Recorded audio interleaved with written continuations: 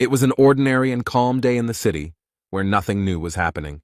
From the supermarket, surprisingly, it was filled with shoppers, and in the background, a television was playing the news. A guy takes a bag of chips from the shelf, but it looks like it's defective, and the news says the sky is covered in dust and smog due to recent sandstorms. A little girl next to him says that he is a thief because he steals food that he hasn't even paid for yet, but he denies it. Suddenly, breaking news is broadcast on television that an earthquake has suddenly occurred in the vicinity, but since it was not very strong, there were no casualties. And then they add that this earthquake is starting to gain strength, so it is advisable to protect yourself. There's still something being said on TV, but no one is watching it anymore because something much more interesting is happening outside. Suddenly the ground shook violently and rose up, as if something unusual had crawled out of it. In this place, as if from under the ground, a very strange and tall tower rises at a dizzying speed. All this is very frightening for people. No one understands what is happening here, especially a frightened little child. The whole store is shaking. People around are asking if everything is okay, if no one was hurt. The guy picks up the child and protects her from falling. He asks if everything is okay with her. The two of them look around and see what is happening outside, and the frightened child asks what happened. Meanwhile, a new unknown building appeared behind the shop window, frightening in its appearance. This strange building appeared not only in one place, it is also found in others, including England. In addition, this tower has disturbed people in Japan, as well as on all continents and countries of the world. There was a lot of debate and talk about it, but few people knew what it was or where it came from, and people called it the Nightmare Tower. Suddenly, people were told that they had been chosen to save the world, and those who pressed the button to accept the challenge were immediately sent to the battlefield. They were greeted by the system. It was all like a game. You could earn things and skills. But everyone quickly realized that this was not a game at all, and that everything was happening for real. Very quickly, this tower made itself known and caused unspeakable horror among all people. It happened one day when people were actively working around her. They had some kind of plan. At first, they didn't notice anything, but one of the workers looked up and drew their attention to the tower. A creature on two legs emerged from it, resembling a human, but it was clearly not a human. The creature has claws and a tail, and frightened people call the police when they see it. A real monster with large, very sharp and strong teeth emerged from the tower. A great catastrophe occurred, and many monsters escaped from this tower and spread throughout the world. And from the loudspeakers on the street came panicked cries that the tower had attacked people. The city's residents are terribly frightened and are trying to save their lives and those of their loved ones. And the authorities deployed the army and heavy equipment to destroy these monsters. However, these formidable monsters are not at all afraid of tanks and bullets, which do not harm them. The city is attacked by many different monsters. Some of them are extremely large and strong, while others have wings and can fly. Because of all these monsters that were constantly coming out of the tower, a third of the planet's population was brutally destroyed. And all those who voluntarily wanted to become walkers found themselves inside the tower and could only watch what was happening outside. Since the system said they could save the world, people decided to try. So we decided to try to climb the tower, clear it of monsters, and put an end to this horror. These strong and very brave people were the last hope for the salvation of all mankind. But one day this cursed tower was attacked by people called walkers. They are entrusted with a very important mission. They must prevent the end of the world and the destruction of humanity. However, at some point in their journey they came across a wall. A large stone blocked their path, and there was no further passage. No one was sure that they would be able to break this stone by force, but they tried to do it anyway. But strangely enough, it worked, and they managed to make a hole where they noticed something very strange. There was a shiny blue stone lying on the ground that they had never seen before, so they didn't know what it was. The tower sent a message with information about the Stone of Return. With its help, you can return to the past and save your memories. To activate it, you need to break it. The captain of the Walker, Huang In-chan, was extremely happy to have the opportunity to return to the past. So he said that he would tell about this stone after he used it and broke it with his foot. The bright blue light blinded all the warriors nearby, so they had to cover their eyes. The light became less bright, and everyone looked in surprise at the mountain where a bright point towered. When only smoke and fading light remained in the captain's place, they realized that their captain had truly disappeared. But the only question that hung in the air was whether he would be able to return to the present after being in the past. Former scientist Sakamoto, who was with them, said it could have been much more obvious. He stated that the man had traveled into the past, but due to a space-time rift, he would most likely never be able to return there. He explained everything that was happening based on scientific theories, such as the theory of the multiverse or the theory of parallel worlds. The man stated that there was a rift in time and space, meaning that the Huang In-chan who had traveled to the past was no longer the same Huang In-chan they knew here. Upon hearing this, the men were extremely surprised and found this information very strange and even frightening. Samatoko is sure that Huang In-chan ended up in a completely different time-space, so his trip to the past will not change the present in any way. As far as he knew, all these items from the tower never lied, their descriptions were absolutely truthful. The stone will send them into a time rift, but that's just his theory, and it's entirely possible that using the stone will land them in this very world. But ultimately, the impact of the objects in this tower goes beyond the human mind. And then the clouds thickened in the sky, huge lightning bolts appeared, and one of them struck the tower hard. All the monsters in the tower became active, as if they had been given a sign. A huge number of monsters flew out from all the cracks of this tower. They are ready to attack people again. And before the end of the world comes, the walkers must find a solution, use the Hearthstone, and go back in time. Or they can stay in the tower and try to deal with all these monsters. Then they will most likely die. A huge monster with a terrifying mouth emerged from the wall they had made a hole in. He mercilessly destroyed everyone in his path, and many suffered from this. All those who remain understand with despair that this is the end. They no longer have a choice. Poor people hold these stones in their hands and understand that their life in this world is over. Almost all the walkers decided to use the stone to save themselves from the ugly monster. There are 2 of them left, and one of them asks for forgiveness because they have no hope left. It immediately disappears, but the last warrior is still standing. He has no desire to use this stone. The poor fellow falls to his knees in despair and no longer tries to fight. He has lost all hope. With his hands down and in deep despair, he stands before a mad and ruthless monster. Suddenly, out of nowhere, a very brave man appears, confident that he can handle all this. He delivers a series of quick blows to the monster and releases a green liquid from it and its tentacles. Everything happened very quickly, and the boy cannot believe what happened. This young man looked at the poor thing and smiled sweetly. He always asks if everything is okay with them. The red-haired young man slowly looks around, enjoying what he sees. Behind him stands a whole legion of fighters against these damned monsters. They ask if everyone was saved. The boy looks at his saviors with tears in his eyes, and the man thanks him for standing firm until the end and not running away. It was these people who did not use the Stone of Return who were humanity's hope for salvation. The head of this legion stood proudly among his brothers and urged them to move forward. These are the warriors who bear the responsibility for the fate of human existence. They are called Seize the Day. They are all defeated, their weapons are broken, and the one who remains alive is completely exhausted and wounded.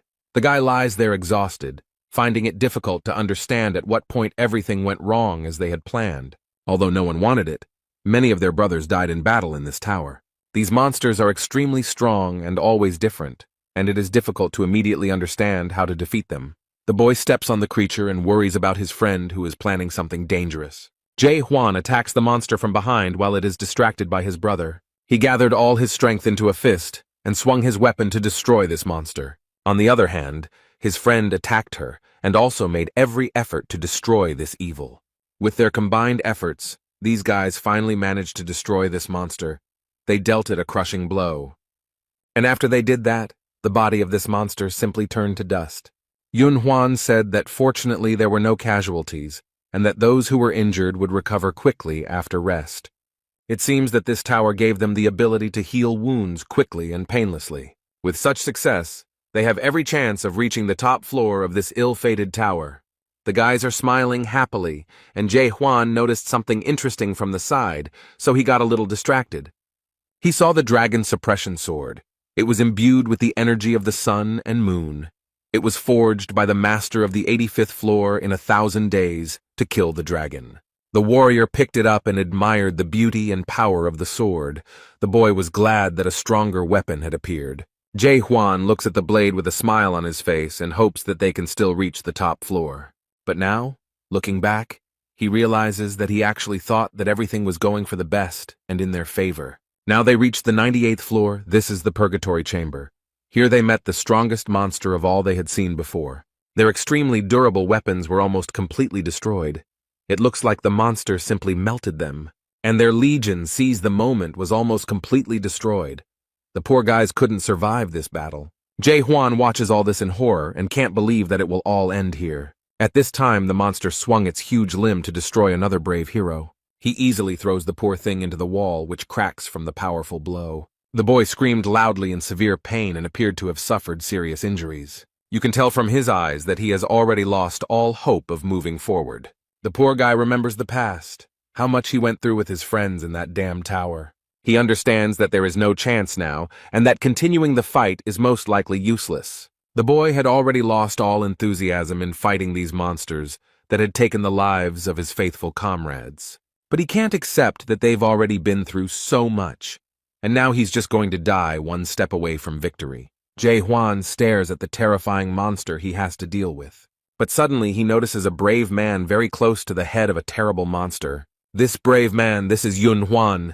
He gathered all his strength to finally destroy this monster. The Seize the Moment Legion warrior is very strong as he manages to pierce the monster's armor. He inflicts a lot of injuries, and does not give this creature the opportunity to destroy even one more person. Yun-hwan calls his friend and asks Jae-hwan to finally pull himself together. The guy tries to hold out as long as possible and inflict great damage on this monster that has taken many lives. He jumps high to deliver another powerful blow. This warrior is trying his best. The young man asks for help because he understands perfectly well that he cannot cope on his own. This terrible creature turned its red, burning gaze on the poor boy. Jae-hwan doesn't move. He still stands in place as if nailed to the wall. He is stunned by what he sees. His friend no longer holds his weapon as tightly as before. This terrible creature pierced a strong warrior of the Seize the Moment Legion. The young man could no longer fight. Jae-hwan screamed his friend's name in horror and despair. He couldn't believe that this actually happened. After this, for unknown reasons, the monster turned in the opposite direction from the guy. It's as if he's running away from something. Something very strange is happening to this terrible creature. The monster broke through the stone wall with its head. It destroyed it with its strength. The young man understands that all this is very strange. These creatures usually do not act like this, so it surprises him. Jae-hwan gritted his teeth and focused all his anger on the monster that took his loyal friend with him. The boy felt that he still had the strength to fight. He had to avenge all his brothers. So the last warrior gets to his feet and picks up his weapon from the ground. He still needs it. The young man doesn't want to let this monster go so easily. He speeds up and quickly approaches it. He doesn't know if he can survive the battle, but he does it for the sake of all those who fell in the fight to save humanity. The Legion warrior uses his power and, like magic ropes, wraps it around the monster. Suddenly he noticed a light on this creature. It seemed that these ropes were causing him irreparable harm. The guy adds strength and makes the liquid flowing inside the creature flow out. Jae-hwan now realizes that the monster escaped because it was already weakened and damaged enough to be easily destroyed. The creature falls to the ground with a loud thud, raising a large amount of dust. The walker puts in even more effort and approaches him at breakneck speed to deliver the finishing blow. The monster could not withstand this powerful blow and suffered a crushing defeat. The creature lies in the burning liquid that recently nourished it, and now suffers from it itself. The young man sighed in relief and turned to Yun-hwan, who explained that it was time for them to leave. But the boy was in no hurry to get up from the ground. He had a large wound on his stomach. The poor guy didn't have the strength to get up. This monster seriously injured the boy. It caused him irreparable harm. Jae-hwan looked at his faithful friend and realized with horror that with such wounds he would not be able to survive. The boy smiled one last time at his brother, with whom he managed to reach the 98th floor of the tower. But this is where his journey ends. He apologizes to Jae-hwan for not being able to go further with him and help him. During the time spent together, the young people managed to get to know each other well and develop a strong friendship. Kim Yun-hwan's smile never left his face, and it always warmed the hearts of those around him. Even that terrible tower couldn't take that away from him, so the walkers began to call him the Knight of the Smile. But at that moment, perhaps for the first time, a smile appeared on his face. The boy understood his end. Jae-hwan's heart was breaking, but he turned away from his friend and asked him to leave. He doesn't want this brave and strong warrior to leave him, so he goes another way. The young man looks down and walks away from Yun-hwan with a heavy burden on his heart, leaving behind only the memories of his sincere and kind smile. The guy stood up with difficulty. He knew that his friend had noticed everything and clearly understood what needed to be done. This stone was in too bad a condition to be used, and Jae-hwan realized this. The young man can barely move. He climbs the steps with difficulty and thinks about his friend. In fact, Jae-hwan turned out to be much stronger than he previously thought. The guy reached his goal and sat down to gather his courage and do what he had to do. He thought that it was Jae-hwan who gave him the confidence that reaching the summit was indeed possible. Yun-hwan gave this world his last smile. He is sincerely glad that his friend stayed here and will be able to finish his work. Then he pushed off the floor with his foot slightly, and what was supposed to happen happened. He disappeared from this world, and now his smile will not be able to warm the heart as before. Jae-hwan will miss him very much. This guy made this world at least a little kinder and better. He will miss Yun-hwan very much and will try to go all the way to the end for him. And his friend will continue to live in the boy's memories until he himself dies. But now he has no time to grieve for his friend. He needs to move on. He must continue on his way because now the fate of all mankind is his responsibility. The young man opened the door to the next level, and a bright blue light shone from there. It took Jae-hwan's eyes a few minutes to adjust to the bright light and figure out where he was. And the next moment, the young man realized that he would now have to fight on a snowy plain. A cold wind immediately blew on him. The boy's clothes were completely unsuitable for such weather. The Seize the Day Legion warrior didn't have to wait long for a new opponent to appear. It all happened so quickly that Jae-hwan barely managed to dodge the icy blows. However, he is not an easy prey, as he managed to get here and overcome various difficulties. Suddenly a very strong and cold wind arose, which almost knocked the young man off his feet. The dragon with a huge mouth slyly asks if his new victim has already surrendered. The boy's hand was covered in ice. Apparently, this creature still managed to harm the young man. But that doesn't stop him. Jae-hwan confidently declared that he will never give up, and the ice dragon took his words as a challenge and struck on the spot. The walker hid from this terrible creature to buy time and try to do something with his hand. The dragon tried his best to find his opponent. Apparently, people don't come here often. The boy sits quietly in his hiding place. He can't let this creature find him any sooner than necessary. This monster has been sitting here for 10 years. He uses some kind of potion to heal his injured arm, the monster's blows causing him great pain. At level 98, Jae-hwan had faced many difficult challenges, but what awaited him here was far more difficult than what he had already experienced. The boss of the 99th floor of this cursed tower is the ice dragon Velhisus.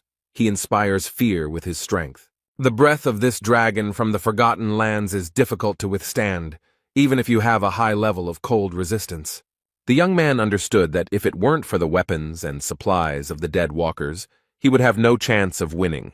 On the 85th floor, he received the dragon suppression sword, and from Yun-hwan, the ice demon armor. The boy sadly bowed his head and remembered his faithful friends, for whom he came here. He gently touched the Fire King's bracelet and remembered from whom he received this artifact. This is from Han Xiel. He suffered so many losses, lost so many friends because of these damn monsters. He was extremely sorry that such wonderful people had to die such a horrible death. An image of a beautiful girl with a warm and gentle look appeared before his eyes. He regrets that he was not stronger and could not save her from death. She did not deserve it. No one deserves it. He remembers with horror how Han Xiel died, unable to survive a fight with another monster, and Jae-hwan couldn't save her or prevent her death, and it breaks his heart. The young man remembered another incident when he was sitting at the table and calmly drinking tea. The man asked him if he wanted to try again, and the young man replied without hesitation that he definitely wanted to do so. Then the warrior boldly and confidently declared that he believed that this time he would definitely succeed. The Atopos blacksmith, whose name was Jae, looked at the young man with interest and was glad that Jae-hwan did not give up. Atopos City was the last one to be recaptured after defeating the 50th floor boss, Alniminus. People did not lose hope. Even when wounded or dead walkers were brought in every day, the priests founded a rescue squad to save wounded soldiers. In this city, blacksmiths worked to ensure that warriors had weapons and armor so that they could fight to save humanity. The guy thought for a moment and decided to note with sadness that Jae now seemed special to him, since he is the last blacksmith of Atopos, but the man asks not to remind him of this. However, he added that Jae-hwan was the only person he worked so hard for, and noted that weapons from the lower floors were no longer being returned. Jae explained that he had little ore left, although there was a lot of it a few months ago. The guy understood that this was to be expected, because there were almost no living people left in the village. He has lost track of time and doesn't even know what year it is. There have been more than 10 tremors since the tower was built. And at some point, people stopped coming to the first floor. It became completely empty. With sadness in his voice, Jae Hwan stated that, in his opinion, humanity had been destroyed after all. The last blacksmith in town looked down sadly and continued his work. Apparently, he too realized that the boy was right. He asked the warrior if he had studied the tower well and if he had noticed anything strange there, other than the fact that the tower always remained the same. This made the young man think, and he still remembered some rather strange things. He noticed something where the wall had been broken and where the return stones had been found. There he saw a very strange inscription which read, "A tower within a tower, a nightmare within a nightmare." He assumed it might be a message from the people, but he had no idea what it might mean. Koval said that 2 days ago Grandma Kylene disappeared and this information scared him. Time stops in this tower, so if someone disappears from it, there are 2 reasons for this. The first option is that a person used the Stone of Return and found himself in the past. Or there is another, no less terrible option, that the one who disappeared jumped from the tower. Halen from Halen's potion and Jay from Jay's workshop were among the few remaining walkers. The blacksmith tries not to show that he is sad or worried about her. But Jae Hwan understands that underneath this mountain of muscles, this strong man hides a gentle heart. Suddenly the boy asks his blacksmith friend to teach him blacksmithing. The man's hand trembled when he heard such a bold request from this young man. Jae didn't answer, apparently needing more time to think about the request. And Jae Hwan waited patiently for an answer. He sincerely wanted to master this difficult task. A Seize the Day Legion warrior emerges from his hiding place, ready to continue the fight. The dragon reported that since the tower was built, no one had climbed to the 99th floor alone. The ice dragon Velhesis declared that he recognized in this boy an amazing person, but the young man did not want his skill to be recognized by some monster. The boy teased the dragon, saying that it would even hurt him if he died, since he knew his abilities, but the dragon explained that this was impossible. The young man doesn't believe the words of this overgrown lizard, so he grabs his sword and is ready to prove him wrong. Jae Hwan asked the dragon with interest why he was so confident. He is smart and observant enough to notice flaws in his opponent's defense. So he declared that even the armor that the dragon was so proud of had already cracked. The arrogance of this young man greatly irritated the overgrown ice lizard. So he aggressively declared that it was time to put an end to this senseless chatter and was ready to strike. And the next moment there was a very strong blow. The dragon used the power of his breath. This did not pass without a trace for the boy. Crimson drops appeared on the white snow. The poor guy was in a lot of pain from his breath. It seemed like their fight ended at the very beginning. The dragon chuckled and asked if this worthless man had really decided to fight to the end. Jae Hwan remembers his loyal friends who died in this fight for humanity. The dragon hypnotized the boy. He believed that even if he stood firm to the end, he would only receive loneliness. The ice figures, who look like his faithful friends, seem to encase him in ice. They do this at the will of the monster. This lizard-like echidna watches as the boy slowly dies in her clutches. The brave boy sighed heavily and declared that the dragon had been sticking out his tongue for too long. And then he put in a lot of effort and managed to free himself from the captivity of these ice sculptures. The dragon aggressively asks if this little man has decided to attack him again. He calls on the walker to surrender because he himself will never be able to defeat such a large and strong dragon. Jae Hwan went to the tower later than everyone else, so he missed out on a lot of different skills and hidden abilities. That's why he decided to give up all skills and focus on just one thing. His only skill was to attack the enemy, and he did it over and over again. Thanks to this lunge, he managed to kill over 50 million monsters, and his brothers gave him the second name, Lunge. Over time, the guy realized that his skills were changing. He was becoming faster, more accurate, and stronger, and as a result, he gained such strength that he became more effective than any hidden skills. This technique was not a skill that took away strength, so the boy did not get tired in battle. But despite this, it was still difficult for him. Jae Hwan had already made 100 attacks, but he had only managed to make one small dent in this dragon's armor. It was clear that this creature would not tolerate such a thing. The dragon immediately prepared for his powerful icy breath. The walker realized with despair that he had no time to evade.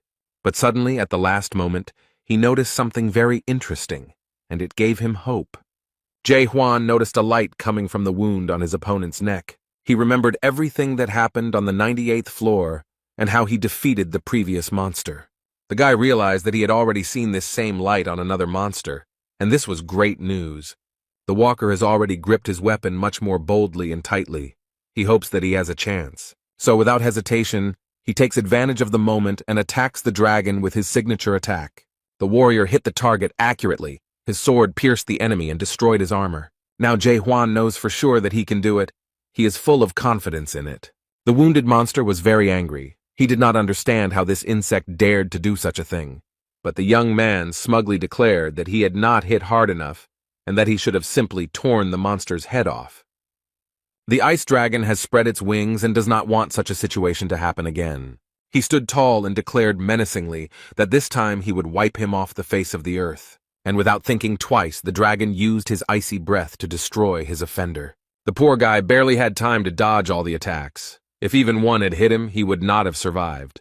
This is a very difficult test for Jae-hwan. He barely dodges. The boy is surprised that this monster can make such powerful attacks.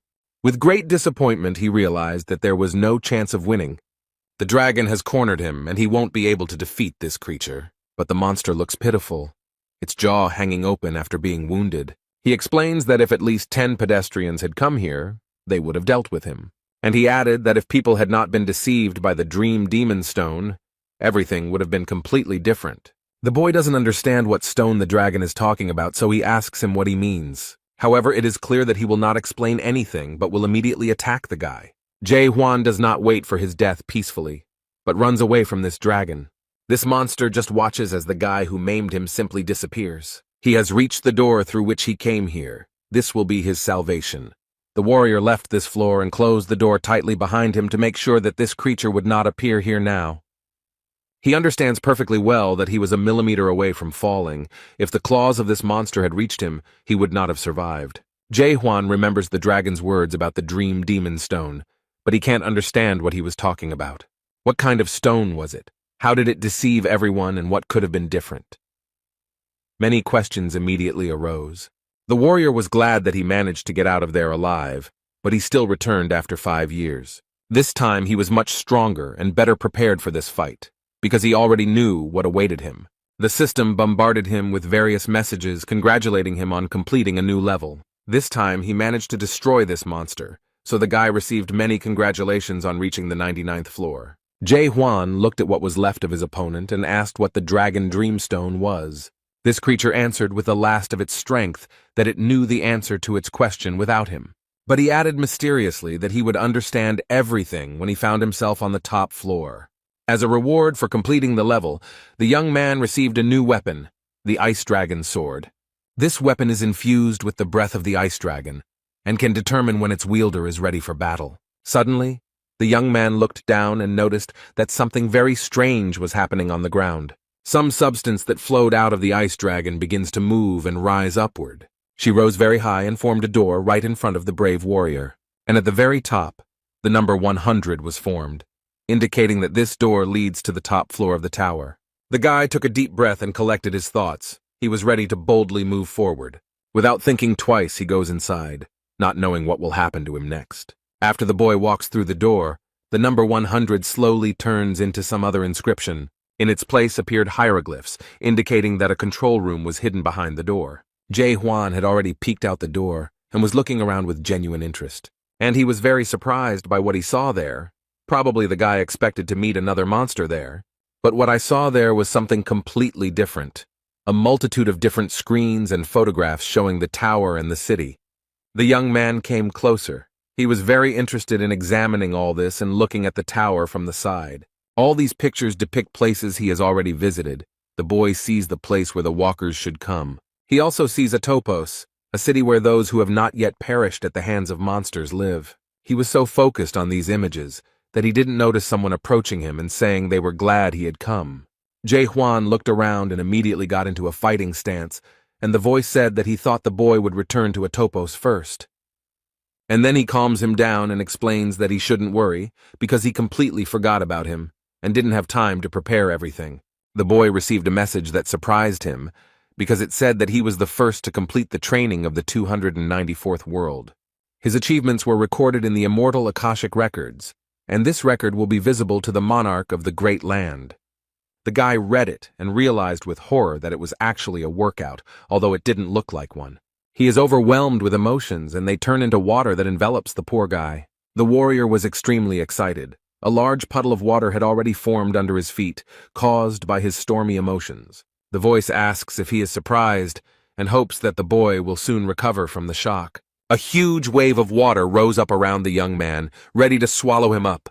The creature smiles slyly and remarks that if he does not cope with his emotions, they will consume him. And then the lion head with bright eyes adds that it is probably too late to pull yourself together. And he tries to explain to the guy that there is no reason to be too upset, because he achieved a good result, considering that he is an ordinary person. However, this brave warrior did not give in to his emotions and tried his best to calm down. His stony expression shows that he is in a state of complete calm. His interlocutor is surprised because the guy came to his senses earlier than he expected. The young man unceremoniously, and without mincing words, asks what kind of creature this is and who he is anyway. Then he remembered that he had not introduced himself at all, because he was very glad that this young man had reached the 100th floor himself. Such cases had never happened before.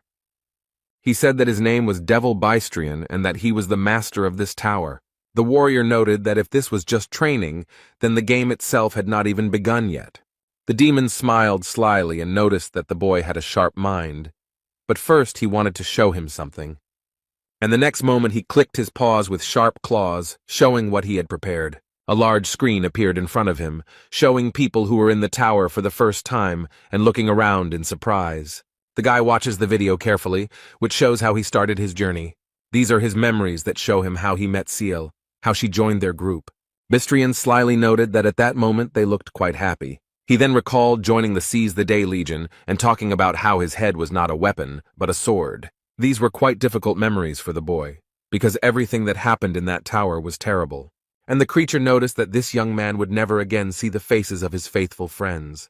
The video shows their difficult battle with monsters, in which many people died. Then, at that moment, no one expected that everything would turn out exactly like this, and that this would happen. Among all those who died in this battle was Seal, for whom the boy fought very hard. He was overwhelmed with emotions. He didn't want her to die. These were very difficult memories for him. And after that, he was shown a video of the death of his faithful friend, and the demon noted that it was a very touching story. He asks the young man how he feels and whether he has tears of anger or disappointment, and suddenly adds that she can give him a second chance, but the guy looks angry, not hopeful. The creature smiles ominously and explains that the boy will have the opportunity to play the game again. He tries to console the guy and adds that this is a great opportunity for him. Like a cunning snake, he convinces the boy that he will be able to relive everything, knowing what awaits him, and adds that in the world of people, this is only possible on the pages of books. Instead, Jae Hwan wonders in horror if this is the end because he expected all this horror to end someday. He doesn't understand. Wasn't he supposed to save the world after taking over the tower? Or was he really being deceived this whole time?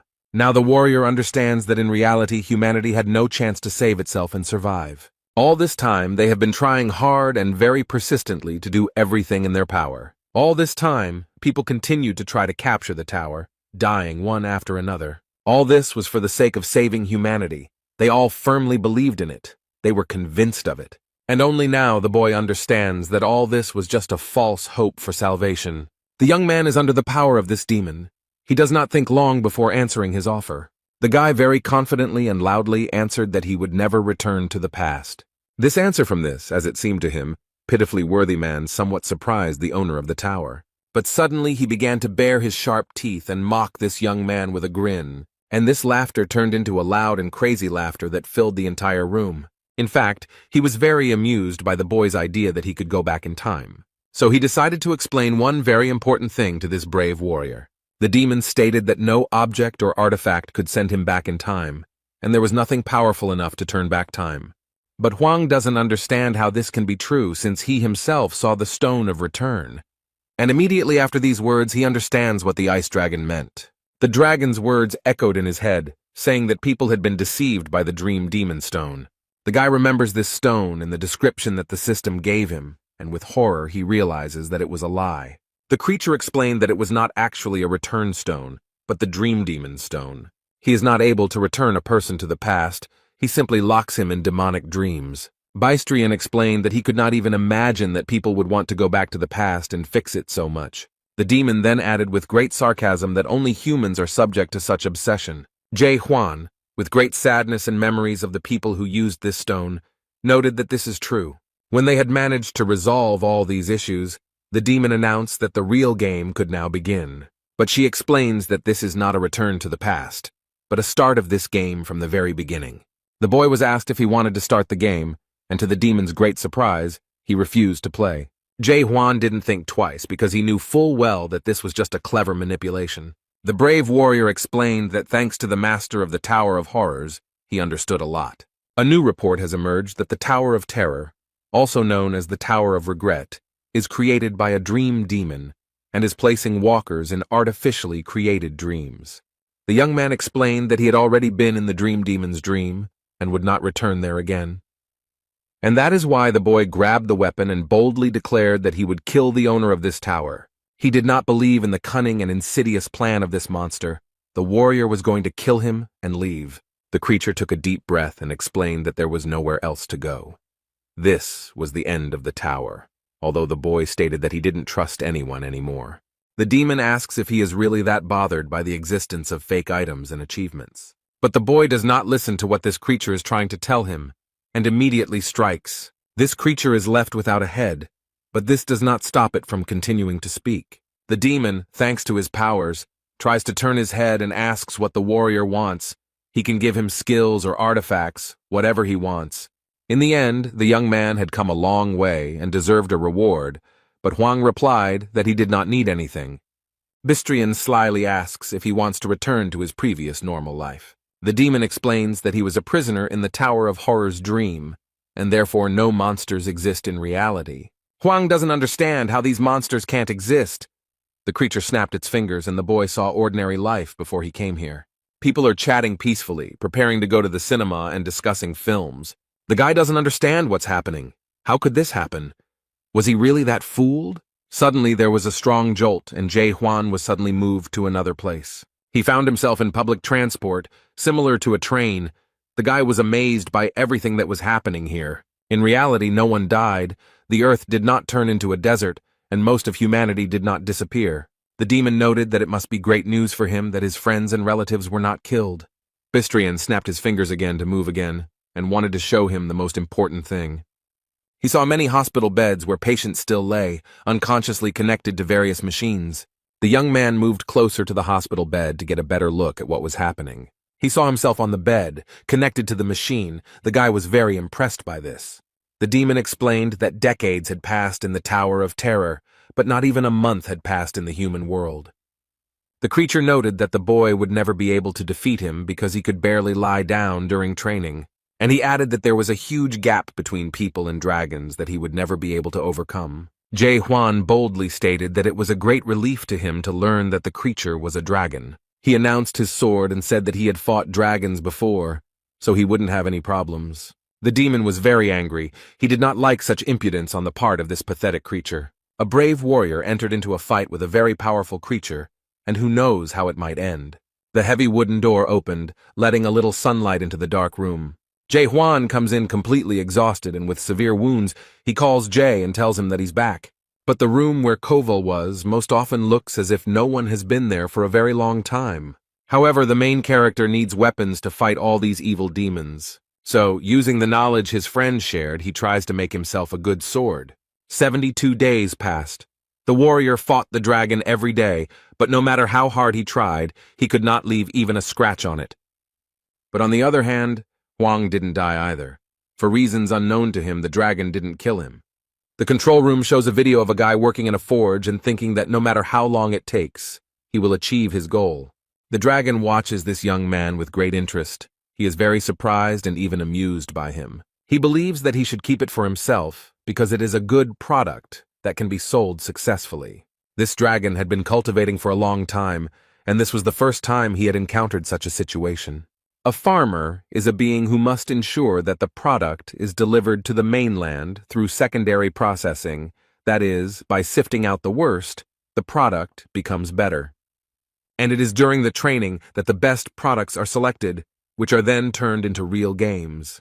But suddenly one product appeared that refused to move to the next stage. Anyone in the Tower of Terror can be killed without any consequences. Their souls are still alive in the real world, so it can be assumed that no one has died. But there will be a lot of problems if he accidentally damages the soul of his product. The Reapers, who are closely monitoring all of this, will never forgive him for such a mistake. Therefore, the dragon believes that he needs to sell it as soon as possible. It's time to move on to the next level, because he still has to pay off the debt for buying the tower. He is such a special product that even gods who have no connection to the demon world contacted him about this guy. Suddenly, at this moment, when the demon was calmly pondering these things, Huang appeared and attacked again. The creature easily repelled his attacks and stated that this guy was driving him crazy. He asks ironically if this war is not enough to continue this useless struggle. The demon remarked that he had better start the real game and spend his power usefully. The next moment he repeated his signature finger gesture and was ready to show off his tricks. Literally a second later, he disappeared from the boy's field of vision, and he does not understand how this happened and where the dragon went. Suddenly a mirror appeared in front of him, in which he saw his reflection, and behind him, a dragon. The guy doesn't stop fighting. He swings his sword and is ready to strike again, even if it is useless. The poor guy is trying his best. He is definitely not the kind of warrior who gives up easily. The next moment, this block, which served as a mirror, shatters into pieces from a strong impact. Huang was injured, his head was damaged, and he has difficulty coughing. The angry dragon grabs the boy by the neck and asks what he wants and why he continues to insist on his own. The guy explains that he will kill the dragon and move on, which even disappoints Bystrina a little, and he asks what he needs to do to make him agree to the game. Huang chuckled. He saw that the creature was already on the verge of fainting, and quietly praised himself for being able to hold out for so long, and explained that he wanted to ask for something. The dragon is already sitting calmly and explaining to the boy that the universe does not consist of only one dimension, but he calmly replied that he knew about it, and added that he also knew about parallel incarnations and the multiverse. But the demon wants to clarify something and says that there is one main dimension, the almighty Earth. And then he explained that it was from this great land that many different alternatives branched off. The Earth is a small planet in a large dimensional system consisting of a large number of alternatives, and they called these actions the 294th world. In the Tower of Terror, walkers can gain skills, obtain various items, and level up. In this way, they will be able to adapt to the structure of the mainland and thus have a chance to enter another world. And various evil demons like him have the ability to control this game. But the guy doesn't understand at all why he's doing this, why the demon needs it. The dragon noted that it was a good question, but he didn't think it was something he really cared about. Bystrian snapped his fingers in his usual gesture, and it seemed like the tricks were about to start again. But they find themselves in a ruined city and ask a question that really interests the guy. So he wants to explain why, out of all the alternate worlds, the Tower of Terror ended up on Earth. The dragon asked if this was not what interested the young man most, why he and his family were forced to face this, and then he gave a very short and quick answer that their world was chosen at random. But this guy said that he was asking about something completely different. He was interested in why he was running this tower. The demon was very surprised, and the young man continued to ask what benefit this tower would bring him. His interlocutor thought for a moment and explained that it was something like his passion or even hobby. And then I realized that this guy didn't seem to really believe his own words and didn't understand that demons also have hobbies. He then explained that among them, there are those who simply enjoy watching outstanding walkers, and there is also a place called Paradise where monsters and demons live alongside humans. And to make his point completely convincing, he showed the bishop's message, which said that the boy should not be killed. And then he smiles slyly and asks if he believes him now. Huang didn't answer, he just watched because he thought it was all complete nonsense. The walker found himself on the 99th floor, where he had already defeated the ice dragon and received a message that he had reached the maximum level of 100 and all his stats were at maximum. The guy was in terrible condition. He was badly injured, so he drank a potion to recover. He looks at this message with terrible despair and realizes that he now has no purpose. But he still can't tame this monster, the master of the Tower of Horrors, although he really wants to do it. The warrior lay down on the cold ground in despair, wondering what to do next and how to understand what is real and what is not. Jae-hwan ponders whether humanity can truly be destroyed and how he will know. Perhaps everything in this world is destroyed, but some alternative version continues to live peacefully. And at that moment, the boy felt something very strange. He had never experienced anything like it before. This alarmed him, and Hwang thought that something very strange had happened inside. And then his attention was drawn to some very strange yellow light, which was definitely not there before. Bright yellow substances began to appear in the air, and the main character even thought that perhaps it was a hallucination. Jae-hwan hesitated a little, but still tried to touch the strange things in the air. As he examined the substance, he squeezed it in his fist and it seemed to crumble into small particles. These small particles were first shaped into Zycra cubes and then immediately crushed. The guy believes that these particles are the components of the world, and it doesn't matter what shape they have. Then he remembered the bishop's inscription that the demon had shown him, and he began to gradually understand what was happening. The warrior frowned and realized that he was just entertainment for the stronger life forms in this universe. Suddenly, a demon appears in front of him, and the boy asks who the monarch is and if he is the one in charge.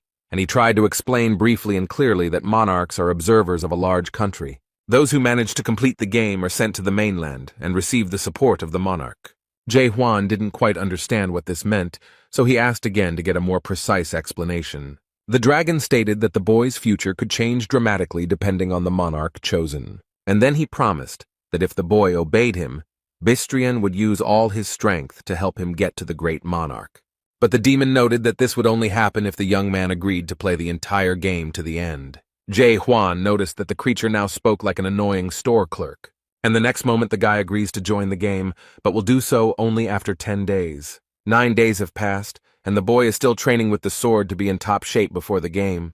The demon sits calmly in his control room and watches all the actions of the young man. But he is looking forward to it.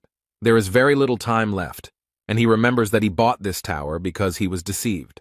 These memories made him angry because he remembered how false they were. He was told that the tower had been built by the Lord himself, and that it was so old that its value could hardly be overestimated, so it would definitely be a good buy. But he regrets that there is no function to voluntarily exit the game while keeping all your achievements. And now he himself is trapped in the tower, unable to exit the game because Hwang refuses to move on to the next level. He sat there in despair for so long and had already resigned himself to his unhappy fate. But finally, all this will end tomorrow when Hwang starts the real game. The warrior received a message asking if he wanted to return to World 294 without losing his memory and start the game. The dragon is looking forward to the moment when the guy confirms the application. He is very excited. But completely unexpectedly, the guy attacks him. The main character still wants to kill the demon. He asked with great surprise what was going on here and why Jae-hwan was doing this. The guy had been dreaming about this for a long time and had been training for a long time. He deliberately took his time in order to prepare well. The walker holds his weapon tightly in his hands and makes a remark to the demon, which he could have guessed. The young man, with a threatening expression on his face, explained to his enemy that from now on he would hunt him. With these words, he strikes his opponent again. The guy is very confident in his abilities. He noticed that after hallucinating these gold particles, it became more difficult for him to control the sword. But he explained that every time he tries to take a shot, he gets a very strange feeling. The guy thinks it's like waking up, like he's breaking this dream.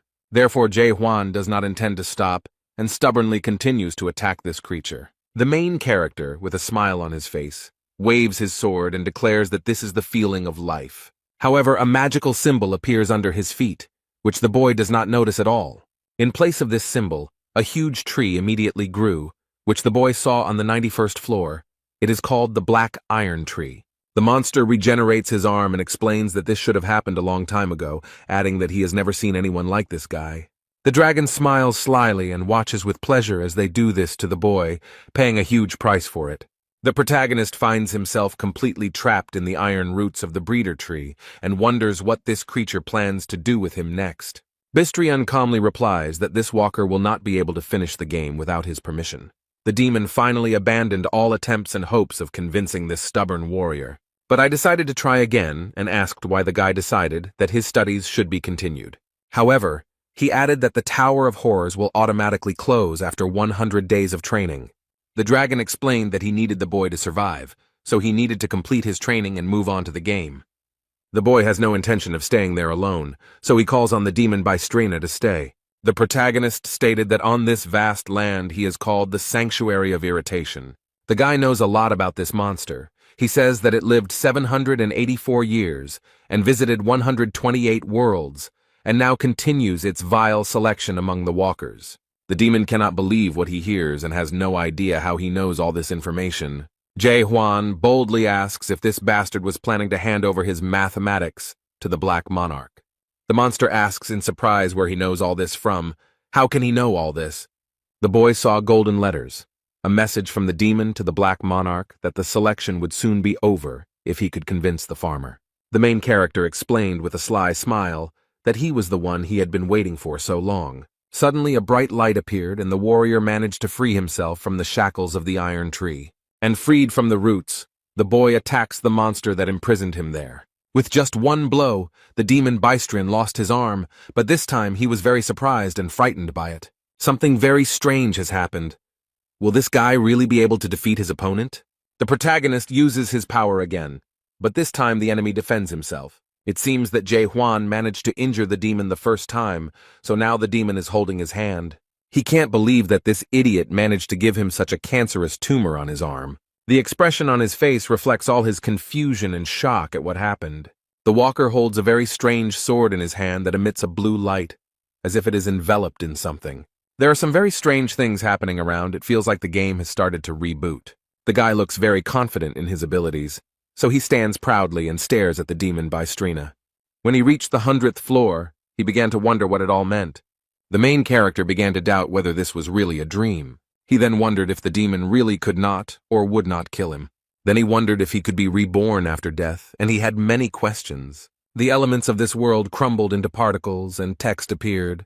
The warrior watched the demon carefully. And now, after a long period of doubt, Jae-hwan has finally reached the stage of absolute certainty. He has discovered something new, penetrated into understanding through and through, and now he can use this powerful force. The vortex of energy quickly approached the demon and very easily and completely destroyed his defense. The dragon was surprised by the abilities of this walker and became very angry with him. This creature opens its mouth with large fangs and asks what is going on here. The system issued a message about the lifting of temporary restrictions, which shocked the tower owner. So he became extremely angry with him and explained that he would no longer feel sorry for him and would give Hwang a chance to surrender before it was too late. But the boy will not do this. He will proudly and bravely stand against the demon in battle. Bystrina noted that the young man had achieved a lot in such a short time, but there is a limit to everything. A multitude of sharp thorns instantly grew out of the ground, and the dragon declared that no man could defeat him. This stubborn young man was not so easy to defeat.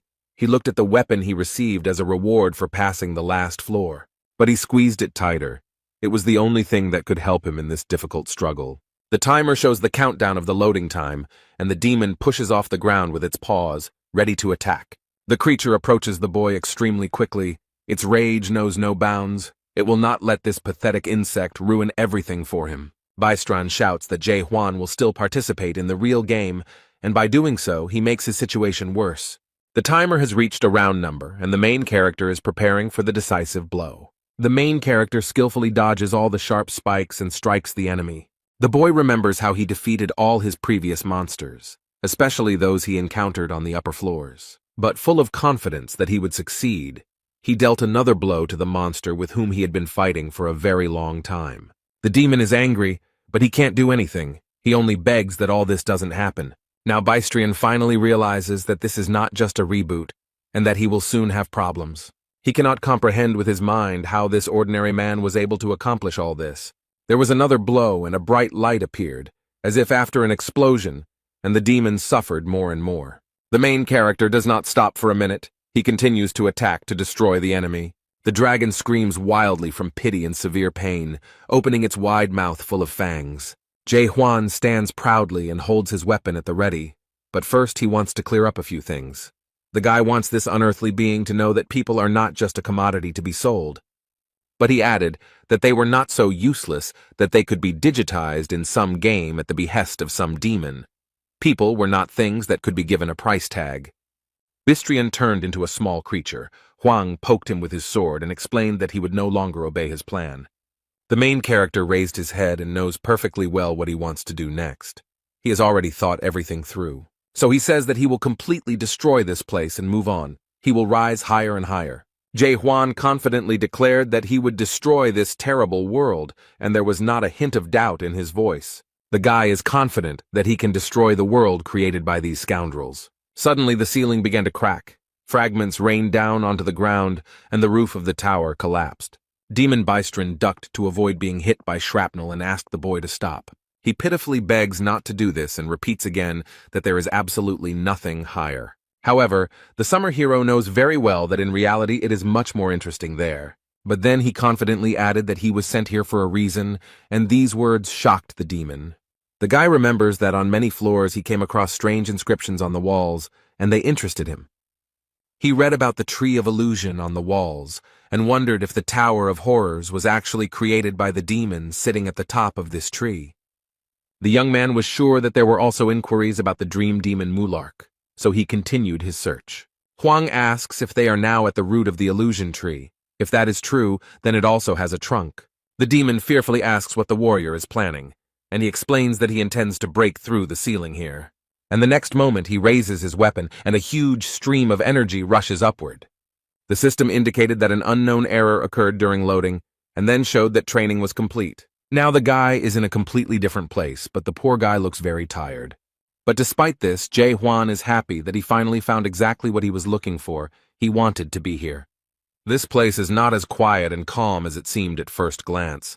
It seems that scary monsters live there. The creatures with large mouths sensed the presence of strangers in their territory and were ready to attack. These giant wolves surrounded the main character, but he is not at all scared.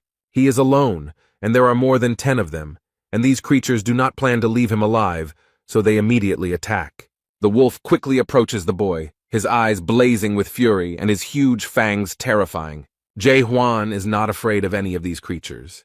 He makes a light lunge at it and immediately inflicts serious injury on it. He then looks back and sees another evil monster approaching him. This creature is extremely close to him, but this fact does not frighten the warrior at all. He can cope with it. The creature looks very bloodthirsty and evil, as if this creature was specially created to destroy everyone around it. The protagonist holds his weapon tightly and is ready to defeat this creature. He does not seem to consider it very strong. But against this huge wolf, he uses a medium lunge that literally cuts the monster in two. On the monster's head is a large horn, which is enveloped in a magical yellow glow, looking magical. The boy became curious and decided to take the thing for himself. Hwang easily pulled it out of the creature's flesh. He put the horns of these creatures in the backpack on his back and noted that the monsters here were not very strong. Jae-hwan heard the noise and looked around to see what was going on. Suddenly, some strange creatures appeared and shouted aggressively, "How dare this man do this?" One of them points his finger at the backpack and shouts something, but it is difficult to understand what he wants. The warrior looked at them all carefully, but could not make out what this creature was saying. And then he realized that they were pointing to the horns behind him, so the young man offered to make a deal. He would give up all these things, and in exchange he would want information about what this place was. But the monsters didn't seem to even listen to him, and it was unknown if they understood him at all. They went on the offensive. One of these green monsters immediately dealt a strong blow, apparently thinking that this would be enough for victory. The young man got angry and said that now he would have to kill these scoundrels with bulging eyes. He is ready and willing to proceed with his promise. He does not mince words. Jae-hwan didn't have to spend much time and effort to neutralize them all, since all of his stats were at their maximum levels. Now he is trying to get at least some information from this monster. The young man needs to know what this place is. The guy grabbed 2 antennae sticking out of the head of this incomprehensible creature, and it screams in horror that this is a game. The walker is still trying to get at least some valuable information out of him, but all in vain. The creature uttered a few words incoherently, which were understandable. They said, "Human, kill, now." And the next moment he bit his tongue, and it looked very strange and incomprehensible. The boy tore off the antenna and the creature died. At first they seemed weak to him, but now he thought they were not so simple. Hwang looked at what was left in his hands with surprise and interest, trying to understand what function these things performed. But he decided not to think long and left the antennas on the ground, and went to explore the area. To get a little more information, The protagonist decided to look at other creatures. He saw a small bag and received an information message from the system that it was a small backpack for storing things with a volume of 2 cubic meters. After leaving the tower, the system stopped working, and he thought he would gain access to the other dimensional system. But this did not happen. But fortunately, he at least has access to information, and after examining the bag, he noticed many interesting stones there. The boy examined the stone and was informed that it was a spirit stone, and that it gave him the ability to increase energy. He collected them back into his bag, thinking they might have some value and wondering if anyone made them here. Having completed his search, the guy wondered what to do next and where to go, but he still didn't find out anything about this place. Suddenly, the sword he received as a reward for defeating the ice dragon made itself known. The guy sat down and looked at this thing in surprise, not understanding what was happening to it. And the next moment, the dragon's mouth appeared, as if a ghost was trying to get out of there, or it was a hallucination. It all ended as suddenly as it began. Nothing else happened, and everything just disappeared. The main character props his head up with his hand and tries to understand what just happened. After sitting like that for a minute, he was able to examine everything more closely, and noticing the crumpled paper, he suggested that it might be a map. The guy opened it and saw there a tree of illusions, as well as some other castles, possibly a settlement, and a strange inscription, Chaos.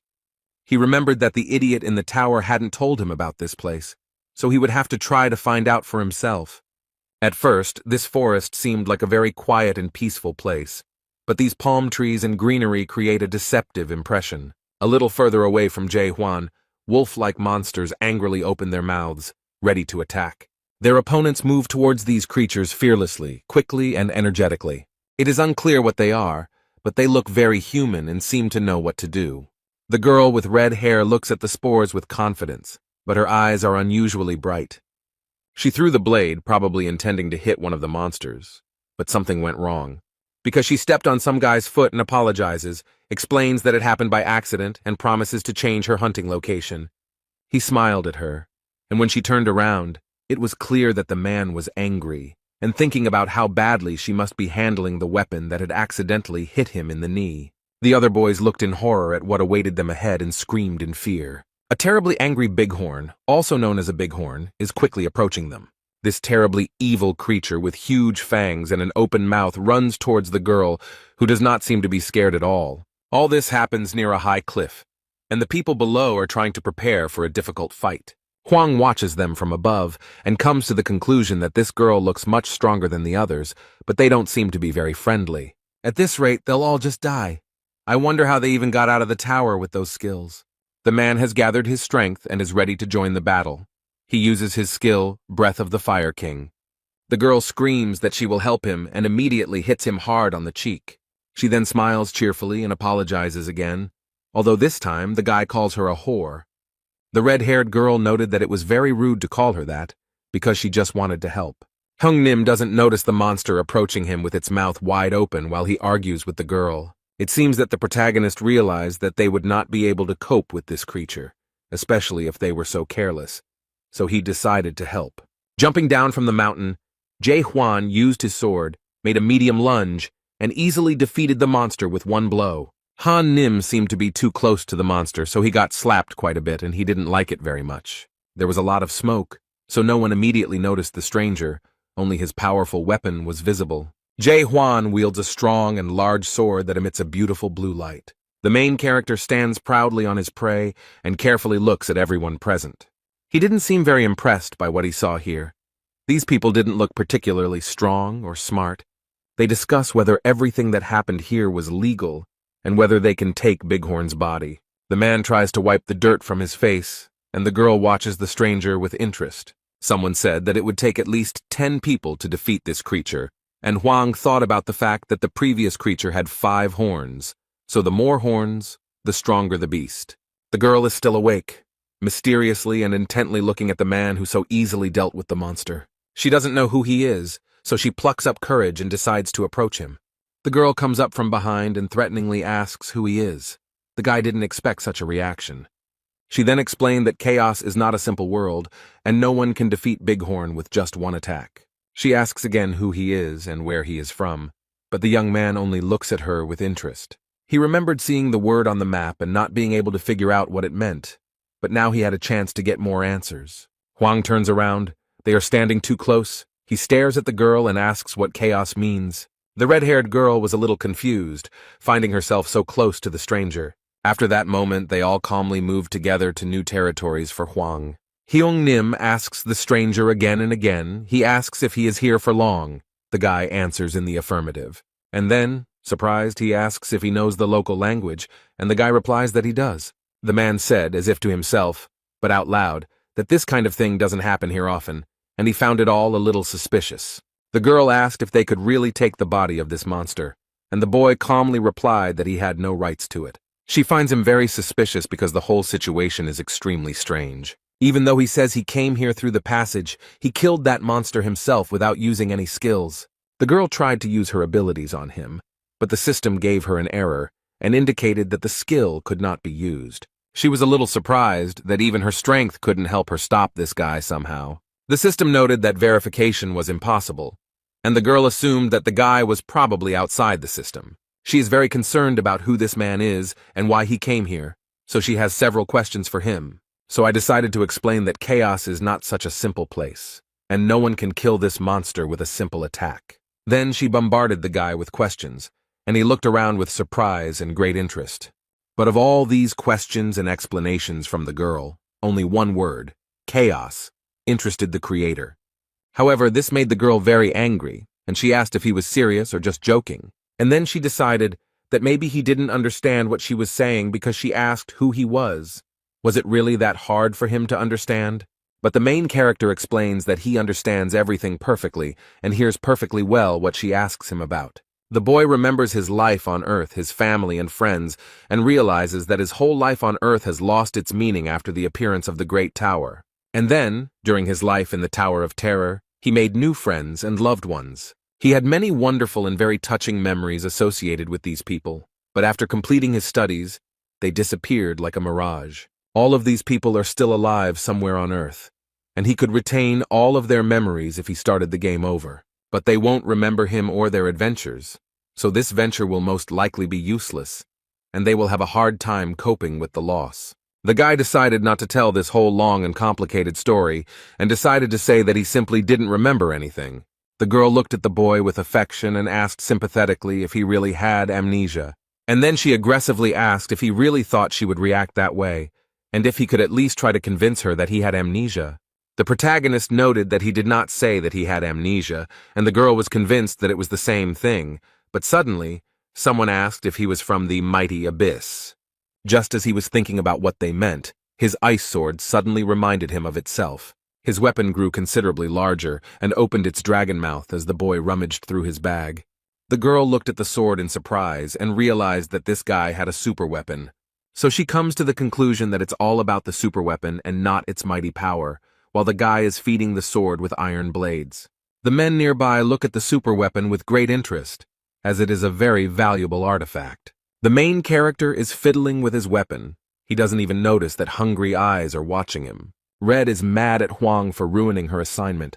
She had a great plan, and she would have done a great job with it. As she thought about this, an idea came to her mind on how to turn this situation to her advantage. Now she talks to the guy differently, explains that she will no longer ask him questions and wants to offer him something. But with a sly expression on her face, she mysteriously asks if he wants to listen to her proposal. The girl introduced herself as Mino and told me in detail about chaos and how everything works here. And then they moved on to discussing the people around her, this suspicious crew of guys called the Red Fox. From her story and transparent hints, the protagonist understood that Mino wanted him to kill them. The girl noted that they would soon get to him, so there was no point in looking so closely at these scoundrels. One of the men noticed that it was getting dark, so it was not worth going further, so as not to disturb the monsters. So they decided to stay where they were and spend the night in the open air in the middle of the forest. Jae Hwan lies under a tree and looks at the map. According to the map, there is a settlement not far from here. The card magically turned into gold particles and disappeared. This is the advantage of the game. The boy lies quietly and plays with these particles. He sharply clenches his fist, trying to catch something. Through the system, the men saw that their guest was in the second stage of awakening, called knowledge, and his energy level was very low. They calculated that his energy level was much lower than their leaders, so they realized that he had defeated the monster only thanks to his weapon. But they know that super weapons can only be obtained in the abyss. These are the branches of the Tree of Illusions. Huang heard everything and realized that these scoundrels were up to something. They would be surprised when they found out that this was where he got this weapon. The tower owner said it wasn't a very impressive weapon, so they probably wouldn't want to hunt for it. The protagonist looks at the stars in the cloudless sky and thinks about how to get to the almighty Earth. The Red Fox Legion fighters were already confidently moving towards the boy. Huang realizes that they have already started to implement their plan, and soon everyone will be here. Mino is shocked and asks the guy why he is lying there so calmly, because those bastards are going to come for him now. The girl tries to convince the young man to use his powerful weapon against them. But Jae Hwan calmly turned to Mino and explained that he did not have any weapons with him.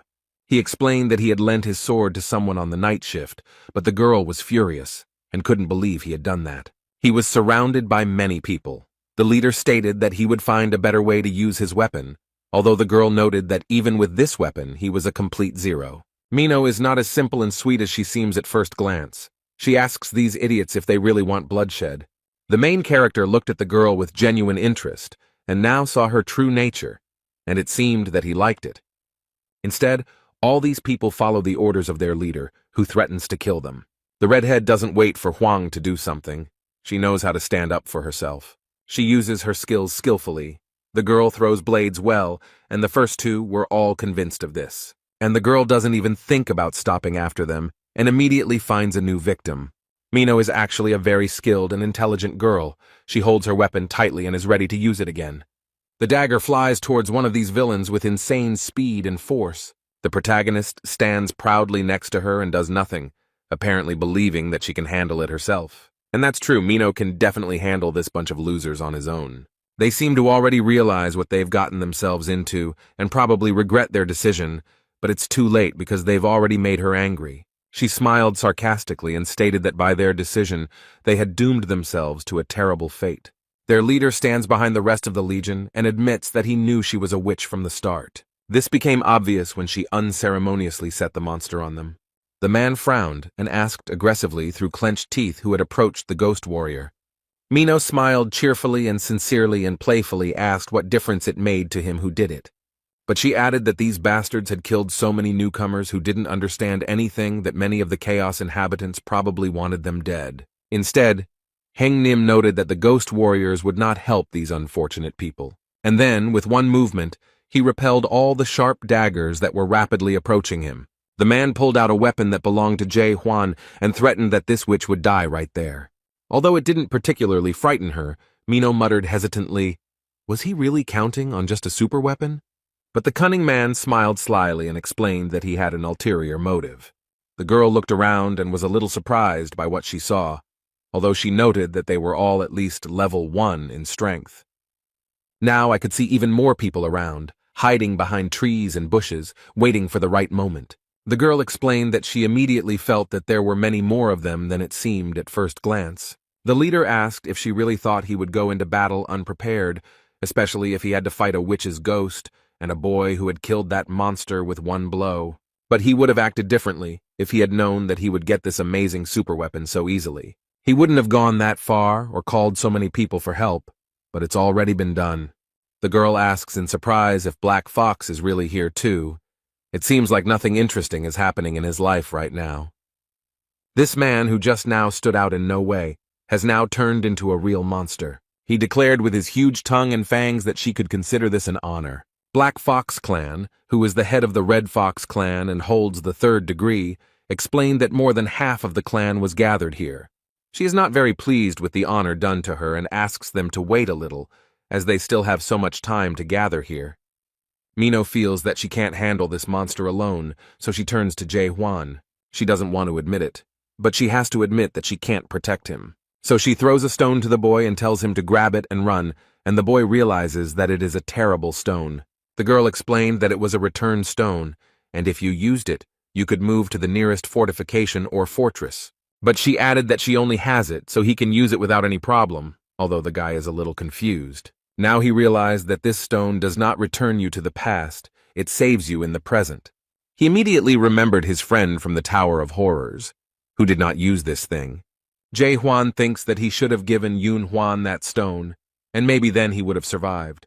A guy asks his new friend if she had the opportunity to go back in time. Would she do it? At first, she was angry because now was not the time to ask such questions, since their lives were literally hanging by a thread. And then she still answered that, of course, she would not return, and this greatly surprised the main character. The witch turned around and smiled cheerfully, noting that she had worked hard all her life. She has nothing to regret, and she will never return to the past, even if she dies in this battle today. This answer seemed to surprise Jae Hwan because he moved closer to Mino and placed his hand on her shoulder. The guy stood next to her and declared that she would not die today, and reached for his weapon. His reaction surprised the girl. She did not expect him to protect her or take part in the fight. Without warning, he threw something to the ground, sending up a column of smoke and blue sparks. Jae Hwan uses his strength and easily deals with the attackers. The Black Fox shouted that he was using the Flame King's 14 transformations. After these words, the monster's hands caught fire, and the swords of his subordinates were engulfed in flames. The protagonist does not appear embarrassed or scared after what he saw. He has a plan, and he is preparing to use the lost spell to get rid of all these fools. The guy copes with all this evil without any problems. No one even has time to understand what happened. The protagonist came face to face with the strongest of them. He tried to wound him with a sword, but the monster held him back with his hand. But this did not stop him for long, as Hwang proved stronger and pierced his clawed hand. And as a result, the boy's weapon passed through the flesh of this monster, although Black Fox did not expect this. It turns out that Heng Nim remained alive, although the head of the Red Fox clan took up residence in his body. Jae Hwan looks back and stands proudly in front of the very scared man. The poor man, overcome with fear, fell on his knees and humbly handed over the weapon to its owner. The remaining members of this gang realized that after the death of their leader, they were powerless here, and quickly fled. Although the main character will not give them such joy, he holds the weapon firmly in his hands and is ready to take revenge. He uses a light lunge and effortlessly destroys anyone in his path. Mino is shocked and very scared. She cannot understand how this is even possible. She remembers how easily he gave up the monster's body, and then she thought he was just a fool. She felt like he didn't understand anything when he bragged about his super weapon. And when he said he just gave his gun to some stranger, she thought he was an idiot with no sense of self-preservation. But everything turned out completely differently. This stranger turned out to be very strong and cunning. When Hwang finished, he looked back and saw Mina with a very surprised expression on her face. She cannot understand who he is and why he came here, and asks him about it again. The guy is in no hurry to answer her questions directly. It seems he likes to maintain a sense of mystery. He smiles at her and cheerfully asks if she has forgotten about him. The warrior replies that she already knows who he is, but this greatly surprises Mino, and her face shows that she does not understand what he is talking about. Hwang teases the girl by asking if she has memory problems. He thought he was the only one with such a problem, but this remark angered her. However, Mino decided not to discuss it further and asked him to return the stone to her, but he admitted that he had lost it. The poor thing is seething with rage and cannot believe that he could lose such a precious thing. They are sitting by the fire and relaxing after a very eventful evening. The young man sits quietly and looks at the stars. It calms him down. He feels peace and bliss. Instead, the girl tries to find her stone in his bag, but it seems to be in vain, and she fails. So she gets angry that all this is happening because of some stranger. The guy noticed that she already knew everything, so there was no need to ask him questions, but she didn't quite understand what he was talking about. Hwang explains that he knows who he is, and looking at the fire explains that he is an ordinary person. He then asks his interlocutor if she is human, and she reluctantly replies that she is almost human. Then the boy thought of something, clenched his fist tightly and replied that it was good. This seemed a little strange to her, so the girl wondered what he was thinking about now. And then, realizing that the guy wouldn't say anything else, she turned away and thought about something of her own. She wondered if it really was necessary to be just a human to become so strong and skilled. The girl asks if he has really forgotten everything that happened to him on Almighty Earth, and Hwang confirms that he does not remember anything. Then she bowed her head sadly and remarked that he was very lucky that he had forgotten everything. Most people here would envy him. And she added that it was obvious how they all ended up there and why. but the guy didn't understand why it should be obvious. But he asks with interest how she ended up here, and the girl stops when she hears this. She gave him a sly look and noticed that he would immediately regret his question as soon as he knew the answer. They achieved their goal. The girl took him to a very beautiful place, which turned out to be the Gorgon's palace. They approach the building and Mino notices that they have arrived at their destination. Huang carefully examines the entire new territory and tries to understand what kind of place this is. The circular space with columns reminded him of the first floor of the Tower of Terror, where newcomers came. The square was completely empty and there was not a soul around, but suddenly a red light came on. And then something very strange happened, which really scared the main character. He didn't expect it. He saw many people suffering, crying from pity or writhing in pain. These were the last seconds of their lives. Mino noticed that there were 1,000 times more of them this time and added, "Does he now understand how she got here?" But frowning, she added in a threatening voice that he should never ask her that question again. The poor people in the round square are still screaming and writhing in pain, and the girl, lowering her head, noticed that they were in chaos in the kingdom of the dead. If you die on the almighty earth, you will go to chaos. But if you die here, that's the end. The soul will turn into nutrients for the illusion tree. At this moment, men in white boots appear and rush to do their job. Their uniforms are white with gold trim, and the captain orders them to line up and escort. They rush to meet people who have just arrived. Their job is to welcome them. The captain wrapped one of the new arrivals in a warm blanket and noted that he looked very weak, which was probably the cause of his death. The captain's name is James, and he was called to point out the two waiting on board. He asks why the girl came through the north entrance, to which she replies that since they are acquainted, she would be glad if he let her in earlier. The captain apologizes, but things have changed, and now everyone who enters the fortress must have their documents checked. Mino looks back and asks if Huang has an older brother card, but the boy shakes his head, indicating that he doesn't have one. The girl understood everything, and looked at her new acquaintance with suspicion. She turned to James and tried to explain in a flattering manner that she had forgotten her ID. Then she handed him a bighorn horn and asked if this one would suit him. It worked. The captain picked up the phone and basically stated that he checked the paperwork and everything was fine. The man asks Huang to show him his documents, but he explains that he has no identification and asks what he should do. Mino looked at her friend and said that if he asked her for help, she would resolve this situation. Instead, James reiterated that entry into the fort without identification was strictly prohibited.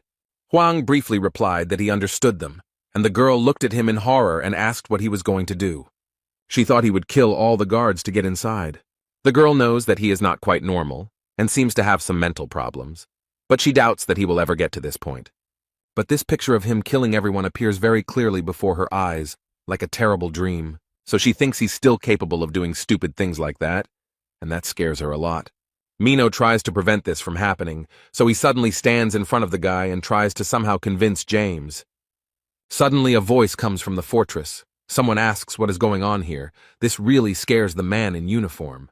The girl also realizes with horror that they are stuck and will now have serious problems. All the boys immediately lined up in a straight line and greeted the man in unison. He seems to be a respected and very serious figure in Gorgon's fortress if he is treated like that. Approaching them is the most famous checkpoint captain in Chaos, North Entrance Captain Carlton the Stubborn. He approaches James and asks him sharply what is going on, and James meekly tells him. The captain rubs his beard and thinks about what to do if this man wants to enter without permission. And then he categorically states that it is impossible.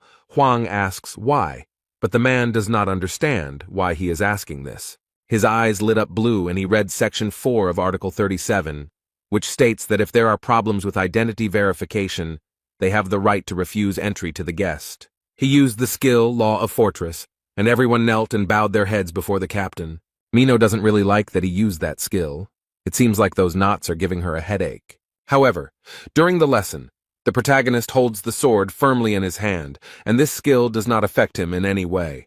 Huang noticed that the girl was not feeling well, so with one movement of his weapon he easily cut the knots on her head and arms. The boy shouted sharply for him to stop teasing. The captain of the North Entrance, Carlton the Stubborn, could not believe what had happened. Jae Hwan stands proudly and stubbornly declares that he doesn't care about their laws at all. And then, without waiting for their reaction, he asks what should be in this certificate. The captain doesn't understand how he managed to untie the knots, but replies that the ID card must indicate the name, status, organization, skills, class, and spirit level. The protagonist replied that in that case he did not need an ID card, since he did not want to confirm his identity. Carlton tries to use the skill Law of Fortress against him again, but it doesn't work. Since this had no effect, the captain declared that he was forced to arrest him on the basis of paragraph 6 of the second article of the serfdom law. But he used another skill against the guest, which is called Silver Shackles. Jae-hwan is chained in silver, but he doesn't look scared. The guy dealt with them surprisingly easily. The chains broke and fell apart. The captain's subordinates are shocked that this guy managed to free himself from the shackles of their respected captain so easily. The man, no less surprised, asks how he managed to do it so easily, because it is impossible to get rid of these chains on your own. Hwang points his finger at Minho and asks if he can do the same as her. This really scared the poor thing, and you can see the fear in her eyes about what might happen to her as a result. She understands perfectly well that in this situation the horn was a bribe, and the chief captain will not like it. But besides her, there is James, who received the bribe, and 2 men who witnessed it. They were also seriously frightened, and cold sweat ran down their foreheads from fear. The girl tried to stop him, but Hwang had already thrown something at the captain at the north entrance. He caught the object in his hand easily and casually, and seemed a little surprised that the boy had done so. The man looks at something in his hand with interest and attention, and Hwang gestures for him to take it and throw it. James is incredibly angry, he shouts how this bastard dared to bribe the captain. However, the man stopped his subordinate and asked the boy if his name was Jae-hwan, and the young man answered in the affirmative. And then he looked him straight in the eye, called him a gossip monger, and said that he had been waiting for him. Minho was scanned by some device and told that her soul was more than 15% destroyed, so she needed to take medicine. The captain explains that her soul has been affected, so he assumes that she knows what to do in this situation. Hwang asks with interest what this destruction of the soul is, and the girl, having taken the medicine, asks if he really doesn't know or understand anything. Soul corruption is a chronic condition quite common among the inhabitants of the house. The soul of everyone who resides here gradually deteriorates and is eventually completely absorbed into the place. That's why the horn of this animal is so valuable, and in the meantime James reports that they have escorted all the newcomers to the village. The bighorn horn is the only thing that can prevent the soul from being destroyed, so this man was happy to receive it. The girl also remembered that thanks to him she received such a valuable horn for free. North Entrance Captain Carlton Stubborn pointed the device at the boy and explained that he would now test him too. It's like some kind of eye-shaped camera that scans a person's face and gives out all the information known about him. The protagonist stands obediently and waits for this thing to tell him something about himself. However, after scanning, she found some error. It seems that this device does not provide any information. The system only showed that the process of destruction of this guy's soul went unnoticed. James and the captain are shocked by this information, as everyone in this city is suffering from soul destruction. And this thing shows 0% destruction, and it makes them wonder who he is. Carlton thought for a second, then smiled slightly and said he understood.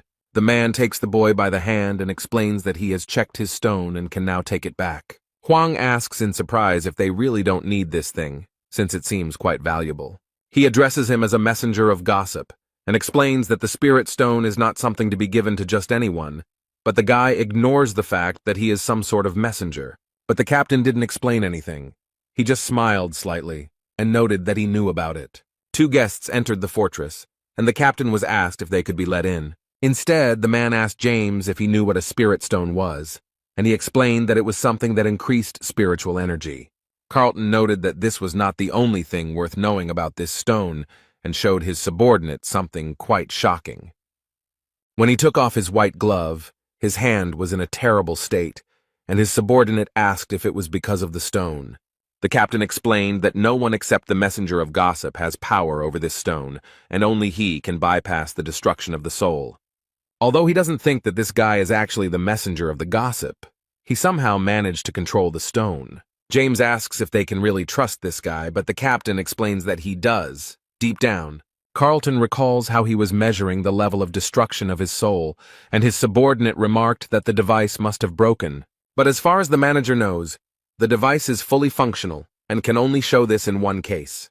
This can only happen when his soul is the purest of all that exist in chaos. But James does not understand how this is possible. It doesn't matter whether he is the messenger of the gossip. What matters is that he can control the spirit stone, and what to do with it will be decided by the fortress itself. James asked if this was related to the illness of the owner of this fortress, but the captain of the northern entrance doesn't know about this at all, so he has nothing to say. And then you add that I heard that someone tried to let them through by giving a bribe, and this scared the man. Now he doesn't know what to expect. Huang walks around the fortress grounds, looks around and thinks that the streets here are very confusing. He's also concerned about why this girl is following him and who is in charge here. The captain punished her for not showing her ID and for offering a bribe to a security guard. However, Jae Hwan asked to let her go, so the man complied with this request and let her go, wishing her a good day.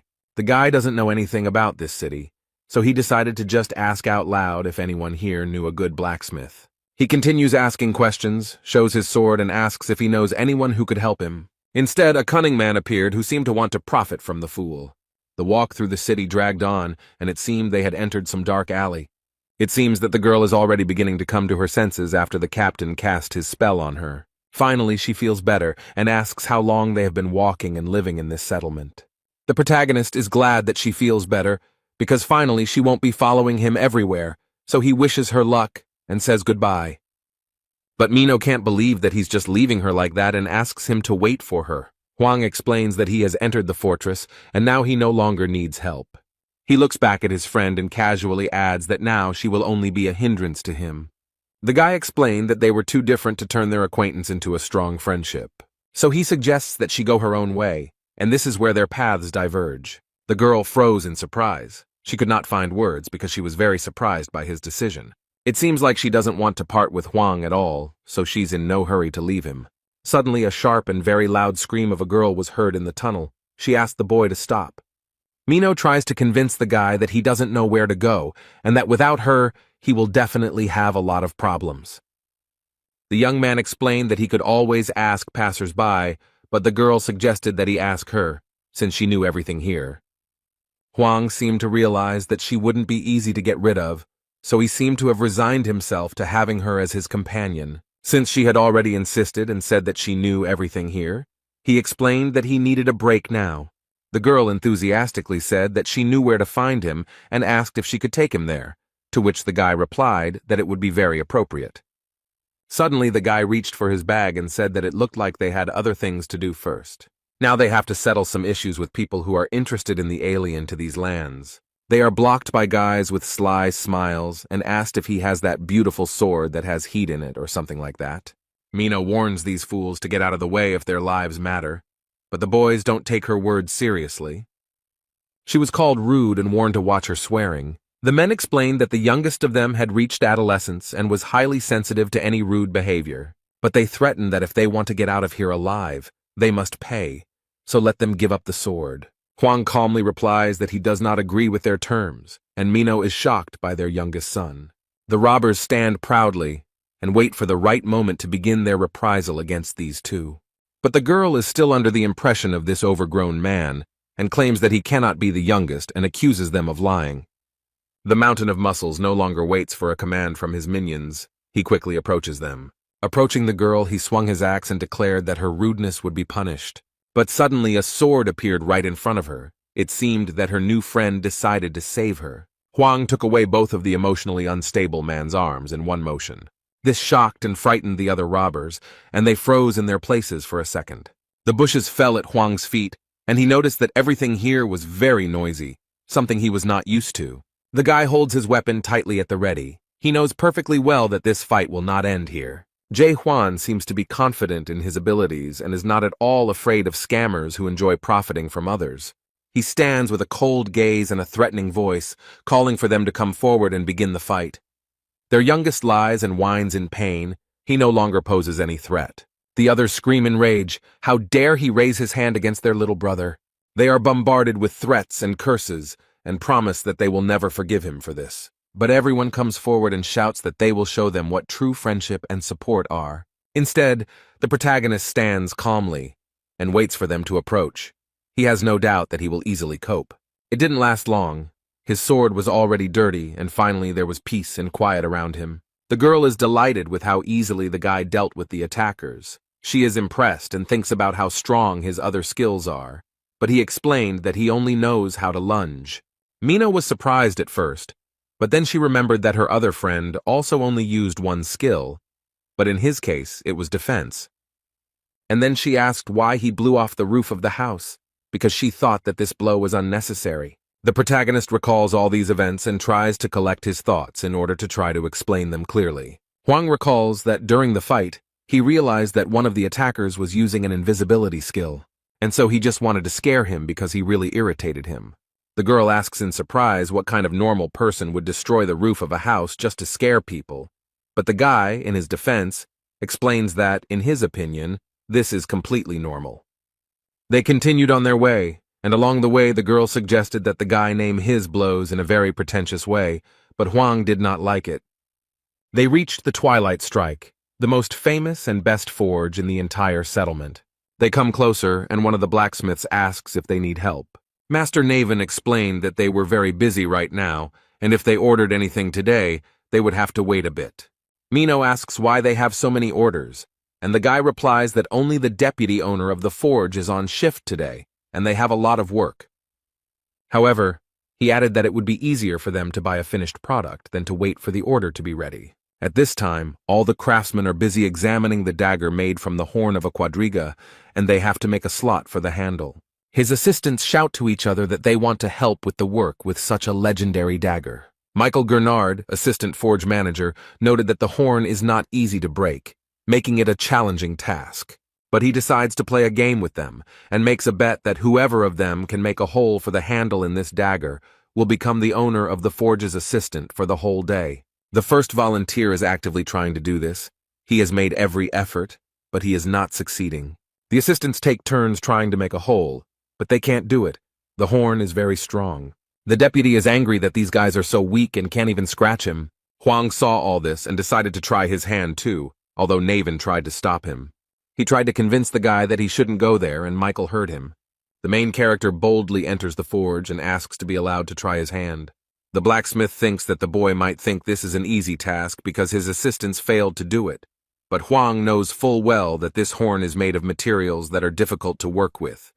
He added that it was not that they were losers, but that he was extremely experienced and had his finger on the pulse. What happened next left the deputy blacksmith completely stunned, and he was so shocked that he couldn't even move. The man can't figure out how this guy did it and what tricks he has. Jae Hwan didn't use any tools, but simply made a hole in the corner with his finger.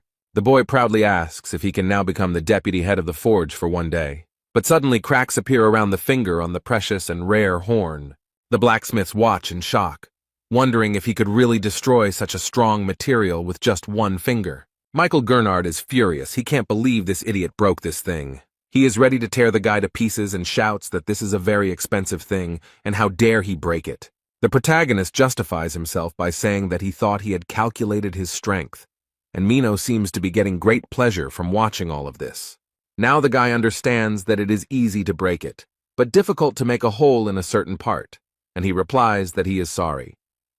The blacksmith was still terribly angry. He asked if he really thought his apology would help them in any way. He tries to explain that it is a very expensive thing, and now he doesn't know what to tell his client. Hwang promised to compensate for his loss with an even better horn, but Michael finds it hard to believe. The guy put his hand in his bag and tries to find exactly what he needs now. He pulled out the real horn and handed it to the blacksmith, who was shocked to see it. But he explained that it was a horn with 5 horns, and as far as he knew, it was a little better than what they had. The man holds this amazing thing in his hands and realizes that it is a real horn of the 5-horned harnick. The protagonist asks if this is enough and explains that he doesn't have another horn right now. The blacksmith is shocked by all this and remarks that this would be quite suitable. The boy sighed with relief and asked if he could stay in their forge for a while. Blacksmith Michael looked at him menacingly and ordered his assistants to close the front door. The young men, still shocked by what they saw, unanimously declare that they will immediately fulfill his request. Jae Hwan continues on his way, where he is led by the deputy head of the Twilight Attack Forge. There's a sign on the door that their forge is closed, and Mino wasn't invited inside, so she'll have to go somewhere alone. This forge is considered the best in Gorgon's fortress, and since the boy is currently acting as deputy, he can use any tools and materials. The guy modestly thanked him, and Michael asked with interest where he got this horn. The protagonist, preparing to start work in the forge, briefly replied that he had received it. The man asked if he had managed to destroy the pentagram on his own, and the young man confirmed that he had. Huang asked for help and explained that he needed a sheath for his sword, while the blacksmith thought about how rare it was to meet such a young man. The blacksmith very carefully placed the extremely rare and expensive horn on the table, but he was shocked and asked if this guy was really going to use Harnack's horn for his vagina. The protagonist pulled a sword out of his bag, and the blacksmith, at first surprised, exclaimed that this was such a weapon. And when he picked it up, he assumed that it was a copy of the Ice Dragon's sword, and added that it was very beautiful and rare. After thinking for a while, the man explained that making a sheath for such a powerful weapon would be quite difficult, and that it would be better to make a new sword out of this horn. Suddenly, completely unexpectedly for Michael, the sword opened its mouth and swallowed the very precious and rare five-horned horn. This is the second time today that such a horn is destroyed before his eyes, and he justifies himself because he did not think it was a spiritual weapon. But he is so fascinated by this amazing weapon that he has no time to grieve over what is lost. After looking around for a bit, he realized that this sword had evolved, and due to the great evolution, it was changing its shape, after which Huang had to give it a new name. Because after a great evolution, every spiritual weapon loses its original name. Michael regrets that the horn swallowed the sword, but the guy calms him down and explains that it doesn't matter because he still has the sword, and he calls the sword a pig's snout. Not even a few minutes had passed when Cavalia took the horn in his hands again, and shocked, asked how this was possible. But the guy noticed that this monster had 5 horns and added that it was obvious. Having come to his senses a little, Koval asked how he could help, and the main character explained that he wanted to see how he worked on this material. He was ready to start work, and asked if his client had already thought about the form. Huang explained that since Michael is the best master here, he can solve this problem himself. He trusts him. The man is impressed by such trust and is ready to show everything he is capable of and do his job in the best possible way. The action takes place in the main building of this place, in the powerful and very beautiful Gorgon Fountain. There is a very calm atmosphere. The man is enjoying warm and aromatic tea. As he sipped his drink, his subordinate told him regretfully that he was very sorry. The man knelt down in front of the owner and told him that they had beaten up all the bandits, and then he lost sight of his target. Gorgon Fortress Minister Jurgen Jaeber thought for a moment about this guy's words, but he is interested in how he lost them. The man replies that it is difficult for him to say specifically. He only knows that he lost consciousness, and when he came to, he found himself on the roof. The minister asked in surprise if the target had been able to detect or somehow sense his presence. The man thought for a moment, since he was able to experience a high-level 3 invisibility skill, then he himself must be at least level 5.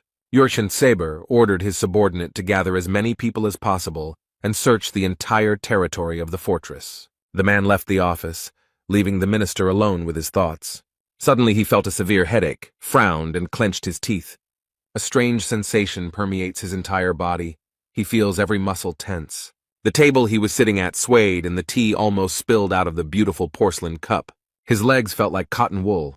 They didn't obey him at all, but on the contrary, they pressed tightly against the chair. The minister, exhausted, banged his fist on the wooden table and tried with all his might to pull himself together. Overcoming the unbearable pain, he asked the owner of the fortress to be patient and wait a little longer. Meanwhile, at the local bar, as usual, alcohol was flowing and people were drinking no matter what. People sit quietly at tables, eat their ordered dishes, and watch TV. The program Top 10 of this week is coming to an end, and the presenter is a little sad about it. But she still has the latest videos, and the girl assures that each of them has already heard about it. He became very popular in Little Brother, and this video is now being talked about by everyone. It talks about the lonely hero of the 99th floor. People are watching this guy on video and wondering where he is now because the Lord seemed to really like him. There are rumors in the bar that the tower has stopped growing plants, and it is assumed that this happened because the tower's owner was trying to cheat. It is said that the tower was completely destroyed, and its owner fled, although for the demons, this tower was worth a lot of money. The bar's patrons think it would be better to sell it at the market rather than destroy it, and in between conversations they order more drinks. Suddenly the door opens wide and Mino appears, looking very unhappy about something. She walks past all these drunk men. What an impression such a beauty makes here. The girl boldly walks past them and sits down at the bar counter with other visitors sitting nearby. One of them is already quite drunk and tries to flirt with her. He asks if she is alone here.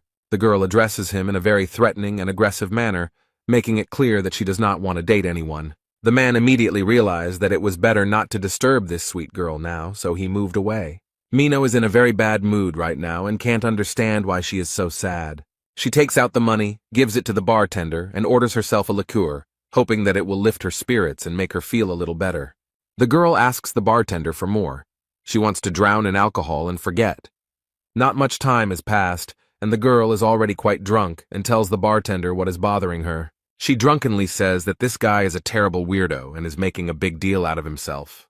The owner of this tavern, Claire, exhales heavily and notices that the girl hasn't even had time to get drunk yet, and she's already talking nonsense. The woman explained that there were many good men around and asked why she was so attached to him. The girl lowered her head, but the only explanation she had was that he was starting to really irritate her. She remembered him from fights and explained that this guy destroys absolutely everything in his path.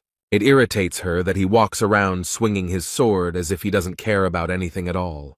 Mino tilted her head and remembered how he spoke and what he said, and it all sounded very strange. The trouble is that he speaks to her very poorly and completely incomprehensibly. She was angry with him because he did whatever he wanted, even knowing that he was in the world of chaos. Huang responded that people usually think it's the end, and then added that she is no longer human, and they are very different.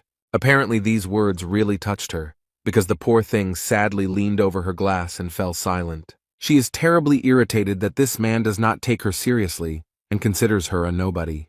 The girl noticed that everyone present there was struggling for their lives, and he just appeared out of nowhere. She remembered asking him what he would do when he was horrified, and the boy briefly replied that he wanted revenge. But he didn't explain why he wanted revenge, so the girl thought he was looking down on her. Minu is terribly irritated by his behavior. Next to him, she feels inferior and worthless.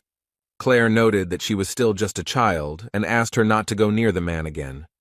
But she doesn't understand at all why she needs this, and asks the bartender to explain it to her. The woman looked at the girl with compassion and noted that if she stayed with him, she might die. But Mino asked why she became so serious and thought she might die, and at that moment the door of the bar opened. The golden glow stretched in a beautiful path from the very door to the red head. A golden messenger bird flew in and brought the girl an important letter with a seal. This letter from Captain Carlton Xavier is addressed to the terror of the dark forests of Mino. The girl wondered with surprise why he had written to her, and felt some anxiety as she unpacked the letter. As she read this letter, the girl heard someone behind her asking if she really was the witch who had carried out the massacre. Mino didn't think long and, drawing her blade, replied that it was okay to say that. But at that moment some man grabbed her hand and squeezed it tightly, and the poor thing had to drop the weapon. He explained that he didn't like such rudeness, but he didn't have time for explanations now, and said that she had to help him. Meanwhile in the forge, the men are trying to carry out their plans, but it seems that everything is not so simple. The blacksmith struck the horn, and it was immediately thrown back with great force. He had not expected this at all. Completely unexpectedly and as if out of nowhere, a huge monster appeared. It was that very pentagram. The man is terribly frightened. He cannot take lessons and asks where they can get his horn. The poor guy doesn't understand at all how to do this because the monster is huge and scary. The protagonist noticed this, lifted the man to his feet and asked him to pull himself together. Jae Hwan asked threateningly if he had forgotten that they were already halfway there, and he added that since this man promised to help, then let him fulfill his promise properly. All this happened because the blacksmith persistently tried to break the horn with his tools. But for a long time he couldn't do anything.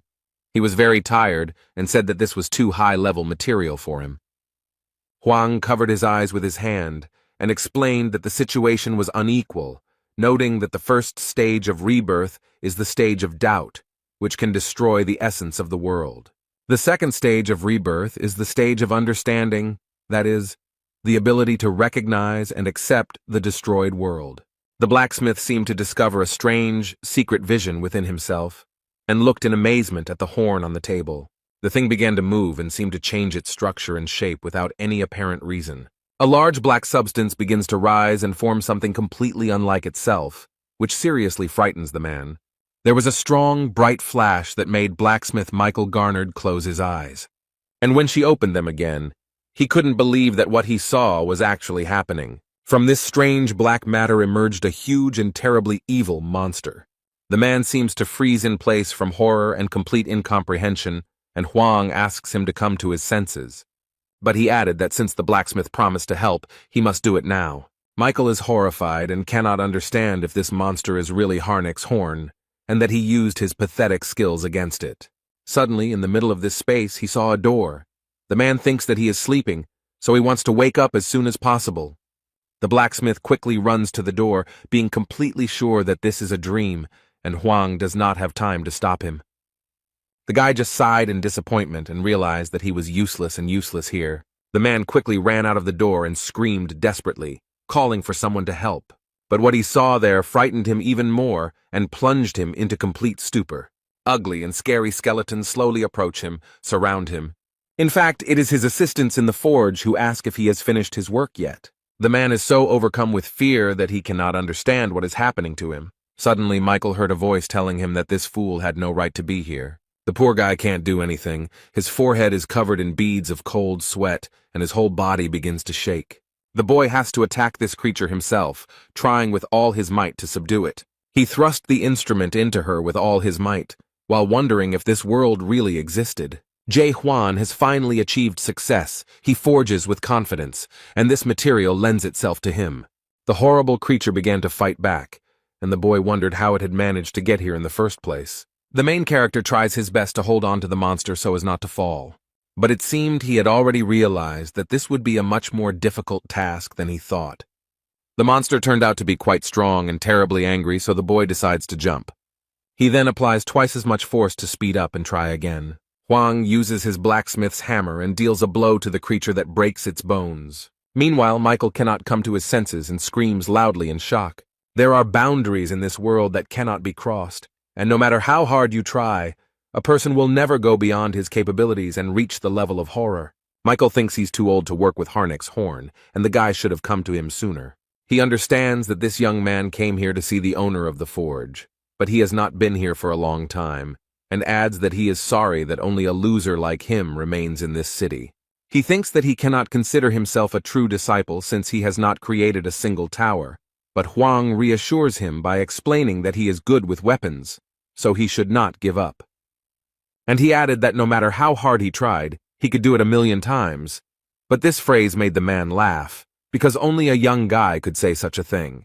Michael noted that the boy might think he wasn't trying hard enough, but that was not the case at all. Believe it or not, this man tried again and again, but he never gave up. The guy remembers the blacksmith from the tower, who said that he has honed all the skills related to blacksmithing, and can repair all the weapons in the Tower of Horrors, with a probability of 99%. But despite such success, recently he began to be troubled by very strange thoughts. Instead of focusing on the 99% chance of success, he thinks only about the 1% chance of failure and does everything possible to avoid it. Huang noticed that Michael worked harder than the others, but did he know about the principle of craft skill? The skill of the craft of horror appeared much earlier. It existed from the very beginning, like fire and water. But is a person capable of understanding how the world works? Huang asked if he really used this skill without understanding its essence. The blacksmith thought for a moment he had nothing to say or add to his interlocutor. He believed that spiritual power transferred energy to the hammer and the tools adapted to work with the horn. But the boy noticed that if everything was so simple, then why couldn't his subordinates succeed? The blacksmith suggested that it was because they hadn't yet fully mastered the craft. Michael suddenly thought that since the principle of this skill was so simple, there was no point in mastering it. Huang points out that you have no idea what the skill is and continue to use it, and the man defends himself by saying that no one understands how it works. And then he persistently asked if this guy knew how the crafting skill worked. The protagonist calmly replied that he had just figured out how to do it, and reached his finger towards the horn. Under his finger, the material magically begins to melt and change shape. The guy was working on the horn, and asked everyone to look carefully and say what they saw. The blacksmith saw the decomposed particles of matter, but Huang noticed that everything was not so simple. Hard work made his world more stable. Michael doesn't quite understand what he's talking about, but the guy explains that there's nothing wrong with it.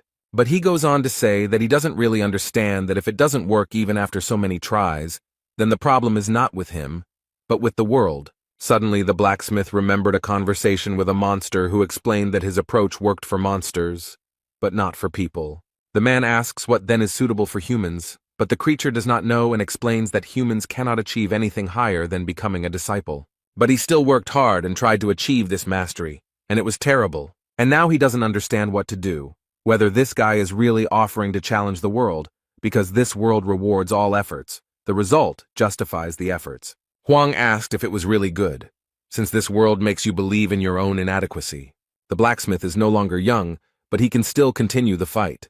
The protagonist asked him to take a closer look and not to believe blindly. The man trusted the boy and looked at the horn carefully. He looked at it for a long time and carefully.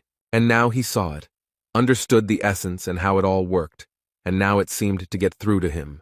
Michael saw the boy fighting the huge monster again and wondered if he had always known about the existence of this world. This world without deception, where all ranks, skills, and levels don't matter. He finally saw everything for what it really is, and he can't understand how Huang didn't go crazy from this. And then he thought that maybe the blacksmith had gone crazy after all, and he set to work with wild enthusiasm. It looked very inspiring and at the same time frightening. His tools cut into the extremely hard material, causing sparks to fly from his work. After some time, the work was completed, and Jae Hwan had to continue his journey. Here he got everything he wanted, so it's time for him to leave, because the main character still has many adventures ahead. The sword seems to like the scabbard, otherwise it would have eaten it, and Michael asks if the boy has come up with another name for it. But he added that if Huang hadn't thought about it yet and didn't mind, he wanted to offer his own version. The man explained that he was inspired by martial arts and thought the name he came up with sounded cool. It is associated with the ability to enjoy solitude, and it seems that only one name suits this sword: Lonely. At this point they said goodbye. The blacksmith Mikhail kindly wished him a safe journey. They seemed a little sad that he was leaving so soon. But at the last moment the man asks him to stop. He is worried about another question. He puts his hand to his chest and asks with genuine curiosity what he really looks like.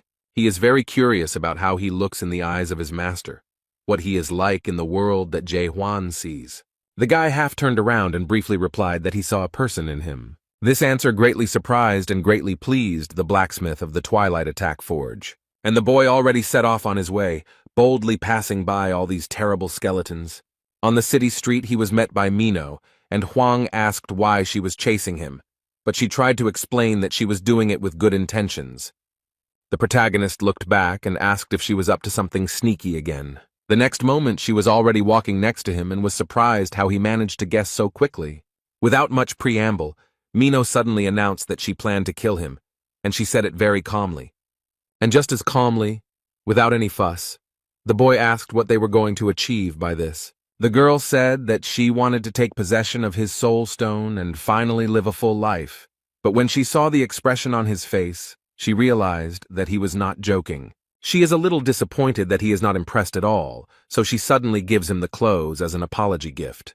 They walk through the city, and Mino asks what he will do now, since he never got to face this horror.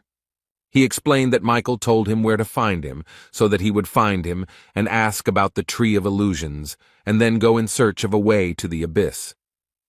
The girl tried to understand what he was going to do, and suggested that he would still get to the abyss, but what would happen next? But Huang said that he was not going to return. And then he added what exactly he was going to do, and this information greatly shocked Mino. She could barely stand on her feet, took a deep breath, and asked in surprise who he was. And then she got very angry, screamed, "Where did he get this from? How could he do this, and who gave him such a right?" She asked why he thought he could do whatever he wanted and didn't care about anyone else. The girl considers him cruel and heartless, and adds that he does not consider others to be people. She explained that she is a human being, even if not very strong, but she is a human being and worthy of respect. Jae Hwan tries to listen to her and understand. He watches the girl carefully. He remembers their first meeting and how she said that if it were fate, she would die today but would not go back to the past. Suddenly he saw her body begin to disintegrate into tiny particles and messages, telling her not to be stupid and not to cause trouble. And the next message said that she should lure him, and if she did not keep her promise, the old woman would die. From this, Huang realized that they had a hostage and they needed him, so they wanted to lure him somewhere. The main character noticed someone very suspicious standing on the other side of the road and following them. He thought that he should give his head to some swindler, but it was all in vain. No matter how hard he tries to save people, it will not change anything, and only doubts allow him to see the whole truth about this place. This world is ruled by money and information, and it is also made up of people who have sold their souls for power and wealth. The guy decides to get rid of them and go in search of horrors, while Mino explains that you don't need a big dream to be happy, you just need to appreciate every day you live. She gets terribly angry and thinks that from this point of view he is not a person, and grabs him by the clothes. The girl boldly declared that she did not want to stay with him as long as he had such goals. When she broke up with her boyfriend, she said she hoped to never meet him again. But at the moment when she was saying all this, the guy saw something very strange. Now she begins to look like an ordinary person. He does not understand why this happened. Huang noticed a message that the witch had betrayed them, and all their plans of horror had collapsed. Meanwhile, the girl headed to the bar where she had recently been drinking and sharing her problems. She walked to the door and thought sadly about how this could have happened. She opened the door, apologized to her aunt, and asked if she had kept her waiting. However, the institution looks in a very terrible state. Everything is broken and scattered. This is the work of Maluzga. There's a man standing in the middle of the establishment with a huge sword and his henchmen around him, and the barmaid remarks that she should have stopped her earlier, and she added that this time she would really die because of her. And the man holding Claire threateningly demanded that she shut up. The eldest of the Kim Chunbang brothers, Jenya, asked why the witch killer came alone, since they had an agreement. But she said he was very naive to think that the witch could keep her promise. She prepared her daggers and explained that he would not come because he had gone to destroy the world. And after these words, she abruptly released her weapon to hit as many opponents as possible. This evil man smiled slyly and noticed that this girl had completely gone crazy. But he immediately cast a shadow on her, and in the forests, she was nicknamed the Witch Killer because of her ability to lure creatures. Jenny is very curious to see how she will cope with these shadows he casts on her. It looks like he wants to see an interesting show. Meanwhile, Mino is doing well. She has learned to avoid the shadows and not give in to any of these creatures. These creatures are no match for such a strong witch. The girl does a somersault and throws her daggers. The man realized that if he wanted to win her over, he would have to put in some effort. So he decided to use his powerful weapon and made several powerful attacks with it. His movements formed a powerful cross, which was now rapidly approaching the poor girl. It's as if he has Mino chained up and she's trying her best to break free. Meanwhile, this man was preparing to approach the witch who had caused the massacre and believed that he had already won. The girl has freed herself from his power, but it is as if she has burned herself, and she regrets that this is happening far from the fortress. The eldest of the Kim Chunbang brothers noted that the soundproofing was good here, so there was no point in shouting. But she had one last chance to bring the boy here. But she is not going to do this, and threatens that the dark forest will take revenge on them for her. The man said that by the time the fort found out what they were doing there, they would both be dead. Mino used her skill, Akaram's 7 swords, and added ice defense. Such skill impressed her opponent, so he noticed that she looked good, and he didn't expect her to be so strong. But these skills mean almost nothing to him, and the man promises to tear his opponent apart with his bare hands. The poor thing can't resist his strength. She's in pain, and it's hard for her to keep from falling. The girl holds on with all her might, her eyes almost closing. She wants this to be the end. And the last thought that came to her mind was the question of whether she would go back in time if she had the opportunity. And only now did she realize that she wanted to return so as not to leave Huang again. She stood before her assailant, who was ready to take her life, and wondered if she would witness the decline of this world. As soon as the man raised his weapon, his sword was reflected in the blue light of the ice sword. Jenny's followers are surprised by what happened and did not expect anyone to stop them from doing their dirty work. But a guy walks into the bar with confident steps. Now they won't be able to do what they want so easily. Mino is very happy that he came, but ironically says that she doesn't like it when people interrupt her so abruptly and asks why he came, sacrificing his plans. At first she thought he had come to save her, but the boy immediately threw a bundle of clothes into her hands and explained that they were too small for him. The men are glad to see him here because he has made their task easier and has come to their aid himself. The main character looked at them, and the only thing that interested him was whether they knew where this horror was. And then he decided to put the question differently. He demands that these bandits bring this horror to him. One of them said he heard that he had broken the rules of the fortress, and it seemed to be true. Mino warned them and noted that he was on level 4, so he shouldn't be underestimated. The gang leader went on the attack and was ready to show this simpleton what real strength is. Jae-hwan is ready to take the hit and convince this smug fool that he is wrong. The protagonist used his super weapon and aimed it at his opponents. Jenny somehow managed to dodge the protagonist's signature attack. Hwang raised his eyebrows and was very surprised that the man managed to avoid the blow. The opponents are surprised. They thought he was just an ordinary newbie, and now they assume that he can become the champion of the abyss. The guy remembered that the only one who managed to avoid his blow was the pentagram, so he and this person were on the same level. But he doesn't care because in the end the monster gave up, and Hwang will still fight. The protagonist looks confident and completely calm, while Mino is very scared. The girl is very worried about her Aunt Claire, who is still being held hostage and threatened. The gang leader realized that his rival was stronger than he expected and decided to scare them by telling them that their hostage would die. The woman screams for them to attack without delay, but at that moment one of the bandits gives her a hard slap and tells her to shut her mouth. The girl tries to calm the woman down and explains that she needs to be patient a little longer and she will be saved right away. She turns to her friend and hopefully asks if he will help save her. But he doesn't understand why she's asking him about this, because the guy came here only to see this horror. The main character is confident that he will destroy everyone in his path, regardless of who is nearby. Mino tries to stop him and begs him to save the woman because Claire is also human. Jae-hwan looked at his girlfriend and clearly saw her as a person, no matter where she was. He slowly turns his gaze to those standing in front of him and sees something completely different. There are only skeletons in front of him, but Claire yells at him to stop thinking and attack. Suddenly he begins to see this woman as a real, normal person. It looks like he'll have to save her now, even though he didn't plan on it at all. He then decides to raise his sword and direct all its power upwards towards the roof of this building.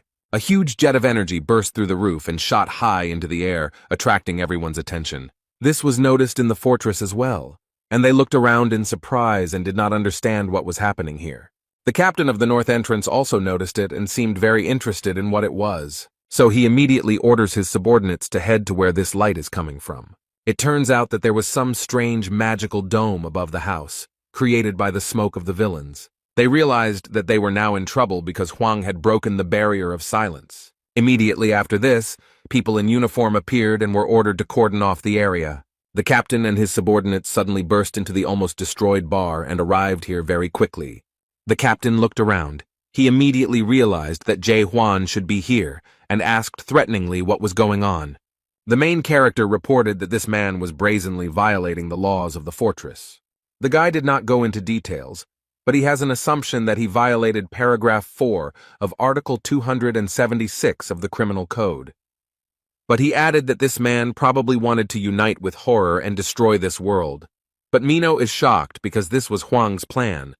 The captain arrests them under paragraph 4 of Article 174 and paragraph 6 of Article 124 of the Criminal Code.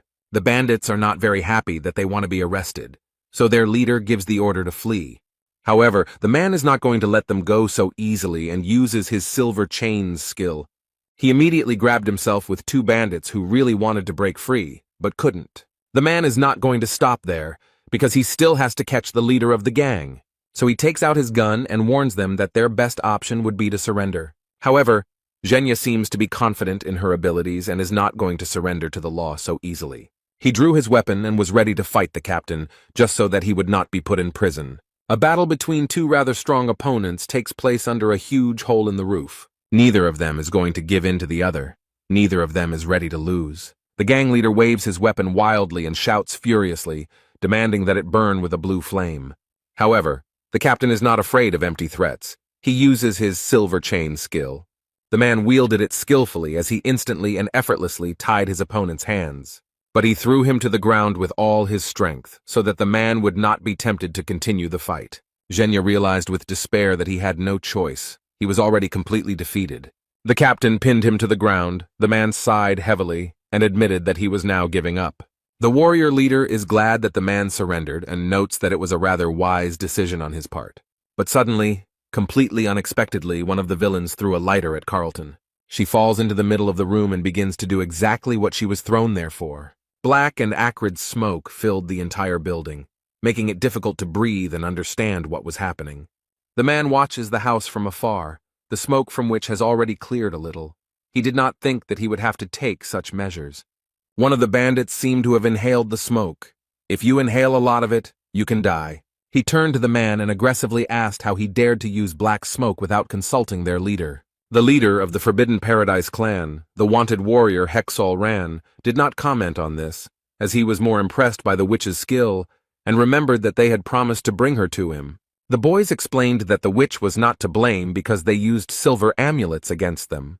Only now did Hyuksol realize that Hwan was there too, and he was glad that the boy had inhaled that smoke and thought he was already dead.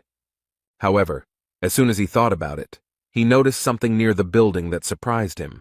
Jae Hwan emerges from the building unharmed with his friend, the witch Mino. It looks like he used his super weapon to avoid the harmful effects of the smoke. But as soon as he came out, he immediately noticed these scoundrels on the tree, and with one swing of his sword cut down the thick trunk.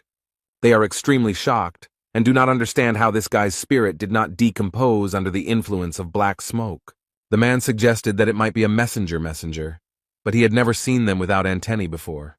Huang looked around and made sure the girl was okay and could stand on her own so he could finish his work. The clan of Scum is already wary and wondering why this guy came to the house. Instead, the protagonist took out his super weapon, and, thinking that they were terribly annoying him, prepared to engage in a fight. Huang is very serious, so he will not lose this fight. He unsheathes his sword, and he really didn't think it would come to this. He summons the monster hidden within this sheath using the technique Garnek's Greatness. It's clear that no one expected this. They were hoping to defeat this guy very easily. But now they have to face not only a guy with a super weapon, but also a giant and terrifying monster. Before they could recover from what they had seen, the boy and the monster had already attacked several of them. The protagonist calmly walks past the lifeless bodies lying in his path. He looks very menacing and scary, and his weapon radiates terrible fury and ruthlessness.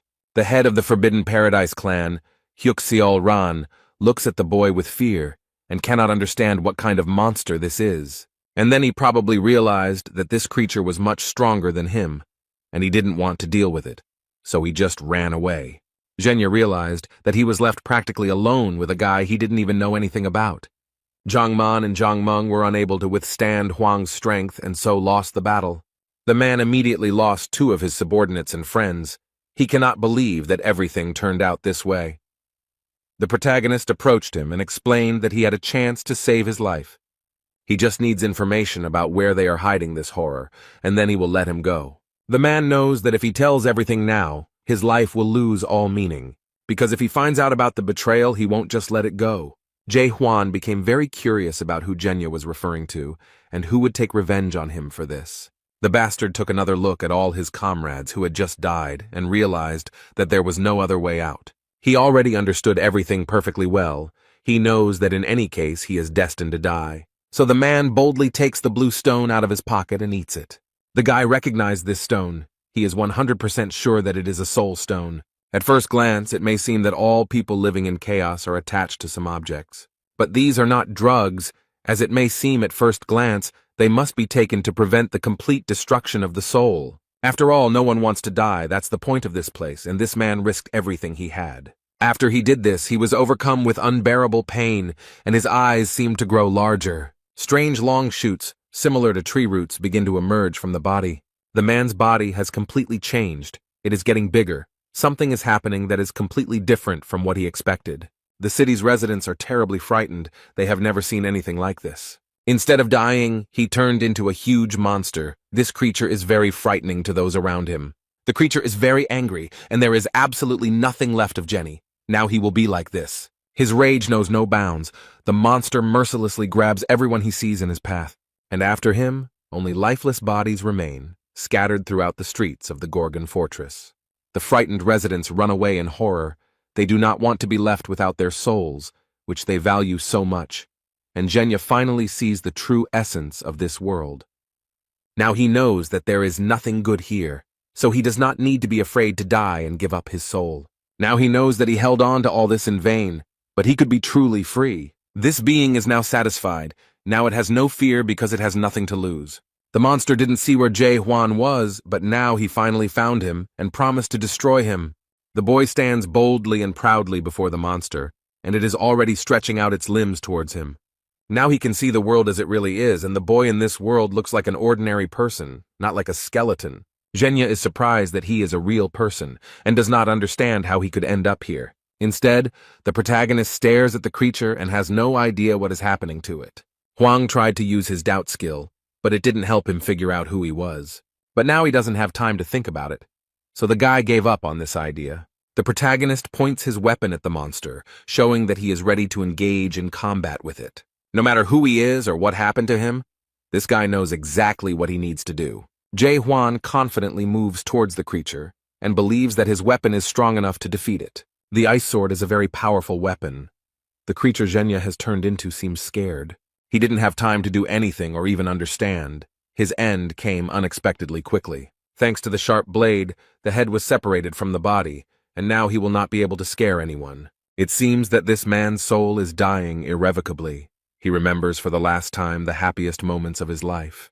In the world of chaos, it's raining, the bodies of the dead are smoking, and Jae-hwan doesn't care because he destroyed the monster. All that is left of him slowly disappears like rain erasing a pattern on the asphalt. And in an instant, nothing remained of Jen, the great swindler and criminal, but smoke. The protagonist realized that this creature had disappeared and would never return or recover, so he calmly hid his weapon. He pauses for a moment and looks at the place where his opponent was and thinks about his own existence. But he is still haunted by thoughts of horror. He is sure that he will definitely find someone here who will tell him about it. After that, he goes on a search. His mission is not yet complete. He has not done everything here yet. Mina never regained consciousness after inhaling black smoke. Hwang did not leave the girl. He returned to her, and in the meantime, his subordinates were worried about the condition of their captain.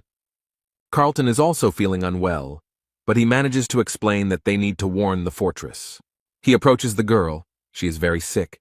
Mino believes that she cannot be saved in any way, so she asks him to kill her while she is conscious. The guy is surprised to see the girl in human form. He doesn't know why this is happening to him. He sat down next to her and looked at her with sympathy. Perhaps he had some feelings for her. The young man tries, but cannot use the skill doubt against her.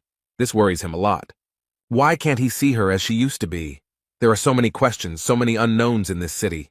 But he is ready to accept Mino's last will and do as she asks, so the guy reached for the weapon. He understands that good emotions cannot exist in this terrible world. There is simply no place for them here.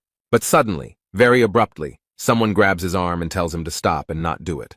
Claire convinces her that there is still a chance. The girl needs to be taken to the hospital as soon as possible, where she will be taken care of. You just need to hold on a little longer, and the chance for recovery will definitely appear. The hospital in these parts looks like a field hospital, with wards instead of wards. Mino lies motionless on the bed, while someone explains to her that if the grinding process does not stop, she will have no chance of survival. Suddenly there was a very sharp and unpleasant sound, signaling some kind of warning. Announcements appeared all over the fortress that the dead had appeared on their territory. In order to save themselves, the leadership asks all residents to immediately leave the fortress, which causes great panic. One young man, in a panic, tried to get at least some information from the guard and asked where they should run. But when the guard turned to him, it turned out to be a terrible monster, from which everyone ran away. The poor thing has no chance to escape. It's too late. The creature has stretched out its limbs towards him. On the territory of this world, there is real devastation and anarchy, and a mad scream is heard. People are trying their best to save themselves. They all want to live. That's how this world works. And now they have very little chance of survival while such monsters roam the streets. Suddenly, as if from nowhere, warriors appeared, destroying these monsters one after another with one blow. They finished their work quickly, so now they look as proud as possible. Hwang calmly watches these events from the room where his girlfriend is located. Claire remembers everything Mino told her about him and asks if he really decided to go against all the rules of chaos.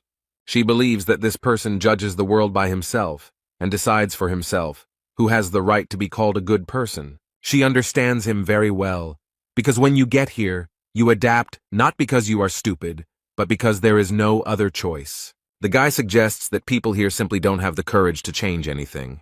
But Claire was skeptical of his words and asked what all this courage was for.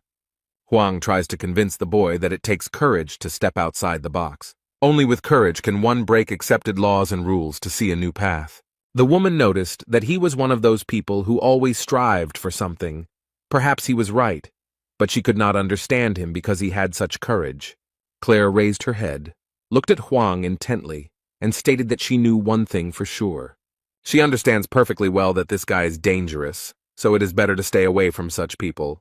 Mino hopes he won't leave now, but Claire has made it clear that she wants him to leave. And this is not because of her personal dislike or desire, but because he gives people hope. And then he drives people to despair. It's terrible and very cruel. It's better for him to leave. The woman is angry with him. Before his arrival, everything was relatively fine, but now everything is going wrong. Instead, Mino asks Huang not to give up with a sweet smile on his face. The main character is lost in his thoughts. He looks at the poor girl and feels sorry for her. Most of the doctors and guards surrounded the captain. They found that most of the medicine had been used for the master of the fortress, so now they had little left. James shouts out an order to immediately bring all the medicines that are in the fortress. Jae Hwan watches all their actions carefully and thinks about how to help Mino. He noticed that the monster's horn was crushed in the bowl. Now it became clear how they used it. They tried to give it to their master, but even the horn of the cocked hat could not correct the situation. Huang asked if they could bring him back to life after he turned into a corpse. The man is very irritated by this question because he does not know the answer to it, so he answers like this. The protagonist grabs the captain by the shirt and lifts him up to shake him slightly. He slaps him and asks him to wake up, while his subordinates complain how he can behave like this to their master. However, the method seemed to work, as their attention shifted from the boy to the captain. He barely opened his eyes and said Jae Hwan's name, a little unclearly and very slowly. He holds his hand tenderly and has only one request. He wants the young man to kill him. But the boy asked incredulously, "Don't people usually ask for salvation?" The captain explained that according to Article 4, Section 1 of the Gorgon Fortress Law, this was exactly what should be done in this situation. The boy bowed his head over the man and looked at him with compassion. This man was so dedicated to his work. If he had had at least a few people like that around him, he wouldn't have been stuck in the tower for 40 years. Suddenly, the system reacted and reported that the captain's soul destruction level had reached 94%. This is already a very large percentage, and it seems that there is no chance of salvation at all, because the decomposition process will soon begin. There is some noise in the street, and all the guards are ordered to step aside and make way for him. The same man who, a few minutes ago, destroyed the dead monster that was wandering the city streets, enters the tent. James realizes with fear that this is the captain of the demonic extermination squad, Jahir, who has the 5th degree. He drew his sharp sword and declared that he must do his job in accordance with Article 4, Section 1 of the Gorgon Fortress Law. He has to kill the captain of the northern gate of Carlton and a girl he still does not know. This man waves a gun and doesn't ask if anyone is against his decision. But Huang doesn't hesitate to stop his weapon with his bare hands. It seems he has other plans. This action greatly surprised the captain of the demonic squad, because no one had ever done anything like this. The protagonist explains that he will not allow this man to be killed because he still has a few questions for him. Jahir frowned and couldn't understand how this guy managed to stop his blade with his bare hands. He tries to calmly explain that very soon Captain Carlton will cease to be human and will turn into a dead man, and this will lead to terrible consequences. However, he added that they are doing this with good intentions and just want to avoid this event. Huang pulled out Harnek's horn and asked if it could help him, and from the doctor's expression it was clear that it was exactly what he needed. Therefore, the guy, without thinking twice, crushes such a valuable item right in his hands. He did it to separate 2 sick people. The guy tries to save them both. Jaime sat down next to his captain and explained with relief that his numbers had stopped deteriorating, so there was hope. However, the result of Mino's treatment was completely different. These drugs did not help her as much. Its endurance level is very low, so the decomposition process does not stop, but on the contrary, accelerates. The level of destruction of her soul has reached 90%. It seems that they can no longer help her. However, Claire is still trying to save the girl. She asks to call Chan Ho, because he knows how to do dead man's strike. She insisted for a long time and explained that this blow could stop the destruction of the soul. The captain explained that they could not call upon the divine physician for such trivial matters. But after that, he calmly approaches the bed where the girl lies to finally do what he came for. However, Huang blocked his way. The captain politely explained that he did not want any arguments and asked him to disperse peacefully. The main character doesn't seem to be planning to do this. He has a very confident expression on his face. The guy has something in mind. His hand reaches for the sword, which is already ready to do its job. And then he explained that he would kill this girl because she asked him to do it. Jae-hwan approached the girl and tried to use the doubt skill on her again, after which he saw the world as it really is. Claire is still screaming at him to stop and not do anything stupid, but the guards are holding her back. And the skill of doubt never worked on the girl. He could not see her in a different light. The main character, with great sadness in his eyes, fulfills Mino's last request, to which he is not indifferent. He holds his sword tightly and after a split second of hesitation does it anyway. However, instead of what usually flows through the veins, silver drops drip onto the ground. Suddenly, very strange things happen, and Hwang himself does not understand what is happening here. He is blinded by a bright white light. The guy was trying to understand what had happened to him. His expression was very confused. The poor fellow looked around and realized that he was in an endless white space and did not know what it was. Only Hwang, Mino, and some grandfather remained, who looked at the girl with sympathy.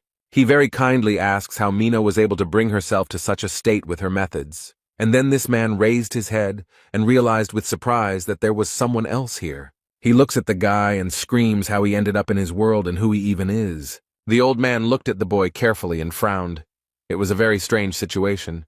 He noticed how such a big soul could fit into such a small brain, like that of a 5-year-old child. The protagonist tried to use his doubt skill, but it had no effect on him. Hwang thought for a moment and guessed that this old man was the reason for the destruction of her soul. The boy thought that she might survive if he killed the man, so he attacked. Hwang is surprised that his grandfather was able to stop his punch, and his grandfather doesn't understand how the boy blocked his punch. Then he looked at his weapon in horror and realized that the entire blade was covered in cracks. Captain Jaher and the doctor watched them through the porthole in space with very surprised expressions on their faces. The old man was furious and shouted that the boy had no right to behave like that in his world. And the next moment, his weapon completely shattered into small pieces. His weapon was destroyed. He suffers. For him, it was a very important weapon, his favorite cocked hat. The main character didn't seem to do it on purpose. He didn't expect it to happen. In fact, this old man is a divine physician named Chang Ho, but he seems to be offended. The captain asked what he was doing there, if he needed to treat the owner of the fortress. But the man made an excuse, saying that a beautiful girl would soon die and she needed to be saved. But he adds that he doesn't care who owns the fortress, and these words really surprised the man. But Hwang prevented him from performing the dead man's strike and broke his sword, so now he can't do it. And then he looked at the sword that the boy was holding. It seemed to beckon him with its beauty. The old woman squealed with joy when she saw this unique and very rare weapon. He already reaches for the weapon and asks where the guy got it from, but Hwang stops him. But he asks if this old man can save the girl if you lend him your sword.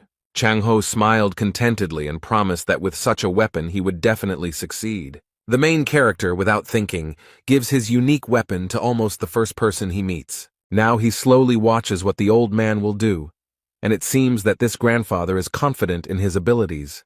The doctor examined the weapon and noticed that the sword had exactly the same aura as its owner. Meanwhile, everyone in the room watches what is happening with surprise and fear. The divine doctor is preparing to perform his signature dead man's punch and looks very stern. He smiles with satisfaction and declares that he is ready to see what this weapon is capable of. Jae-hwan looked around and didn't understand what he was seeing or if it was some kind of hallucination. He thinks it's a bit like the effect of the doubt skill, and in the meantime, Grandpa is doing his job. Now the boy understands a little better what world this old man belongs to. The doctor tried to perform a dead man's strike, but suddenly something went wrong, and the sword fell out. Suddenly the old man fell, exhausted, and now lies on the ground near his weapon, unable to rise. The main character is wary. He does not understand what is happening and is worried that the ritual is not complete. Chang Ho had exhausted almost all of his magical power, as he had previously healed the master of the fortress.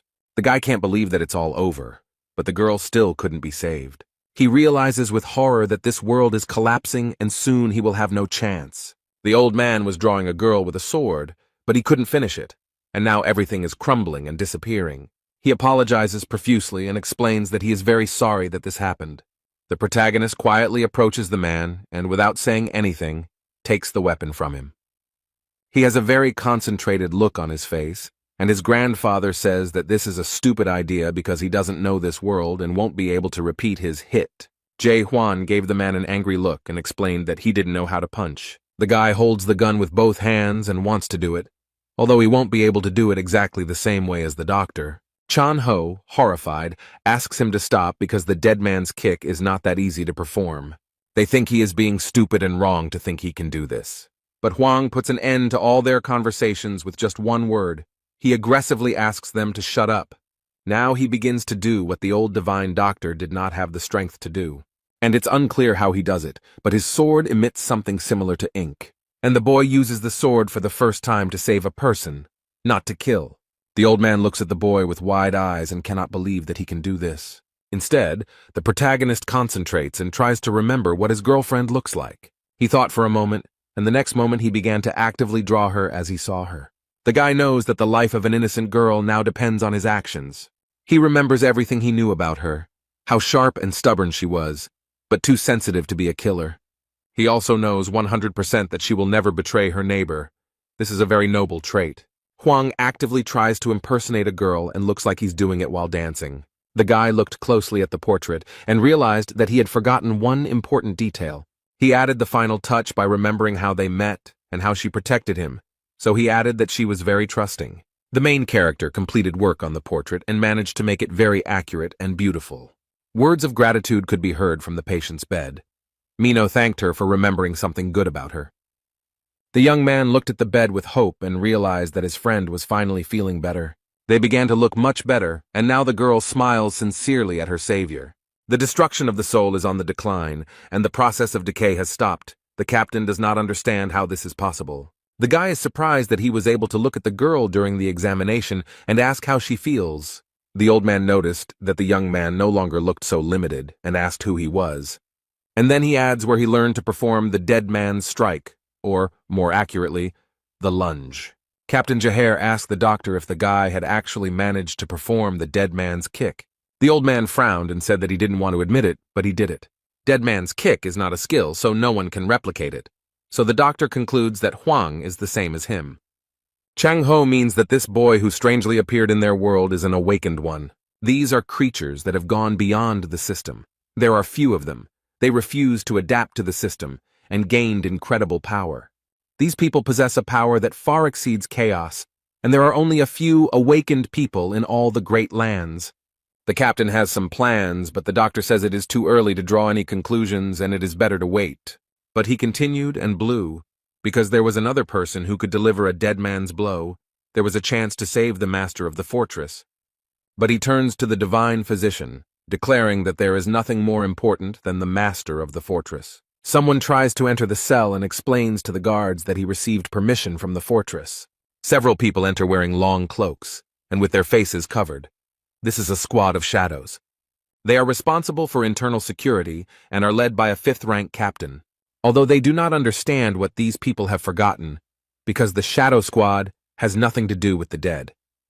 The captain approached Jae-hwan, knelt down before him and expressed his respects to the envoy. But they politely ask him to go with them to the fortress, and only then do they notice the divine doctor and the destruction squad. They are surprised and ask if this is true, and if he is really the messenger of the messenger, but Hwang also doesn't seem to quite understand what they are talking about. But I still came with them to the fortress, and many issues will be resolved there. The office is quiet and calm, the sun's rays pleasantly illuminate the room, and it's time to drink some warm tea. Jae-hwan and all the important people who were with him in the hall were also invited there. The man offers to introduce himself before getting down to business, so that he can understand who is in front of him. This is Jürgen Cheever. He handles the internal affairs of Gorgon Fortress, and the man said this with a very wide smile. The man remarks that this is exactly how the divine physician described him, and then asks him directly if he is the messenger of the messenger. Hwang replies that he is not a messenger. The shadow captain is surprised by this, but Jürgen guessed. The elder explained that the soul stone is capable of not only increasing spiritual energy, but also establishing affiliation with the clan of messengers. He added that if he didn't belong to that clan, then where did he get that stone and why didn't his soul break when he held it? But Hwang briefly replied that he found it. He was asked what happened to the owner of the stone, and he replied that he died. But the captain asked who dared to kill one of the 5 squads of the Great Land. The main character does not hide anything and calmly admits that he did it, but this really irritates the man. Jurgen asks him to calm down and explains that the guy probably had a good reason for doing what he did. Hwang said that they attacked him first and wanted to steal the horns he had gotten himself, so he simply gave up. This man knows that messengers of messengers can be very greedy when it comes to materials. And then he asks Jae-hwan to tell him in detail how he ended up in chaos with them. The main character honestly told everything as it happened, and Jurgen Cheever wants to sum up everything that was said. So this young man claims that he ended up in chaos by accident and accidentally received the Soul Stone. Then, just as by chance, he entered into a fight with the divine physician and managed to repeat the dead man's blow that he had seen for the first time in his life. The young man listened to all this and did not make a single comment or excuse because everything was really so. Chang-ho looked at the leader with wild amazement and could not understand why he believed his words. The man tries to explain that in order to win someone's trust, you need to learn to trust yourself. He then turns to the boy and asks if he can ask him one more question. He asks if Hwang is human, which greatly surprises and even scares the protagonist a little. Then he raised his head and looked into Jurgen's eyes, but it was clear that the boy was worried. He did not enter the game but left the world and destroyed the tower, and therefore his soul has no form. There is a high probability that the Tree of Illusions mistook him for dead and sent him to chaos, but his body is still somewhere on Earth. However, it remains a mystery to the boy how this man realized that he was alive. He explains that no one in chaos would call their death an accidental fall into chaos. He then asked if he wanted to reveal his identity because he was afraid of threats, but Hwang did not give a clear answer. The man thought for a bit and decided to confess and apologize for something. He said that for the last 4 days his people had been closely watching him and reporting everything to him. But this is nothing new to Jae-hwan. He knows all about it and easily exposed that guy on the roof. He explained that the young man was much stronger than they thought, so it was very difficult to keep track of him. Despite everything, they managed to obtain some information and open the data files. It reads, Danger level 55, power level not determined, damage caused is approximately 380 million horns. He managed to do all this here in just a few days, and Jurgen Cheever is extremely unhappy about it. This greatly surprised the divine physician. It was impossible to determine whether he was a hero or a villain.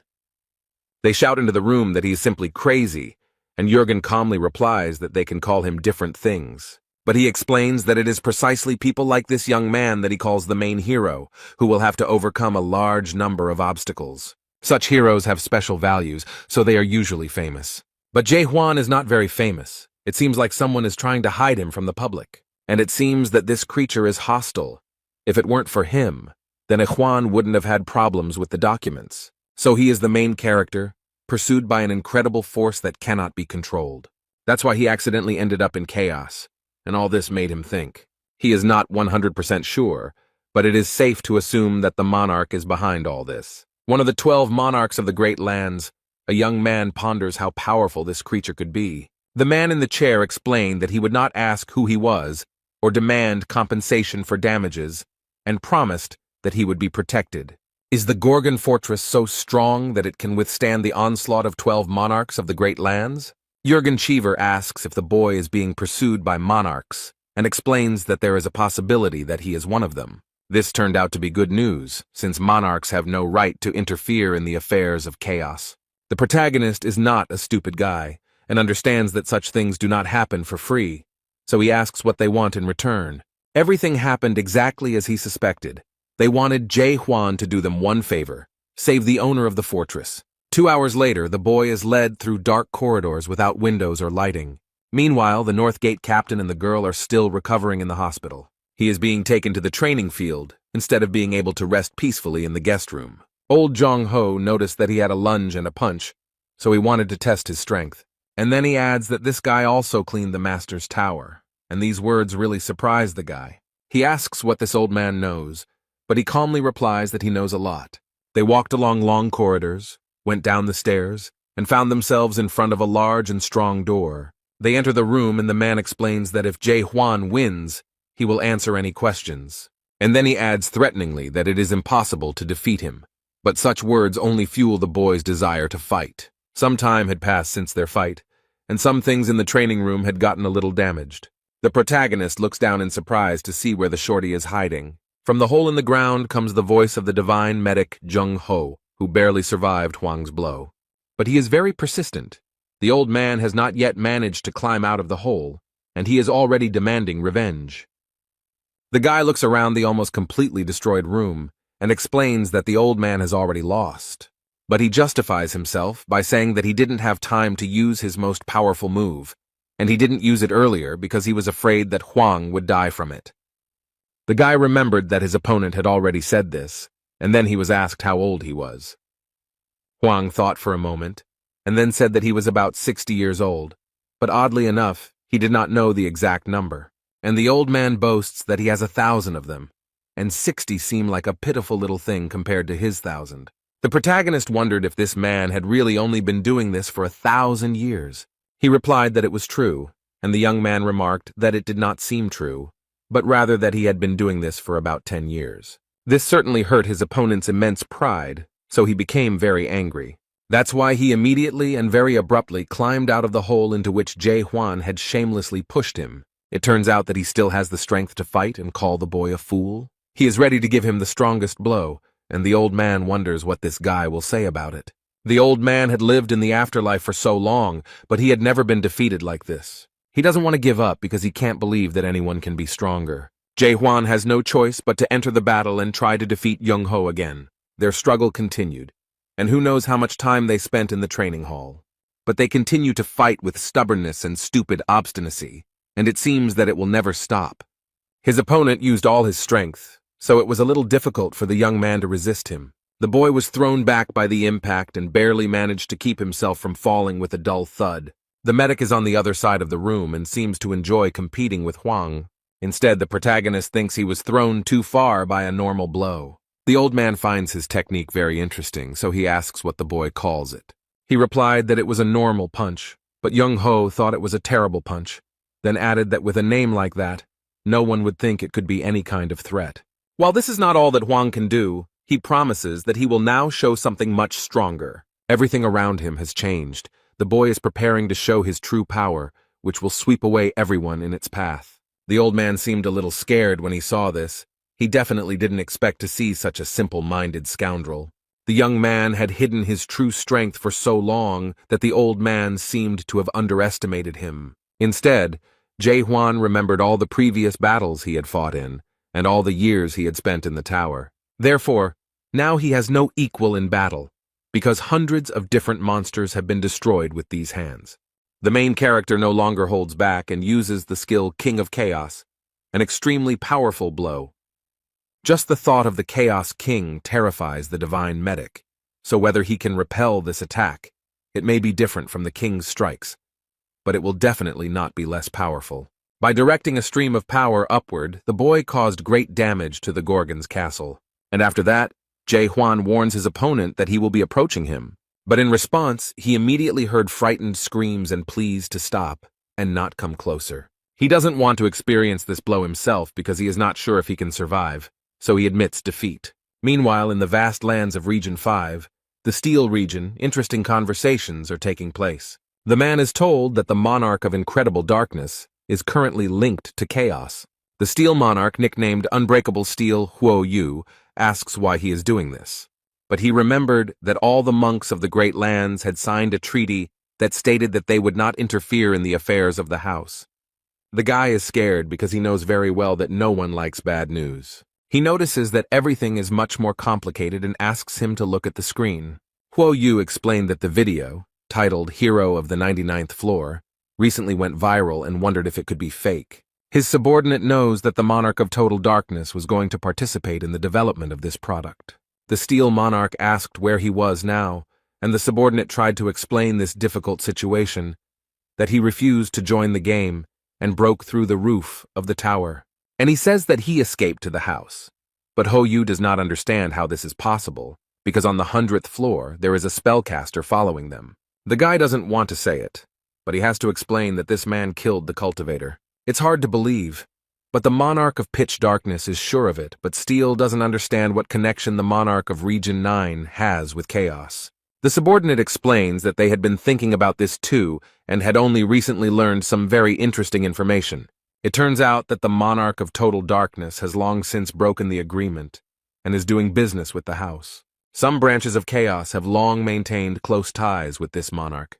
The man frowns and stares out the window, wondering what this monarch of pitch darkness is up to. And then he orders a notice to be sent that he is going to chaos, and his subordinate asks in horror if he really wants to interfere in their affairs.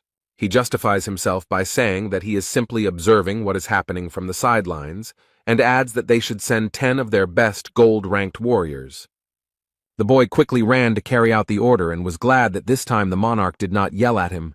The steel monarch thought about Jong-ho and remarked that he would have lived a long life if he had a gentler character.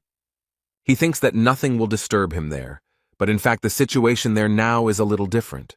The old man hugged the sword and said that he would not allow him to do this, and also noted that elders should be respected. And then he sternly asked how this was even possible, since he had been honing his punch for 40 years, and how this guy managed to achieve this. Huang thought about it, and explained that he had probably performed this kick 10 billion times, but the old man thought that was impossible, because he would have to go without food or sleep and perform 8 kicks per second. The protagonist explains that he can deliver 100 blows per second, and asks why this man thinks that a blow can only be delivered with a sword. He sat down next to the old man and concentrated on his body, and then something strange began to happen. The divine physician looked at him with wide eyes and realized that it was the same alien energy he had felt when he first saw him. The boy was already surrounded by a radiant halo, and the old man understood that this was not energy or even fighting spirit. He comes closer and realizes that it is actually his anger and his frantic desire to change this world. Chan-ho touched the glowing needles and they seemed to illuminate him. Now the medic understands that these are all blows. This man looks at the young man in shock and can't believe what he sees. This guy has become a hit himself. With wide eyes and a trembling voice, he notices that Huang is surpassing this world every minute. The protagonist calmly remembered that he was telling the truth about having performed this blow about 10 billion times. The guy shows his opponent a document and asks if the old man remembers him. This is the contract they signed before the fight, in which they agreed that the loser would have to grant the winner one wish. He starts to read the contract, but Jung-ho stops him and is ready to listen to his wishes. And he asked if the guy wanted to make a slave out of him, but the main character explained that he didn't need that. He has a very simple request. He wants an honest answer to just one question. Although the man finds this a little strange, he agrees but suggests taking a walk first. The young man asked who owned the tower because he knew it was made by horrors, so he was curious about how it worked. Towers are rated from F to S, but there are some horrors that don't care about that.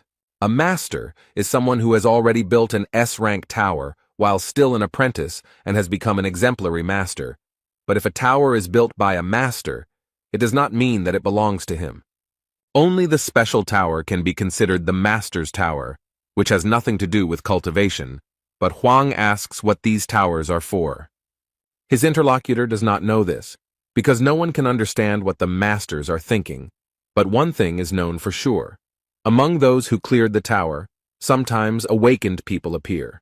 The protagonist asked if this was the tower that Jung-ho was from, and he replied that he was from the 4th Melville Tower. This tower is also called the White Whale, because on the first floor, where newcomers arrive, a white whale suddenly appears. He turns everything into sheer horror and begins to hunt for frightened and defenseless people. Now this may seem like something frivolous and trivial, but at the time it was a real disaster. The man remembers with horror his past and how many soldiers died in this tower. He thinks it's some kind of miracle that he managed to reach the 100th floor and leave the tower. These creatures are extremely scary. If they don't kill you, they will leave a scar for life. Jung-ho realized that the young man was also from the master's tower and asked whose tower he had cleared. Huang remembered that his name was Mularka. This greatly surprised the divine physician, and it seemed that he knew something about him. However, he noted that it was difficult to believe that there was an awakened one who cleared Mulark's tower. The boy asked if this grandfather knew Mulark, and he replied that he knew him well because he had traveled with him. The main character did not expect to hear this at all, so this information surprised him very much. He stopped and couldn't believe it was true, so he asked if he was really traveling with him. Young-ho probably decided not to go into details, so he briefly replied that it was a long story. And then, realizing that he was standing, he looked back at the guy and invited him to walk a little further. They reached a place that was very beautifully decorated with flags and lanterns with a warm yellow light. People sit at tables, drink cold beer, and noisily discuss their affairs. A fragrant and very appetizing-looking plate of meat and vegetable kebabs was served on the table. The old man sarcastically asks Claire if she will sell on the street like this from now on. She abruptly put the beer down on the table and responded aggressively that some guy had completely destroyed her building, hinting at Huang. The man noted that after everything that had happened, she had finally found the strength to open the bar again, so she really needed the money. The main character looks worried about something. He lowered his head and stared at the table. He looks closely at the plate and everything on it, and various thoughts come to his mind. And despite it, the inhabitants of the house walk back and forth, thoughtful and perhaps a little sad. He seemed to sense that something was wrong with the place and that everything around him looked very strange. The old man drinks beer and says that everything here looks somehow bland, and why eat in a city where you don't feel hungry? The man also thought for a moment and looked at the contents of his kitchen, at what he was drinking. The divine physician considers chaos to be a blessed world for the souls of all these people. In this place, souls tired of wars in the great lands will finally have the opportunity to rest and live in a completely different way. It was here that the warriors were finally able to lay down their arms, and the musicians were able to sing not about war, but about peace. Suddenly, the main character is distracted by some kind of argument on the side. Someone calls him names and demands that this person watch where he is going. Two men are angry at each other, and it looks like a street fight is about to break out. The protagonist realizes that this is just a drunken brawl and returns to his drinking. But having tried the beer, he is surprised to realize that it is not alcohol at all, but ordinary water. The old man explains that this is not a drunken brawl because no one here can get drunk, hungry, or grow old over time. They are just pretending to be drunk. Despite everything, people on this blessed land miss their old life and try to behave as before. You can't eat or drink here, but you still have a body and a heart beating in it. However, there were people who went against all the rules, a team of madmen who dreamed of the impossible. Gathering together to return to life, these people called themselves a group of deep explorers. However, the main character does not understand why they needed to explore the depths. Young-ho calmed down a bit and replied that they wanted to find the fruit of reincarnation. This magical fruit only grows on the Tree of Illusions, so they set out to find it. The protagonist looked at the man in surprise and asked if the dead could somehow come back to life. The old man, with a suspiciously sly smile, replies that this is possible and explains further. The only way to return to your old life is to taste the fruit of rebirth. A team of deep explorers was created specifically to search for this fruit. Around this time, Chung-ho awakened and had nothing to fear. At that time, he was only 150 years old. Huang asked with surprise and interest whether Mulark had really taken part in this expedition. The old man explained that this is exactly what happened, and added that Mulark was the leader of this group. The divine physician recalls the events of that day and notes that Mulark was special. Then they approached the river, and Horror noticed that the awakening process was quite interesting. But he added that since Jong-ho had not fully manifested, the awakening process was not complete. He remarked that it must have been difficult, since the man had gone his own way, although the old man tried to deny it. Mularka continued to irritate him with his questions and suggestions that the man must be feeling unwell after cultivating the land. And because of this, he threw his sword and almost hit the body of the horror that created the towers.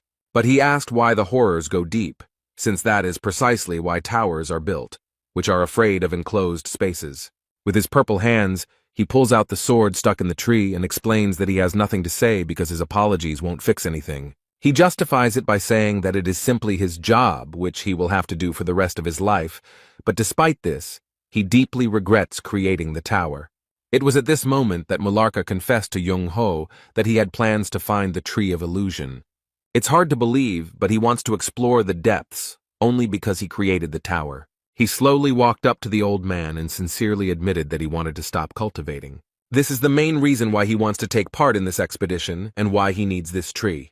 The protagonist asks in surprise if he really wanted to stop cultivating, wondering if Mulark succeeded.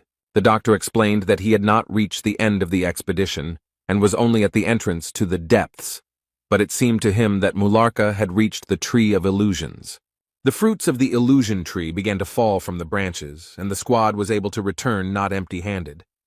However, Huang is thinking that if this old man managed to obtain the fruit of revival, then why is he still here? And at that moment, Claire comes over and tells the man not to lie. She looked at him with disapproval and noted that he knew that this expedition had failed. However, the old man insisted and pointed out that she was not even there then, so she could not have known everything. They received the fruits, but on the way to the house of fortress, some people were already waiting for them. All the lords and chieftains of the great lands gathered and cunningly set an ambush for them. They did this because they themselves were afraid to go down into the depths and get these fruits. Unfortunately, even the owners of all the fortresses and legions that took part in the expedition were unable to offer resistance. The difference in strength was colossal. These attackers were from another dimension, and they still managed to take the fruit from them. After each death, they ate the fruit and were reborn again, and this continued for 900 years. They even had a whole rebirth castle, and any lord could be reborn after waiting their turn. Now Huang understands why all the people in this place look so sad and unhappy. They all know very well that they will never have the life they strive for, and will never receive their fruits. The main character wanted to continue the conversation and ask more questions, but the old man suddenly fell asleep. Claire explained that there was no use waking him up, as he was already drunk, and that he must be tired after all his 1,000 years of life.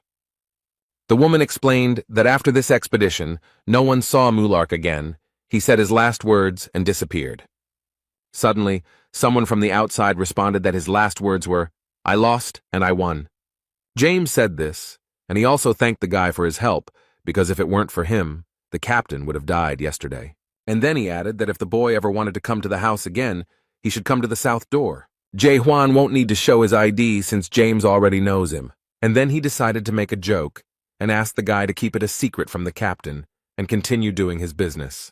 The main character didn't answer, but suddenly he heard some noise nearby and looked around. The man runs very fast and calls for the divine doctor and the boy who is with him. He runs up to the table where a young man is calmly talking to Claire and asking her about various things. Their conversation was unceremoniously interrupted by the captain of the fighter squad, who seemed to be frightened by something. Jaher can't get his thoughts together, so the only thing he says is that they're in trouble now. The full moon is shining brightly outside, but it is barely visible because of the thick, dark clouds. It seems that these are not clouds, but energy that comes from the owner of the fortress, the main character, and rushes towards him. Huang thought that the owner of the Gorgon fortress seemed to be dead. The spiritual pressure is 10 times stronger than what he had heard from the dead before, and is felt most strongly in the fortress, or rather, under it. The boy remembers the words that Jürgen Cheever told him and promised to forget all the evil he had done. But in exchange for one favor, they must save their master of the Gorgon fortress. He asks the captain if the tower commander is getting out of control, and the captain replies that the guy got it right. He suddenly got angry, which usually happens no more than once a week. The captain warns the boy so that there will be no misunderstanding, that their master is a good man, at least he was one before his decomposition, but he added that he was one of those who went into the depths for the fruits of the tree of illusions. He suggested that Huang could also perform the dead man's strike, since he had already done so, as the divine physician would not be able to do so. The boy explains that he was just repeating the movements, but the old man could teach him. They reached the fortress very quickly, but felt tremors. The men are surprised that there is an earthquake now. It could mean something bad. Everything around is moving dangerously, and the fortress itself is barely holding on. It seems like it will soon collapse. The captain of the destruction squad is worried about his master. He wants to save him with all his might. The captain of the Tower of Destruction and the captain of the Tower of Despair suddenly appeared in front of them and greeted the boys cheerfully. Jahir insisted that they retreat immediately because they had urgent matters to attend to, and they knew it very well. But the men say that no matter what problems arise, they have orders and will not back down. The man frowned sternly and asked if they were really going to go against the rules of heaven. But this phrase seemed very funny to one of the new arrivals and uninvited guests. And then they very confidently explained that their paradise was a forbidden paradise. The next moment where they stood, there was no one left. They were very fast. The warriors, without any warning, immediately went on the attack and found themselves on the man. He reacted quickly and pushed Huang and Young Ho away sharply so as not to hurt them. And a second later, an explosion was heard at this place. The floor collapsed, and pieces of stone flew in all directions. Despite the fact that the blow was extremely strong, the captain of the fighter squadron put up resistance. He was attacked by two super-strong opponents at once, but so far he is coping well with them. Jae Hwan appreciated his abilities and mentally praised him for doing such a good job. Instead, the man struggles and thinks about how he didn't expect that the fortress would have its own people from the Forbidden Paradise. The captain noticed that these guys had changed a lot during this time, but one shouldn't think that he too stood still. But he asks them to think carefully about their actions, because if they retreat now, the master of the tower will grant them forgiveness. But these people are not seduced by such a vain hope. They do not seem to take the owner of the fortress seriously. The tower captain asks contemptuously if he is talking about this coil that is underground. This man cannot control his powers, and has long since completely lost the ability to distinguish between good and evil. This man makes a great claim that they were not serving the heaven they had served before, and that much had changed. But he asks the squad captain if he really remains loyal, despite what is happening around him. But man is confident in what he believes in, and his faith is unshakable. He knows that the master will return. One of them said that this is why they do not waste time on unnecessary conversations and attack the man again. He didn't even notice the attack, which is why he was hit in the face with a huge hammer. There was another loud bang. The captain fell to the ground and stones and dust rose high into the air. They smile sarcastically and say that if he had been a little smarter, he wouldn't have had to fight. With these conversations and their actions, they only irritate the captain more, but so far they have not caused him any harm. He knows that they are on the 4th level and won't be able to defeat him even if it's 2 against 1. But he doesn't understand how they can be so fast and strong. It doesn't look like reinforcements at all. It looks more like decomposition. He suspects that something is wrong here and it could be very dangerous. That's why he turns to Jae Hwan and asks him to escape from here as soon as possible. But it seems that the main character has completely different plans. He hands over the divine doctor to other hands. Now the captain of the extermination squad will take care of him, and he is a little surprised by the actions of this guy. It seems that the protagonist realized that his friend was having a hard time dealing with these scoundrels, so they decided to take matters into their own hands. They repeat their question and wonder if this guy can really do a deadlift, and the young man replies that he can. They know this guy is not like them, so it's hard to tell if he's telling the truth or lying, but for some reason they feel like he's nowhere near their level, so he won't be able to land a proper punch. However, while this man was thinking, the main character did not waste time and was ready to attack. He quickly got behind his opponents and asked them what they thought of the blow, whether it was strong enough. They completely underestimated their opponent, so now they have no chance of avoiding the blow. The captain of the Tower of Destruction had already received his portion of conviction that his opponent was strong after all. He fell to the ground with a crash, along with his big hammer, which this time did not help him at all. The other tower captain looked at this with horror, and could not believe that this had happened. He didn't have to wait long for the protagonist to get into a fight with him and feel the same as his friend. Huang noticed that the man was too self-confident and confident to defend himself. But immediately after that, he delivers a powerful blow which his opponent did not even have the opportunity to dodge. He managed to stay on his feet and not fall. It seems he is stronger than the man with the hammer. He grabs his weapon and tries to point it at the boy, but Huang very deftly dodges it. Instead of hitting the enemy, his weapon hits the soulless stone. But he does not give up and does not stop trying to take the life of the main character, although he does not succeed. The boy dodges his large spear and now feels a much stronger energy. He looks at the man and tries to understand what this energy is, and realizes that it does not look like revenge. His opponent's mask was broken, and he asked if Huang really hoped to save the tower's owner. And at that moment the boy understood what kind of energy it was. The energy of fear. He wondered why they, with such weak abilities, came here to fight. He explains that he cannot save their master because the job belongs to the old man. The young man stops his opponent's spear with a light movement of his foot and wants to finally finish the fight with him. The captain of the demonic extermination squad, Jahair, is extremely surprised by this boy's abilities, and it seems he also underestimated his strength. He jumps high and is ready to deliver the finishing blow without wasting any more precious time. He is confident, his stern gaze is intimidating, and he claims that it will not be difficult for him to destroy the two of them. There is complete darkness all around, and the only source of light is the burning torches on the walls. Dark energy is spreading through the dungeons of Gorgon's fortress, and the walls seem unable to withstand it. Important figures from the fortress arrived there and are strictly observing what is happening. It hasn't been a day since the dead strike, and the situation doesn't seem to be improving. The owner of the fortress is cruelly chained hand and foot to the columns, and these people do not understand how he brought himself to such a state. Only recently a doctor came to him, performed procedures, and prescribed medication. The owner seemed to be getting better and the decomposition process was slowing down. It is unclear why he lost control again, and when there was even the slightest hope of saving him, he could have been helped if he had held out for at least a month. The medic explained that now the dead man's strike that Huang would use would only be a poor imitation, and that the master of the fortress was now in a more serious situation than Mino. But an ordinary person would have been dead long ago. Young-ho assured that they could expect his dead man's punch in just a month. Although he has never tried it before, he believes that 2 people could help the master, but only if one of those people is Jae Hwan. Jurgen Cheever has thought carefully about the whole situation and seems to suspect something. He glances around out of the corner of his eye and is convinced that one of them definitely knows about Jae Hwan, which means there is a traitor among them. Jurgena remembers how the master told her that people have come who can control the decay of the soul, but they are not the messengers of the messenger. With good intentions, he wanted to meet them and see for himself the strength of these people. The man warned him that it was a risky undertaking, since the business of decomposing the soul was quite dangerous. He insisted on sending the captain, since the owner of the tower was quite an important figure. But this man was very confident in his abilities, and stated that he had survived the hell of war, and would not sit idly by when it came to the people of Gorgon. Unfortunately, this venture turned into a terrible tragedy, and this stubborn man now sits with his hands folded.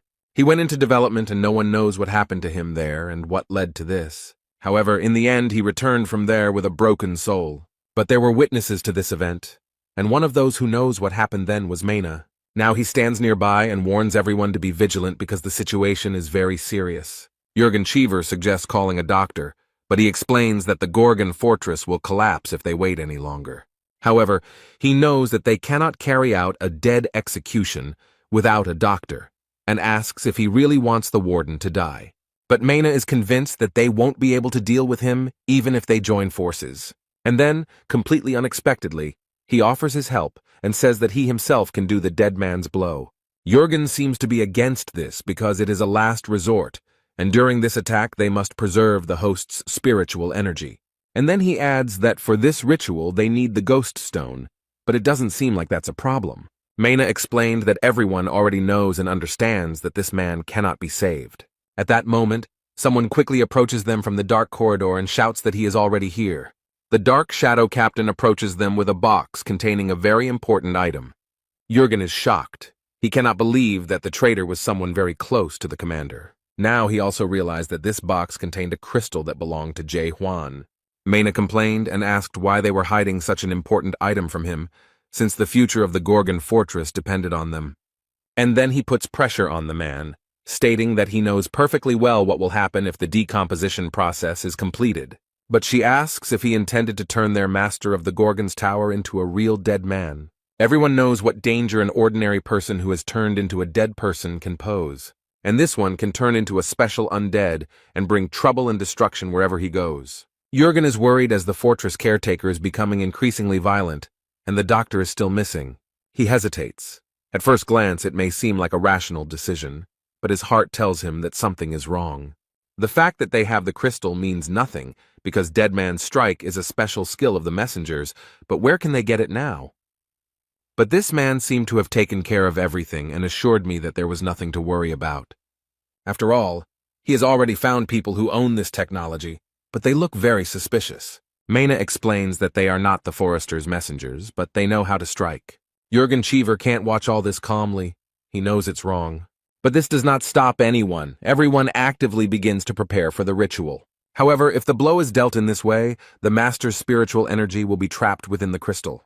Since spiritual energy does not belong to the house, anyone can become the owner of a ghost crystal. And whoever gets the crystal will be able to possess the spiritual energy of the overseer and become the master of the fortress. But if the crystal falls into the wrong hands, the consequences will be dire, and who, other than Jae Hwan, can use the crystal?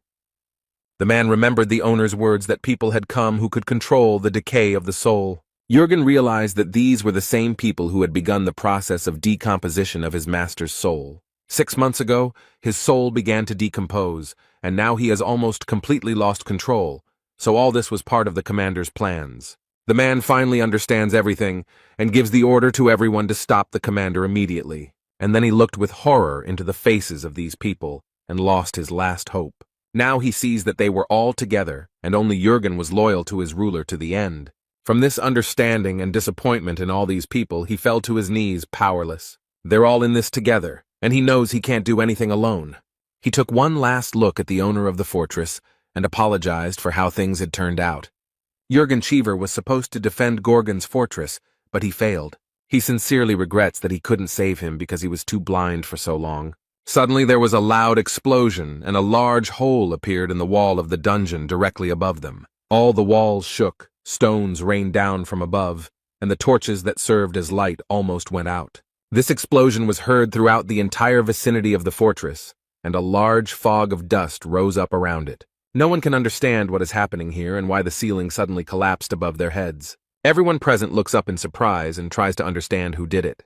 Jurgen Cheever looks up with eyes full of tears and hope for the salvation of the master of the fortress. And everyone else is trying to pull themselves together after the explosion and a small rockfall. Meanwhile, moonlight penetrates the hole and a man confidently jumps into it. In an instant, Jae Hwan and the demonic destruction squad's captain Jahir approach them. He looks with pride at everyone present and shows with his whole appearance that he will not allow them to destroy the soul of the master of the fortress. They came here to stop this traitor from carrying out his terrible plan. Mena is not at all happy to be disturbed, so he asks who he is and why he came here. However, Captain Jahir demands that the steward stop and not do something he will regret. The captains fall at his feet, and the man explains that news of his terrible plans has already spread throughout the heavens. But he adds with irony that his traitorous accomplices have long since told everyone everything. The manager looked at them with a cruel gaze. He would not allow there to be traitors in his ranks. One of the beaten men understood this look and apologized, explaining that he was sorry.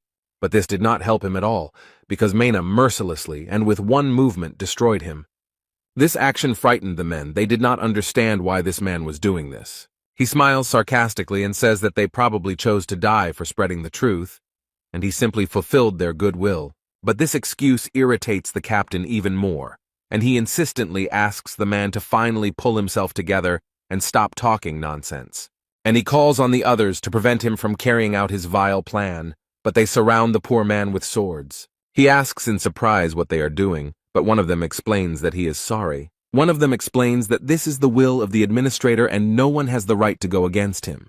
And he adds that they must remain in place until the process is completed. Huang remembers being promised that he would be safe if he saved his master, but he knows that it was nonsense and that they couldn't guarantee anything. And in order for everything to work out as they promised, the main character is ready to change the conditions. Jae Hwan very confidently promises that he will save the master of the fortress and destroy all the traitors. In return, he demands that they give him the divine doctor Jung Ho. The guy, with a serious expression on his face, explains that he plans to repeat the trip into the depths.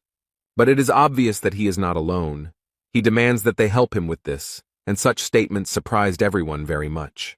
The mine manager frowned and said incredulously that this was nonsense. But he adds that he has already heard different stories about a guy who killed a dead man with one blow. He always thought that these were just stories and lies, but it turned out that it was all true. Since such a situation has already arisen, he proudly and very confidently declares that he will go with them.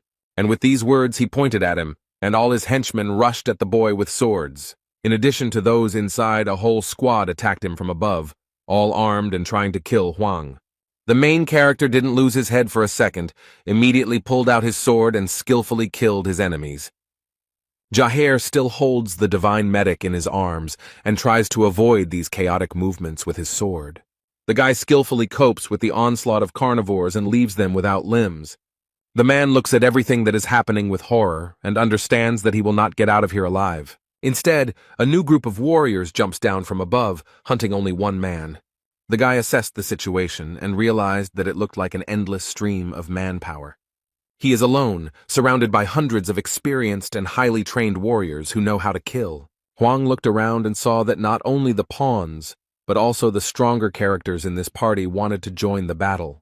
He quickly approaches the protagonist and looks very confident in his abilities. The guy makes a slight lunge towards him, so that the light from his sword fills the entire room. This man has no chance of blocking the punch because it is simply impossible. The force of this attack surprised the commander. Now he realizes that he was wrong about this guy. So he didn't even try to stand in the way of this energy and quickly dodged, barely surviving.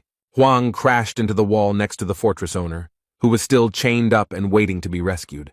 This traitor Moy is surprised by such power he did not know who he was dealing with. Now he is scared. He realizes with horror that he will certainly die if he tries to repel this blow. The captains couldn't even imagine that Huang possessed such destructive power. The warriors don't understand what to do because continuing to follow the plan is useless, so they should move on to point B. They plan to use dark smoke, and they don't care that it might cause the fortress to collapse completely. The boy looked sternly at Mian Keldergran and clearly saw how bad and cruel this man was. He approaches him and states that this man is the manager of internal affairs of the Gorgon Fortress and the foreman of the Forbidden Paradise Squad. He does not understand why this man is engaged in the destruction of souls, why he needs it, what he achieves by this. The guy takes his gun in both hands and says that he knows one thing for sure. He likes people like him. His opponent decides not to listen to this speech anymore and shouts that they must do everything possible to destroy Huang. At his command, all the warriors quickly approach the enemy, despite the fact that they have already seen what he is capable of. The protagonist raised his superweapon and enjoys this moment before the battle. He is sincerely grateful that such people exist because thanks to them, Jae-hwan will easily destroy this world. And after these words, he releases a powerful beam of energy into the sky, which creates a strong whirlwind. This energy extended far beyond the territory of the Gorgon Fortress. If he had directed this beam at the people, all of chaos would have been destroyed. The beam broke away and flew high into the sky like a comet, destroying everything in its path. And then it seemed to explode and scatter its particles all over the territory of this world. The captain stood next to Yungen and asked him to stand up and look up, and he realized that it was all-consuming hope. These particles reflect back and break rocks and people in their path. He remembers the words of the owner of the fortress, who explained that there was no hope for the people here. The master explained that strong hope will become a good support that will not be destroyed by any difficulties. The man cannot believe that the boy, in a world of destruction, sees this unshakable hope. Mine didn't survive after such a prank by the main character. He lies motionless, mortally wounded. But he still has the strength to say that Huang is a complete idiot, and perhaps it is the desire to say this that keeps him alive. And then he smiles slyly and declares that it is too late, and the Gorgon's fortress is almost destroyed. The protagonist did not plan to listen to these farewell speeches and mysterious words, so he sped up the process. Captain Jaher runs up to him with the old man on his shoulder, and strangely, he is still asleep. How much he has missed. The man is sure that nothing will be able to wake him up, since everything that just happened here could not cope with him. But Huang doesn't have time to fuss around the old man to wake him up, so he simply throws him to the ground. He immediately screamed that his back hurt, but the boy noted that he could have woken up on his own. Meanwhile, the owner of the Gorgon Fortress still sits motionless in his usual place. His hand lies on the ground, covered in signs of decay and transformation. But suddenly she moved, and the system showed that the destruction of the soul had reached 99.9%, and oppression began. Everyone is seriously scared, exactly what they have been afraid of for so long, and so much has happened. The fortress's master remains motionless on his knees while the system assesses the victim's level of danger. The system cannot determine the degree of danger, so it concludes that the victim is dead. An automatic danger warning for Gorgon's fortress was also immediately triggered. All the city's residents run away in panic and do not understand where to run to save themselves. The soldiers were ordered to evacuate everyone immediately to avoid creating further problems. James looked at the fortress with huge eyes and didn't understand what the hell was going on. What he saw could not help but frighten him, because it looked terrible, and it was scary to think what was happening in the fortress. Someone runs up to them and asks the captain of the destruction squad and the fortress caretaker to evacuate immediately. The old man takes out his new sword and asks the boy to help him escape. The guy noticed the new weapon and asked when he managed to get it, but the medic noted that they did not have time to talk. The divine physician set to work, and in the meantime the fortress in which they were located was almost destroyed. He actively does the same thing as last time. The man draws his sword. He tries to do everything right and as quickly as possible to avoid major disasters. The man is lost in his thoughts and sees his vivid memories behind the back of the owner of the fortress. Chung-ho remembered how good and fun it was for them in the bars with the owner of the fortress, and how sincere he was. Dead Man's Strike helps to bring back all the long-forgotten memories, and Grandpa noticed that Huang did the same thing when he saved Mino. But he added that such vivid memories could help avoid a bad outcome. But the next moment, Jung-ho heard a strange voice that made him very worried, and the picture before his eyes changed dramatically. He no longer saw the cheerful and smiling owner of the fortress. He sees horrific images of carnage and brutal battles, all accompanied by excruciating pain. And then there are the creature's eerie eyes, which inspire awe even to think about them, let alone see them. A man with frightened eyes and a trembling voice declares that this is not the owner of the fortress. But it was too late to do anything because the creature had come to its senses and opened its glowing eyes. Jae-hwan asked what happened, but the old man didn't explain anything, only said that something was wrong. But he repeated his words again that this was not the master of the fortress, and these words frightened the young man a little. The divine physician screams in horror that it is someone completely different, but the shackles are already broken, and this creature finally comes out unhindered, no longer hiding in someone else's body. Apparently, it has become huge because men have to raise their heads high to see anything. Now, instead of the owner of the fortress, there is a huge and terrible monster, and who knows what it can do. And so he opens his terrible eyes and sows unspeakable horror in all who see him. This huge creature is happy to finally get out of its cramped and small body. Jung-ho didn't expect this. He is very surprised and scared. It seems like he knows what kind of creature it is. His body is raised high above the ground, hovering in the air like weightless dandelion fluff. This creature carefully studies those around it and examines their internal state. And then he spoke and said that he could not even think that he could come into this world with the help of the body. However, he added that the owner of the body was already dead, so he probably didn't care what happened to the body. And now, when I look at the divine Dr. Jung-ho again, he says that he sees a familiar face. He bared his huge teeth in a grin as she remembered that he knew that face. The creature turns to him as if half awakened and asks why he is still in chaos. And he adds mockingly, "Didn't he find what he came to Glebina for 9 years ago? He is the master of the Fortress of the Dead, located in the center of chaos, and only he can open the gates to the depth." The protagonist tries to use his doubt skill but can't figure it out. This creature looks very much like a dead person, but it is something completely different. Huang cannot understand who it is. The master of the dead fortress waved his hand and pretentiously asked why this man was still here. But then large black rays burst out of it, absorbing everything in their path. It is difficult to resist such a force, and the creature asks if all this is because it wants to save this unfortunate world. Jung-ho is scared. He doesn't know what will happen next and what to expect from pure evil. In the end, with one flick of his finger, he easily erased the entire world he had created.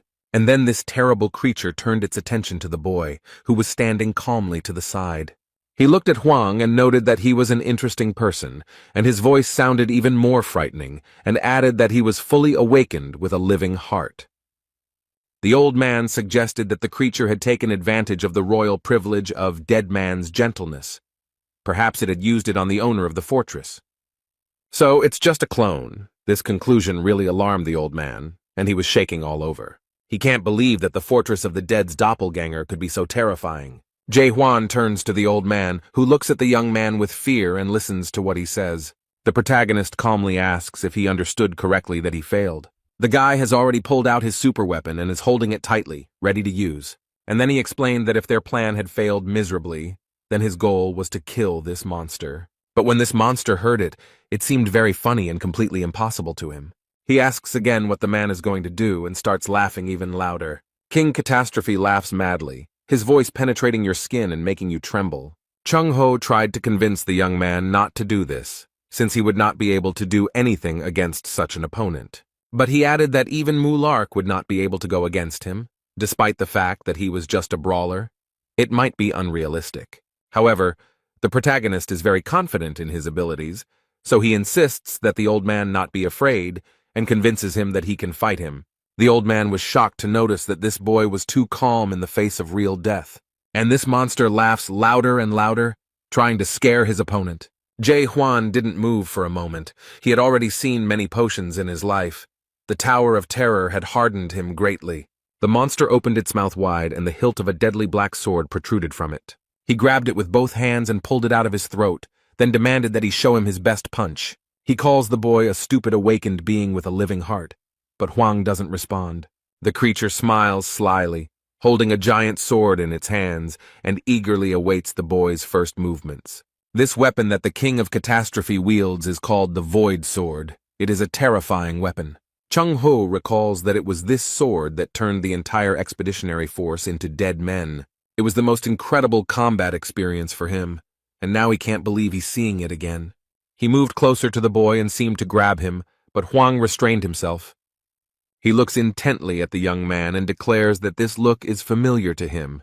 He has seen it before. And he stated that Huang is aiming to get into the deep, but this shocks Jung Ho because he missed the guy's confession. He can't believe this guy is going to the depths. The old man didn't even manage to get there, but he wouldn't want to try again. The creature sarcastically stated that it seemed that there were still those here who wished to reach the end of the world.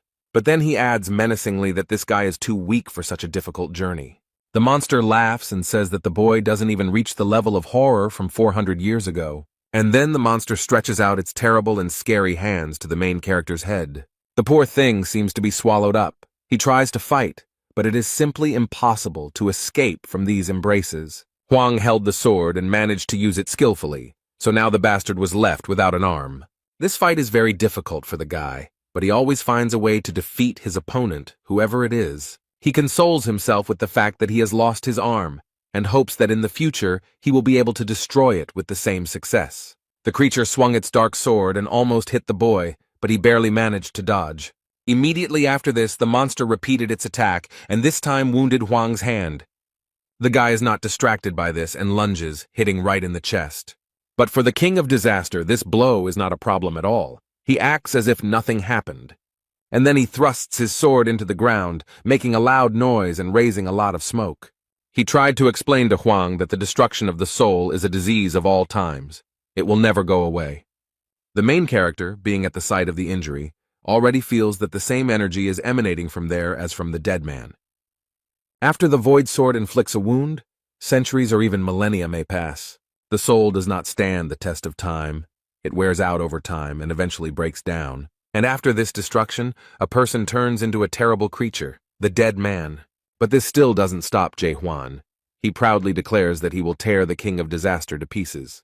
The monster taunts, saying that all he can do is cut a small piece from a dead soul, and then he emits streams of black energy, which are already absorbed by him on the way. The protagonist didn't know what he was signing up for when he threatened to kill this creature. These beams turned into many swords, turning them into dead men and pointing them at the boy. With one easy movement of his hand, he caused all these weapons to quickly approach the enemy. Young Ho covers his head with his hands and screams in fear as countless swords fly towards him. But Jae Hwan covered it with his body and used his weapon to repel all these attacks. The monster noticed that the boy didn't feel too bad, considering that he was holding an ordinary toy from a horror movie. The old man saw that the boy was wounded and screamed in fear. He was not indifferent to this boy. The protagonist is aware of his wound, but he has no time to think about it. After all, at this moment a monster is rapidly approaching him, wanting his death. They met in a duel and crossed hands at night, creating a powerful wave of energy. He is so strong that he sweeps away everything in his path, and even the divine physician cannot resist him. The monster smiles sarcastically and remarks that this guy's soul won't live long if he continues to fight like this. The main character understands that this monster is right, and at this rate he won't last long. The guy can't figure out his opponent's weaknesses even with the doubt skill, and can't concentrate because of the tiny particles flying in front of his eyes. Huang remembered how the old man told him that his world was white, and in it, he could recreate the images of all the people in his life who had died through his imagination. Each awakened person has his own unique world. This world is built from a special word, and is usually an expression of desire or emotion. In addition, strong, awakened ones can pull a rather large creature into their world. This gave the guy a little hope. It seems like he plans to make his plans come true. He wants to try to create his own world. And this hope gave him strength, thanks to which the main character managed to repel the blow of the terrible monster. Jae Hwan has distanced himself from his opponent and is preparing to put his plan into action. He focuses and plans how it should look, and I have to give him an advantage in the fight. The next moment, He is already building his own world, into which he plans to draw the enemy and play by his own rules. He created a very dark and hostile world called Moon's Eye, and now he will feel better. Chung-ho looked at it all carefully and immediately realized that it all looked very much like hell. The old man realized with horror that this boy had been living in such a terrible world all this time. It is a very scary world.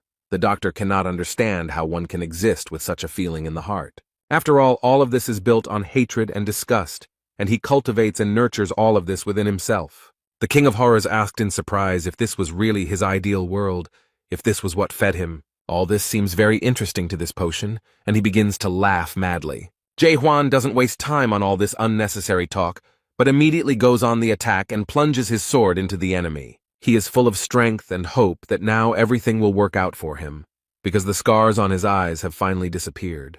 This creature is not as simple as it may seem, and defeating it with such methods seems impossible. The monster's limbs rise up around the boy, but he doesn't retreat. These things wrap around his arms and block any movement, leaving him powerless. And then they wrap it around his neck. This creature claims that it is attacking him and does not even understand what to do next. After this, the King of Calamity extended his bony hand to the poor fellow. He grabs him and throws him hard to the ground. The protagonist can do nothing about it. The boy feels severe pain from the blow and is unable to use the sword to save himself. This creature repeats this movement once more. It again throws the boy as if he were a doll belonging to it. Chung-ho realized with horror that his friend's affairs were going very badly, although there was little hope of victory.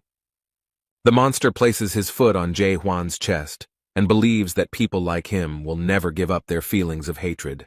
Another sword bursts out of his body with which he plans to finally finish off the boy. He pointed a gun at him and admitted that he hadn't met such interesting characters in a long time. He smiled slyly and added that he had a great time and a good time. But everything comes to an end, and now it's time for them to end it because it's starting to get boring. The main character thought with horror that these were his last minutes of life, but he didn't want this.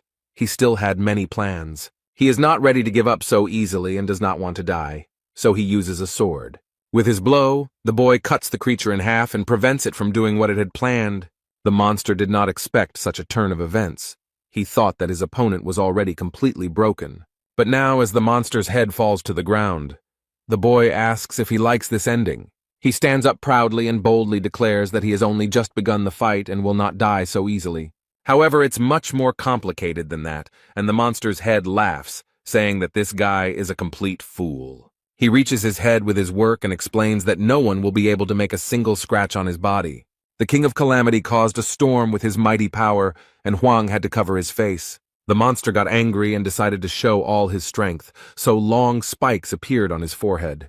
The main character did not expect this. He hoped to finish the fight. This opponent is very strong. He looks at the creature in front of him and does not understand what kind of monster it is and how to fight it. The young man realized that this monster was very strong, so he needed to be faster and more cunning. In a fit of rage, he throws his black, all-consuming sword, and the protagonist barely manages to avoid the blow. Nothing stops the monster. It wants only one thing: a cruel death for its rival. The creature stretches out its arms to catch and destroy the boy who angered it so much. And then he throws him with all his might against the wall. Few people could survive such a blow. The poor guy was hit so hard that even the stones around him couldn't withstand the pressure and fell. But the main character is much stronger than it might seem at first glance. He coughed several times. The monster is not going to stop there. He wants his opponent to die in agony. But it seems he has lost count, as the protagonist follows him and moves forward. The young man picks up speed and is ready to use his sword against the king of disasters. But this terrifying creature senses him and uses its power to repel the attack.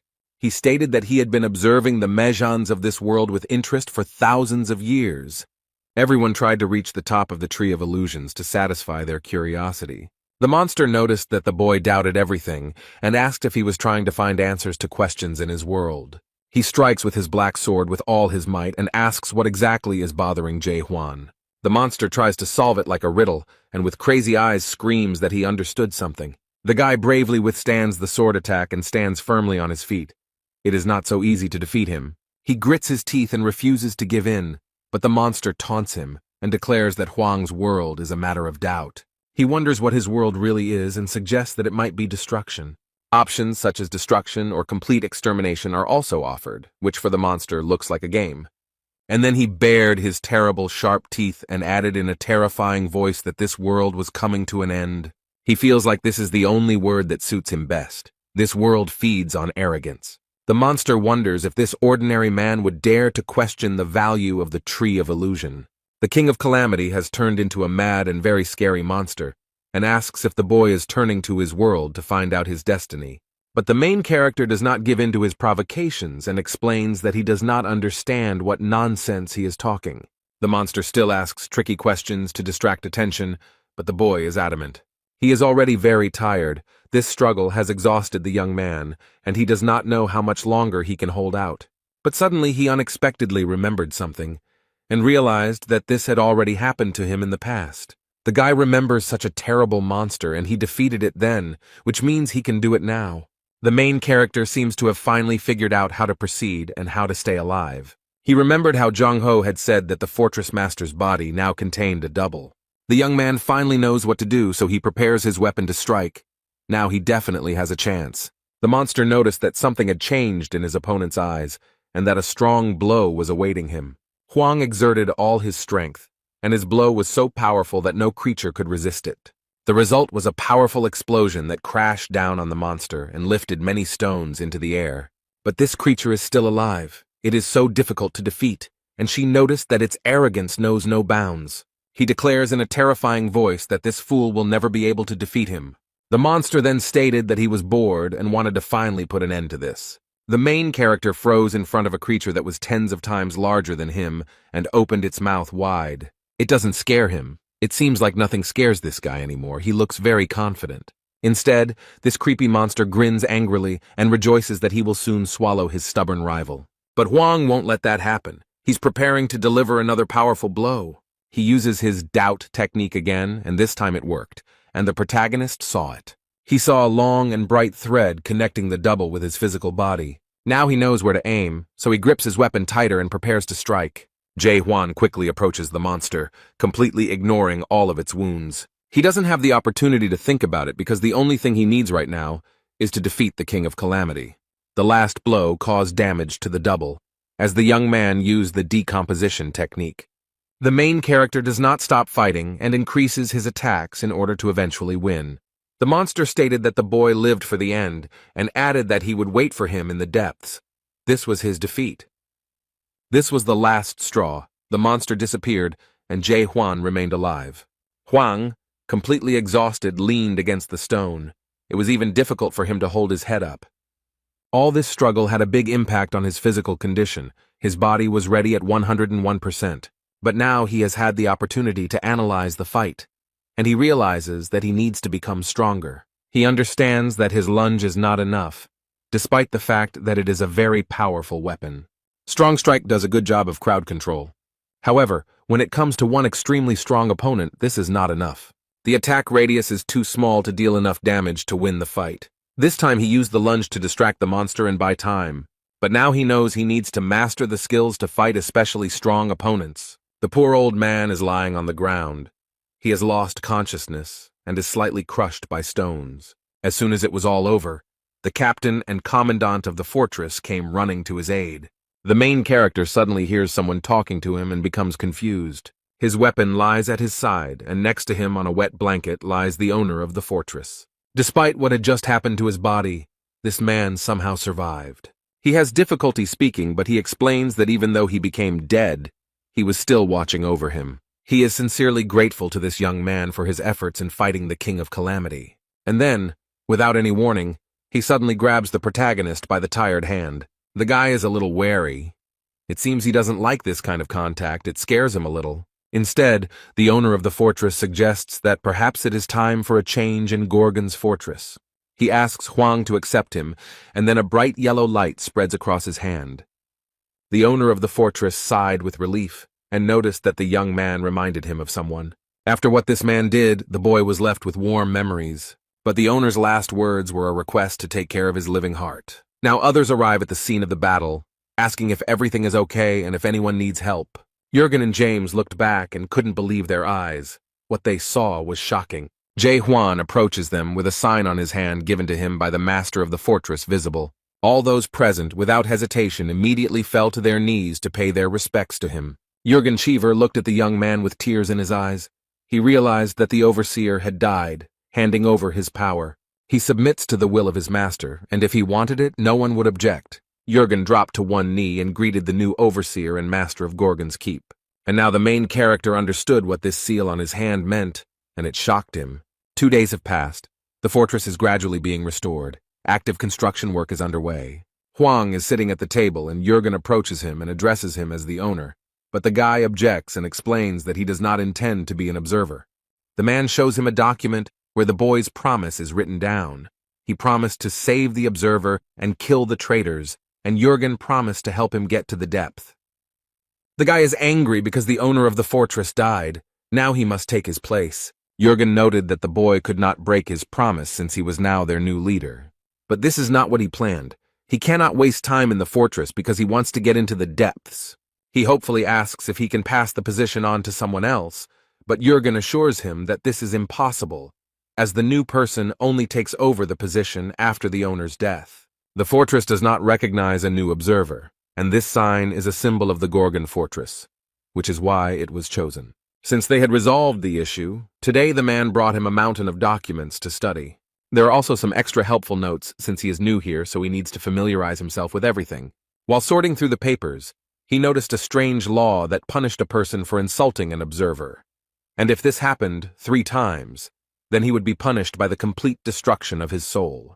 Jürgen went to put the books away, but before that he allowed them to use any items on the table, and the boy looked into the drawer. He was a little surprised when he opened it and saw what was inside. He was very interested in a crumpled piece of paper that stood out from the rest of the documents in the drawer. On the edge of the sheet was a noticeable inscription in red ink, 17th Warden. Suddenly, this paper ball starts to unfold without any help. And he starts talking. This paper greeted Huang, and it really surprised the guy. The newspaper continues to talk and explains that if he sees this, then he has become the new warden. The leaf turned into a paper figure, which suggests that the boy is probably thinking about becoming the master of the fortress. But she calms him down and explains that the observer has only one task. But Huang wonders what it is. Maybe it's some kind of magic note? The note says they just wanted to have fun because a good leader is one who knows how to have fun, and will not shift overall security to the management department and all other tasks to other departments. According to Big Brother statistics, many Gashladaks overworked themselves, which accelerated the decomposition of the soul and ultimately led to death. This advice is important not only for him as an observer, but also for the inhabitants of Gorgon. The previous leader hopes that his successor will be able to find a balance and not try to change something that does not exist. Don't overload yourself. Everyone in this world already knows that nothing can be changed. The inhabitants of chaos do not need change, but a long and peaceful life, so there is no point in inventing anything. And so saving the many without changing the lives of the few would make more sense. Therefore, the former warden has only one request for his successor, not to be insatiable. After all, a good leader is one who does nothing, the note ended. And then he curled up into a ball again and fit into the box, and the boy thought about these words. After this note, he seems to begin to understand what kind of life the caretaker of the Gorgon fortress lives. If the existence of the overseer is limited only to the preservation of life, then he thereby deprives the world of the possibility of any changes for the benefit of the majority. Jürgen approached and found the boy very thoughtful, so he asked him what he was thinking about so persistently.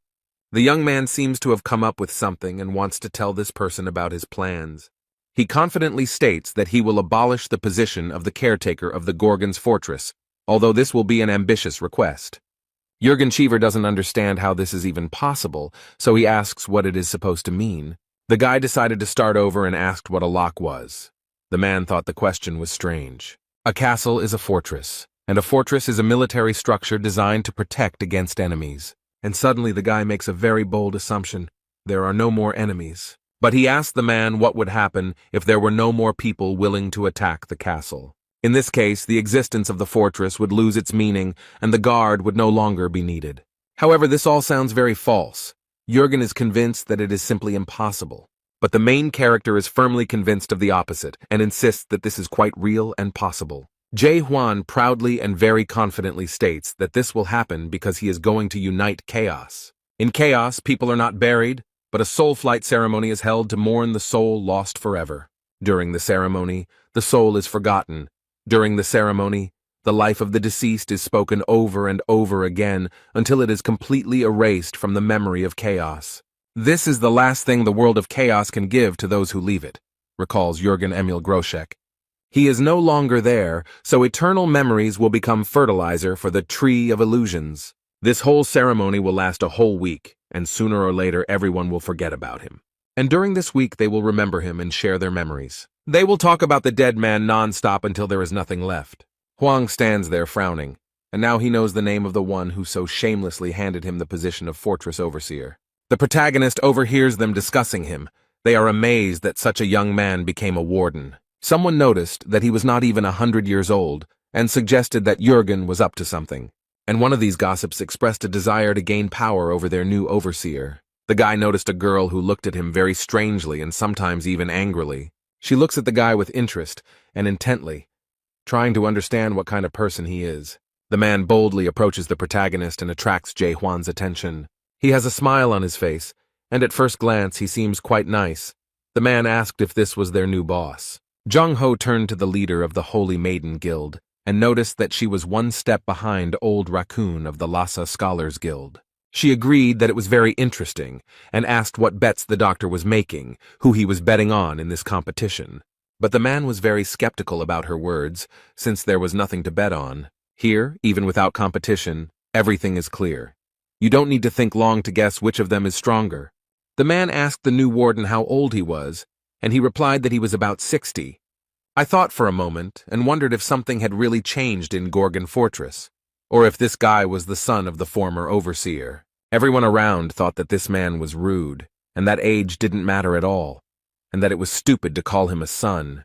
Didn't he know how people got into the house? However, the leader of the Forest Guild believes that there is nothing wrong with his words and extends his hand to introduce himself. His smile doesn't look sincere, but rather mischievous, and the man says that his name is Jang Il-han. And he himself thinks that he has a wonderful opportunity because their new leader is an outsider, and he will finally be able to return all the humiliation that he experienced 10 years ago. He received a request from the previous overseer for permission to establish a new office in Gorgon Fortress. He was caught by the commander trying to bribe the guards at the northern gate and arrested for attempted bribery. The former manager did not allow him to set up any representative office because he had problems with the law. He didn't like it at all. He was cruelly rejected and humiliated.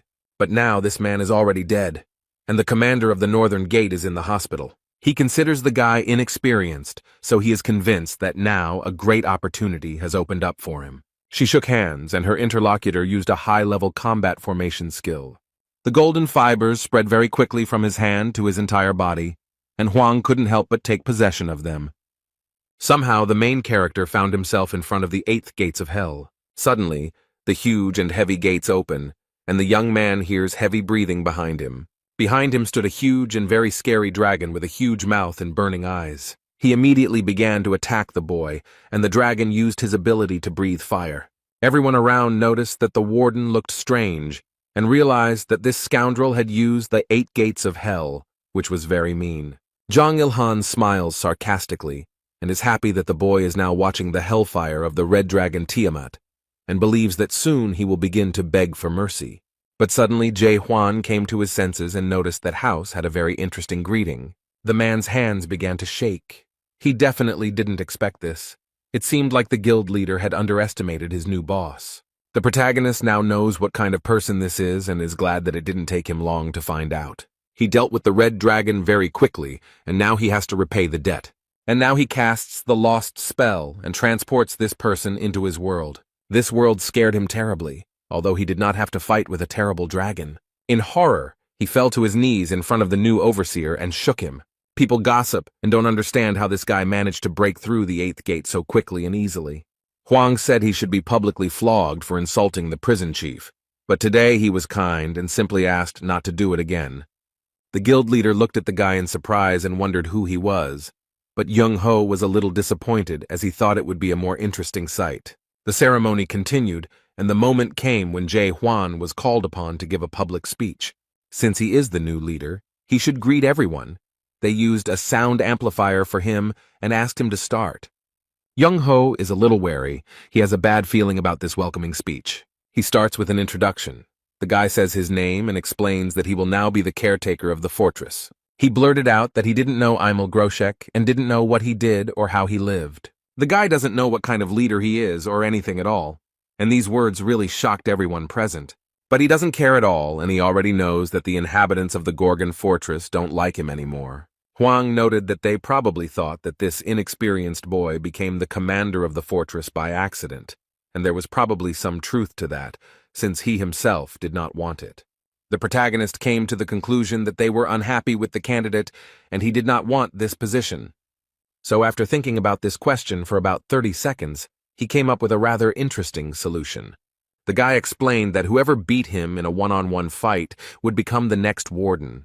Whoever manages to do this first will be able to take his place and get this position. South Sea leader came and slammed his fist on the table and remarked that this guy was brave. But he added that their former boss, Imel, had chosen an incredible man to replace him. But it's not that simple. There's one small condition. They only have 1 month to do all this, but that's not all. After all, whoever loses the battle to him will be forced to do something that he can no longer refuse. The loser will be forced to join an expedition to the depths that will take place in 2 months. Jurgen still believes in Jae Hwan despite everything because he saved Gorgon Fortress. And no matter how you look at it, the former warden recognized him and handed over all power to this guy. He believes him even in spite of his stupid decrees about uniting the entire house. His faith was not shaken even by Jae Hwan's strange welcoming speech. He decided to give him a chance. The villagers are very concerned about their new leadership, but Jurgen believes that no matter how strange this guy is, he is still their overseer. Many people have gathered at the gates of the Gorgana fortress, but the guards are not letting them in. They notice that they have a chance to compete with the warden, but the guards cannot cope with such a crowd. But the captain of internal affairs still doesn't believe that this young man could do anything to harm House. But in the morning, a man bursts in and notices that it seems that things have gone too far. He shows a commercial featuring Chog Ho and comments that he once challenged the warden and is confident that even all of Chaos couldn't defeat him. It seemed that Jurgen was not prepared for this information, but he was not prepared for the guests either. Having received this information, he quickly ran down the corridor to resolve the issue with the prison warden. The man quickly ran to the office door and was already thinking about what he would say. The captain of internal affairs abruptly opened the door and 1,000 sheets of protocol were thrown at him. It seems that this man is in a bad mood and noticed that the manager has a lot of work accumulated. He sorts through all these stacks of documents and approaches the table where a man is sitting. He says that in such a mess one cannot sit and pretend to be active, but there is no leader at the table. Jurgen asked in surprise what Carlton was doing here since he should be in the hospital now. But despite this, he is now worried about a completely different problem, and he is not in the mood to play hide and seek. The entire fortress heard his desperate cry, and the question of where the hell the warden was now. Carlton has his own room with his statues. This man loves himself very much and admires himself. But his beautiful sculpture is very fragile, and became a target for the main character. He practices his skills on Carlton's collection. He destroyed Fallen Angel, Angry Carlton, Brooding Carlton. Young-ho asked if he realized how much this collection was worth. However, Hwang reassures him and asks him not to worry as he has mastered a new skill and is demonstrating it. The doctor was impressed by the boy's posture and noticed that Hwang was encouraged by his strike, judging by the movements of his sword. The old man suggests that the boy name the kick after him, and the boy asks if he wants to try doing it himself. But you seem to be against it, and all he has to do is come up with an interesting title and add that the guy does whatever he wants. But there is a limit to everything. But this does not stop the main character at all, and he prepares to strike again. Jong-ho barely managed to escape from this powerful force that was rapidly approaching him. This angered the divine doctor, and he noticed that these young people had no respect for their elders at all. But he angrily added that respect was the main law in life, and the guy should learn it. But their petty argument ended when the men noticed something unusual in the room. When the smoke from the impact cleared, they noticed a wounded man lying on the floor. The old man looked closely at the boy and noticed that this man was from the Thunderlord clan. And it's true. Yun, the leader of this clan, is lying on the floor thinking about how everything went wrong. Some time ago, he was in the attic of Gorgon's fortress preparing his plan. These people specifically waited for the moment when the mentor was busy teaching. There was a crack in the ceiling through which they could watch what he was doing. It was the perfect place to carry out his insidious plan. From here, he could see everything. He used his powers and thought happily about how he would become a leader today. He doesn't care that he might be called a coward for doing it so covertly. For this man, murder is the result of a fair fight, and it doesn't matter how exactly it happened. But suddenly, due to a strong blow, the ceiling collapsed and he fell to the ground, completely naked. He came to his senses and realized with horror that his plan had failed, and like him, fell to the ground. Now he stands like a hawk and screams in pain. His back hurts after the fall. But he comes face to face with the doctor, who is glad that their unexpected guest has come to his senses. The guy didn't expect to see him here, and Jung-ho stated that this idiot was always clumsy. And then Yoon gave Jae-hwan an angry look. He asked in surprise who it was, because nothing was known about this man either on the mainland or in chaos as a whole. But the doctor noticed that he had the same problem.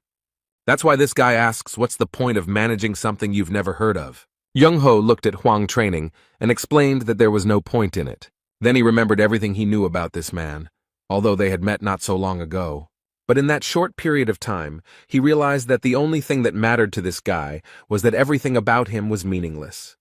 The Thunder King clan leader listened carefully to the old man and found it a little strange. Jae-hwan looked back and stared at them, wondering what they were talking about. And Yoon-en immediately prepared for battle and was confident that he would defeat the warden. This time he won't attack from cover and will come out on top. Hwang doesn't mind the guy trying. So he waved his hand at him, inviting him to start a fight, and told him he could try again. The man frowned and tensed his entire body so much that his veins bulged. And then, like a bullet, he rushed forward and very quickly approached his opponent. The leader of the Thunder King clan uses his power and instantly attacks Jae-hwan. But the boy skillfully dodges his quick attacks, so he notices that Hwang is faster than he looks. He prepared a special attack and assured that it would be difficult to dodge, but the protagonist was not bothered by this. And the next moment there was a strong blow, but the main character dodged and the blow hit the wall. He didn't like it at all. Yoon only became more angry, and his desire to kill Hwan became stronger. He creates a huge blue ball of lightning and remarks that he didn't mean to go that far. He gathered all his strength and used the technique, Power of the Thunder King. He looks terrifying. The guy smiles slyly and believes that this move will finish him off. But while he was preparing, he lost sight of his target, and Jae-hwan ended up behind him. The protagonist noticed that this skill takes a lot of his time, which is unacceptable in battle. At this moment, the boy realizes with horror that his enemy is too close to him. That's how their fight ended.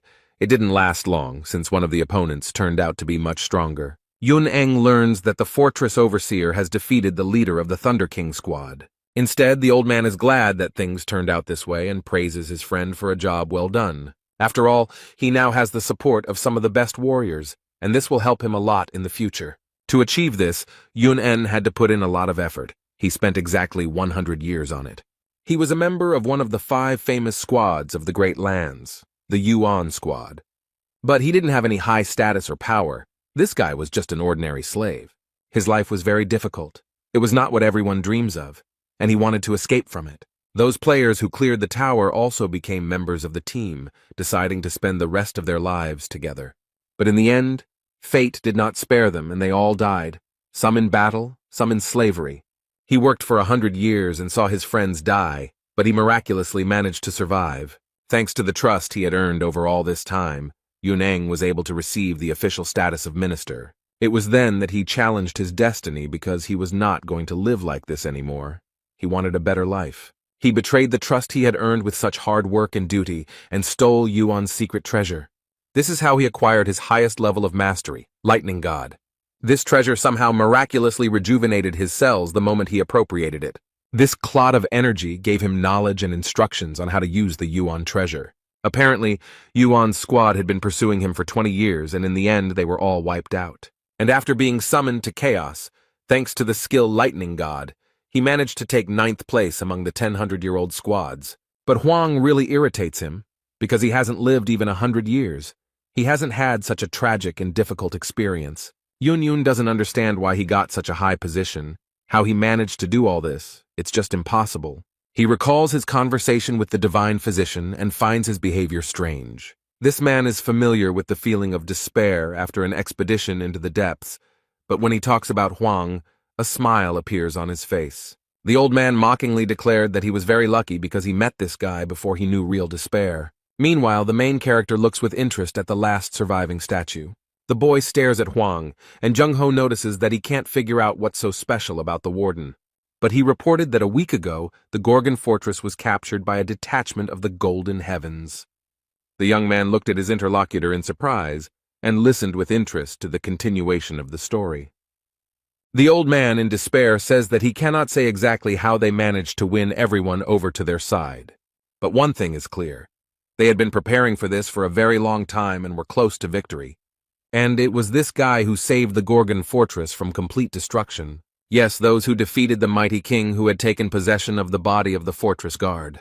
The doctor explained that for this, Jae Hwan received the fortress seal from the former overseer and became our new leader. The guy was surprised and complained why the doctor didn't warn him about this from the very beginning. But in his defense, he replied that Yun-en attacked very quickly and did not give him a chance to explain anything. But at that moment, someone entered.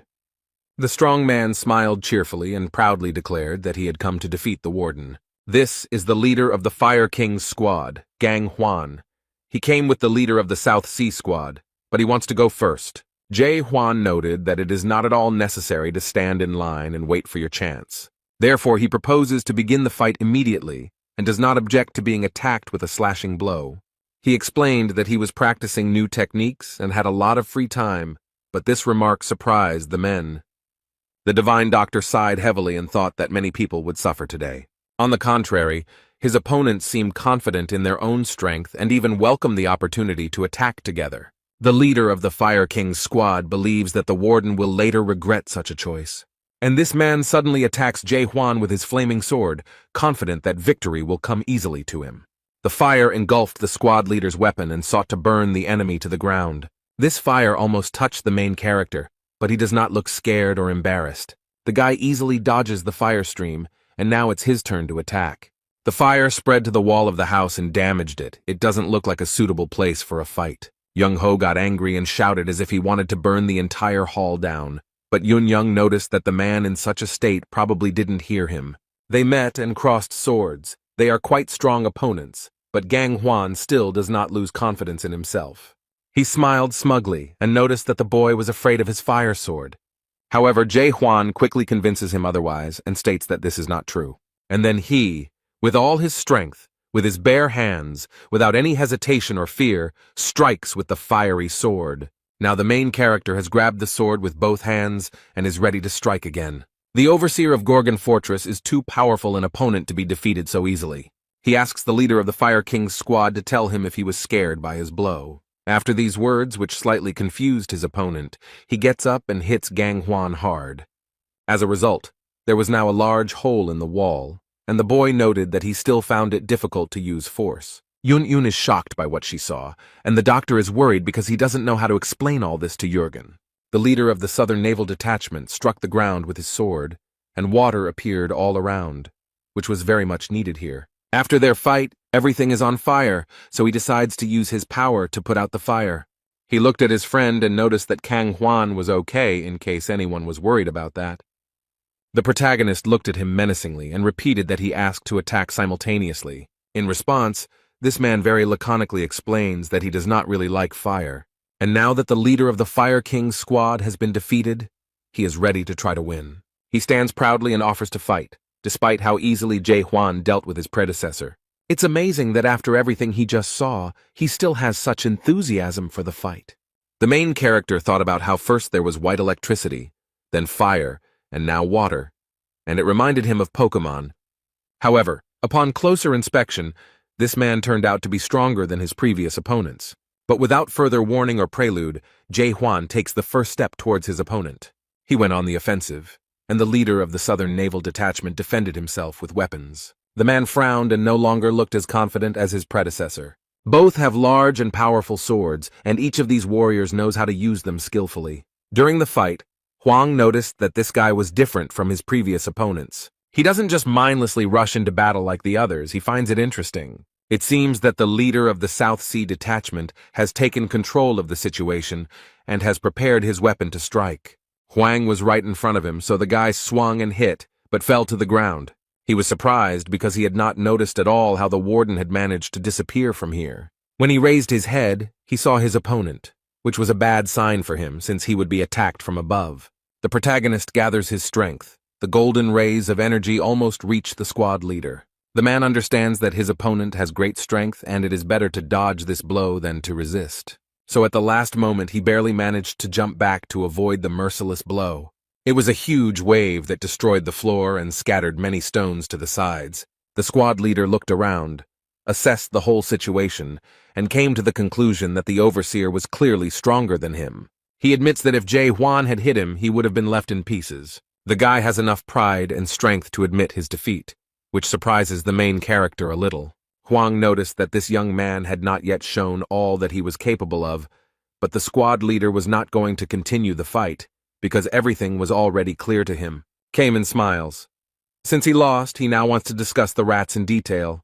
The Fire King squad leader is extremely angry and cannot believe that the Lightning God squad leader has lost. Instead, Young Ho asked why he was blaming that guy when he should be blaming himself for the loss. Now all three have lost, and the leader of the Lightning God squad wonders what they plan to do next. However, he added that since they had been defeated, they had to join the deep detachment of the expedition.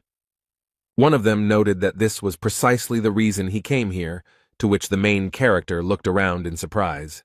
But I asked the South Sea Detachment commander if he was joking, and he replied that he was absolutely serious. The leader of the Fire King's squad, Gang Huan, looked at him very aggressively and thought that this was to be expected from him. This guy was the best friend of the former commandant of the fortress, Emile, but he was unable to join the expedition because he was still too weak at that time. Then, when the detachment returned, everyone saw their failure, became disappointed and lost hope. The people were defeated and the fruits were lost forever.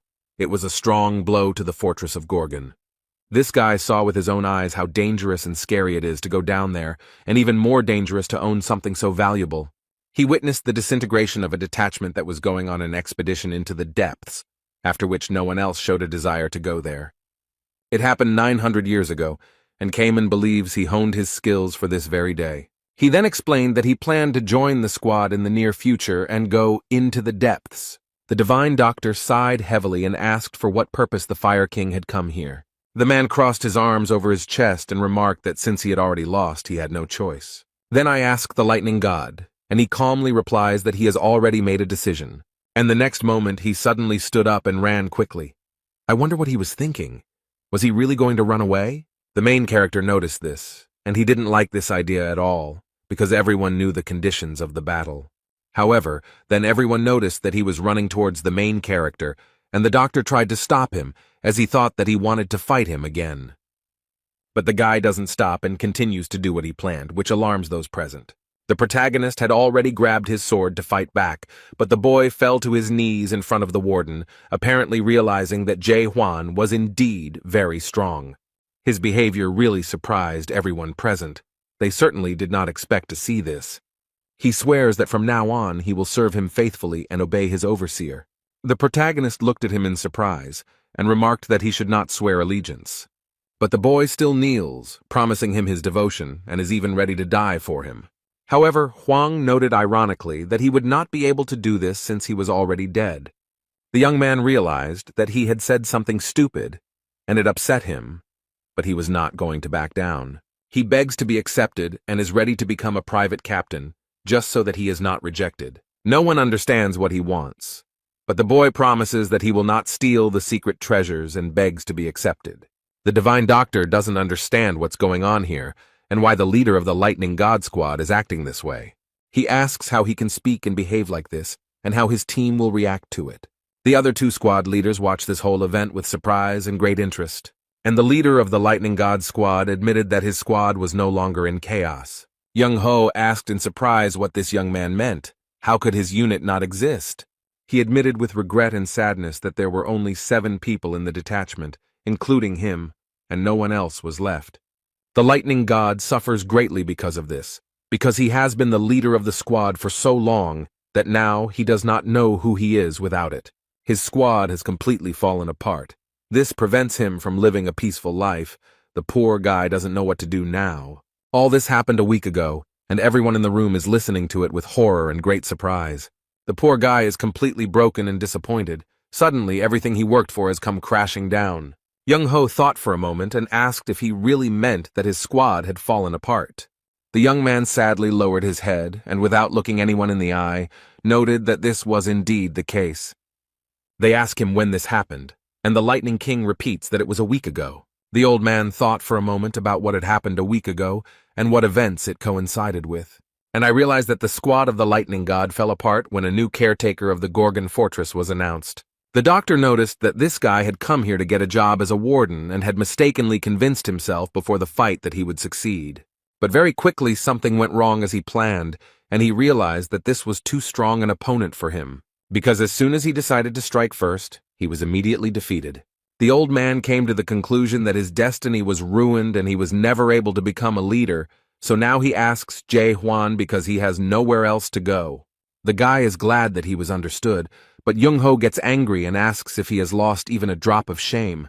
But suddenly everyone is surprised why no one knows about this, and there are no rumors about the destruction of such a large detachment, because a week is a very long time. The Lightning King asked again and wondered if the overseer had really saved Gorgon's fortress. The old man looked at the boy in surprise and explained that he had already told him this story. But he added that this inconspicuous young man had saved them all from the horde of golden skies, and at that moment the doctor guessed. The other leaders are surprised that the chaos that happened a week ago in Gorgon's fortress created a squad of golden skies. Chung-ho bowed his head and asked if they were the ones who bombed his unit so mercilessly. The poor fellow still stands bent over and sadly replies that the doctor guessed correctly. But he added sadly that his unit was not the only one to suffer from the Golden Skies unit. Along with them, there also existed the 3rd rank Shadow Squad and the 1st rank Dragon Squad. Although these troops were quite strong and there were many of them, none could resist the Golden Heavens Squad. This information really surprised and even frightened those present, because this is a serious request. The doctor asked what happened to the Manticore castle if their troops were defeated. The guy sadly explained that the castle had been captured by the Golden Heavens Squad a week ago. The doctor frowned, and now everything was clear to him. But there was still one question that was bothering him a lot. All this happened a week ago, and it is unclear how this information has not spread throughout the House of Representatives yet. It's impossible to keep all this a secret, so Young-ho thinks they have some kind of cunning plan. It seems that the Golden Sky Squad is controlling the skill system and blocking the signal from Manticore Castle. The leader of the Fire King's squad scratches his head and cannot understand how this could have happened. Were 3 squads destroyed at the same time by just one squad, Golden Heaven, which is ranked 10th? Cayman had heard that the unit was growing in strength, but it was unclear how they had managed to reach such a level in just a few years and take control of Castle Manticore. The protagonist had been keeping aloof all this time, but now he asked to explain how the ranks worked. He assumed that the lower the rank, the greater the power, but everyone was very surprised by this remark. Yun-en looked back at the caretaker of the Gorgon fortress and thought that a person in such a position could not help but know basic things. But with a hint of contempt or mockery, he asked if his boss had just realized it. However, it seemed that Jae Hwan sensed this hint of disrespect and became a little angry at his subordinate. Everyone present held their breath in horror and anxiously waited to see what would happen next. And now the poor fellow, scared to death, is trying to make amends and explain what he meant. The young man fervently begs his master to have mercy on him. He promises that he will explain everything. Hwang only nodded in agreement, and the young man sighed in relief when he realized that he was still alive. He then explains that there are 4 great castles, Gorgon, Manticore, Dryad, and Garuda, and there are also 10 house squads. Each squad has its own special power that it wields best, and its own rank from 1 to 10. First rank squad is the strongest, and the 10th rank squad is considered the weakest and is very different from all the previous ones. The Lightning God squad was ranked 9th, the Shadow squad was ranked 3rd, and the Heavenly Dragon squad was ranked 1st, and they were all defeated by the Golden Heaven squad, who were ranked 10th. Yuneng doesn't know whose support they got, but someone was definitely behind it because they managed to take over the castle. The protagonist reflects on this situation and remembers his meeting with the Golden Skies squad. At first, Jae Hwan thought that these were ordinary people who had retained a connection with the horrors. But these people tried to capture the fortress of Gorgon, and now they have captured the castle of Manticore. They seem to be storming fortresses one after another, perhaps pursuing the same goal as Jae-hwan. He remembered how the man had refused to tell him where this horror was, and remarked that if he found out that you had betrayed him, there would be no life for him.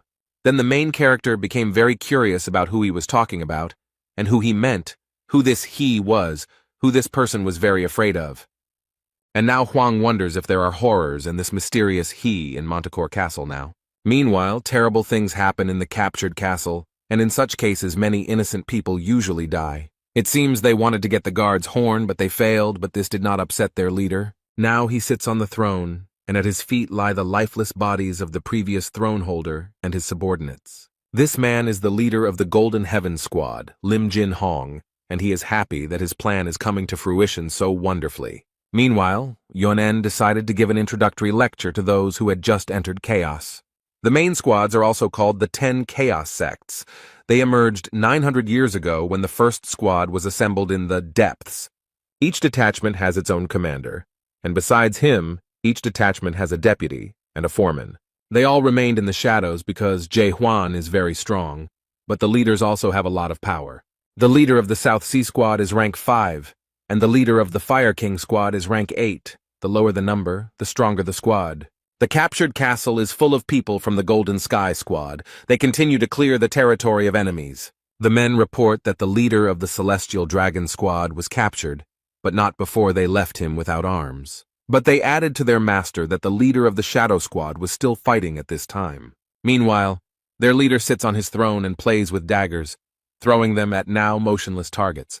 This man eats an apple and casually asks if they managed to catch the leader of the Lightning God Squad. One of his subordinates reluctantly reported that they hadn't caught him yet, and it seemed Lim Jin-hong didn't like bad news. The poor fellow with a dagger in his shoulder fell to his knees and began to beg his master for mercy. But the guy just smiles sarcastically.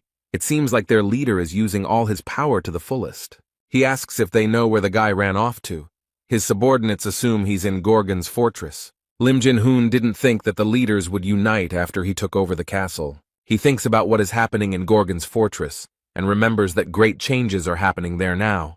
The squad leader heard that some madman had appeared there, who was gathering people for an expedition into the depths, while simultaneously playing the role of an overseer. He couldn't even imagine that there were still such ambitious people left in Chaos, but he sent a slightly smaller detachment there. But Commander Mena is on his side and is doing everything possible to strengthen his position. The guy thinks that now meeting with the monarch of pitch darkness seems somewhat pointless to him. Then Lim Jin-hoon wished for a screen to appear in front of him and show him the boy. He asks if the new leader's name is Jae-hwan, and the system confirms that it is. The guy leaned closer to the screen and noticed that the news viewer reminded him of someone. But the system can't say anything about this, and only shows an error without any interesting information. At this point, he is informed that a message has arrived from the Lord of Pitch Darkness, and the man assumes that he will again ask him to sort out the goods that went wrong. This made him angry, and he doesn't understand why they should be held responsible for the system's failures. But he seems to have no desire to conflict with the monarch of pitch darkness, so he asks to tell him that they understand everything. He sits quietly in his chair and notices that everything seems more and more pointless each time, but his wounded subordinate still stands in front of him. This poor guy is bleeding and struggling to hold on, and their leader doesn't seem to notice him. He discusses the guy who most likely managed to destroy the tower cultivator, and the subordinate looks at his colleague with pity, but is unable to help. He finds it completely insane that someone managed to clear out the entire tower, kill its leader, and somehow infiltrate the house. And after that, this heartless man shot the wounded soldier straight in the head. Lim Jin-hong looks at his subordinates through the screen, but he doesn't seem at all embarrassed by what he just did. He does not comment on the death of his man, but only believes that there is no point in such actions of the product. He thinks that this is impossible and simply absurd, so he assumes that this man has simply gone crazy. They ask him what to do with the leader of the lightning god if he escaped to the fortress of Gorgon. Their leader asks to leave this weakling. He is informed that there are rumors that the leaders of all 10 squads have begun to gather in the Gorgon fortress. This happened after they heard the news about the new prison warden and his tempting offer. The squad leader states that he will still deal with them for the sake of uniting the chamber, so it is even in his interests. The leader of the Golden Skies squad has a terrible plan. He noted that soon the Gorgon fortress will be filled with the dead. Lim Jin Hong knows that a very evil creature appeared in Gorgon fortress a week ago, and this man is 100% sure that the king of disasters appeared in the fortress. Traces of his presence quickly disappeared, but the squad leader knows that the arrival of an evil force is not the worst thing. After all, the dead call upon their own kind, and now the inhabitants of the fortress will understand why the king is called a catastrophe. Meanwhile, in Gorgon's fortress, the overseer and squad leaders try to figure out who is supporting the Golden Skies squad. One of them boldly suggests that one of the monarchs of the Great Lands may be behind all this. Although they are prohibited from interfering in the affairs of the House of Representatives, no one else can finance such a powerful and large organization. The Fire King heard that there was a war going on in the Great Lands, so someone could easily take advantage of this situation and interfere in politics. That's why he suggests turning to the Renaissance Court, and this suggestion somewhat frightened the leader of the South Sea Squad. This is the place where the resurrection ritual is performed by the monarchs, members of the 5 noble families, and members of the organization that owns the fruits. Zhang Ho was asked if any monarch was involved in this. Does that mean he broke his oath? The old man reminded everyone that in exchange for receiving the fruits for the Court of Revival, the monarchs and members of the 5 noble families swore not to interfere in the political affairs of chaos. The Fire King is furious and believes that this issue should be raised publicly. However, it was rightly pointed out to him that none of them had direct evidence of the monarch's involvement in this. In addition, the leader of the South Sea Squad is against asking outsiders for help, but he asked what they would do if the Renaissance Court did not side with them. It seems the Divine Doctor wants to intervene in the conversation. He has a few questions. Young Ho notices that the situation looks much more serious than it seemed at first glance, so he asks the prison warden what they should do now. Eventually, Castle Manticore is captured, and 3 of the 10 squad leaders are captured by the Golden Heaven Squad. He suggests that if this continues, a major and brutal war could break out. However, their leader noted that none of this mattered, since they still remained their enemies, whom they would have to fight sooner or later. The doctor recalls being told that Jae Hwan has plans to unite the house and get rid of all enemies. In this case, he will be able to leave his post, because if there are no enemies, then there is no need for security or a fortress. Now he asks the guy if he really wants to unite the house, and explains that it's not the same as capturing 4 fortresses. The doctor adds that the Renaissance Court is a much more dangerous and terrible enemy than all 10 squad leaders combined. The old man believes that the boy will not succeed with his abilities. He believes that there are many things in the world that are simply impossible to do alone, even if you are very strong. The clouds in the sky have parted, and rays of sunlight are penetrating through a hole in the ceiling. He filled the whole room with his warmth and bright light, and the boy noticed that none of it mattered. But he added that this is precisely why the old man is here, to help when needed. The main character looked at the Divine Doctor with hope and respect, because he had a lot of experience. However, it seems like he didn't like this hope at all. Young-ho looks a little shocked. The caretaker of the Gorgony fortress noted that he was quite young and did not have much experience, but this did not matter as long as they had a doctor with them. But Young-ho got angry and asked why the guy thought he would go with them too. But Jae Hwan looked at him and said, "Isn't that so?" The straightforwardness and spontaneity of this young man simply amazed him. Young-ho can't believe he was so easily seduced by such a green and frivolous guy.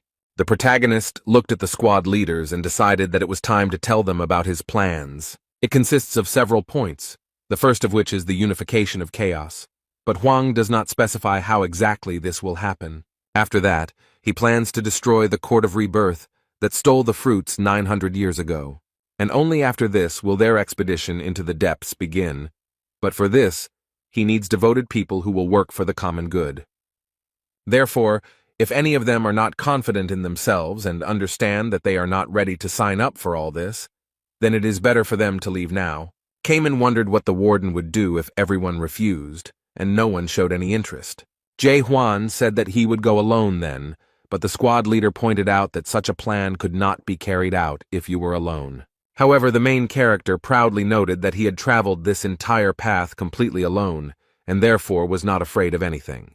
His interlocutors looked at him in surprise, and now they at least understood a little what their leader had to go through. Suddenly, the leader of the South Sea Squad started laughing loudly.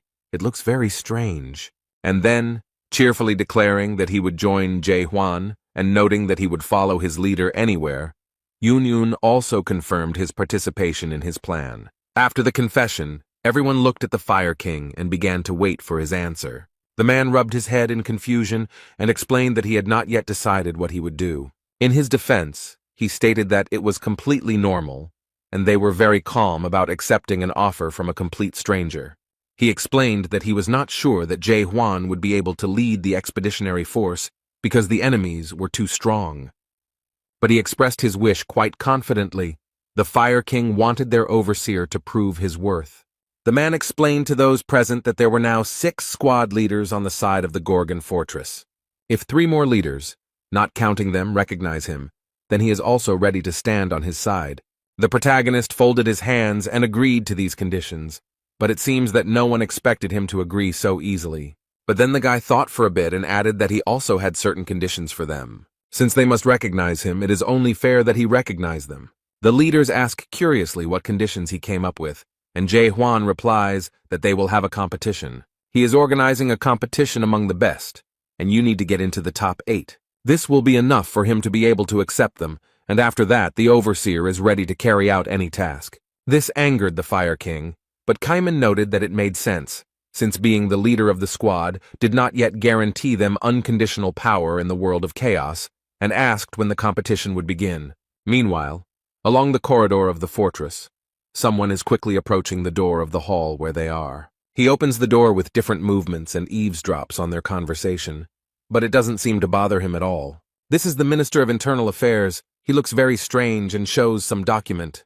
The guy looked at the man and realized that something was wrong with him, so he said that he thought the competition would start right now. And the man shows an announcement that anyone who wants to become a leader can come today and take part in the first stage of the competition. Not long before this, a management meeting was taking place in one of the fortress's offices. The Interior Minister appears extremely upset by the whole situation. They ask him what the fortress commandant's plan is because it seems he has something in mind.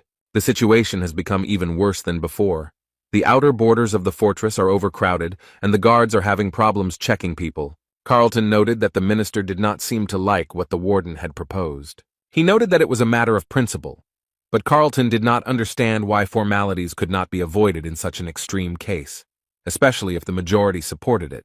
Moreover, the supervisory authority has already received approval, but the minister is not confident in this majority. Since 3 of the 5 ministers who agreed were recently appointed, he probably does not have much confidence in their decisions. They seem to have gotten the hint and are not very happy to hear it because it does not show respect for them.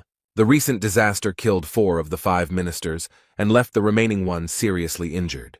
In this case, new ministers were appointed from among the inner circle, so Claire became the Minister of Finance, Zaire became Minister of Security, and Carlton was appointed Minister of Justice. But this caused everything in the fortress to go wrong. Claire noted that the Home Secretary was not very happy with the new prison governor's policies, but she wondered if he even understood what values they stood for. The man doesn't seem to quite understand what she's saying or doesn't want to accept it, so she points out that you shouldn't look down on her just because she's a waitress. He tries to object, but the Minister of Finance sees everything perfectly and understands his tone and facial expression. The woman explained with a smile that where there are people, there is money, and now many guests come to the Gorgon fortress because of competition. She confidently asks if he even knows where the competition will be held, and the man is a little confused because he doesn't know. She then tells him that all this is happening on the eastern shopping street outside the fortress, the same street that was destroyed in the disaster. Residents of Gorgon are currently repairing the street and helping with the competition. The man thought for a moment. He knew there would be a competition, but he didn't expect Huang to be able to find people and a place for him. This disaster caused damages amounting to 12,787,000,000 gold units, and then asks how much he thinks they have earned so far in these 2 days of competition. The Minister of Internal Affairs tries to answer something, but says nothing concrete or significant. That's why Claire decided he didn't know anything and took matters into her own hands. The woman excitedly announced that they had already earned 13,280,000,000 gold units. These figures really impressed the minister. He does not hide that he is very surprised by such calculations. The Minister of Finance explained that it doesn't matter what world she's in, the main thing is that she's excellent at counting money. Claire calmed down a little and added that she didn't know what their new fortress caretaker was doing. Does he really want to form a war band in the depths? Or perhaps he is planning to rebel against chaos? The only thing she knows for sure is that it is time for change in chaos, and for some, it may be painful. Whether these changes will be positive or negative will become clear later. Somewhere far away, in the southern part of chaos, everything is very quiet and calm. Peace and harmony reign here. In this part there are endless sea spaces, beckoning with their purity and idol. The highest and most ancient place in these magical lands, that is the Acropolis, is Dryad. There rises a heavenly fortress of mighty stems growing thanks to the monster guardian plant Dryad. At the very top of this tower, a woman plays with a shoot of this plant and talks to it. This is the caretaker of Dryad Keep, Asa Lincroft, and she senses trouble approaching. She was completely focused on using her unique skill. The observer uses an advanced clairvoyance skill and attempts to see what is hidden from the normal eye. This skill allows the Dryad Fortress Overseer to see at very long distances. She saw a terrible picture of a huge number of dead people approaching the Gorgon's fortress. But what's even more frightening is that among them is a walking Magritte, a very dangerous and powerful creature. This monster somehow realized that someone was watching it and was able to deal damage at such a distance. The woman gritted her teeth in pain and stopped using her skill. She had seen enough. It took Asa Lincroft a few minutes to recover from the contact. And now she is ready to do anything to warn the Gorgon fortress about the approaching danger. In one movement, the guard turned into a bird and headed towards the fortress before it was too late. Meanwhile, in the territory of the Gorgons, at the eastern gate, extremely interesting events are taking place. A crowd of people gathered to watch the competition between the strongest people they knew. Everyone is incredibly excited because there will be 16 fights in just 4 days. The leader of the Infinity Squad, Shin Moo-hyuk, watches everyone closely and thinks that they are too demanding. Someone from the outside noticed that this was all because of Kang Hwan, because he lost control, and declared that he would kill everyone. Young-ho spoke to him, and they greeted each other as if they had known each other for a long time and were old friends. But it looks like this man decided to surprise his old friend and show off his strength. The leader of the Infinity Squad shines like gold with his power, and the old man seems to appreciate it. But he noticed that he looked very good, and it seemed like he had not been sitting still but had been working hard. The man looked closely at the divine doctor and noticed that he was also in good shape. They watch the fight and have a nice chat in the stands, which Young-ho finds quite impressive. He knows that Shin Moo-hyuk loves to fight, but he refused to participate in the tournament. The latter remarked that he liked fair fights and not meaningless ones. The old man remarked that Kang Hwan would definitely not like such a statement. Meanwhile, in the ring, the fiery king gritted his teeth and tried his best to defeat his opponent. He can't lose. It would be too much of a blow to his pride. Therefore, this man does not hesitate to release a huge wave of fire at his opponent. He smiles sarcastically and believes that he has succeeded and the warrior he fought has already been defeated. But the next moment he realizes that something is wrong and this is not the end of their fight. The man raises his head and sees above him, in addition to the clear blue sky, his opponent ready to strike. The enemy approaches Kang Hwan with all possible speed and holds his spear at the ready. After this, there was a very strong blow, as a result of which a large amount of gunpowder and even stones rose into the air. However, when the fog cleared a little, it became obvious that the leader of the Fire King's squad had no time to dodge the attack. What remained was exactly what he had feared so much. He had lost, and in front of so many witnesses. Moo-hyuk noticed that this divine law seemed very familiar to him. The doctor confirmed that this was his habit. They talk about Ha-yu, the Steel Lord of the Green Winds, and he seems very powerful. The men looked at him in surprise and did not understand what he was doing there and why he needed all this. But Jong-ho can say with certainty that many lords are interested in this tournament. The 16th round is now complete, and the long-awaited battle between the top 8 will now begin. Shin Moo-hyuk noticed that everything was happening very quickly, and the doctor explained that their new leader did not like delays. Someone confidently enters the arena, and the crowd is already going crazy with impatience. Finally, it's the turn of the leaders of the followers, and the people in the stands are happy that they've finally waited for the most interesting part. Yagello Man entered the arena. He is the leader of the followers, and is considered the best fighter in all of Chaos. Young-ho watches this man with interest and finds him very strange. Yago looked at the doctor with such contempt and arrogance that no one would have liked it. He was seething with anger, but he noticed that this guy was very arrogant and needed a good spanking to bring him down to earth a little. His interlocutor asks him to calm down a little, because he is only 400 years old, and in the meantime his opponent enters the arena.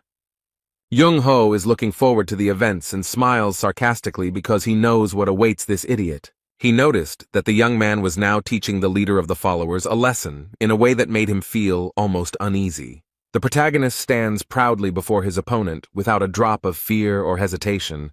The man smiled slyly and said that he had heard of his plan and considered it useless. Shinmu Hyuk leaned forward to get a better look at the new caretaker of Gorgon Fortress. He seems a little surprised to see such a young and seemingly inexperienced guy. In the arena, fighters prepare for battle and will show their true strength and courage. However, Mu Hyuk is not confident that Jae Hwan will be able to defeat Jaegyul Mang, as he is a very strong opponent. The man looked closely and thought that this guy reminded him of someone and asked if he was Young-ho's student.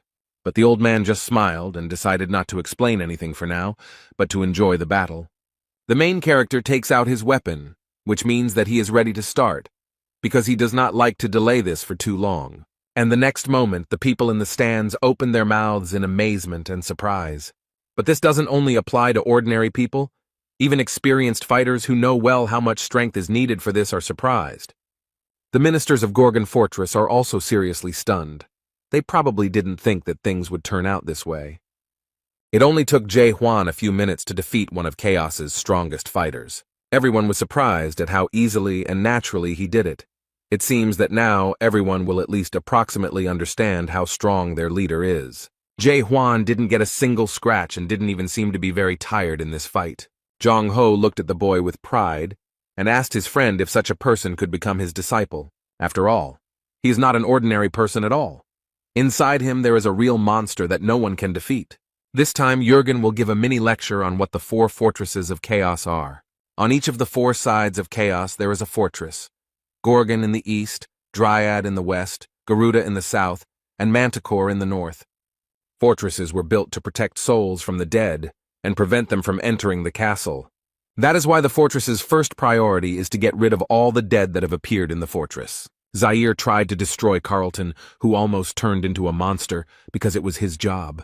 Each fortress has its own overseer, and each of the 4 overseers has its own special sign, also called a talisman. Yagelman fell heavily to the ground and remembered that his opponent was not on the list of semi-finalists. This man has had a hard time with Jae Hwan. He is all beaten up and his body barely obeys him. When he learned that his opponent would be the warden, he was very happy about the news. In the end, he decided to take part in this stupid competition only to appease the fortress commander. This has happened before. People gained hope and began to make plans for a long-lost life, but unfulfilled hopes led to great disappointment. He came here precisely to destroy this hope and prevent it from turning into disappointment, and he has been doing this for 400 years. That's why he can't lose, and this man is not going to admit defeat. If he loses anyway, it will mean that everything he has done for 400 years will lose all meaning. The man noted that Huang said that the fight would be one-on-one, but did not specify what kind of fight it would be. The protagonist remembers that everything was exactly as it was, and does not understand what his enemy is leading him to. He smiles slyly and says that he wants to have a battle of terms. It seems that in this case he will feel a little more confident. The people in the stands are outraged by his choice because they think he is pathetic and too weak to admit defeat. Young-ho frowned and guessed that this man wouldn't be able to come to terms with something he lost so easily. His interlocutor could not remember anyone who could win in a battle of conditions, and the doctor suggested that the guy wanted to take advantage of the military advisor's trick. Then he calmly watches what happens next and how the leader reacts. The guy asked what kind of battle of conditions this was, and this cunning man does not miss the opportunity and remarks that he will assume that the guy agreed. The next moment everything around changed. The main character did not expect this. He did not understand at all what his opponent was talking about. Somehow, an unfamiliar landscape had opened up before him, and now he had to figure it out. He stood on the green grass and looked around so as not to lose his advantage due to his confusion. It looks like some kind of simulated small world in which the main character is like a giant. The system informed him that this was a world of military strategy building, and since the guy was a newbie, it suggested that he familiarize himself with the rules of the game. Yagelman explained that the construction world is just a beautiful name. According to them, one of the 13 masters, the horror Maris, was inspired by military strategies when creating this game. The manager carefully studies what the system offers him. He must understand how everything works here if he wants to win. And his opponent noticed that all the strategists of the Great Lands love to play this game, and mentally added that he was one of the best players. He asked if his opponent needed time to understand the rules, but Huang said the game was actually easier than he thought. It seems that the main character has figured out how it works, and now he is not as confused as he was at the beginning. This game is built on the confrontation of 3 races that need to accumulate resources and train their troops. The main goal of the game is to destroy the enemy's defensive fortresses and capture it. Jae Hwan knows such games. On Earth, he actively played a similar game and knew absolutely everything about it.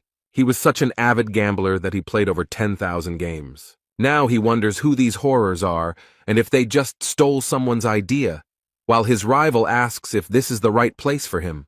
The system reported that Yagelman had chosen the Lost Garden as his battlefield, and it was perfect for him. Jae Hwan chose the human race to fight as in the game and seems to be very confident in his choice. Instead, his opponent has chosen the race of the dead and smiles slyly, believing that victory is already in his pocket.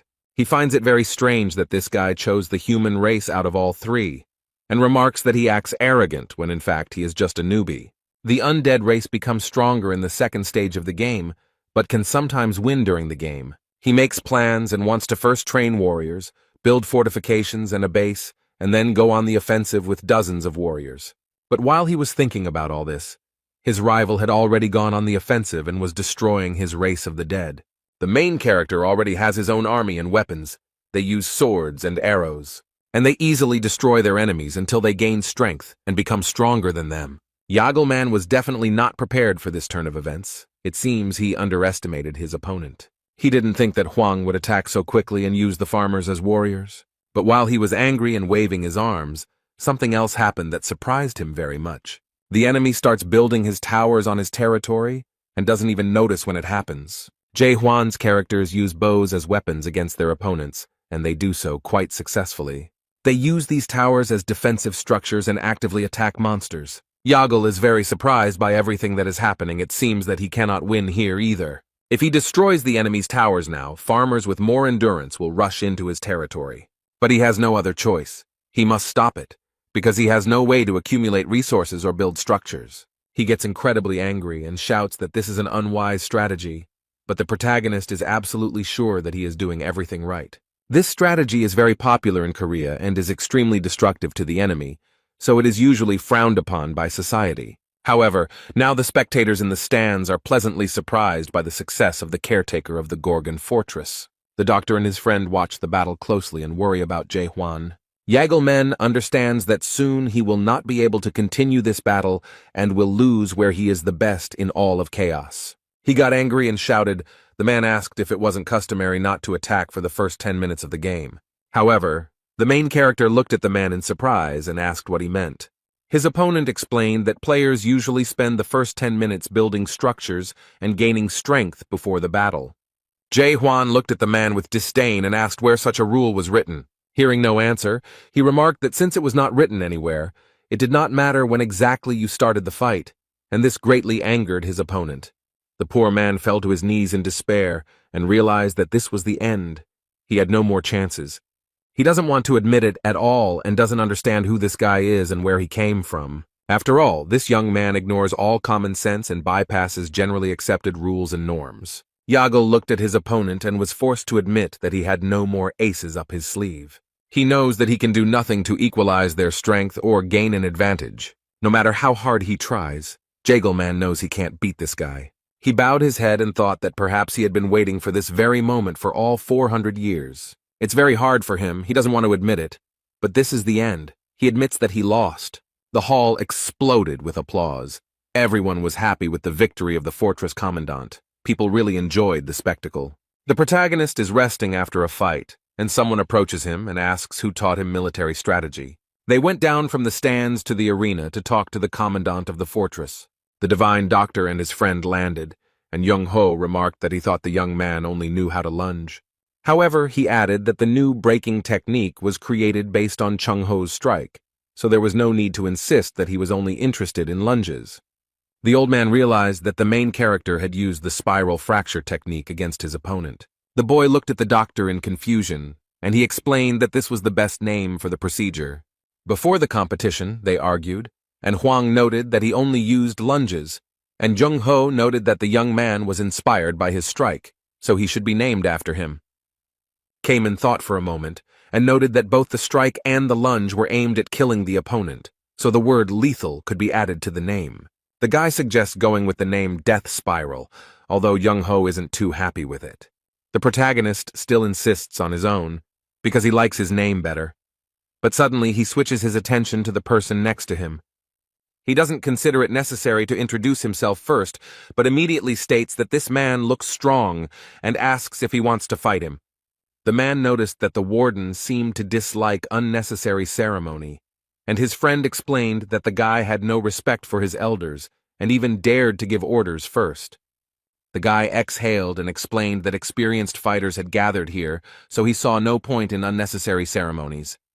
For the first time in 900 years since the Deep Squad disbanded, Shin Mu-hyuk sees Jung-Ho actively participating in a conversation. Mulark was the captain of this squad and gave everyone hope, but in the end he left behind only despair. He wonders if this guy can be compared to Mulark, if he can replace him. Judging from the previous fight, this guy is actually very strong. He boldly suggests that Jae-hwan might even be as strong as Malarka.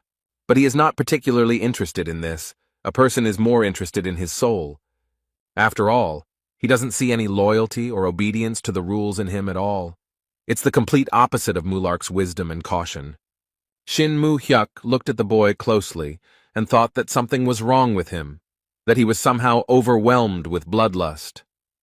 Thinking about all this, the man's eyes widened in surprise, because all this could only mean one thing, and the next moment he seemed to understand something, his mind putting all the facts together. He looks back at his friend and studies him carefully before asking a question. Mu-hyuk can't control himself and doesn't know how to ask the right question, so he decides to do it directly. He looks at Jung-Ho and asks if Jae-hwan is sleeping, but the doctor doesn't answer at first. And then he breathed a sigh of relief because his friend finally noticed, and noted that Hwang was fully awake. The announcer announced that the quarterfinals would now begin, and that we were in for some very interesting matches. The protagonist stood and thought for a moment, and then decided to enter the arena without an invitation. The divine doctor does not understand where the boy is heading, because his turn has not yet come. Meanwhile, Mu-hyuk looks at the boy suspiciously, still thinking about the fact that he is fully awake. He looks around and explains that he is tired of sitting and waiting for something to finally happen. So if he is fully awakened, it means he has passed the third stage of awakening. The old man looks at the boy with slight fear, because he has absolutely no idea what to expect from him. There is only one question spinning around in his head. It is impossible to predict what this young man has planned this time. He carefully studies those warriors who reached the finals. These are the strongest people of those who participated in the duel. It seems he uses his doubt skill to figure out who is who. He sees that everyone except Kaiman and Yun-en look like pretty strong opponents, especially the woman with the sickle, and even his skill cannot help him understand her essence. He cannot understand who she is. Zaire was surprised and asked the warden why he was here now, since his turn had not yet come. People are going crazy. They saw that the warden came into the arena and are waiting for some words from him. Journalists got ready, turned on their cameras and microphones so as not to miss anything important. Meanwhile, the main character has taken the microphone from the presenter, and it seems that he really does have some kind of announcement. First, he raised the microphone to his mouth and greeted the spectators in the stands, asking for a moment of attention. The guard of the Gorgon fortress reported that he had already managed to assess the strength of the participants and made a conclusion about each of them. The guy noted that he was bored watching this gray mass. Such statements surprised the leaders. That's why he's trying to completely change the course of this competition, and everyone is listening to him attentively. The leader of the priest clan, Ja Hekran, stopped him and asked what he meant, but she asked who gave him the right to change everything so abruptly at the last minute, and why he makes such decisions himself. Jae-hwan stated that he wanted to abolish one-on-one fights, and Ja Gukryong asked if he suggested holding fights in squads. However, she noted that this would not work as the distribution of participants would cause many problems, and it would also be difficult to determine the winner. The main character noticed that he was not quite understood, and now he would explain how everything would look. He does not plan to separate them. There will be only one squad consisting of 6 people. This rule update really surprised all the participants. They didn't expect it. The fortress overseer declared that he alone would repel the attacks of all 6 members of the squad.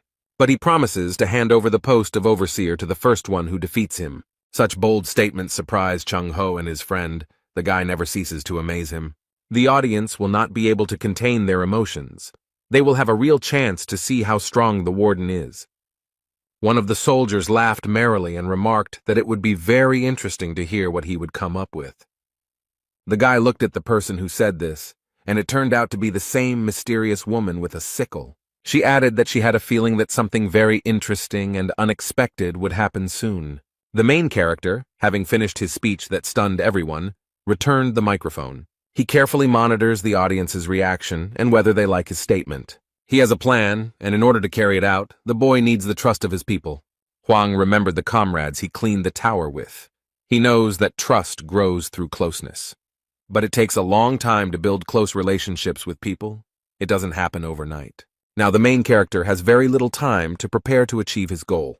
The only way to gain trust in such a short time is to show how strong and invincible he is. The guy didn't even notice how, while he was thinking, a beautiful girl entered the arena. She stood too close to the fortress overseer to look decent.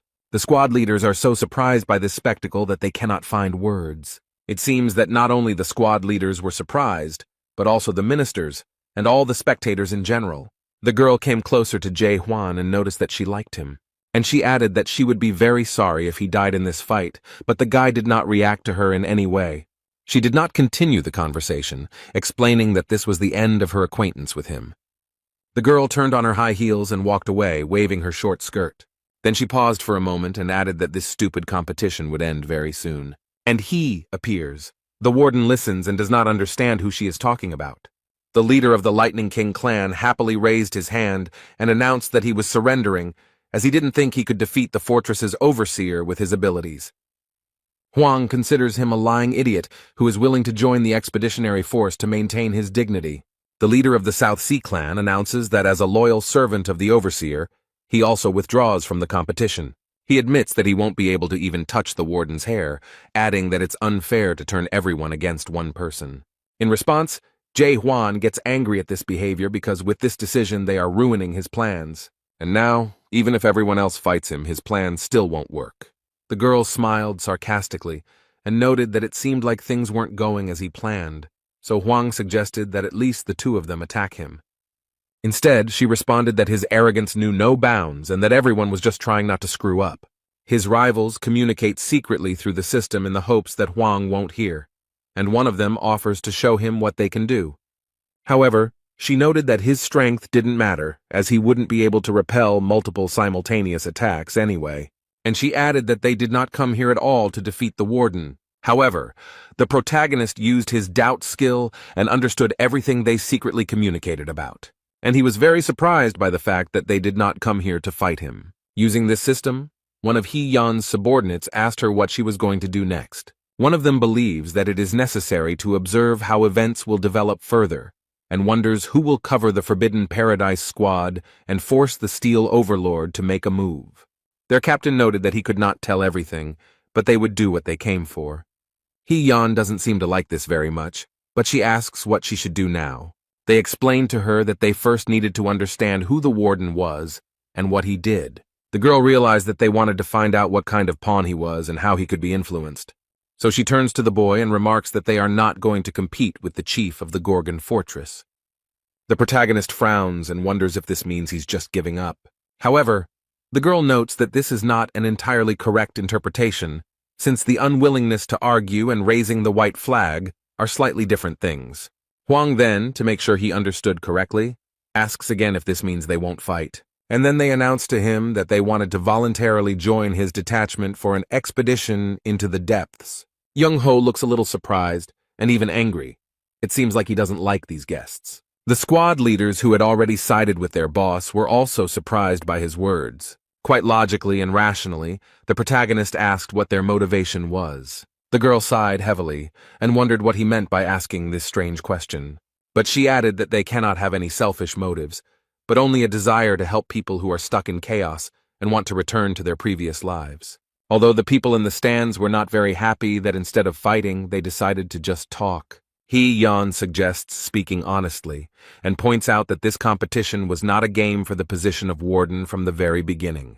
She suggests that it was such a tempting and very cunning move for the sake of something completely different. From the very beginning, the talk was not about the position of overseer, but about recruiting people for the expedition to Gribben. The public is surprised by this turn of events, and the girl continues to note that the warden's methods impressed her a little. Since the failed attempt 900 years ago, no one has tried to do something on such a scale again. So this girl feels proud to be here and notices that everyone here should feel the same way. But he invites those present to boldly admit that they have not come for the job of overseer. It seems like this girl is up to something because she takes off the mask she's been wearing all this time. But suddenly her eyes lit up with a bright green light, as if she was using some kind of skill. She rises into the air and hovers above the arena, spreading her power around. This skill spread throughout the arena and stands, and it calls into question their true motivation for why they are all here. Thanks to this skill, the girl gets the opportunity to see the whole truth with her green eyes. Yan seemed to have cast a spell on everyone in the stands and could reach into the most distant corners of their minds. The girl seems to charm everyone and asks what really brought all these residents to the house. Is the battle the main reason, or perhaps they are concerned about the future of Gorgon's fortress? The girl used her justice skill and approached people to understand their thoughts. People start looking around and trying to understand why they actually came here. They discuss what they think about this and how they feel about the deep sea expedition. The main character looked around and realized that she was using a skill that enchanted everyone around her. Huang looked at the girl and even thought about ending it all with one blow. One of the older men raised his hand and declared his support for the Divine Ladies squad. But he adds that he did not come here from the east to watch some ordinary competitions. This man turned out to be a wandering sword general, and his appearance here surprised everyone very much. This old man, Han Myung-gwan, is as strong as 10 troops put together. It seems like Yan was trying to achieve this because you can see the satisfaction on her face. However, the main character is not very happy with this turn of events, because he sincerely wanted a fight. Meanwhile, the main building of the Gorgon fortress is empty.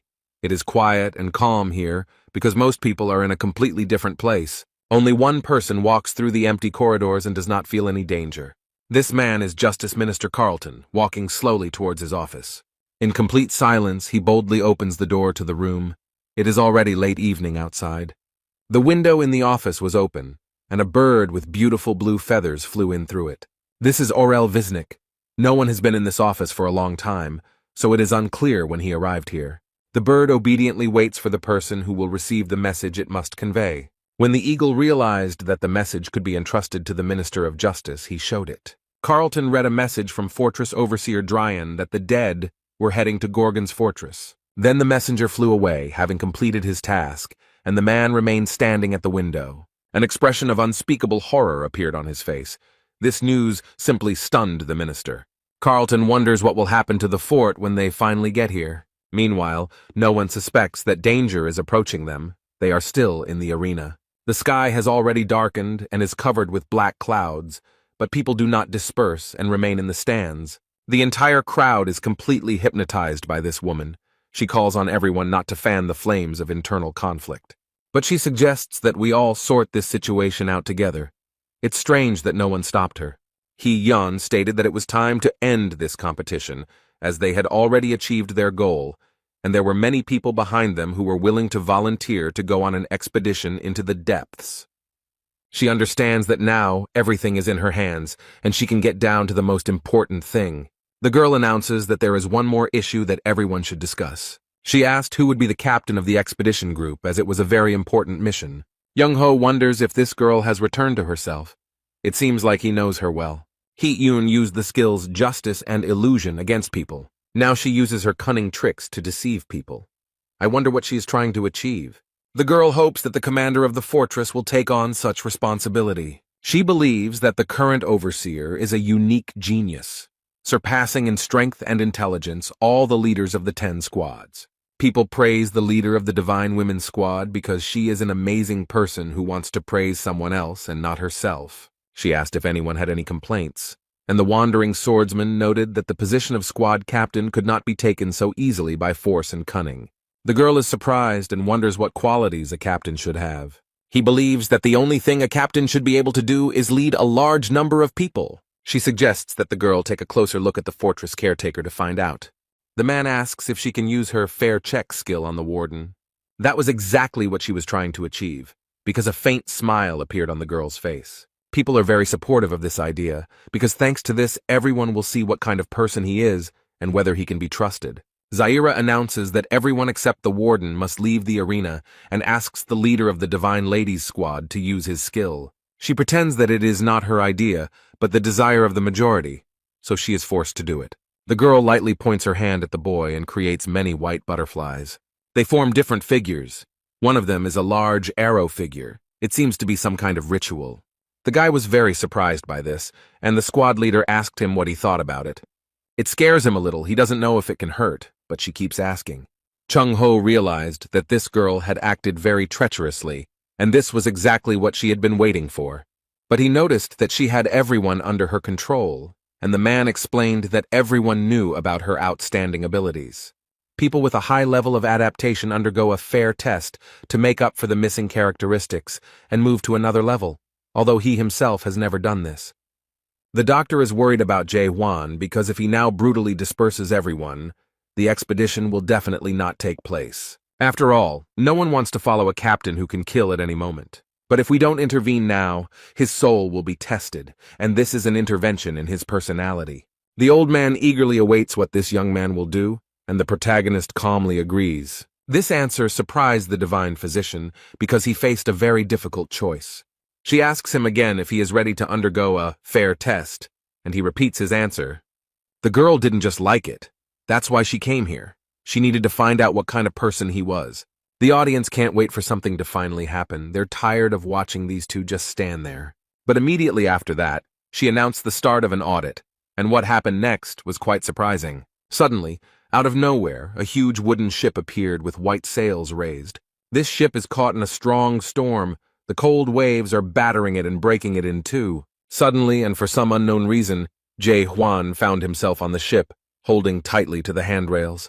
And the squad leader announced that this time the ocean would be the location of the fair test. The main character is furious. He cannot understand what is happening here and how to get out of this illusion. Although, despite this, everything looks very real and scary, the guy does not know what to do. The girl noticed that, as everyone could see, there are cases in the ocean when a ship sinks during a storm. People find themselves in the open ocean and, trying to save themselves, climb into a boat. The girl notes that, fortunately, the lifeboat arrived in time, and people have a chance to be saved. They pulled almost all the people out of the water, leaving only one person overboard. But the boat can only hold 10 people. If they take this man on board, they will all drown together. Suddenly, one of the men grabs the captain with a wet and cold hand. Everyone looks at Jae-hwan, and one of the men holds his hand tightly. They demand that he make a decision about what to do as soon as possible, but the protagonist cannot understand how he ended up in this situation. He has two options. The first is to leave one man overboard and save everyone in the boat. The second is to take this man into the boat, and everyone will die together. It's a fair test, and the girl sarcastically asks what the fortress chief will choose. If he chooses option 1 and leaves this poor fellow in the sea, he will be accused of indifference. But if he chooses the second option, he will be short-sighted because his decision will destroy everyone. Therefore, no matter who the overseer chooses, the people will definitely doubt his candidacy for the role of expedition captain. Jae-hwan thought for a moment and suddenly announced to everyone that he would choose the third option. The girl was surprised and noticed that there were only 2 options. She did not understand what the guy was talking about. The young man explained that his goal was to save everyone and prevent the boat from sinking. The squad leader is at a loss. She finds it hard to believe that he will be able to find such a way out. This answer option will appear only when the man starts looking for his own way to solve the problem, and now the system has shown the third option, where he will save everyone and not let the marriage drown. This is the only way to save everyone and preserve humanity, but the girl did not count on this. She wanted to make him look short-sighted, and Hwang ruined her plan. But now she can't do anything about it, so she invites him to share his plans. The main character noticed that they all have problems because of the sea, so they have to fight it. He looked at the sky, covered with black clouds, and explained that he would simply part the sea. The girl is very surprised to hear this. She does not understand what he is talking about and how he is going to do it. It seems to her that the commandant of the fortress has simply gone mad from overexertion. Instead, Jae-hwan looks extremely focused and is already preparing his weapon to fulfill his promise. The girl looked at this with horror and tried to stop the guy, asking what he was going to do. Young-ho recognized this pose. He had seen the guy do it before and knew exactly what would happen next. So he immediately warned everyone to hide somewhere, and people began to run away in panic. The protagonist gathered his strength and performed his signature strongest attack, which formed a large beam. The people on the boat were frightened by everything that was happening. They covered their heads with their hands. The leader of the Divine Lady Squad watches in horror as the water droplets rise up. Everyone watching this was very surprised, but Jurgen looks suspiciously calm. The system issued multiple messages indicating that an error had been detected while modeling the situation, and the sea instantly disappeared, and the terrible and terrifying storm ceased. All the simulated characters were saved. The girl who was on the ship hugged the captain around the neck and thanked him for saving her. However, Jae-hwan is not very happy about this closeness and disgustedly tells her to stay away from him. Everyone thanks me with big smiles and slowly disappears, which looks a little strange. The main character, it seems, did not expect to see this. It even scares him a little. They are like characters in a game. How many strange and incomprehensible things happen here for him. This world constantly surprises him, and the system noted that he passed the fair test. The girl screams in rage, asking what the fortress commander has come up with. However, the main character does not react to her hysterical screams and calmly replies that it is time. These words, or the way the main character said them, terribly frightened the squad leader, and she immediately fell silent. Now he looks as scared and furious as possible and remarks that it is time to put an end to this absurdity. The girl is afraid to think about what might happen now, after she so skillfully manipulated him and everyone around her. However, suddenly the system announced that the Gorgon fortress had been given the order to unite. No one can understand what is happening and why the siren went off. The fortress caretaker, without thinking twice, realized what this could mean, turned around and quickly ran somewhere. They announced that from now on, all events were cancelled and asked all residents of Gorgon to come out to the eastern street. Visitors to the city cannot understand what is happening, and local residents explain that dead people are approaching. The most powerful personalities present at the event gather together to plan their actions. They gathered on the fortress's observation wall to assess the situation and saw that Black Spot's squad had been completely destroyed. Most of the Lightning God's squad was destroyed in Manticore, and today they must face these fearsome monsters. But the Fire King laughs at his fear. In turn, the Lightning God noticed that his friend's knees were shaking with fear, and he could not remain silent about it. Instead, Young-ho looks into the distance, remembering events from his past and assessing the situation. He can't believe that a guy who didn't even live 900 years is in charge of Gorgon Fortress. Many strong people, the captain of the Southern Sea and the god of lightning, gathered here. A scientist with whom the protagonist fought and won in military strategy. The Fire King, ready to fight side by side with other squad leaders. Infinity, the faithful and longtime friend of the divine physician and a strong man. The very same leader of the detachment of divine ladies who never managed to set up the commander of the fortress. The 6 leaders gathered in the Gorgon fortress. The old man never thought that something like this could happen again. It all reminded him of the events of 900 years ago. His friend remembers these events well and knows what the doctor means. He is talking about the courtyard of the dead. He looks sadly at the divine doctor and notes that there really was something like this once, but he doesn't understand why they are all here. It's then that Young-ho realizes what's going on here. The dead are attracting other dead people. When mid-level undead appear, they attract other small monsters. When a large monster appears, it attracts mid-level monsters. And a week ago, a great catastrophe occurred in the Gorgon fortress. The real king of the dead appeared. This disaster forced all the fortresses to strengthen their borders and build huge walls. And now, because of this, the most terrible catastrophe is approaching chaos, devouring all living things. In addition to small and mid-level monsters, mega undead are approaching them. This terrible monster is called the One Who Walks Backwards, Magrig, and it inspires terror. A terrible darkness enveloped the city. Screams of horror and pain were heard from everywhere. It all began. People can do nothing against these monsters and only shout for them to go away. A terrible end awaits them. The monsters know no mercy. They destroy everything. The leader of the Divine Ladies Squad looks at all this horror with huge eyes. They are being attacked by a huge number of monsters that no one can cope with. They have no hope. The inhabitants of the Gorgon fortress scream in horror and die from the sharp claws of the monsters. Poor people have nowhere to go, no way to save themselves or avoid their death. The girl realizes with horror that this is the end of a huge invasion that no one can stop. People try to save themselves, but because of their weakness and helplessness, they fall to the ground. There is no point in running or hiding. It is too late to do anything about it. The monsters have already arrived, and they will do what they do best: destroy everything in their path. The Divine Lady understands that this man is about to be destroyed by the monster, but she froze in horror. The old man doesn't even try to run. He has already resigned himself to the fact that his death has come. Suddenly, someone will run very fast. Maybe he will save him, and will be able to save many more lives. This is the wandering swordsman. He is definitely very strong and will help them get rid of this trouble. The girl gains hope. She sighs with relief and asks him to help them. However, this man does not touch the monster. He passes it by and allows it to continue its evil deeds. He doesn't even try to do anything, but gives up and explains that even he can't fight such monsters. The poor woman looked at her husband and despair overcame her. She realized that she could do nothing. Instead of trying to fight, the swordsman surrenders himself to the monsters because he sees no other way out. The squad leader believed that in this world, any choice you made would lead to nothing. There are tears in her eyes, and inside there is a complete emptiness that is slowly taking over her. She has become disillusioned with everything she believed in and lived by, and now she is unsure if justice can be achieved in this world. The girl stands motionless, looking at what is happening in horror, and does nothing. She looks at the monster right in front of her and realizes that there is nothing in this world but blind hope.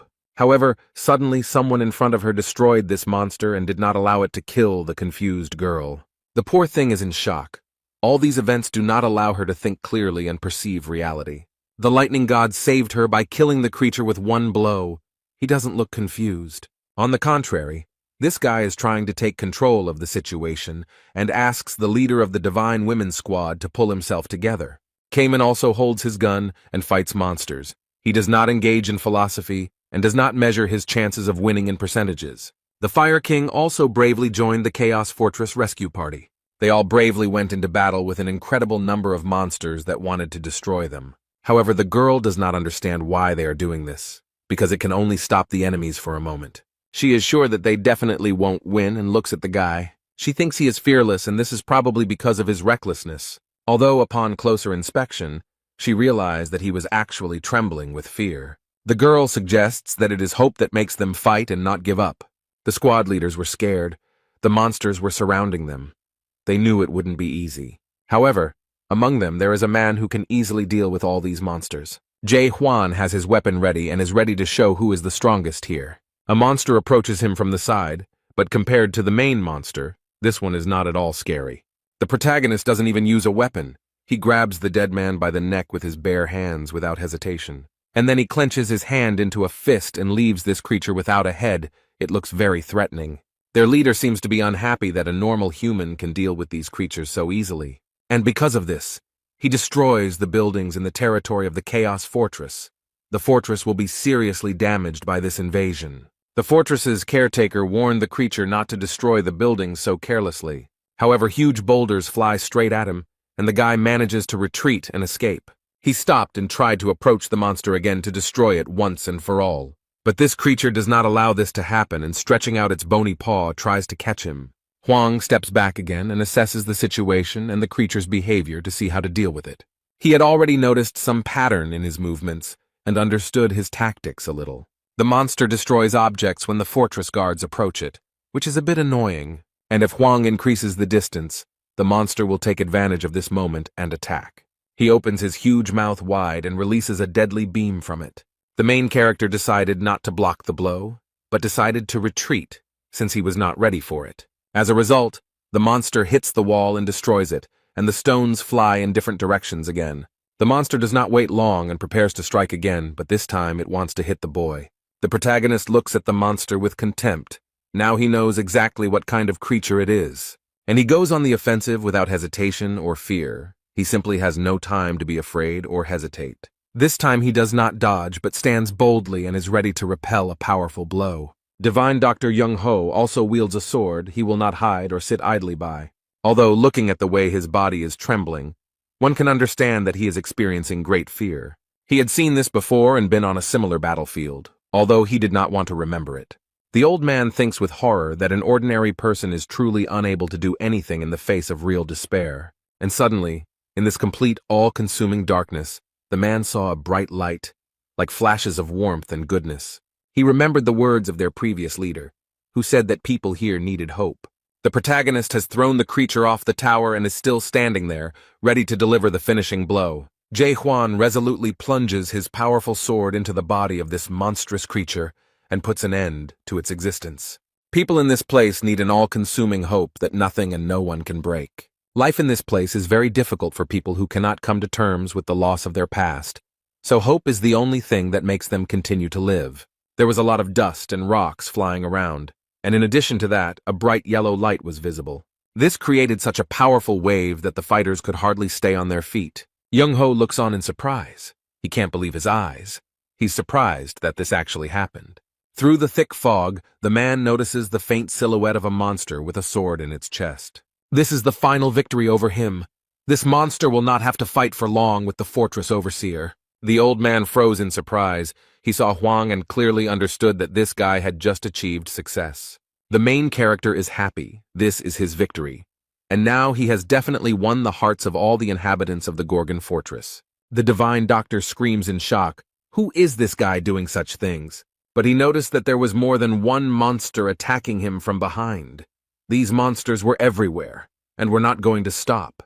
The leader of the South Sea Squad is very concerned about the condition of his leader and friend, so he shouts to warn them. Chung-ho saw all this, and realized with horror that the fortress guard was in great danger. Since he destroyed their leader, all these Traryuks will now attack him.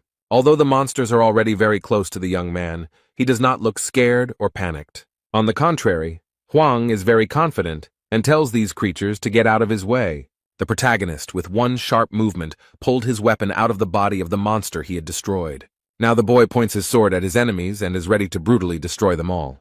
His eyes are burning and his sword is glowing. He is not going to think long or wait to assess the situation. There is no time to think at all. There is only one option to destroy all this evil. He uses his most powerful attack. Young-ho is extremely surprised that this guy has such strength. It's something incredible. Everyone does not understand much, but what they see amazes them. It is hard to believe that a person can have such power. There was a strong blow. Part of the fortress wall collapsed, but many monsters still remained. They continue to attack, and the residents are scared of everything that is happening here. The warriors look around in surprise and now understand how strong their overseer is. The warriors thought it was a bit careless, but Young-ho noted that he made the decision to protect this carefree creature. Everyone must have been impressed by Huang's strength, so they also agreed to carry out the mission of the divine physician. They are all ready to fight to the end with such a strong leader. Now they have no drop of hopelessness or despair. But they bravely enter the battle and defeat a much stronger and larger enemy. Even those who initially did not believe in Huang's strength and power join them. Now no one doubts their victory. They have hope. And now it helps them fight. The main character seems to have raised his fighting spirit. Everyone gives it their all and bravely destroys these terrible monsters that attacked them. Now these creatures have no chance to win because this team will not let them. They may seem to be full of strength and energy and can fight at this pace for a long time, but these creatures don't seem to be going away. You'd think it would last a long time. The Lightning King is doing everything he can and everything in his power to put an end to this undead. He uses his energy to destroy one monster after another, just like his friends, doing everything in his power. The guy dealt with the monster. He did a great job and he was happy about it, but not for long. The young man looked at his Fire King and realized that they were all a little tired. And these terrible creatures are getting closer and closer, and it seems that there are no fewer of them. The Fire King noticed that his movements began to slow down due to fatigue. At this rate, he would soon completely lose control of the situation, and it seemed like someone had noticed. The monster was already approaching the boy, but at that moment someone threw a stone at him. It's a girl. She did it to distract the monster and prevent it from destroying the warrior. It seems her plan worked. The creature was distracted enough to understand what happened, and when she saw the girl, she quickly went to her to take revenge on her for what she had done. The monster is already very close to the poor girl, and it seems that now she cannot escape and this is the end. But it seems that was the plan, and she screams wildly, loudly, and with tears in her eyes that now is the time to begin. And the next moment, Silver chains suddenly appear, quickly surrounding this monster. They completely entangle the monster and do not allow it to escape, which apparently means the end of it. Carlton was good at this ability, and he came to the rescue because the fortress needed him. But it was not only he who came. Other powerful inhabitants of the Gorgon fortress also appeared. The Fire King liked this very much, because fighting with support is much more enjoyable. He easily, and even with a smile, destroyed the creature, which was already bound by magical chains. After this monster has no chance to survive. He is pierced from all sides. Despite being very tired, everyone does not give up their positions and continues to fight. And also the overseer of the Gorgon fortress, who bravely fights off the invasion of monsters that destroy everything in their path. Jae-hwan hasn't shown his full strength and power yet. He still has a few aces up his sleeve. The guy uses his legendary sword and is ready to deliver a powerful blow. He thrusts the weapon into the ground with all his might, and a blue light appears around him. It spreads throughout the entire territory of the Gorgon fortress and destroys all evil spirits. It's all over. 10 days have passed since the disaster that seemed to never end. After the great deceased Magritte and his company visited here, the city turned into ruins. I wonder what the biggest changes could be in chaos after everything that has happened. The guy was told that life has become better, but he doesn't understand what he's talking about, so he asks for clarification. 6 out of 10 hunting leaders have moved to the home, so there are more resources and horned monsters, which has increased the economy. Although Naven looked around, he felt that the situation here was not so good. He sees a completely destroyed city and thinks that the situation still looks pretty dire. But on closer inspection, he noticed that the population looked quite friendly. Blacksmith Michael Gernard noted that the guy thought the situation was dire precisely because he couldn't see the path of the wave. Then the black sea of monsters that were approaching and destroying everything around seemed to dissolve with one swing of the sword. And all who were with him at that time, as if enchanted, rushed to fight the monsters with great enthusiasm.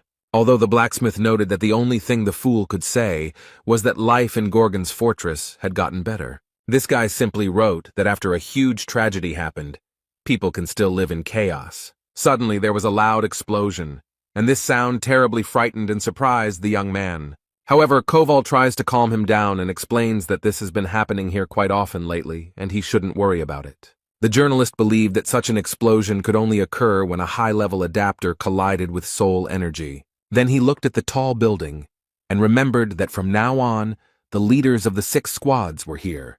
The journalist comes to the conclusion that there is a war between clans, and Koval notes that this can be said. Suddenly, a loud sound is heard again, and a real explosion is seen in the fortress, which looks quite frightening. They both look up and see who the blow was aimed at. 5 people, along with their weapons, were thrown into the air, and now they are falling helplessly. Some of the strongest squad leaders are defeated and simply thrown out of the tower. It seems they are not as strong as they thought. The blacksmith watches this very casually and habitually, as if it were happening suddenly. And the main character sits in the fortress and notices that these people have a difficult path ahead. Meanwhile, there is unrest in the Manticore fortress. It seems that bad news has reached them. The commander of the detachment that captured the fortress cannot believe what he just heard. He was told that the great late Magritte, who had gone into chaos, had been completely destroyed. This guy is getting angrier and angrier. He knows very well that this monster is not so easy to defeat. This monster is located on level 9 in the Great Lands and can only be defeated by a very strong opponent. It could have been a general or someone even higher up, and he doesn't understand how they managed to destroy one of House's 3 unique dead men. Therefore, the guy orders his subordinates to immediately find out everything and report to him. He is 100% sure that this is impossible, so he thinks that this is some kind of mistake. 4 days later, news of the destruction of the Eastern Forbidden Paradise detachment at Gorgon's fortress spread throughout chaos. Meanwhile, completely different events are taking place in the Gorgon fortress. The main character notices that his subordinates are very weak. He looks closely at the leaders of the squad and asks what they have been doing all these centuries. The Lightning King is disappointed to think that this guy is completely unbeatable. Suddenly, he turns to Yun Yun, and the guy immediately replies that he is ready to listen. The protagonist notices that this guy has nothing but fast legs. Kang Hwan explained that he was strong but very slow, and Jaegyul Myung thought for too long. Divine Lady is very fast, has excellent reaction but very poor endurance. The guy explained to Cayman that he was the best here, had perfect command of the basics of combat, and had no particular weaknesses, but at the same time, he had no advantages either. Jae-hwan comes to the conclusion that they all have one problem in common. They somehow managed to achieve success without putting in much effort. Young-ho noticed that the warden had no mercy for the youth, and the protagonist was irritated that these old people had also achieved nothing, considering that they had already lived for over 1,000 years. 900 years ago, the 10 squad leaders were level 7 or higher. The Sky Dragon squad leader was level 9, and Mularka was stronger than all of them combined. The expedition turned out to be difficult, even for such strong leaders. The depths are a serious test. During the battle with the Eastern Squad of Forbidden Paradise, half of them found themselves on the verge of death. The main character noted that they didn't even attack their base, that is, Manticore. They barely managed to deal with one squad, so it is unclear how they will now be able to go on an expedition. Jae-hwan decided that from today onwards they would all undergo special training. Yagelman knows well how much work it takes to move from one level to another, so this news surprises him greatly. He explains to the manager that all the managers here are transitioners, and moving to a higher level is not so easy, and it usually takes a person at least 10 years to reach at least the first level. Then it takes 20 years to reach the second level, 40 years to reach the third level, and to go from the third to the fourth level takes a full 80 years. This is why anyone above level 4 is called a high-level adapter. Most people won't even live to that point. Hwang wonders what the leader means, and Jaegil-myung asks if the warden wants to awaken them. Everyone present was very surprised by such a request, because it is not so easy to do. The man explained that, as far as he knew, awakened ones do not accumulate power, but are able to move to the next level through sudden enlightenment. Jae-hwan is going to do just that, but only if they are willing to leave their homeland. The bosses can't believe their boss actually came up with something like this. It's so brave. Chung-ho decided to intervene and explain. He noted that in order to achieve full awakening, one must go through 3 stages, and he added that at one of these stages, they will have to destroy their own world. Anyone who can do this will destroy their world and learn its true nature. Hwang understands that the old man is talking about his questionable skill. The Divine Lady explained that they were talking about giving up status, which is an advantage in this world. The leader of the Lightning God's squad finally understood what they meant, and the girl was surprised at how this guy with such meager knowledge managed to occupy such a high position. However, he explained that despite everything, they are also absolute adapters, people who have a strong connection to the skills and the system. They can be 10 times stronger and 100 times faster than normal adapters. They are a minority that has received the blessing of the system. The 12 monarchs are also part of this minority. The Fire King called the boy a fool and remarked that everyone here was a real adaptable person. Instead, Kamen, the leader of the South Sea detachment, noted with great sadness that he was not part of that minority. But he added that he was willing to give up any skills if it would help him become stronger, and he felt nothing but hatred towards monarchs. The girl asked in surprise if he understood what he was talking about, since he was being asked to give up everything he had worked so hard for.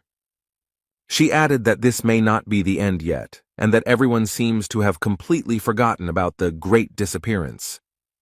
The main character doesn't understand what he's talking about, so the girl explains that it all started with the appearance of a fracture. 700 years ago, they began to appear on the mainland, fought with farmers, and a terrorist group known as the Rift was brutally killed by the monarchs of the 4 cardinal directions. The monarchs struck back, declaring that anyone who wished to awaken must travel to the Forgotten Lands and renounce the world. Then, in the Forgotten Lands, thousands of adapters of different levels gathered, but almost no one knows what happened that day. If you believe all the gossip that came out after all this, they simply ceased to exist. Of those who returned, only a small part remained.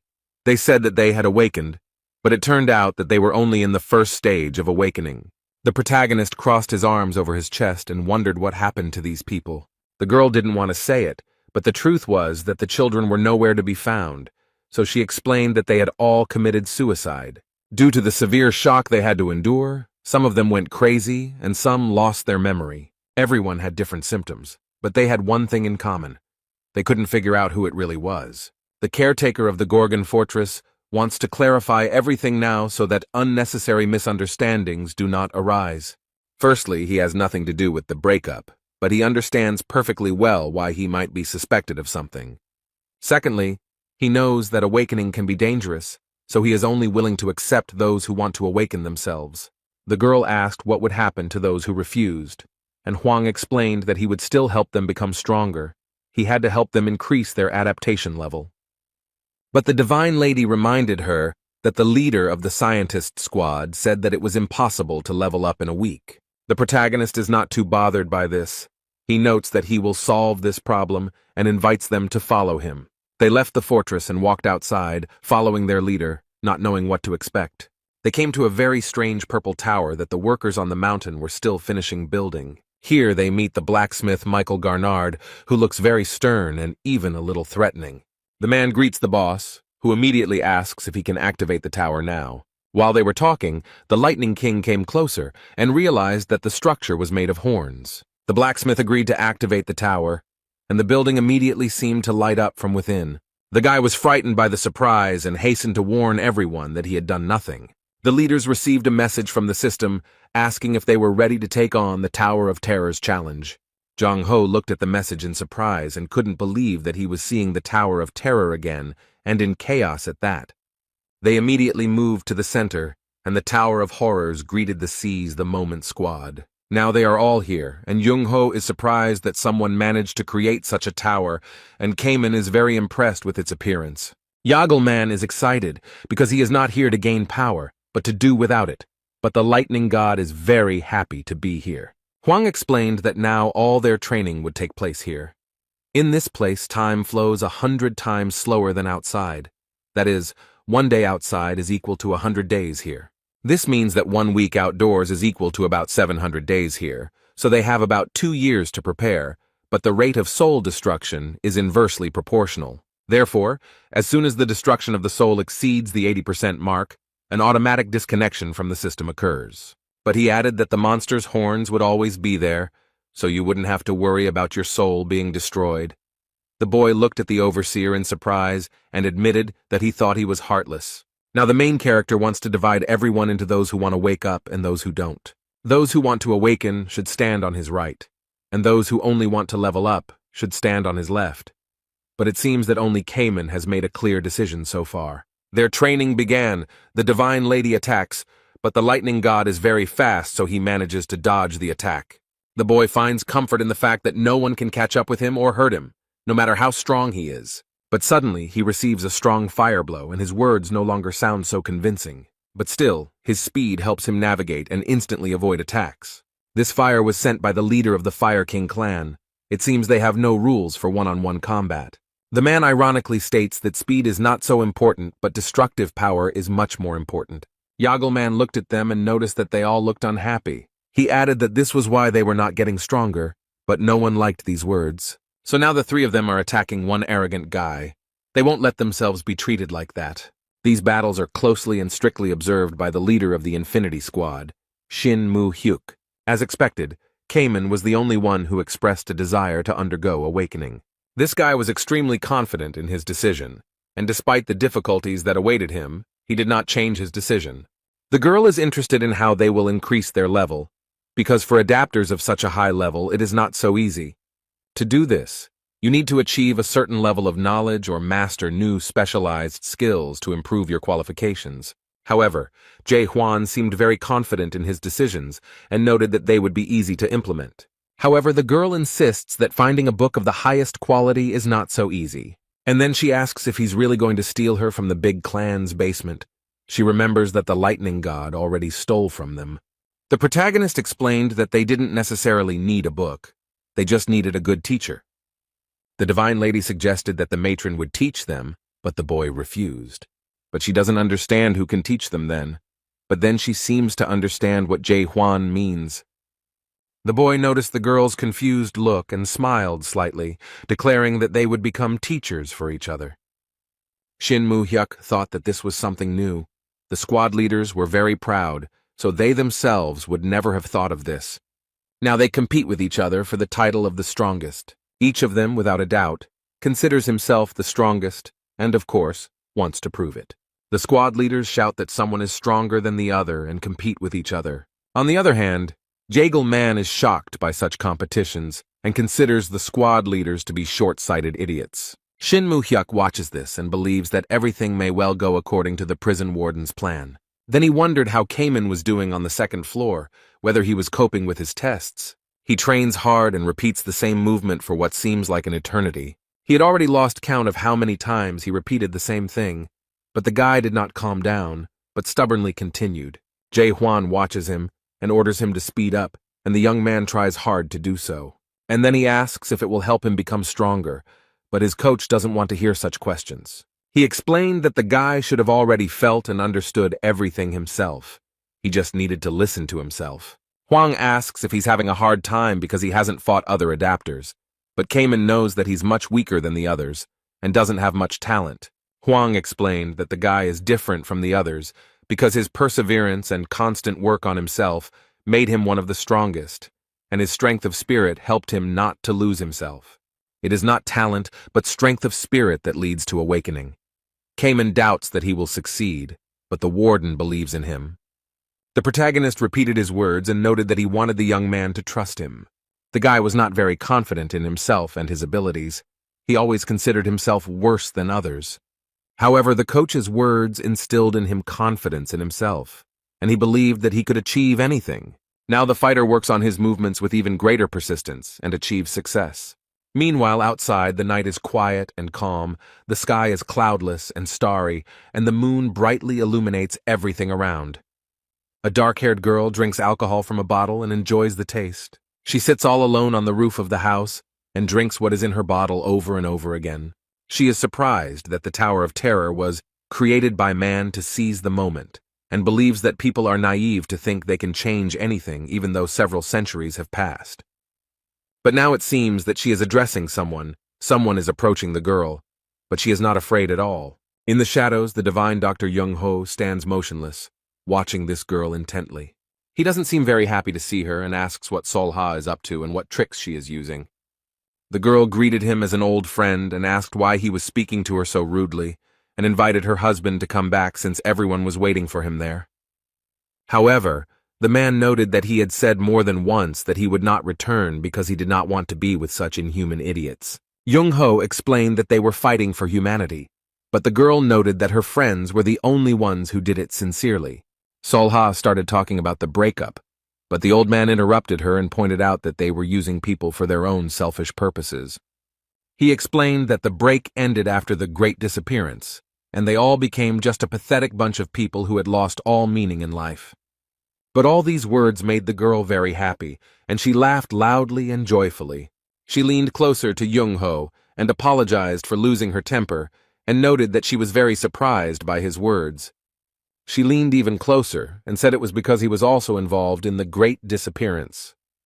But the man sadly noted that this was far from the truth, and the girl added that everything turned out to be different from what he thought, but instead of doing something about the Great Disappearance, he remained on the sidelines. Sol-ha is still grateful to him for this, because if it weren't for him, she would be a completely different person now. The girl said that there are people in the rift who are still trying to awaken using the Chung-ho method. They have no talent at all. They just raise swords against each other hundreds of times. She pours the drink into a glass and repeats that they raise their swords hundreds and thousands of times. These people kill each other over and over again, and only a small portion of them can survive and take up arms again.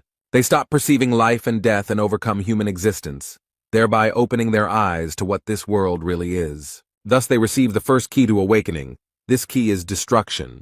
But the old man gets angry, turns around and notices that it is the wrong key, and they are going in the wrong direction from the very beginning. The girl looked at him calmly and was skeptical about his words, because he was not yet fully awake and did not know it. Young-ho created his white world around them, and Sol-ha saw that it had not changed at all. She explained that he was afraid of losing his humanity, so he could not draw anything in his universal world, which he created with great difficulty. But the girl added that she filled her unique world exactly the way she wanted. She also became the captain of the second squad of the Rift, and wants to show her old friend her world. Sol-ha seemed to have broken through the old white world with her chains and immediately created her own. Young-ho watches in surprise and explains that he heard that she became a captain. But he doesn't know something, so he asks if she has reached the third level of awakening. The girl smiled carefreely and noted that she would not just be on the third level. Suddenly, the divine doctor finds himself in a red puddle and cannot believe his eyes. The girl mocks his confusion and asks how he can see such things and if he knows what they are. And then, without waiting for Young-ho's answer, she herself answers that it is the day of the great disappearance. Sol-ha wonders what he feels when he looks at his creation, this red sea filled with bodies. She looked at her husband and said that nothing would change in chaos, and that she believed that Jung-ho thought the same. This world will not change. Everything will be as it always was, and it is useless to hope for anything different. So she smiled and kindly invited her husband to come back to them in a breakup. However, he noted that everything will change, and then repeated once again that the world will definitely change. This time everything will be different and everything will really change. He is absolutely sure of it. His interlocutor cannot believe that he still believes this, and remarks that Huang has had a huge influence on him. But she is sure that they will not succeed, just like 900 years ago in chaos, and 700 years ago in the Great Lands, and just like when he abandoned them and fled. The girl turns around and leaves, but the last thing she says is that they can do whatever they want, but the break will consist of watching them. The first stage of awakening manifests itself in doubt about this world. The boy is on the way to it. The second stage of awakening manifests itself in understanding the world that has caused doubt. The third stage manifests itself in forgetting your former self. This is not so easy, and as a result, you can completely lose yourself. The guy is in a deep decline of his knowledge and seems to have lost control of the situation. The main character tries to attract his attention and bring the poor guy to consciousness. He strikes close to Cayman to awaken him and set him on the right path. His plan worked. The guy came to his senses and can now continue to work on himself. His teacher slowly approaches from the fog and explains that he doesn't want to see him in such a pathetic way. Jae Hwan raised his sword and declared that his student must fight to the death, and his weapon was so close to the boy that he could have died at that moment. Cayman is surprised by such a sudden attack and is not sure he can do it. A very strange thing happens, as if the drops escaping from this space are protecting the young man. He can't convince himself that defeating the warden seems like a fantasy. After all, he doesn't even realize how strong his opponent is. Cayman is definitely weaker than him, so there's no point in even trying. But Cayman believes that it is worth starting from a completely different place, to find out whether the guy has become at least a little stronger. In the situation he is in now, it is very difficult for him to control his body and mind. So Huang tries to help him and asks him to forget about the limits this world puts him in. The Cayman seemed to have awakened from a long and deep sleep. He finally came to his senses. The third stage of awakening begins for him. The guy overcomes a difficult path and reaches the finish line. He grips his weapon tightly and feels the power rolling over him like waves in the sea. The third stage of awakening involves forgetting the old self, and Cayman had reached this point. He looked at the sudden surge of power and did not expect such a result. His strength is equal to the waves of the sea. He is Cayman, the king of the South Sea. The next moment the waves died down. The boy dropped to his knees and leaned on his weapon, and heavy drops of water fell to the ground. The main character greeted him. The guy raised his head in surprise from such words. Jae Hwan came closer, extended his hand to help him up, and noticed that Cayman had reached the third stage. He incredulously asks if he has really become stronger, and his teacher explains that he is now much stronger. But the fortress warden is also in the third stage of awakening. The boy doesn't think he can catch up with him no matter how many restrictions he overcomes. There is a meeting of the three fortresses in the office, and some of them say that the expedition plans are very shaky, and they are not sure that the overseer is a good candidate for the role of leader.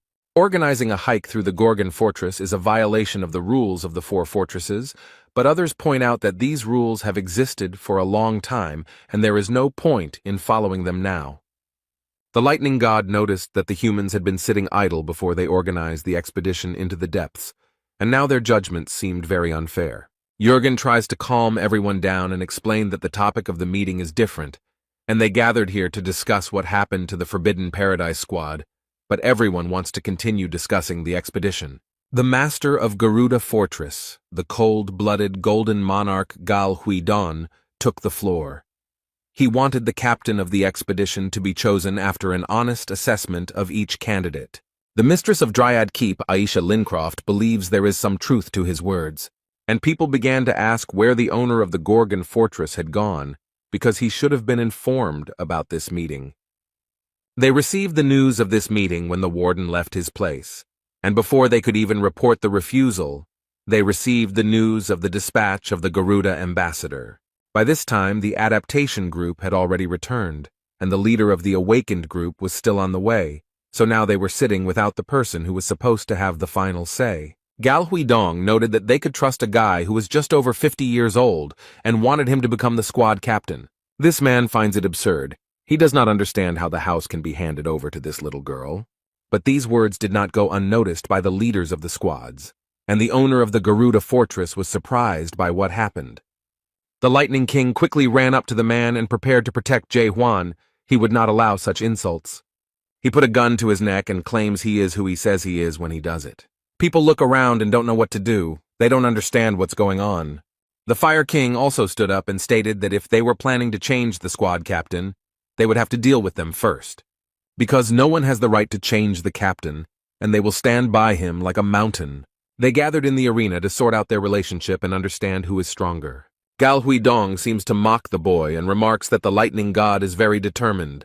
Instead, the guy in turn asks his opponent if he is afraid of losing. The master of the Garuda fortress smiled and generously allowed the boy to strike the first blow. The Lightning King runs around his opponent and adds that he was going to do it without his permission. The guy is confident in his abilities. He trained for a long time and spent a lot of time in the Tower of Terror. And now he can boldly confront such strong opponents as the master of the Garuda fortress. While Lightning Boy performs his maneuvers, his opponent simply stands and watches, doing nothing. He just smiles and remarks that this guy is pretty fast, but seems to underestimate his opponent. Suddenly, the young man disappeared completely from sight. He did all this not just for fun, but to lull his opponent's vigilance. Now the Lightning King towers over the overconfident Gal Huidong and is ready to strike his first blow.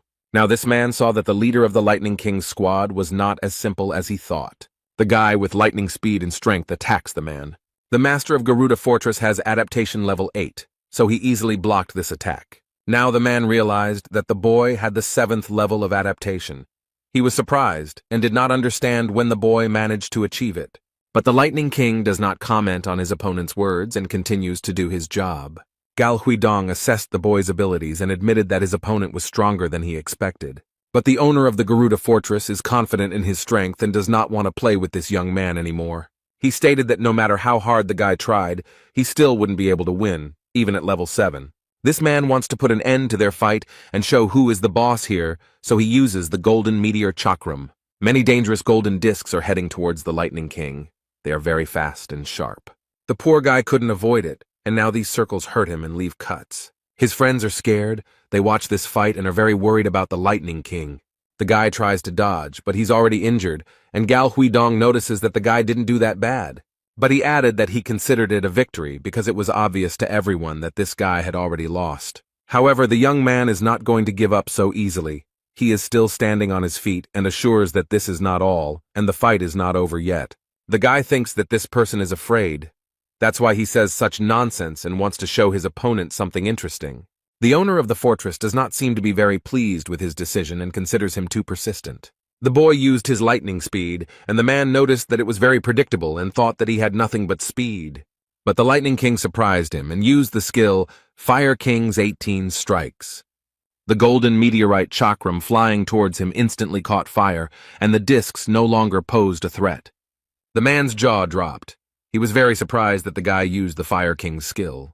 And then the guy used the skill 8 Invisible Traps. The time spent in the Tower of Horrors was not in vain. Gal Huidong knows very well that the leader of the scientist squad has this skill, and the fact that another leader does the same thing surprises him greatly. He is angry and does not understand how they can teach each other their skills.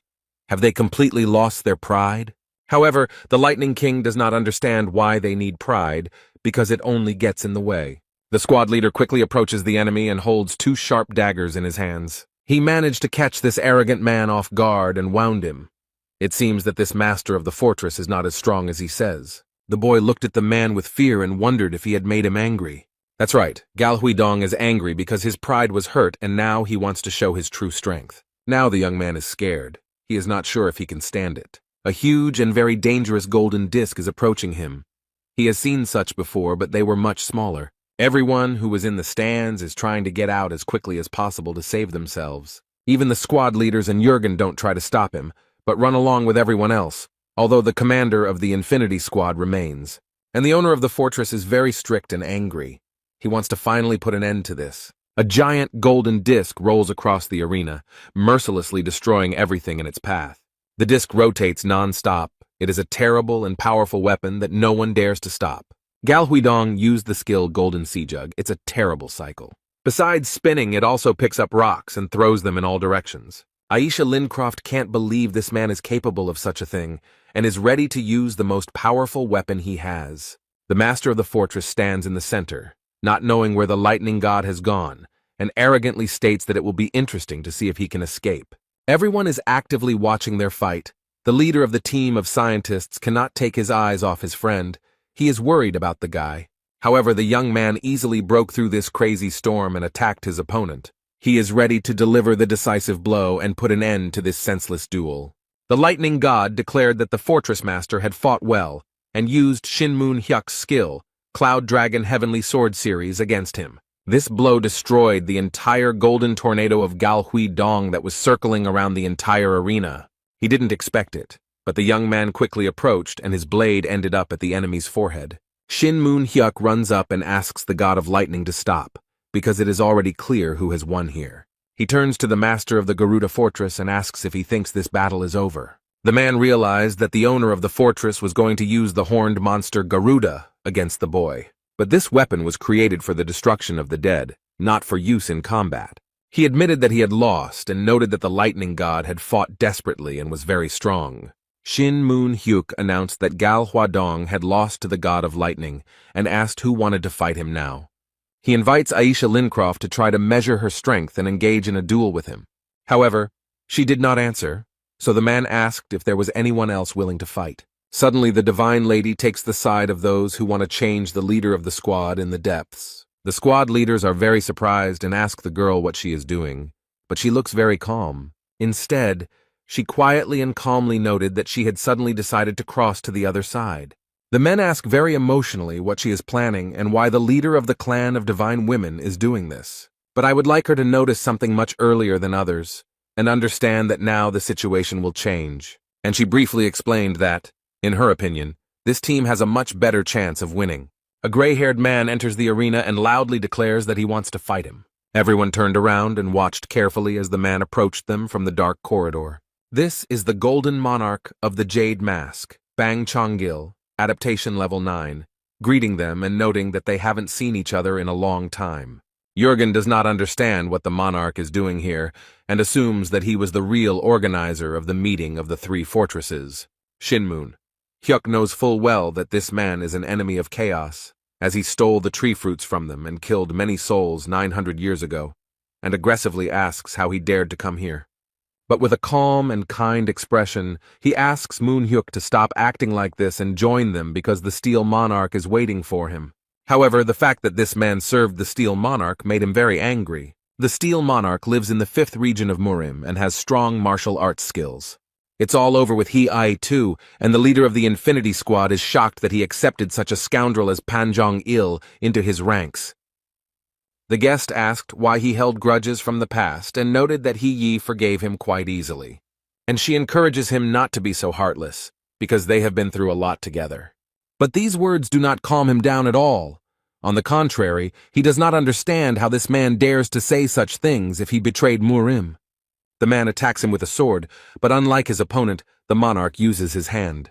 But he defends himself from attacks with his bare hands, and does it quite successfully.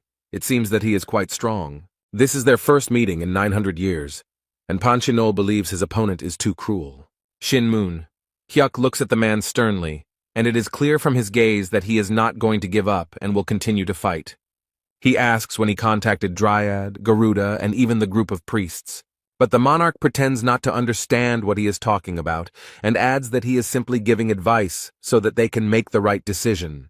He believes that the caretaker of the Gorgon Fortress and several others are living a dream that will never come true. Then he smiles slyly and thinks that these people will never succeed and says completely without any sympathy that he is sorry. However, his opponent is firmly convinced that they will succeed, especially if no one interferes with them. There is almost no one in the stands. it is very strange that so few people are watching them. In fact, there is one very attentive spectator there. She is interested in what they are talking about and how this fight will end. The leader of the Infinity Squad shouts at her and asks that the mistress of the Dryad Fortress not succumb to their influence. But she is no longer alone. A man is slowly and confidently approaching the woman. He emerges from the shadows and assures the mistress of the fortress that she is now making the right choice. She looks back and immediately recognizes him as the Steel Monarch's envoy, He-Yon. The man convinces that the overseer of the Gorgon Fortress is more dangerous than the leader of the Forbidden Squad. The main reason he is dangerous is that he is trying to unite chaos through an expedition into the depths. The monarch perceives this young man as a threat.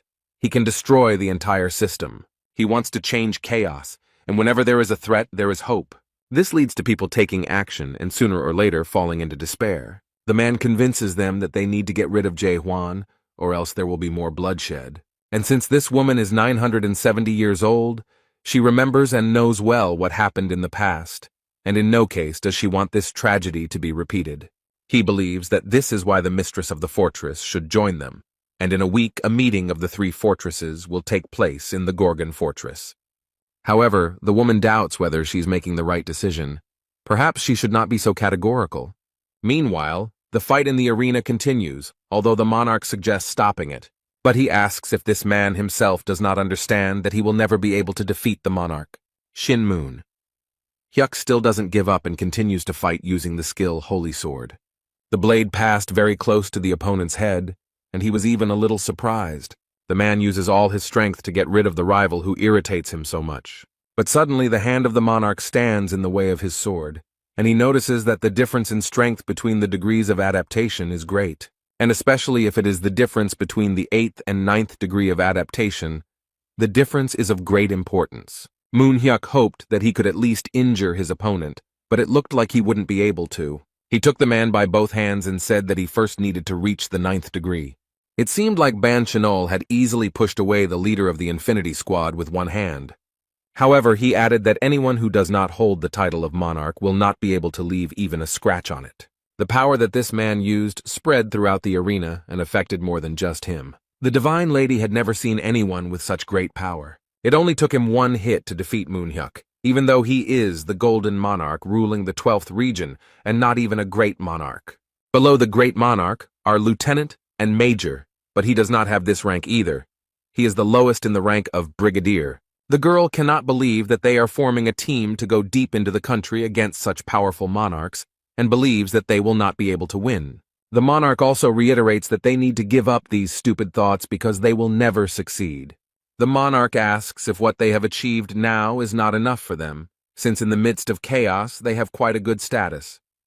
However, he added that they should not even try to reach heights that they cannot reach with their hands. The poor fellow, who seemed to have been completely defeated after the last blow. However, the hope in his heart did not die. He is firmly convinced that all this was not in vain. But unexpectedly for his opponent, he carries out another attack on him, simultaneously convincing him of their uselessness. The monarch asks what this man is doing. Is he really going to continue fighting? The group's leader claims that 900 years ago, this man was defeated by the resurrected court and stole their fruits. And they lost their friends and loved ones. Moon Hyuk will never forgive him for this. He will not forgive his opponent for what he had to go through then, and adds that times are changing. The squad leader raised his sword at him, but the monarch remarked that it was very sad that he had chosen his own death. Instead, Moon Hyuk doesn't listen to him and uses the powerful skill Holy Sword Riddle. The monarch was very surprised to see such a display of strength and power from his rival. The man doesn't wait and uses his next skill, Holy Destruction, ready to finish off the intruder. It is clear that he puts in a lot of effort for this and is ready to sacrifice it. Bang Jinyol raises his right hand and says that he is very sorry to do this, but it seems he has no choice. He uses the skill Bottomless Pit and many black rays come out from his palm. Moon Hyuk is very surprised. He didn't expect this at all. His opponent is really very strong. Instead, Monarch noted that this time, the leader of the Infinity Squad failed to reach the heavens. He couldn't do it 900 years ago, and he can't do it now. His face almost completely taken over by his opponents. Mr. Chinol had already grabbed his opponent tightly, and added that this man would not be able to change anything. His friends are shocked by how this quarrel ended and rush to help. And the monarch says that you better remove the caretaker of the Gorgon fortress for creating this stupid dream. Suddenly, someone from afar apologizes to Manhwa for being late, which surprises the monarch. He slowly draws his weapon and adds that Gorgon, the overseer of the fortress, will be a little late as he is very busy. Cayman took his place, and with pride and confidence declared that he was ready to join the fight. Jürgen, holding the Lightning King in his hands, is outraged that Huang did not come, because what could be more important than being here? Because the expedition into the depths will soon fail, although it has not even begun yet. However, the guy reassures the Minister of Internal Affairs and notes that now everything will be under control. Then he calmly looked at Manhwa and asked compassionately if he was okay.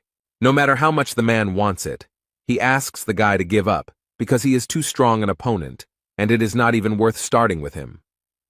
But the guy does not respond to such a request and explains that there is nothing to worry about. Cayman asks everyone to evacuate along with the fortress's residents, but the leader of the scientific team does not understand what he is talking about. But he notes that even Manhwa couldn't defeat him, and he believes that even if they join forces, they won't be able to win. But the boy approached the monarch and declared that he would fight him one-on-one. The head of the group of scientists is horrified and begs Cayman not to do this, because he himself has just seen how strong this man is. However, the guy does not pay attention to these words. He looks closely at his opponent and notices that they have not seen each other for a long time. Instead, his opponent tries to remember where he knows him from and when they met. And then he remembered that this was the same guy who couldn't join the previous expedition because his abilities were too weak. Cayman convinces the monarch that all this is in the past and that he has now changed a lot. The man remarks that if this guy is trying to stop him, he must really have gotten stronger. The young man pointed his sword at him and asked if he really wanted to see its power for himself. The monarch accepts the challenge and wants to see what this guy can do, and the fight begins. Cayman skillfully dodges the first blow and focuses completely on his opponent. However, they are not going to fight without their unique abilities, and Banchinol is ready to use them. The guy points his sword at him and is also ready to fight. He is confident in his strength. Their fight has begun. The Caymans will boldly begin the fight against such a strong monarch. But Banchinol didn't expect this. The boy turned out to be stronger than he could have imagined. And then the young man pounced on his overconfident opponent and threw him back with his strength. However, he still smiles and asks what skill it is because it looks really good. Cayman explains that it is weaker than a strong blow, but much stronger than a normal one. He didn't lose any confidence in himself, gripping the sword tightly and proudly declaring that it was a crushing blow. The leader of the South Sea team looks closely at his opponent and notes that he will have to try hard, because if he doesn't take this guy seriously, he could easily die at his hands. However, this man does not take his words seriously. He finds it difficult to believe that this young man is capable of such a thing.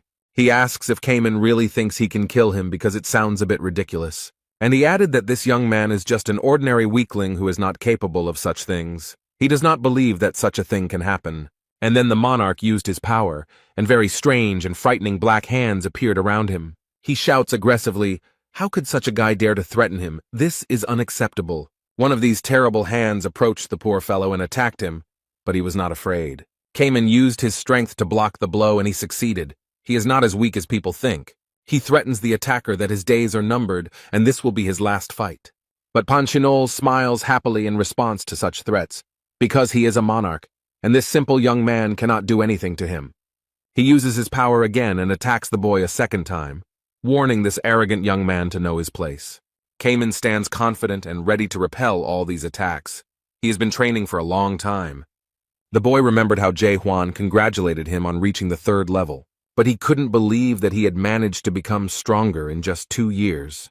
The teacher explained that time flowed completely differently on the 2nd floor than on the 1st floor, where everyone else trained, and asked if he really thought he could do 10 billion punches in just 2 years.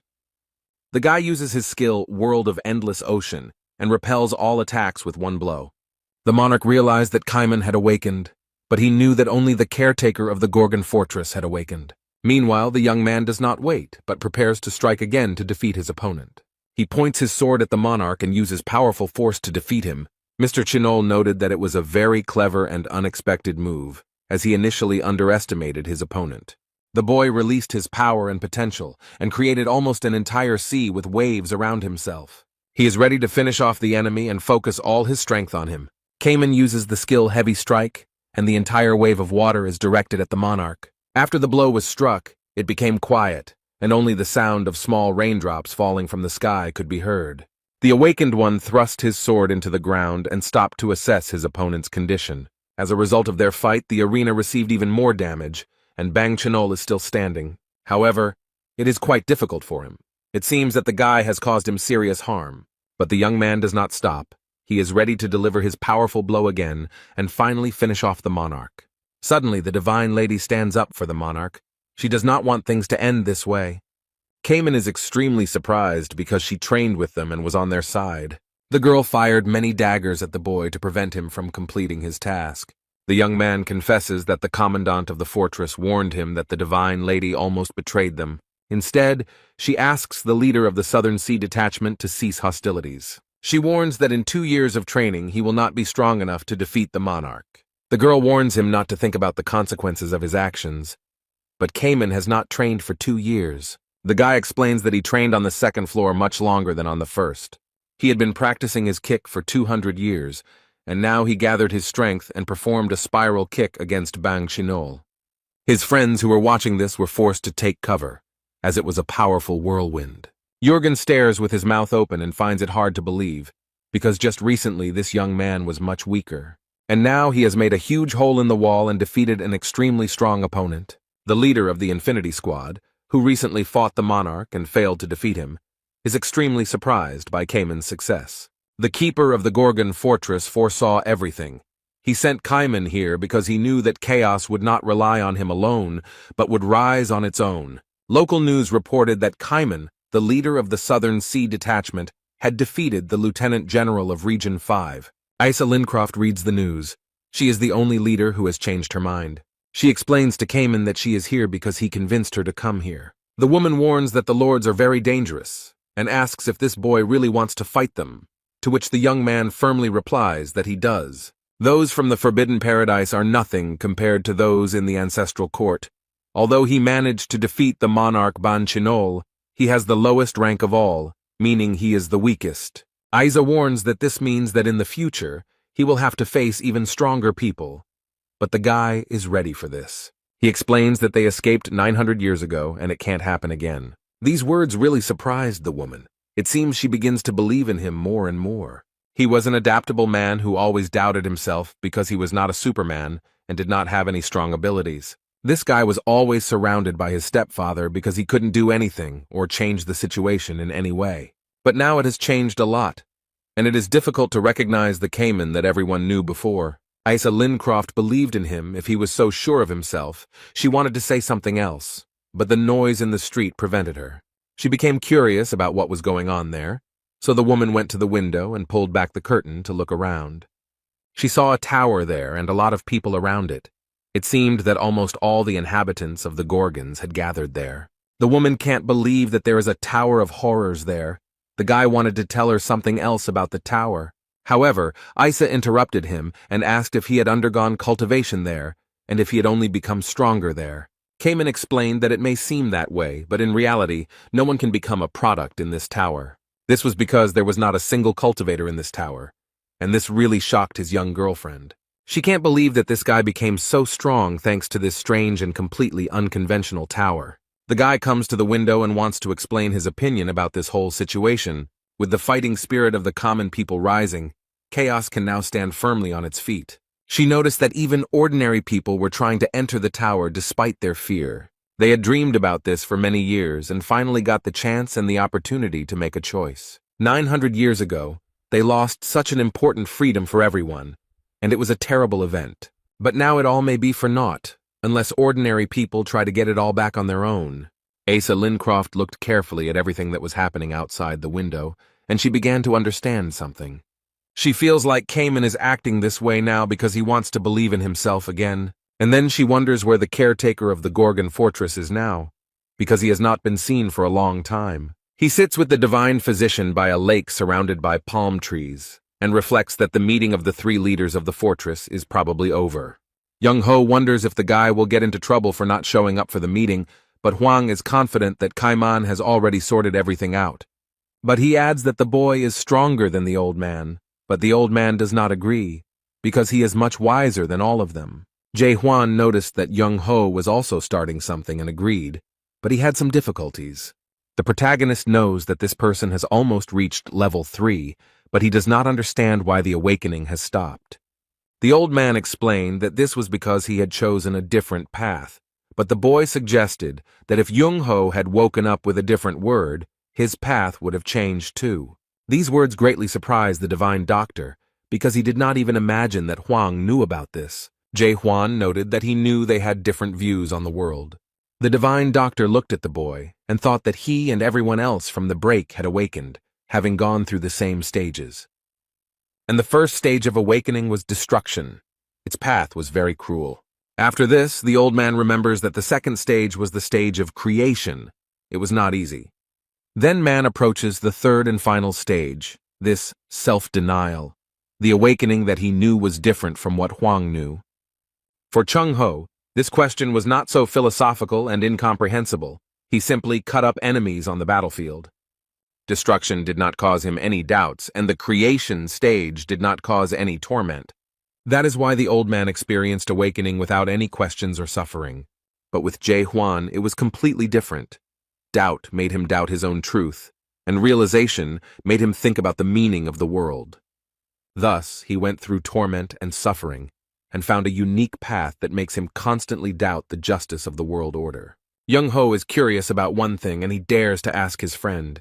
He touches the third floor of the tower. It is said that time passes 100 times faster there than on the second floor. By chaos standards, Jae-hwan was outside the second floor for 2 days. The old man suspects that the young man spent this time on the third floor of the tower and asks how long he has been training this way. The protagonist smiles slightly and briefly replies that he has been here for 2,000 years. The divine doctor's eyes widened, and he thought he was being tricked because it sounded crazy. The boy noted that he could now be considered older and should be treated with respect, but Young-ho didn't think so. However, Jae-hwan was not able to spend as much time there as he had planned. He wanted to train more. And the next moment, the guard of the Gorgon fortress rose from the sand. Apparently, their retreat was over. He looks at the man across from him and notices that it's time for them to leave. They've been sitting here for too long already. And then he jumped up.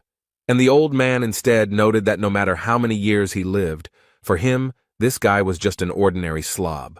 They run somewhere very quickly, and Young-ho asks if the young man really wants to go to the Castle of Rebirth so much, and he firmly states that it is true. The old man warns that the Castle of Rebirth is a strong enough enemy, and they still have time to wait for help from the Gorgon's fortress. Instead, the protagonist is convinced that the Lord will not wait that long, and probably expects some action from him after meeting the awakened. That's why they should attack when the enemy least expects it, especially since Hwang doesn't plan on fighting the entire castle. The boy planned to take only the most important thing from there, to steal the fruits of the magic tree. But that's not all. He has a plan, and he's not going to stop there. He wants something more. He also wants to take away the mysterious treasure of horrors that turns a man into a lion. And he also needs a narrow gate, because if he passes through it, he might get to chaos alive. If you steal all the fruits and destroy the narrow gate, the lords will no longer be able to fall into chaos. They will only be able to do so after death. In any case, to carry out the plan, he first needs to get there, to the Acropolis of Manticore, which stands at the entrance to the Castle of Rebirth. Now Manticore is ruled by a forbidden paradise, and these guys aren't letting it go that easily. Young-ho asks in horror what Jae-hwan is going to do, but the young man sees no need to explain his plan of action. The protagonist performs a trick and destroys everything with his power, and then explains that he will do the same thing as always. Cayman will kindly tell us about the lords of the Great Lands. They have only 4 ranks. The highest level is occupied by great lords, who rule over 12 regions, followed by lords, great generals, and lesser generals. The old man didn't like this idea very much. He thought that it would be better to sneak in unnoticed than to fight the entire fortress now. Hwang repeated that he had warned them and would do everything as usual, but Jung-ho explained that they should conserve their strength. After all, Manticore is just a gate to the Castle of Rebirth. But in the meantime, a huge number of warriors are already approaching them. The guy didn't lose his composure. He was ready for this and stood calmly, preparing to strike. They are already very close. The main character has already gathered his strength and is not afraid of so many rivals. He makes a light lunge and easily scatters everyone who so obediently approaches him. Meanwhile, in Manticore Castle, a boy watches what Jae Hwan is doing with great interest and surprise. He realized that all this destruction of the southern part of the Forbidden Paradise was his work. He finds it surprising that this very product wanted to find the monarch of total darkness. The guy only regrets that he didn't meet this amazing warrior earlier. Suddenly someone appears in the empty room and notices that he seems to be deep in thought. The girl notes that she gets goosebumps just looking at this amazing guy. And she also finds it surprising that he is being chased by the dark monarch of absolute darkness. A very beautiful girl appeared in front of him, who felt completely confident and comfortable next to him. They seem to already know each other because he calls her a siren and comments that she is dressed too revealingly. He asks her to come to his house in her vulgar clothes, but the girl does not want him to comment on her appearance. Serena explains that martial artists always consider Marim to be their base. Suddenly she noticed something interesting, and what the boy was watching seemed fascinating to her. The girl is fascinated by his technique. She is simply delighted with what she sees on the screen. She clearly sees how everything in his path literally flies apart with just one blow. Instead, the man asks why she came here, whether she just wants to annoy him, to which the girl replies that she came to tell him something very interesting. This really interested the man. His eyes widened in surprise, and he waited impatiently. The girl reported that a golden jade mask monarch had been spotted in the chaos, but the young man said that he had already heard about it. But the girl continues to say that all the troops sent to Garuda were destroyed. This was done by the golden monarch of the jade mask. He defeated Garuda and Dryad in exchange for help.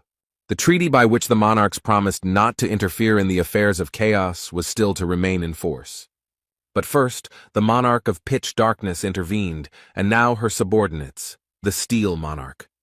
All this looks very strange and resembles a war between monarchs of large lands without a declaration of war. But the girl happily reports that she heard about the destruction of the golden jade mask of the monarch. The guy finds it hard to believe. He asks who could have done this, because this is a very strong opponent. Siren reports that one of the 10 leaders did it, but the boy notes that even all of them together could not have done it. She tells us that deep inside there is an expeditionary force formed by the caretaker of the Gorgon fortress, and it was one of the members of this squad, the leader of the South Sea Cayman Islands, who did this to the monarch. The squad leader can't believe it, because with his strength it's impossible to do this, even if he had some hidden skills or talents. The golden monarch of the jade mask, one of those protected by the steel monarch, one of the 12 supreme monarchs ruling the great lands. Any monarch above the rank of brigadier is a very important person, as the vast lands are the center of the struggle for power. The commander of the South Sea Detachment must know what the consequences of interfering in the affairs of the monarch of the golden jade mask may be. Siren asks what he is going to do since the product he was supposed to be looking after has become the caretaker of the fortress due to his negligence. The monarch of pitch darkness will be very angry when he finds out that his product is behaving like this. The guy brags that he sent demonic undead, who can use the power of the dead, so he thinks there shouldn't be any problems. Instead, the protagonist easily dealt with the warriors who attacked him and believes that everything is over. However, the divine doctor suspects that something is wrong here because it is impossible for the Forbidden Paradise squad to destroy all the chaos with just one army.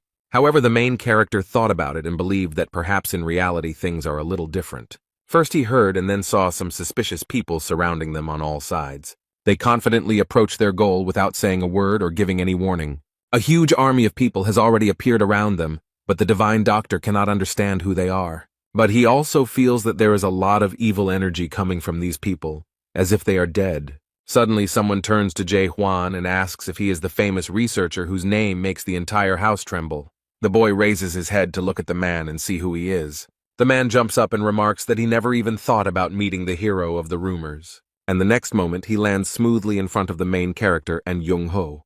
This man is also glad that he met the divine doctor here. It seems they are familiar. Instead, the old man doesn't seem to recognize his old acquaintance, so he asks who he is. Meanwhile, this man is even a little disappointed that he was forgotten so quickly. A huge wound was visible on his face, and he explained that he collected the horns for his own treatment and for transporting patients. At that moment, Young-ho finally realized who he was talking to, and it surprised and even shocked him.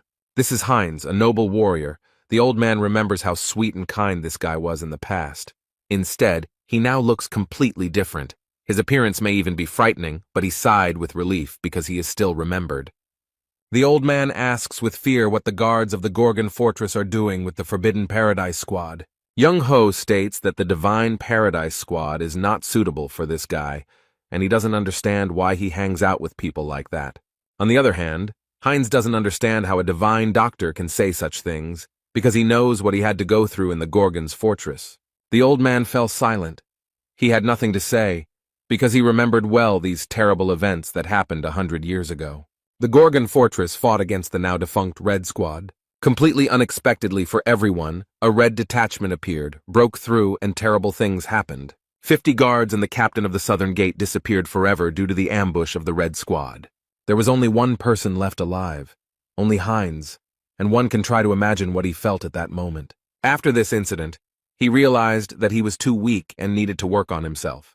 He begged Jong Ho to help him with this, because the doctor from Murim should know how to do it. On the other hand, the old man understood and knew weak people in despair well, and had no great desire to help. So with a sharp movement, he removed the boy's hand from his shoulder, showing that he was not going to do anything.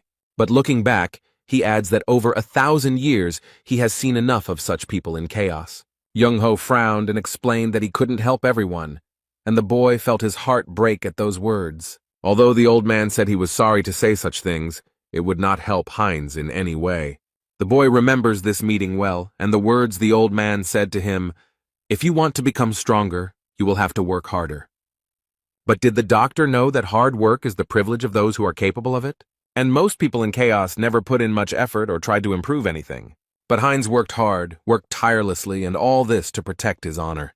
He tore his hair out to show what he was capable of, but the old man was shocked by the appearance of his old acquaintance.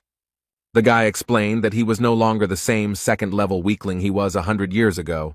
A lot had changed during that time. Now he is Heinz, holds a respected position in a large squad. He is the deputy commander of the Forbidden Paradise Squad. The man reported that, according to rumors, the commandant of the Gorgony Fortress uses only lunges. He has already prepared his weapon and invites the main character to compare who is stronger. He points his weapon at Jae Hwan and uses his skill, 8 volcanic fangs. And then, smiling slyly, he applies the carotid artery severance technique to perfection. Many red and evil mouths with sharp teeth approach the guardian of the Gorgon Fortress. But the guy is not afraid of anything. He is ready to fight anything. He is confident in himself. The protagonist uses a sword to defend himself and points it at these evil mouths. But he destroys them with his power without any problems. These techniques won't be able to defeat him. Jae Hwan is an extremely strong opponent, and it is difficult to find someone who can match his strength.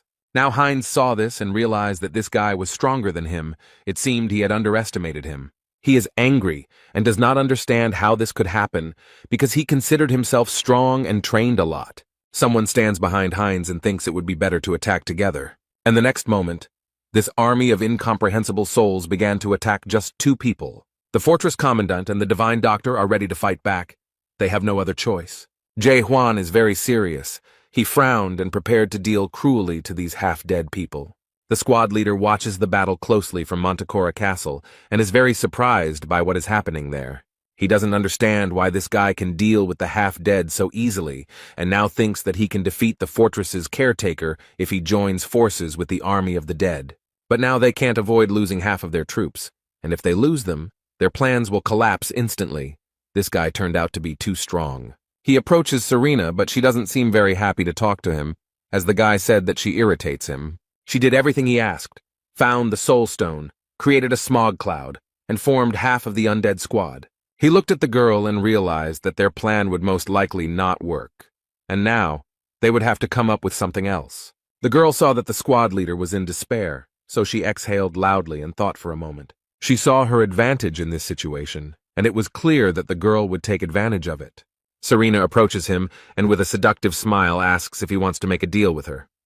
Meanwhile, on the battlefield, Heinz realized that the overseer of the Gorgon Fortress was a legend of the Wave Path. This guy standing in front of him, fighting skillfully, is a seeker of the impossible path. The half-dead man doesn't like that this guy got such a high rank in just a month, although there is nothing special about him. Instead, Heinz, even after 200 years, remains just an ordinary man, while the one who came here no more than a month ago has already become a leader. This fact irritates him very much, and this man promises that he will never leave just like that. Therefore, he warns the protagonist that he will now show him all his power and convince everyone that he is unworthy of his position. He quickly approached the protagonist and seemed to destroy him in an instant. Heinz continues to brag about how hard he worked on himself while Huang manages to avoid getting hit. The man hits the wall, destroying it, and many large stones fly in different directions. With this blow, he made a huge hole in the wall and seriously wounded several soldiers of his army. But this doesn't bother him at all. The man is so angry that he doesn't notice the damage he has caused. He wants his opponent to see what he has achieved despite the ridicule. Heinz boasts that everything he has now he achieved solely through his own efforts.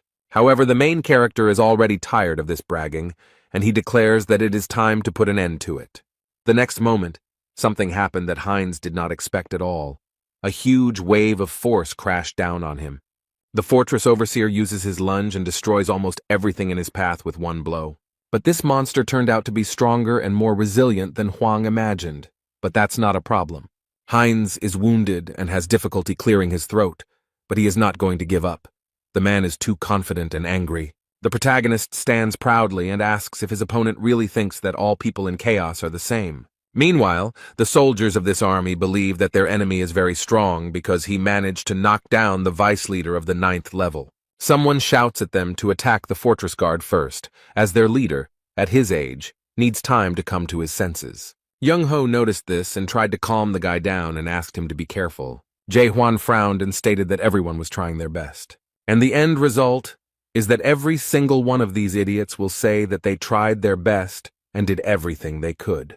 The guy used his sword and did something incredible. Everyone was blinded by blue light. No one can understand what is happening, but there is no way to avoid it or protect yourself from it. Heinz seemed to be enveloped in a white light. The boy became blind. He no longer sees anything. And the next moment, everything around him turned crimson, and he couldn't understand what was happening. In front of him is a tree with bare branches and a huge eye that watches everyone. He wonders if this is really the world of the awakened, the very world he has heard so much about. He can't believe that he now sees the same world as those who went against everyone. This eye seems to illuminate everything around it, noticing every tiny detail and observing the world. Heinz finds it surprising that the fortress commander is trying to go against them. It's even a little crazy. He thinks about what would have happened if he had remained a noble man, whether he would have been able to follow the path he dreamed of. The fortress commander declared that his rival was a terrible person, since he had destroyed 1,000 years of Manticora's history in a matter of minutes. He is considering changing the name of his lunge from Strong Lunge to World Lunge. He's fed up with all this nonsense and reports that he's broken through. Young Ho notes that there are still a few warriors left, but he doesn't think they can stop them. The divine doctor asks the commandant of the fortress how he managed to do all this, because he had never seen anything like it. The protagonist states that he just made a strong attack, but the old man wonders how the world could be destroyed by one strong attack. Is this guy really approaching the end of the oblivion stage? The guy explains that he doesn't feel any spiritual pressure from the lieutenants and generals, and it seems that this attack caused a lot of inconvenience to the leader of the Golden Heaven Squad. Suddenly the sky turned pink, which the divine doctor and the fortress caretaker did not expect at all. Something strange is going on. Someone seems to want to interfere in their affairs, and some people are very scared. But it seems that the divine doctor has already seen this.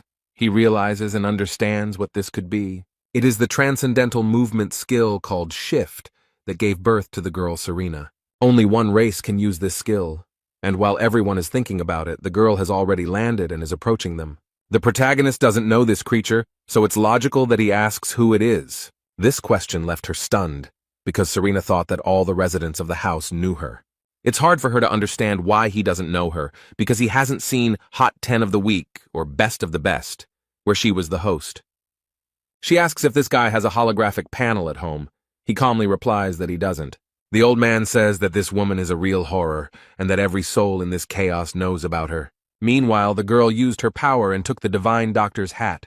She noted that the old man didn't seem to realize that a succubus wasn't exactly a horror. She explained that all the horrors come from different races, and it was very tactless to talk to her like that. The siren throws the hat back to its owner and explains that at his age he should know about it. And then she smiles sweetly, and says that her name is Siren Armelt, and adds that she is not just a horror.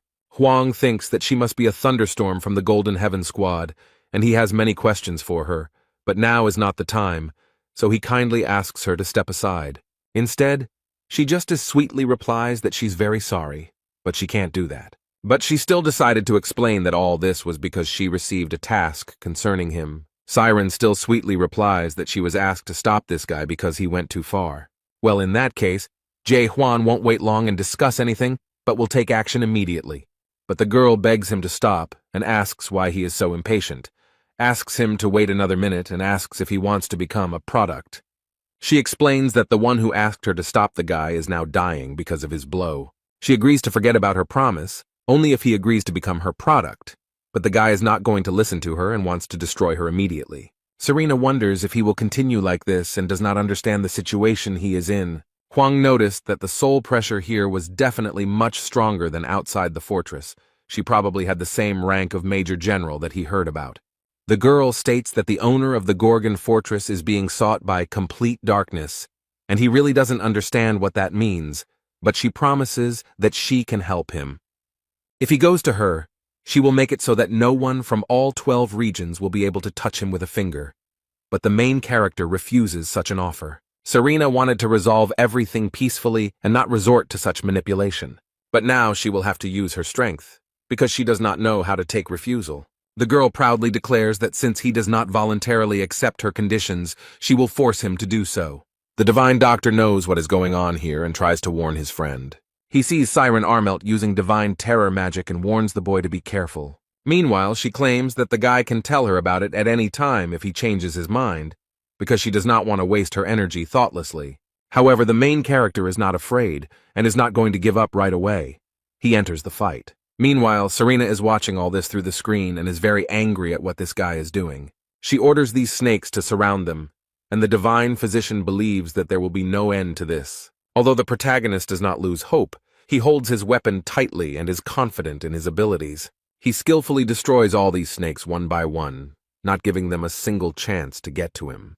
Huang lifts up the sand to hide in it and launch a surprise attack. The girl noticed this and said that he was quite a smart guy because I wanted to hide. Meanwhile, the main character quickly dodges all the snakes and quietly but very quickly moves towards the siren. And the next moment he is already next to her. But the girl is not at all surprised, and she wants to explain something to him. Serena says it wasn't unexpected at all because she clearly saw him on the screen. The main character did not expect this. He thought that he had outwitted this cunning woman, but she turned out to be stronger. That's why one of those sand snakes swallowed the guy very quickly and sharply, and he couldn't do anything. Serena rejoices at her victory and asks him to calm down a little and think, because he understands that she is the only one who will lose from this deal. Meanwhile, the girl watches her videos, where she claims that her charming fire ranks first in the popularity ratings among her little brother. But the fortress guard, it seems, has not calmed down and is not sitting idly by, but is trying to free himself. And it seems he succeeds. Such a surprise really surprises and even shocks the girl. And literally in a split second the guy is next to her. Jae Hwan does not give up so easily. He holds out his hand to Serena, and she thinks about how he managed to materialize his image. The overseer of the Gorgon fortress has a firm grip on this treacherous girl who thought he could be defeated so easily. But he is in no hurry to destroy her, but asks if she really wants to continue. The guy feels that this horror does not feel any hostility towards him. He thinks that if he saves her life and listens to her, she will be able to help him on an expedition into the depths. He might even be able to gain information about the first horror, which is rumored to be at the top of the illusion tree, and he tries to convince her to go with him to the Gorgon's fortress. But the girl smiles slyly and asks if he really gives up. The young man is still holding the girl, but Serena asks him not to joke with her. Suddenly a sandstorm arises. Jae Hwan loses his position. He will no longer be able to dictate his rules. The girl is already far from the main character and declares that she would never do this. The next moment, when the portal opens, the guy will no longer have the opportunity to get even one answer to his many questions. Siren Armelt waves goodbye to him and asks for forgiveness because she almost got to him. Jae Hwan is disappointed to realize that she simply ran away and avoided what could have happened next. But as he watched the portal disappear into the sky, a girl suddenly appeared behind him. She grabs the boy tightly by the neck and pulls him into the portal to transport him to a completely different place. The main character finds himself in a very strange and dark place. At first, it is difficult to understand where he is. And then he realizes with horror that he is near the 8th gates of hell, and Huang was sent to hell. He stands in front of a huge door and remembers that he has already been in front of the gates of hell. A hologram of a siren appears and cheerfully asks if he is surprised, since he has probably seen something like this before. But she explains that this is a little different from the fake gate he had before. The girl stated that the skill 8 Gates of Hell was created by horror, and therefore it evokes pity when a person uses it. She opened the gates and announced that the first gate was the storm hell that he must survive. However, the boy dealt with the first 3 gates easily. The 4th gate is a hell of black chains. The main character looks very focused and confident. He doesn't get lost for a second.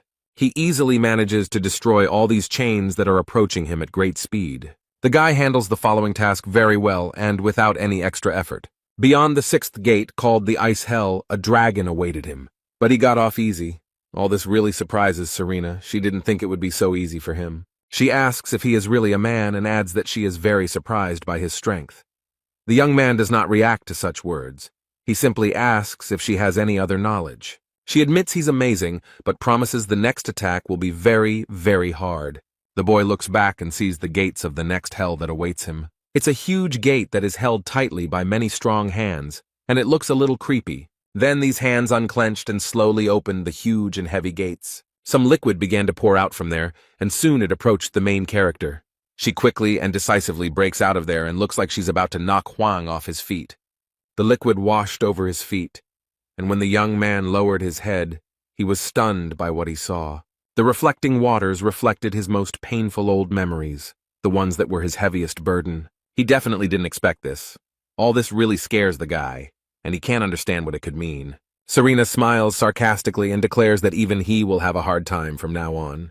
Because since the creation of this skill, no one has been able to go beyond the 7 gates. The main character is confronted by many figures. This is himself from the past. He has to fight with himself. This turn of events scares Jae-hwan a little. He is not ready for such a fight.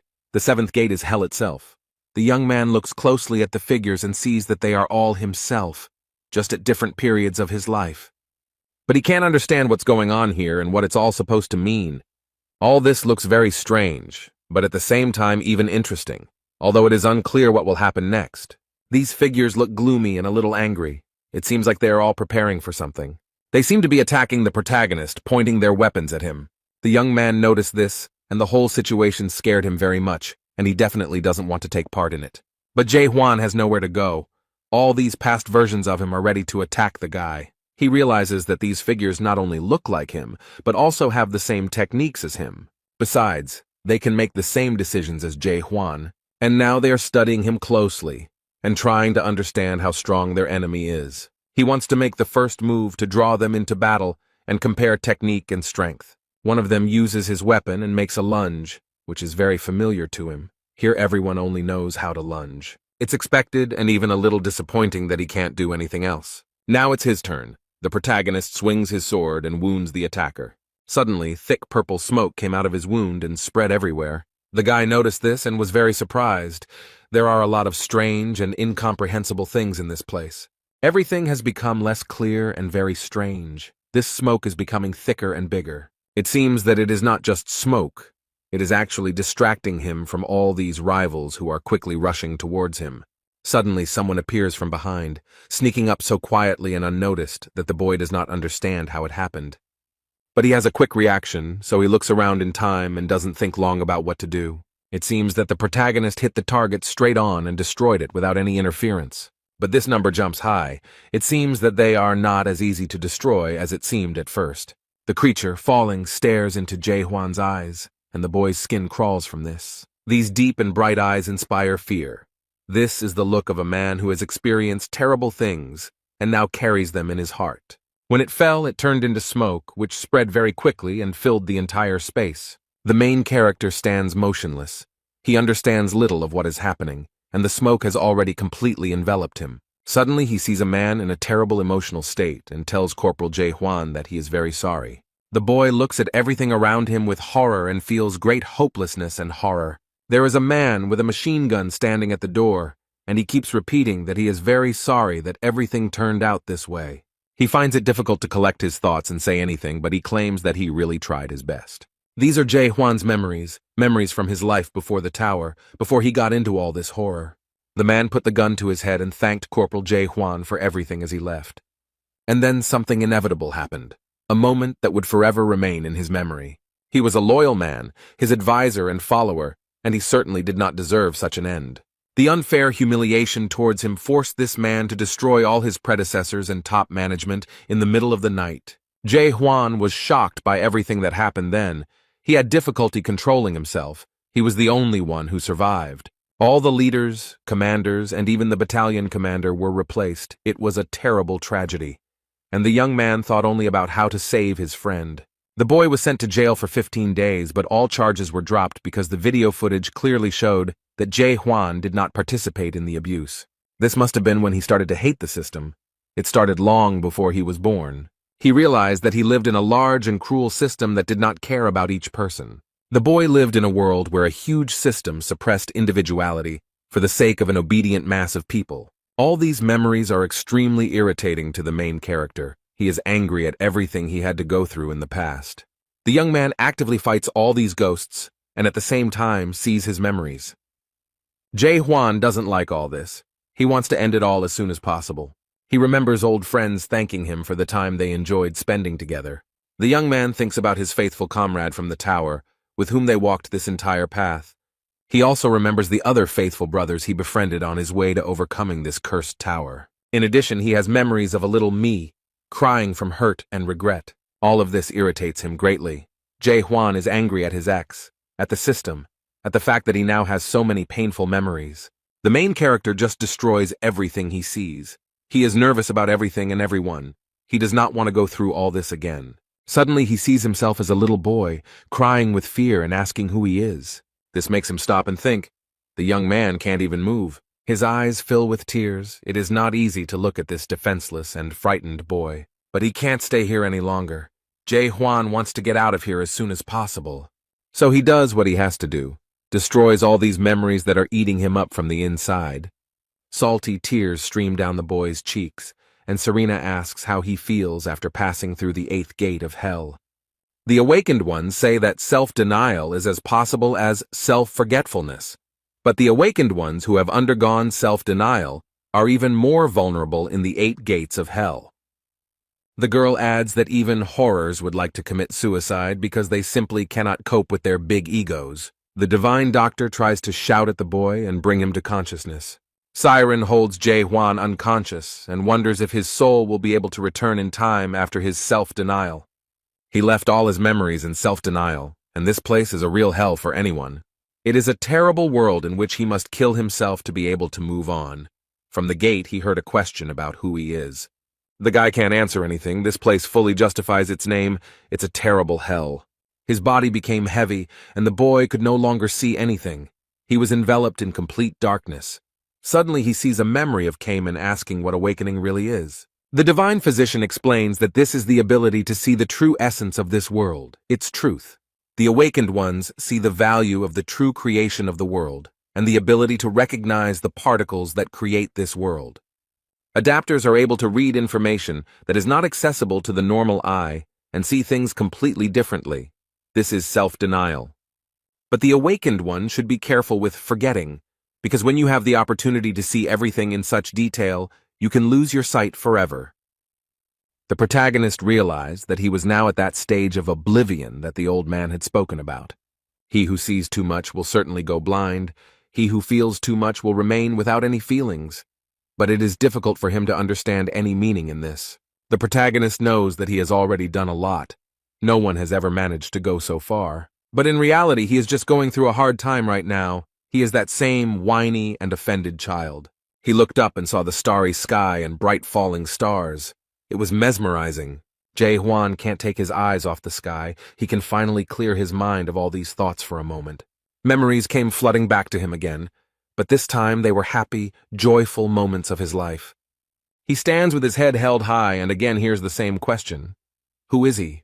He holds his powerful weapon tightly and very firmly admits that he does not know who he is. Jae Hwan raises his sword and realizes that he knows for sure that he is here. Over 2,000 years of continuous training, he had countless memories.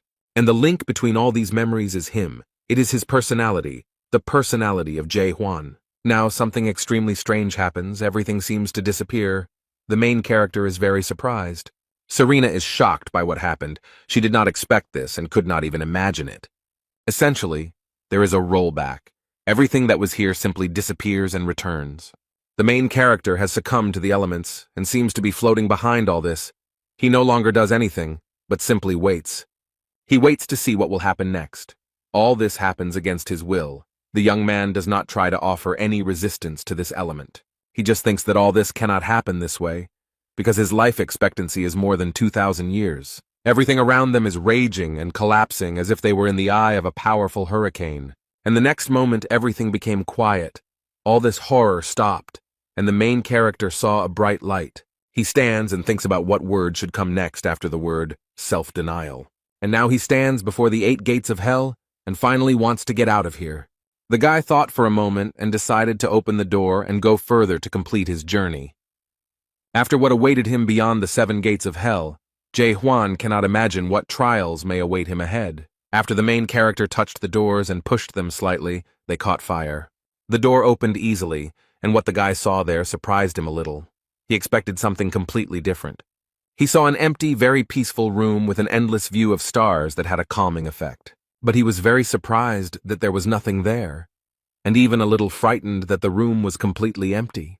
Bright stars fall on him from above, and the sky is painted in fabulous colors. All this is mesmerizing. Suddenly words begin to appear in the sky. Perhaps someone left a message for the fortress commandant. The link says that he has gone through all the gates of hell and now wants to tell the main character his story. The guy thinks that maybe these are notes left by those who created the 8 gates of hell. He then reads that the man still remembers the day the expedition team in the deep first split up. And Jae-hwan is very interested in the topic. It turns out that these references were left by Mulark Armelt and are a memory of his defeat. Meanwhile, while the boy is in hell, interesting events are happening in Montecore. In one of the abandoned buildings, a quiet noise can be heard that does not attract anyone's attention. Jae-hwan lies on the ground with Serena by his side as the divine doctor tries to wake the boy up. He thinks that the guy can't wake up because he has been unconscious for a very long time. He also drew a ghast here that used a technique against him. But it looks like it won't wake up anytime soon. But once the horror loses consciousness, the illusion should dissipate. But there is another problem. People from the intensive care unit will arrive soon. It could be dangerous for the guy while he is unconscious. The divine doctor feels that there are people there with the rank of Major General, and it is not a fact that he himself will be able to deal with them. The man slowly enters and asks if his subordinates have found them, but he reports that their search has not yet been successful. He is not going to give up and insists that they check every corner and not miss anything. This man is sure that they are somewhere nearby. He is the adapter of the 11th level monarch of the secret aroma, Sam Yun-garam. Young-ho is a little scared and doesn't understand what this man is doing in chaos, because one of the most powerful people has entered the fight. Suddenly, the secret fragrance monarch stopped, which slightly alarmed his subordinates, who asked what was going on. Meanwhile, he doesn't even suspect how close he is to his goal, but it seems he sensed the presence of enemies and prepared to destroy them. The fiery fist quickly approaches the divine doctor and the fortress's caretaker. At the last moment, Siren woke up and used her power of movement. She managed to do this a second before their shelter was completely destroyed and burned in the fire. They were very lucky that they managed to escape, because who knows how it all would have ended. Yun-garam personally orders everyone in Montecore to wake up and find the leader of the Forbidden Paradise squad. Meanwhile, the Siren is amazed at how many times she almost died today. She turns to the old man and explains that she saved his life and that he will not say anything to her for it. Although Young-ho tries to calmly explain that it was he who saved her life because he protected her while she was unconscious. So she comes to the conclusion that they must have saved each other, and now she doesn't know what to do. Maybe it's better to go to the Gorgon's fortress first. She explains that she hasn't given up at all, she just has some business with the fortress commander. The old man says he sent a letter to Gorgon by Post Eagle, but he didn't think Huang would be unconscious for so long. The additional troops must have already split up after receiving his message. Cayman said that the fortress's caretaker informed them that the Manticore fortress had fallen. The guy explained that this was why the Seize the Moment squad and the Gorgon army had to split up now. Now their task is to go to Manticore and fight those who captured it. They are about to deliver a decisive, crushing blow to the Castle of Rebirth and their spirits are high. Cayman saw the 11th level adapter of the secret monarch of the aromas of Sam Yun Garam and did not understand what this man was doing here. But nothing can break their fighting spirit, so they boldly attack the Renaissance Castle army. The leader of the Infinity Squad, Shin Mu Hyuk, enters the battle and is confident that he is strong enough for it. Some of our strong men boldly step forward and shout that they will free house. Yagelman is excited to be part of the army of 300 awakened, confident that this time they have a chance to win. Yun Haram himself watches this and does not understand why they are so stubborn in their beliefs. He thinks it would be better if they all just accepted the existing system and sat quietly. This man has no choice but to interfere with everything that happens here. He gathers all his strength into a fist and is ready to deliver a fiery and crushing blow to the army opposing his forces. He thinks these people are too ambitious and punches the wall with all his might. From this blow, many stones fall on the army of the Gorgon fortress, destroying people. Yegel is shocked by what happened, because just a minute ago he considered his army incredibly strong. And now a giant fireball is approaching him with great force, ready to destroy everything around. He was unable to avoid or defend himself from the blow and was seriously injured. He cast a lightning-like glance at him and realized with horror that his friend was seriously wounded. He understands that now, in such a serious and terrible battle, he will not be able to help in any way. It's worth noting that the secret sent monarch is also a little intimidated by the strength of his opponents. But he will stand to the end, so he confidently goes out to defend his army. The people of the house are scared because they saw one of the most powerful people coming against them. However, the Lightning King is not embarrassed. He is not going to give up, but boldly moves forward. He calls upon all his brothers to attack Sam Yun Garam, and they obey his command.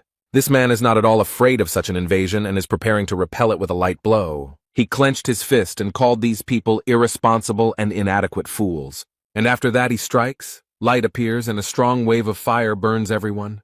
The guy feels all the power and strength of his opponent, but nothing stops him. Although it was not so easy for the rest of those present, they were not prepared for such a strong opponent. Meanwhile, the monarch is still holding back his blow against the firepower of the Gorgon fortress army.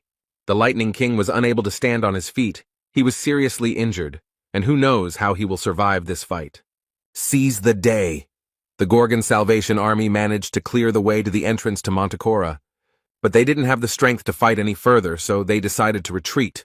It was their only chance to stay alive. And all because the secret fragrant monarch appeared. He is very strong and seems invincible. After his appearance, the course of the battle became truly turning point, and there was no chance of victory left. 10 days later, a meeting was held at the Gorgon Fortress Internal Policy Office. Their army was divided into different squads led by Carlton and other leaders, but within 10 days, half of them were destroyed, which became a turning point as they lost 5 awakened in the 3rd stage. And they were part of the main forces. Aisha noted that it would now be difficult to continue the war, and in the meantime, the army of the Renaissance Castle was already approaching the Gorgon fortress. She is even ready to accept the castle's offer of revival, but the Fire King cannot believe that she is ready to agree to his demands and give up the caretaker of the fortress and the tower. They can't betray the warden, Kaiman noted, since she can't predict the future. He believes they should just continue on their way. But the woman is sure that they have no chance of winning. Everyone understands this, so she wants to turn to the monarchs for help. Jürgen asks which monarch she means, and Aisha explains that she is talking about the Steel Monarch. Now almost all the monarchs have been sent by the Rebirth Castle. They are in the 9th region of complete darkness. And probably everyone knows that between the Steel Monarch and the Monarch of Complete Darkness, there is an eternal enmity. That's all true, but they killed the Jade Mask Monarch, and the Steel Monarch might not like that. Technically, he is not dead, because anyone who enters chaos through the narrow gate will return to their body after death. The Caymans believe that even if the Steel Monarch wants to help them, they should not enlist the support of other monarchs. But Aisha didn't understand why he thought that way. She needed a broader explanation of his idea. The guy explained very succinctly that this was because chaos had to be free and independent. Meanwhile, Serena and the Divine Doctor are very worried. They are worried about Jay Huan. The guy is still lying quietly on the bed, unconscious. A lot of time has passed. In the ward, the protagonist's friends stand next to him and think about what they can do now. Young-ho is angry at Serena and thinks that she should somehow wake him up since she herself brought him to this state. He asks what kind of spell she used since the guy hasn't been able to come to his senses for 10 days, but she points out that he's a doctor, so let him do something. They began to argue, and the old man, in his defense, said that he would have done something long ago if he could. And then he frowned and wondered why she was still here, since this girl worked for the monarch of pitch darkness. She explained that their contact no longer had any power because there was a person who could pass through the 8 gates of hell. The old man cannot believe that the illusion she created is the 8 gates of hell, and then declares that Huang will not succumb to such art. This phrase touched the girl a little because this skill is incredible and very powerful. Considering that the gate was not originally intended for humans, the true power of this skill lies in the fact that only horror can use it. But she still hoped that someone else could master this skill, so she trained the leader of the scientist squad. After all, no one has ever managed to pass through all 8 gates of hell, although many have tried. Although she had seen this goal achieved several times before, the result was different in this case. Back then, people didn't use them, and it was the consciousness of those who were there that was destroyed, not the skill itself. But this man is not like the others. He not only destroyed Serena's consciousness, but also destroyed her skill. Jae-hwan has broken through 7 gates, something no one has ever done before, and is now in the final stages. And the 8th gate is the gate of reward. Whoever manages to pass all 7 gates will receive an incredible reward. The Divine Doctor knows that whoever can pass through all the gates and reach the 8th gate can become the King of Chaos. This is what Yahello told him, but Young-ho didn't take it seriously. He thought he was talking nonsense. Now he asks what is in these 8 gates. The girl stated briefly and without details that she had an inheritance left by her godfather. He still doesn't understand what's there, but suddenly notices Jae-hwan's movement. The main character sat up abruptly in bed, and the old man was extremely surprised that the boy had finally woken up. The young man felt unwell. He grabbed his head and tried to understand where he was and what was happening. Some time had passed since he woke up. The boy needed rest. And then the Divine Doctor and the Siren shared with him everything that had happened while he was unconscious. When he had listened attentively, he stood up immediately. He was not going to sit there for long. He walked out of the room without saying anything to anyone. The Divine Doctor wondered what was going on and where he was going. Then the guy explained that he was heading to the conference room. But Young-ho warns the protagonist not to go there. It could be dangerous. The old man stood in his way and explained that there were people everywhere who wanted to give him the Castle of Rebirth. He warns that he will stand in his way no matter what, but Jae-hwan simply steps on him. Now he is shocked that the commander of the fortress simply walked past him as if he was not there. The doors to the hall suddenly opened, and the main character entered with his 2 companions. Everyone was shocked to see him here, especially since they had discussed his fate without him. The squad leaders are extremely happy that the fortress overseer has finally woken up. It is a great relief for them. On the other hand, Jürgen and Aisha cannot look him in the eye because they are ashamed to try to hand the boy over to the enemies. The guy stands silently for a while, carefully looking at everyone present and considering his decision. And then he decides to announce his intention to go to the Castle of Rebirth. This news shocked everyone. Cayman does not understand why he is saying this, and explains that it is not good to do this. Everyone is trying to convince the warden to think because he can't be sad. Jae-hwan reassures everyone that everything will be fine, but Yoon seems angry. He says that while he was lying in bed, they lost their faithful comrades. They would not have died if they had not felt hope and the taste of freedom. The young man claims that they didn't even have time to say goodbye properly, but Jae-hwan only says that he's sorry. The boy loudly declares that he hates the commander of the fortress with all his soul for giving him hope for freedom. But despite all this, they really need him, because without him everything will be lost. Everyone, with tears in their eyes, begs the commandant of the Gorgon fortress not to go to this castle and to stay with them. They decide to go into battle and die in battle, which greatly surprises the Divine Doctor, as he thinks that they want to betray him. This simple and unremarkable guy gave them something incredible and important, that now they are ready to protect him with all their might, even to give their lives for him. Jae-hwan looked at everyone present in surprise and explained that they must have misunderstood him. After all, he is not going to give up on the Renaissance. He has a completely different plan. Young-ho seems to have an idea of what the man is up to, and he doesn't like the idea at all. The main character loudly and confidently declares that he is going there to destroy everything there. This news stunned everyone so much that at first they couldn't even say anything. The divine physician thought only one thing: this guy is just crazy if he says so. The squad leaders ask if he has gone crazy, but Huang assures them that he is fine. They can't believe he's serious and ask when he'll do it. The protagonist calmly replies that he was going to leave immediately and carry out his plan. Serena finds him very strange. It seems to her that the word reality simply does not exist in his mind and vocabulary. She believes that people always have to just accept the circumstances and believes that no one will follow him. But completely unexpectedly for the girl, someone announced that they would also go with him. The people in the room, one after another, declared that they wanted to leave with the commandant of the fortress and asked him to take them with him. The girl cannot believe what she sees. It seems to her that they have all gone crazy. She does not understand why these people are rebelling. Previously, they were all peaceful souls and existed in chaos without any problems.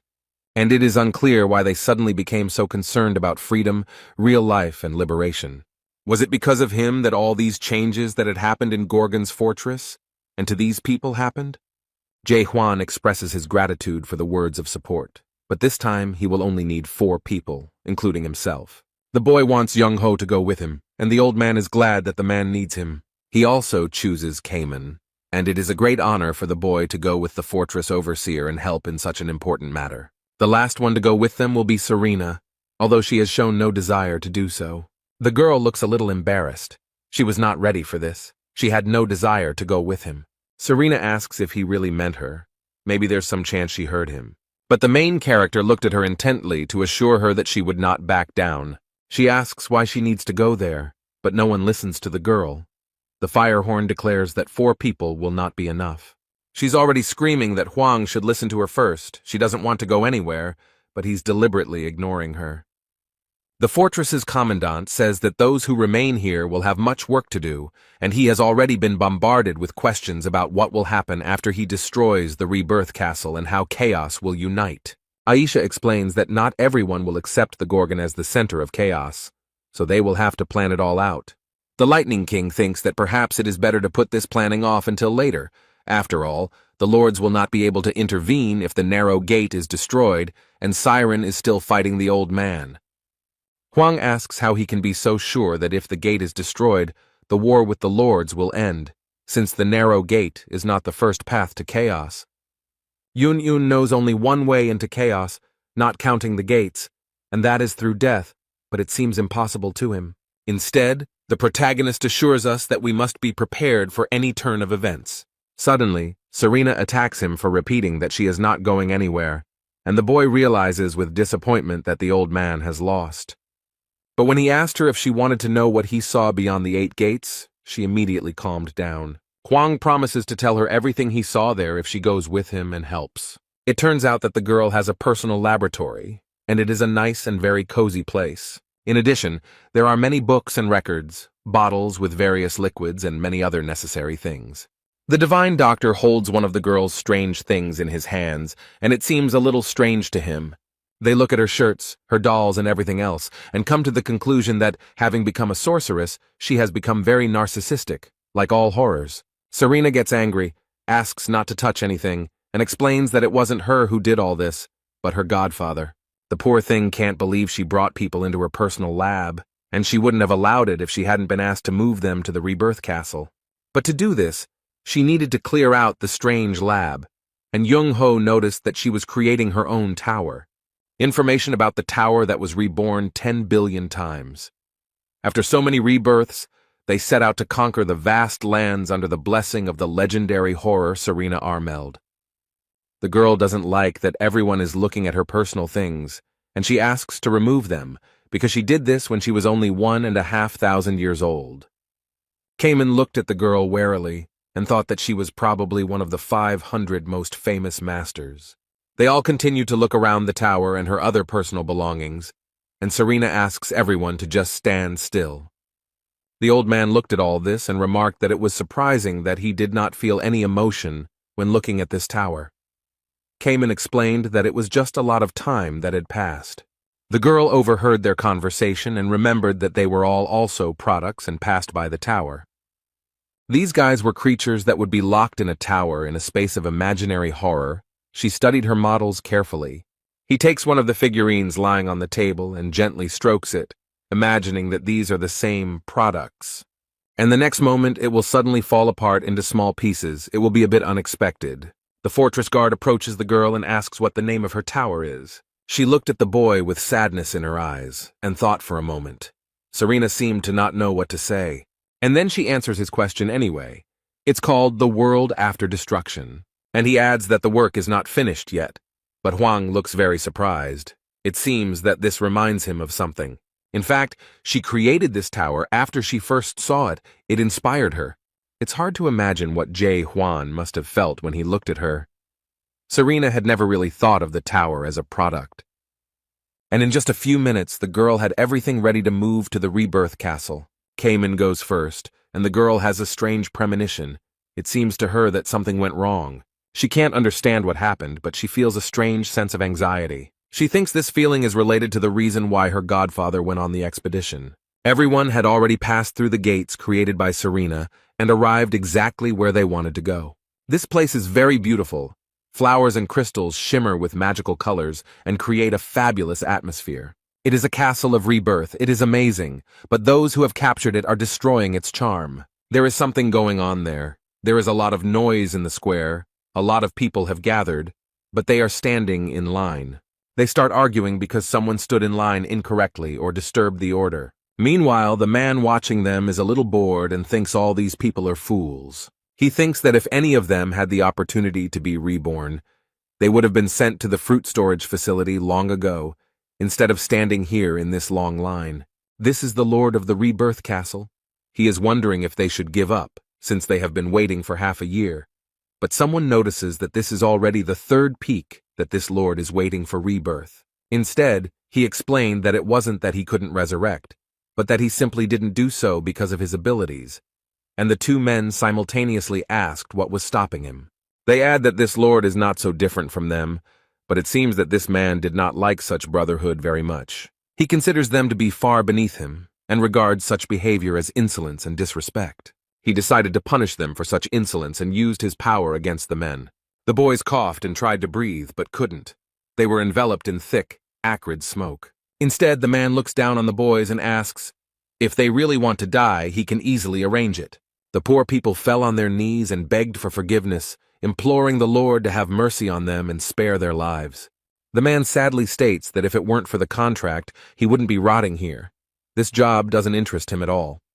Lords who died during the war and returned to the chamber assume the office of Lord of the Resurrected Castle, who must hold that office until the death of the next Lord to appear in the chamber. This man dreams of the next Lord coming along as soon as possible and relieving him of this duty, as he is already tired of sitting in this part of the house. He thinks about the rumors about Lord Jade Mask who appeared in chaos, but what surprised him most was that he was defeated by the one who had awakened from chaos. And somewhere deep inside, a squad is formed, the goal of which is to attack the Castle of Rebirth.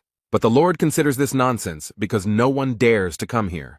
He has no doubt that something happened somewhere because the Lords took a risk and passed through the narrow gate. But because of his title as Lord, he cannot leave this place. He regrets that he cannot check all these rumors himself. But while he was thinking about this, the gates of the Rebirth Castle creaked, and it seemed as if someone was trying to get through them. But they succeed, because the gates still collapse, unable to withstand the onslaught of force. There is a powerful explosion, people run away in fear, and stones and debris fly in all directions. The attack that the Lord had just thought about and thought was impossible actually happened. The Lord of the Renaissance Castle was a little excited. He tensed up because this was unexpected for him. He took a deep breath, focused, and prepared to repel the attack on the Rebirth Castle. The man exhaled with all his might and created a furious whirlwind of air that had enormous power. The Lord confronts his rivals. Their forces clash. Now they measure their strength to see who is stronger. He realizes that the castle is under attack, so he must protect it. But the man already understood that his opponent was as strong as he was. That is, their strength was equal. This does not stop him. The Lord boldly and without hesitation enters the battle and confronts the attackers. He assumes that this is the same famous man who is called the Lord of Gorgon's Fortress. But when they crossed their swords, the Lord of the Renaissance Castle saw the power of the water and was amazed. This is the strength of the leader of the South Sea Detachment, Cayman. He made an effort and smoothly repelled the enemy's attack. After that, the guy loudly declared that he was not a lord, although he was quite strong. Finally, the man from the Castle of Transformations was able to clearly see the people who attacked him. Cayman stands up proudly and greets him. It seems as if they have already met and are acquaintances. Standing confidently next to them is the Divine Doctor, who has happily joined this enterprise. And of course, the head of the Gorgon Fortress, Jae Hwan, who is absolutely confident that their plan will work. They are not verbose. The guy never doubts for a second the correctness of his leader's decisions. Young-ho is also confident that everything will work out because they are led by the strongest person he knows. The Caymans loudly declare that they have come here to take revenge for what happened 900 years ago. The guy made several attacks and thus tried to gain an advantage in the fight. However, his opponent was about to repeat his signature defensive move again, so he took a deep breath. Gathering all his strength, he exhaled towards those who had come to capture the Castle of Rebirth. The guy covers himself with his hands as a large stream of air hits him, as if he were in the eye of a storm. But it's not just air, it's mixed with some kind of smoke, so Cayman can't see anything. He tries to look around, but the fog is too thick to see who is where. Now he looks a little confused because I can't figure out where his opponent is. He finds it hard to believe that he cannot determine where his lord is, despite his many trainings. The guy begins to become disillusioned with himself and his abilities. He loses hope and faith in himself. But Cayman remembered the words of his teacher and mentor, who always believed in him, and asked the boy to also believe in himself, because he would succeed in anything he did. Therefore, the leader of the South Sea Squad decided not to give up, but to continue to believe that he was strong and could defeat this man. The young man closed his eyes and tried to concentrate and understand where his opponent was. Cayman believes in his strength and that his senses will not fail him, so he concentrates and tries to feel what is happening around him. Even though he couldn't see anything, this guy figured out where the Renaissance Castle Lord was. Without hesitation, he immediately struck and did not allow his opponents to do so first. The man instantly jumped away from the attacker as far as possible and tried to recover from what had happened. He was wounded and did not expect it at all, as he thought he was well hidden behind the smoke. God can't believe that this boy was somehow able to sense where he was. Taking a closer look at the boy, he realized that he was serious and seemed to be at a loss. Cayman frowns and keeps his gun aimed firmly at his opponent, thinking that this man is an arrogant idiot. Meanwhile, Huang turns to the divine physician and tells him that he is going to go with the siren to the den of pleasure. The man is confident that Cayman will cope and figure everything out, although the girl cannot even see their fight because of the fog. Desire for pleasure is where the fruits are stored, and like Narrow Gate, it is located at the top of the Rebirth Castle. But the fact that energy beams are visible from there is a bad sign. The old man states that they will try to get rid of the monarchs heading to the Castle of Rebirth. Suddenly there was a crash and a loud bang. This castle could not withstand all this. There are 2 more people ready to defend the Rebirth Castle, because it is an important place for everyone. General of the Ring of Fire and General of the 7 Dangers came. They thought it was too noisy here. The fog has not yet cleared, so these people cannot see those hiding in it. But they see the vague outline of a short old man in a strange hat, holding a sword. Therefore, the generals confidently declare that there is no point in hiding from them, since they already know that they are there. Meanwhile, the Divine Doctor holds his weapon tightly and, taking advantage of this fog, wants to attack first. The old man gathers his strength and uses his speed to make his attack unexpected. But he fails to hit his opponents as the first one jumps and the second one ducks to avoid the blow. The General of the 7 Perils calls this man the Doctor of Despair and states that he wanted the fortress caretaker brought to him, not some unknown old man. The Fire Ring General states that they are fools for daring to attack the Rebirth Castle, while Young-ho realizes that he should be more careful as they easily dodged his attack. But the men explain that it is not too late to bring the caretaker of the Gorgon Fortress here. And another sarcastically adds that these attackers will never be able to defeat them. After all, they will never be able to deal with the generals guarding the fruits. However, the old man is not afraid of empty boasting. He does not want to hear these threats anymore. A true warrior can only prove himself in battle, so Young-ho urges them to stop talking and get down to business. Meanwhile, in the Renaissance Castle, in its den of delights, it is quite noisy and cheerful. And of course, to make it more interesting, there are smiling and cheerful girls there. There are strong leaders here who want to relax and have a good time. Rat General Laika tries to very politely explain that there is some kind of fight going on at the gate, so he offers to come over and check what is going on. The second Dragon General remarked that it was not worth paying attention to, since Herkmeyer would take care of everything himself. while the fourth dragon general did not pay attention to it. He was enjoying the moment. The third dragon general explains that whenever he is in the house, he likes to stay here. And the fifth dragon general added that there could be problems in the Great Lands if the general was suspected of an illegal union with a woman. Another added that he doesn't understand at all why people who find themselves in chaos complain so much about their lives. After all, they live in such a wonderful place, says the first dragon general. Meanwhile, the man noticed that the sounds from the yard sounded quite strange and even a little frightening. He again tries to ask someone to put aside their extremely important business and check what is going on there. But he is convinced that the Castle of Rebirth will take care of everything, and asks the rat general not to spoil the mood and fun. But this man is not calm and asks who will be to blame if something bad happens. He tries to explain that they are here to ensure the security of the Rebirth Castle, but he doesn't get to finish his sentence because a glass of wine is thrown at him. The fourth dragon general looks very menacing and notes that this man is very noisy. But he explains that it is better for him to keep his mouth shut and not bother anyone, and if he wants, he can go himself. He seemed a little scared, his veins were tense and his hands began to shake. The general smiles sarcastically and wonders why this man is still bothering them. The rat general is a little scared, and these strong-looking men let him know that they are very busy. Although they are brave, they are actually very weak in the face of their own weakness, so they will not go anywhere. The man understood from their look that now he himself would have to go and see what was happening. Although he is trembling with fear, he still decides to go and see, and informs the generals. When he turned around, someone shouted from behind him that he was a pathetic idiot. Instead, the rat general looked around and mentally called these people idiots. These people, who don't think with their heads at all, really irritate him, but he is much weaker than them, so he has to endure it.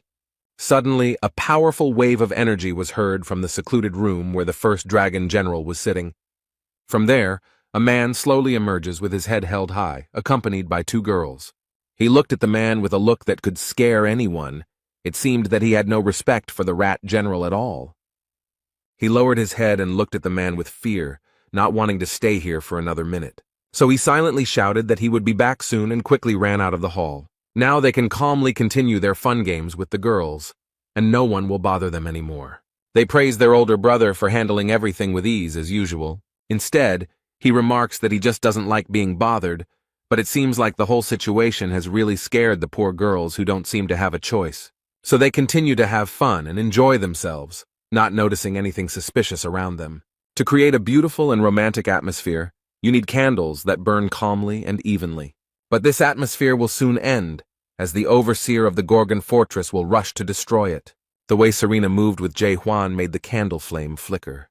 For some reason, these people were not so attentive, so they did not notice all this at once. One of the generals at first cannot understand what is happening and then freezes in shock. The main character, together with his friend Serena, are already approaching these people. Meanwhile, the generals are screaming in shock and do not understand how these people managed to break through here. Jae-hwan is ready to strike at the generals he has caught off guard. He has no intention of sparing them. Someone shouted for everyone to disperse, but no one had time to do so, as the attacker was already aiming at the center of the room. The first general gritted his teeth in anger and covered himself with his hand to protect himself from small stones and debris. Smoke rose and people found it difficult to understand where the attacker was and who he was. When the fog cleared a little, they saw the commandant of the fortress standing calmly with armor in his hands. This guy is very serious. He has a plan and he will definitely follow it. The first dragon general approached and recognized himself as the overseer of the Gorgon fortress.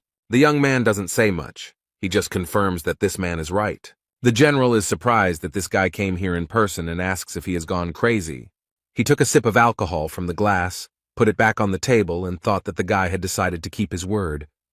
However, the main character decided to disappoint his interlocutor and stated that he had not come to surrender at all. And then he added menacingly that he came here to get rid of all these clowns. It seems that his interlocutor does not like the way he is spoken to because he is not used to such disrespectful treatment. And then he smiled sarcastically and said that this guy was too confident in himself and his abilities. But he wonders how such a worthless soul from House dared to say such things, while he is preparing an attack from behind. The mouth of a red, voracious dragon appears behind him, and the general considers his interlocutor too arrogant. Serena is scared and tries to warn the boy that he is in danger. The main character was not prepared for such an attack, so he looks a little confused. The dragon suddenly approached the boy to destroy him, but Huang used his sword as a shield. And then he was thrown back with all his might and hit the wall hard. He tries to get up and pull himself together, but notices that he is already being attacked from above. For a moment he is frightened by what he sees above him. The boy is a little confused. He is attacked by two generals at once. They consider him a narcissistic scoundrel and declare that he had no right to even approach the Castle of Rebirth. Huang decided to act quickly and avoid these blows rather than resist them, so he jumped away from the spot. The poor guy landed hard on the ground. He probably thought it would be easier that way. But his opponents are quite strong and there are many of them, and he is only one, so it is not easy in such a fight. The first dragon general slowly approaches and asks the boy to stand up. But she declares that she will make him pay in full for ruining their fun and peace. There are 5 generals standing in front of him, and one of them is still threatening to hurt everyone he cares about. Instead, the protagonist says nothing, frowns, and waits to see what happens next. The first dragon general, in great anger, orders his subordinates to attack in unison. At that very moment, attacks rained down on him from all sides, but he still couldn't concentrate. Huang uses his sword and does what he does best. He performs his signature lunge. But the blow goes through, despite the target, and one of the generals smirks and remarks that strong attacks are pointless if they do not hit the target. The Gorgon Fortress overseer looked at them intently, a little disappointed that his attack had failed. Meanwhile, he is attacked from all sides and is not given a second of respite. This kind of struggle can become a problem for the main character. It's a little difficult for him now. One of the dragon generals wishes death on his opponent and swings his sword furiously. The fortress guard barely managed to dodge the blow and jumped back, which could have seriously injured him. But then 2 more generals appeared next to him, with whom he tried to deal. However, all this is not easy for him, because when several people attack at the same time, it is difficult to manage to repel all the attacks. Suddenly, another general strikes him and he rushes headlong towards the target. The guy noticed him at the last moment, and he didn't like it at all. It could have ended badly. He was attacked from 2 sides.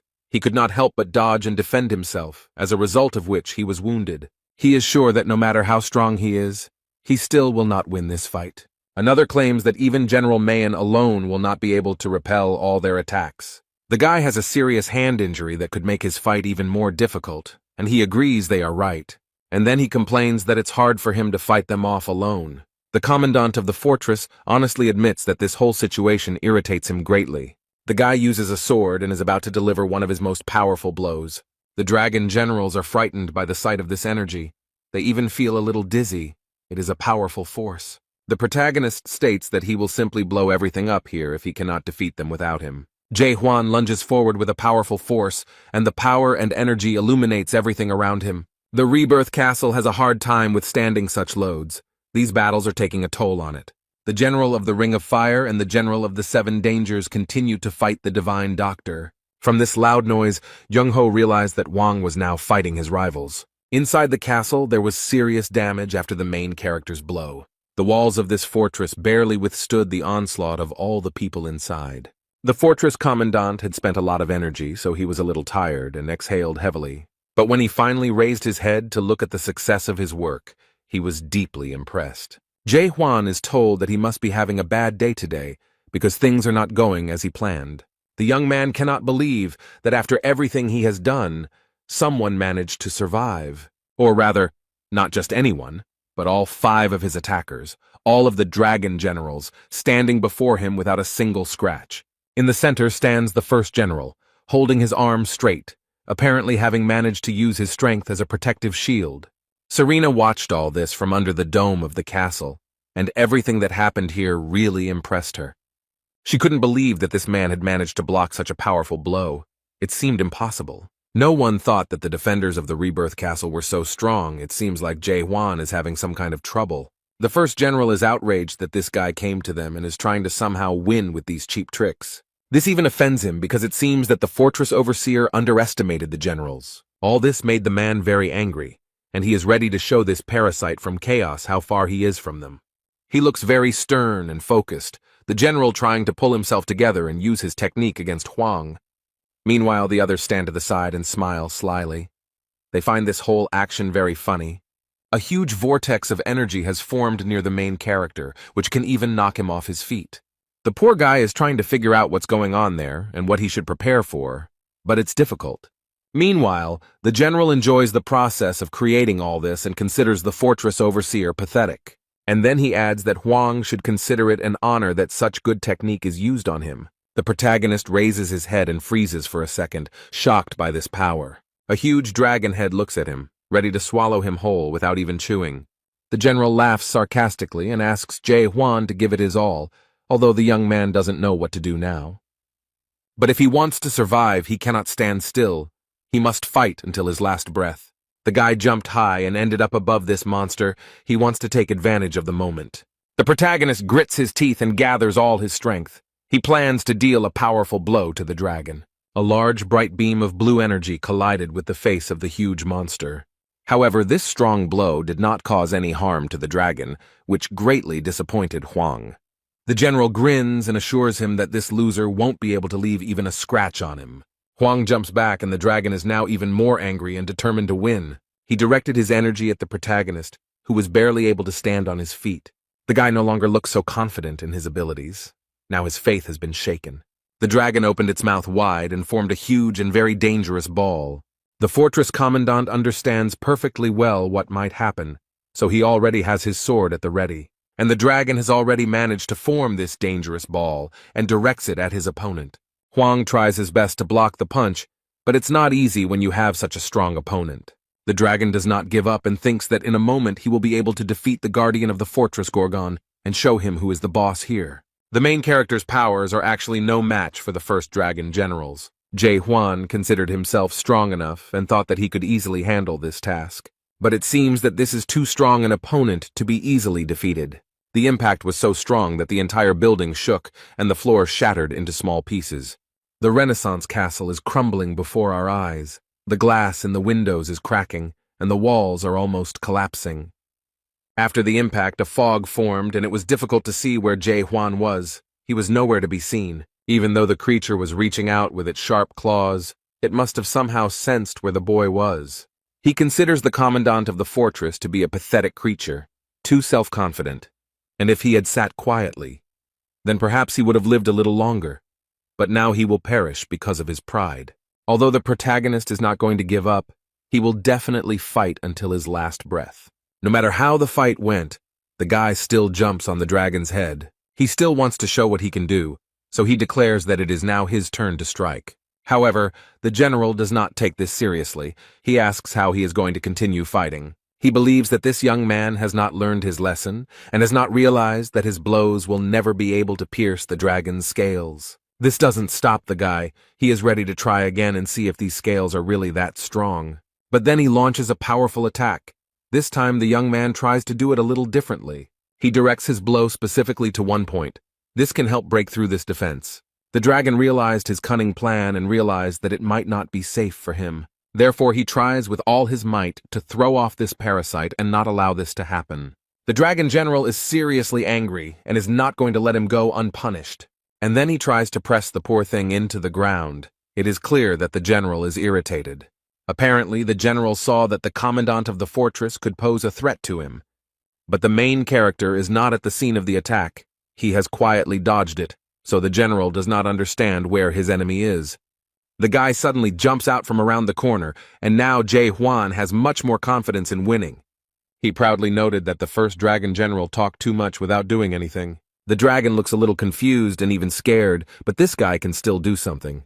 The Gorgon Fortress Overseer uses his power strike skill, and the dragon has no way to resist it.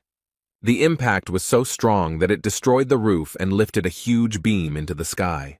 It was visible from everywhere. Cayman saw a bright light and immediately understood everything. Here he fought fiercely with an entire army that had come to support Peresvet's castle. But no one could defeat him, and now he sees that the Yortex keeper has succeeded. Young Ho also noticed that it had become very quiet, so he thought that the guy had already done everything. The old man complains that trying to catch up with Jae Hwan exhausts him, and that his whole body aches after such fights. Meanwhile, inside the Rebirth Castle, the fog from such a strong blow gradually dissipates. The dragon is defeated and its body slowly disappears, leaving its master in its place. Jae Hwan holds tightly to the sword that has never let him down. It is his loyal friend who will not betray him. Serena remembers that when he said that only 4 people would go to the castle, she thought he was forcing things. But now that she saw the defeated first dragon general, her opinion changed a little. The man is wounded, he doesn't like this whole situation at all, he expected a different ending. This irritated him greatly. The general gritted his teeth and looked aggressively at the overseer of the Gorgon fortress. He threatens to make this idiot regret what he did to him. The man promises that he will come back and tear Jae-hwan into little pieces. The general knows that no matter what this guy does, he won't die, so he doesn't feel much fear right now. The protagonist looks closely at the man and asks if he has passed through the narrow gate. He looked at him with fear and did not understand how this fool knew about the narrow gate. And then he laughed, sarcastically, because they couldn't do anything to him anyway, because as long as his body and soul were connected to his mind, they would never die. In the big pictures, they would just return to their bodies, but Jae-hwan had already used his doubt skill.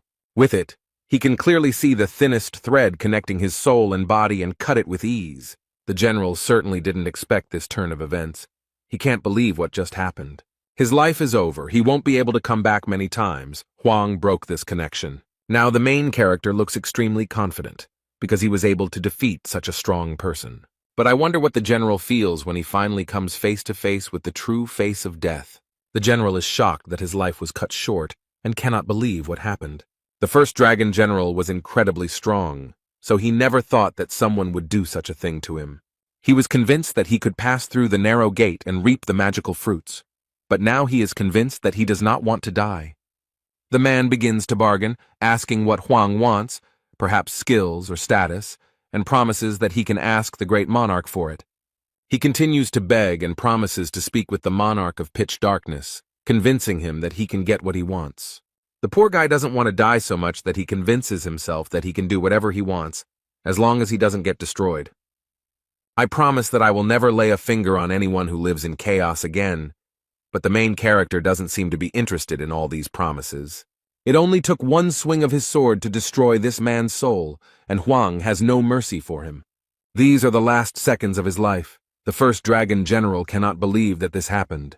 The rat general was watching all this from behind the screen, and he was shocked that one of the 5 monarchs had just died. He wanted to check the main gate because of the strange noise, but he didn't dare, and immediately turned back. And so he saw how someone broke the connection between the soul and the body, and not everyone can do this. He understands that he must report this to the major general in any case, but he does not notice that someone is standing behind him. The divine doctor, with a crazy smile, scares the man and asks who he is and why he is spying. It looks like the rat general's plan has failed, and no one will allow him to tell his superiors about it. South Seas Detachment Commander Kamen has returned after successfully completing his mission. Young-ho also went with him, complaining of back pain because he was no longer so young. The overseer of the fortress praises his subordinates for their good work, but the old man asks why he ordered these people to be left alive. But he's in no hurry to answer, as he noticed the man the old man was dragging with him. Young-ho explains that he grabbed him because he was hiding near the entrance. Serena remembered this man. He is a weak monarch. He gained the spiritual power of a general, but everyone despises him because of his very little ability. He is the weakest among the generals. Instead, the old man repeats his question about why he needs these people alive. Hwang explains that he wanted to personally verify their irreversible death. After these words, the main character raises his heavy and extremely strong sword. But he breaks the invisible threads that connect the body and soul of these people, and now they will not be able to be reborn and return. The rat general understands perfectly well what happened here, but he cannot believe that someone has such power. Everything that happens here terrifies him terribly, because before his eyes, some of the strongest people he has ever seen were destroyed. After the creation of the Renaissance castle, the monarchs gained immortality, unlike ordinary people. The life of ordinary people is limited, but the monarchs were given infinite life with fruits that helped them forget about the finiteness of life for as long as 900 years. Now the rat general understands that he will die at the hands of the overseer of the Gorgon fortress, but he is terribly afraid of this. So he falls to his knees and hysterically begs for mercy, because he didn't intend to fight in the first place. Serena looked at Hwang in surprise and wondered why he stopped if he was really going to kill him. Meanwhile, the man fell to the floor and waits with trepidation for the protagonist's answer. Jae-hwan decides to leave the creature alive as he still needs witnesses. He then asks the rat general where the fruit is, who is incredibly glad to be left alive. So without further ado or evasion, he points his finger to the location of the fruits. He indicated that they were kept in the castle's dome, a vault called the Rift, which was created by a terrifying master. It can create an infinite number of password combinations, and will be difficult to open without the help of the owner of the revived castle, who has just died.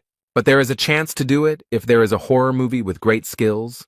Serena was glad that it was probably about her. The fortress commandant looked at the girl, thought for a moment, and said that he understood everything. The guy decided that he would try to hit him. It might not be easy, but it seemed to him that this was the only way out. The divine doctor begs the boy to control his actions, and Cayman is very sorry that they do not have a strong level of horror. However, Serena has already repeated several times that she is here and can do it, so without waiting for their confirmation, she tries to open the dome. Literally a few seconds later, the girl smiles sweetly and declares that she already knows everything. Instead, Huang notices that the vault is much weaker than he thought, although the girl emphasizes that this is all thanks to her. The place where the magical fruits are kept slowly opens and illuminates the room with a soft yellow light. The guard of the Gorgon fortress looks up in delight and watches this beautiful process. Serena also can't take her eyes off the vault, even though the lights are blinding. Cayman looks at this with sadness, because the expedition into the depths was carried out precisely for the sake of these fruits. And then he remembers what a fiasco and disappointment it all ended in. It's impossible to forget. The guy is simply torn apart by emotions. He can't hold back his tears, because this is such a long-awaited moment. The overseer of Gorgon Fortress, Jay Huan, came and turned his world upside down. It's been so long and so much effort that this is an incredible and historic moment. Those who fought for the magical fruits 900 years ago finally got what they so desperately wanted and fought so hard for. The fruits of the smooth tree fell from the dome, and the boy carefully caught one of them with his tired hands. The commander of the South Sea detachment looked with sadness at this magical deed for which so many people had died. When all the fruit fell, it turned out that there was not that much of it. The members of this team had expected to see a little more. The divine doctor noted that these people have been consuming the fruits for 900 years. He understands that this is definitely not enough to spread among the inhabitants of the Gorgon fortress, not to mention the entire house. Cayman is still mesmerized by what he holds in his hands. These golden footprints look magical. The main character noticed that his friend looked rather sad and thoughtful. So he thought for a moment and said that Cayman could have the fruit for himself if he wanted.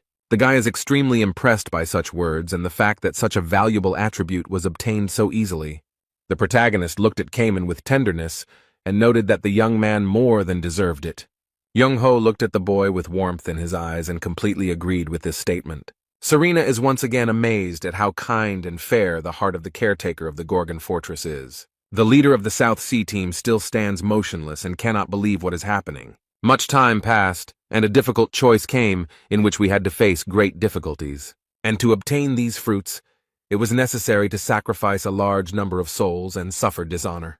And now he holds in his hands the reward for everything he has gone through, and for what he has waited for so long. But suddenly the boy clenches his hand into a fist and crushes the magic fruit, which shatters into small pieces. His action greatly surprised everyone present, because it was an extremely rare and important occasion. No one can contain their emotions because a lot of work has been done to achieve this. However, the main character remains serious and calm. He does not yell at the guy, although the rest of the people in the room cannot understand why he is doing this and scream in horror. Jay Huan looked at his friend calmly and asked him to explain why he destroyed the magic fruit. The guy knows perfectly well why he did it, and now he needs to collect his thoughts to explain it. He did this because there were only 10 fruits left, and it would be difficult to divide them among everyone. And the moment the fruit was in his hands, he realized that there would be a lot of conflict over these 10 pieces. They will all start fighting each other in the hope that at least 10 people will be able to come back to life, in which case, House will no longer be able to be saved. The main character listened carefully to her friend and realized that he was probably right. It was a difficult decision, but someone had to make it to avoid disaster. Kaimana looked closely at the overseer and asked if he could do the same with the other fruits. Jay Huan didn't think for long. He nodded his head affirmatively and handed the fruit he was holding to Kaiman, and the boy did the same with the other fruits. No one from the team dared to stop him. The divine physician remarked that everyone would be extremely shocked if they saw what had just happened here. Instead, the fortress commandant was confident from the start that the boy would do just that. since Cayman would prefer lonely despair. The main character wondered if the guy would later regret having decided to do such a thing. The young man smiled, because such a thought had never even occurred to him. He had never thought about it at all. Cayman is 100% sure that he will never regret it. He knows that he is doing the right thing. But suddenly something terrible happens, and Jae-hwan tries to warn him of the danger. A strong whirlwind appeared out of nowhere. It appeared unexpectedly, so that no one could resist it. Serena and the Divine Doctor try to hold on and not fall into this trap. Fortunately, the next moment it all ended. But now the consequences of this disaster are obvious. The Cayman lies on the ground, badly injured and not moving, which worries everyone. Some people, with great contempt, declare that they are all just pathetic insects, incapable of anything. A man with white gold and seemingly weightless wings appeared before them. They were very beautiful. This man is a major general, a storm monarch, a channeler with the 10th level of adaptation. He asks how dare they touch the fruit, and Young-ho tries to yell at Kaiman to come to his senses. But suddenly someone comes up from behind and grabs the old man. He doesn't even notice this attacker. Without wasting a second, he threw the old man into the wall with all his might. The poor fellow was unable to dodge. This was done by Major General, the Monarch of Silence, Mojito, who also had the 10th degree of adaptation.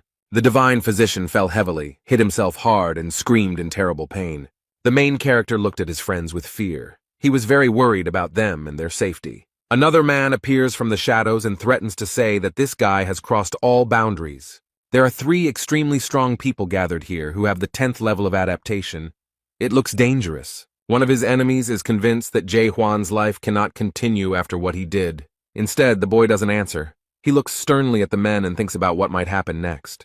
The Rat General watches all this from his hiding place and understands perfectly well how strong these opponents are. He is shaking with fear. Standing in front of them is Sam Yun Garam. He didn't even know that he was a major general from Region 9. It's amazing that a real monster appeared here. He is one of the 5 strongest major generals of the Great Lands. The man cast a serious and merciless glance at those present and turned to his own. He orders Kanail and Mahito to eliminate Jae-hwan, and they happily rush to carry out the order. The guy asks Serena to take Cayman and the Divine Doctor away from here as soon as possible. The Monarch of Silence remarks that he's not sure if the guy has time to think about others. Suddenly, black ropes appear from under the ground and completely wrap around the protagonist's legs and arms. Storm Monarch Kanail quickly approaches the boy and wishes him dead. After the man immobilizes the fortress guard, he attacks him furiously. Luckily, the main character manages to avoid the blow. He somehow strangely dodged it. But the monarch immediately attacks him, and he does not yet understand that he will not be able to hide from him. At the last moment, the guy barely managed to dodge to the side and block the blow with his sword. He understands that his opponent is quite strong and extremely fast in his actions. They continue to attack, and the protagonist thinks about how different these people are from all his previous opponents. One of the attackers explains that he had high expectations for the commandant of the Gorgon fortress, as there are many rumors about him, but in fact, he is a little disappointed. And the next moment, the monarch spreads his wings and sends a powerful wave of his power at the boy. There was a very strong impact, as a result of which the stone block hit its target and fragments fell off it.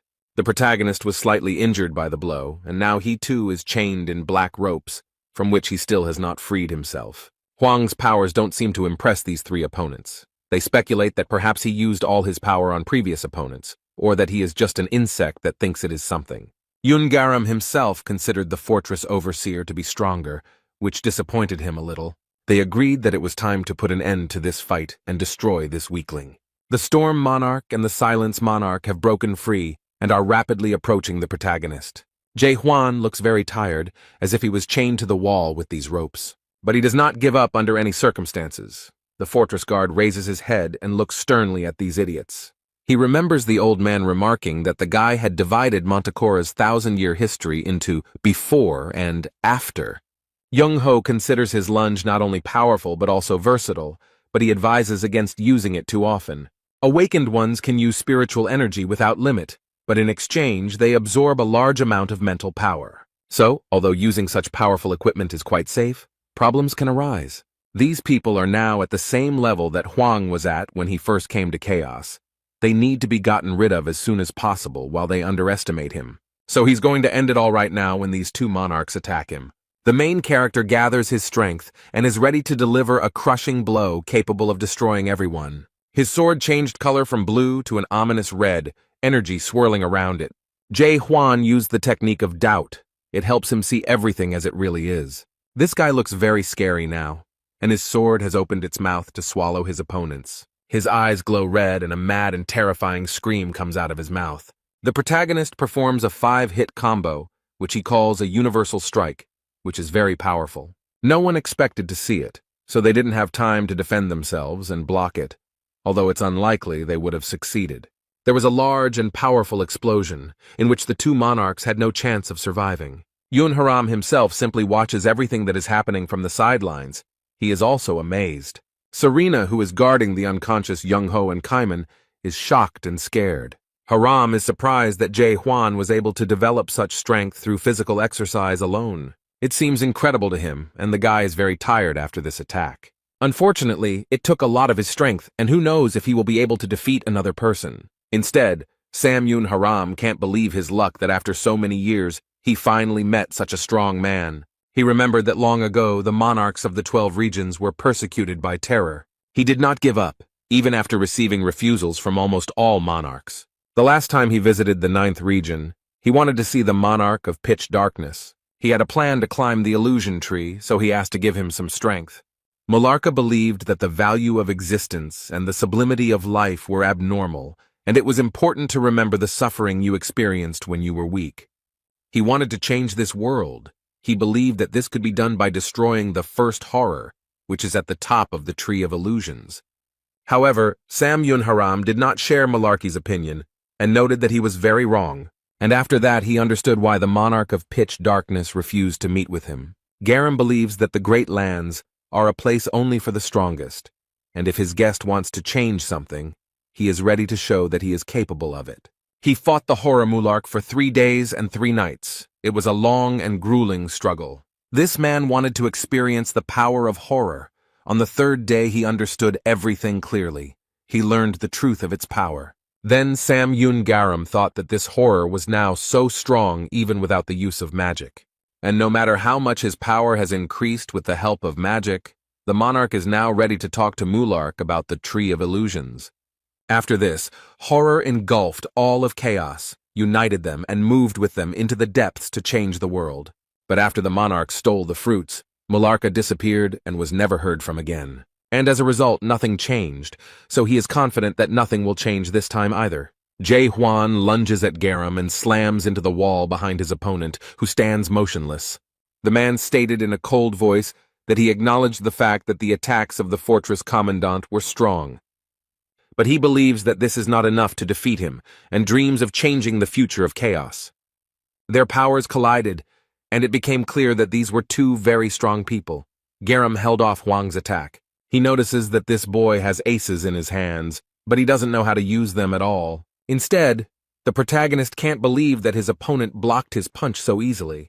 Yoon Garam himself thinks that this guy looks like a child who was allowed to hold a sword. Then he uses his extraordinary speed and runs around the track leader. Everything happened so quickly that the young man did not have time to understand what had happened, as his opponent's fist was already in front of his face. He hits the guy hard.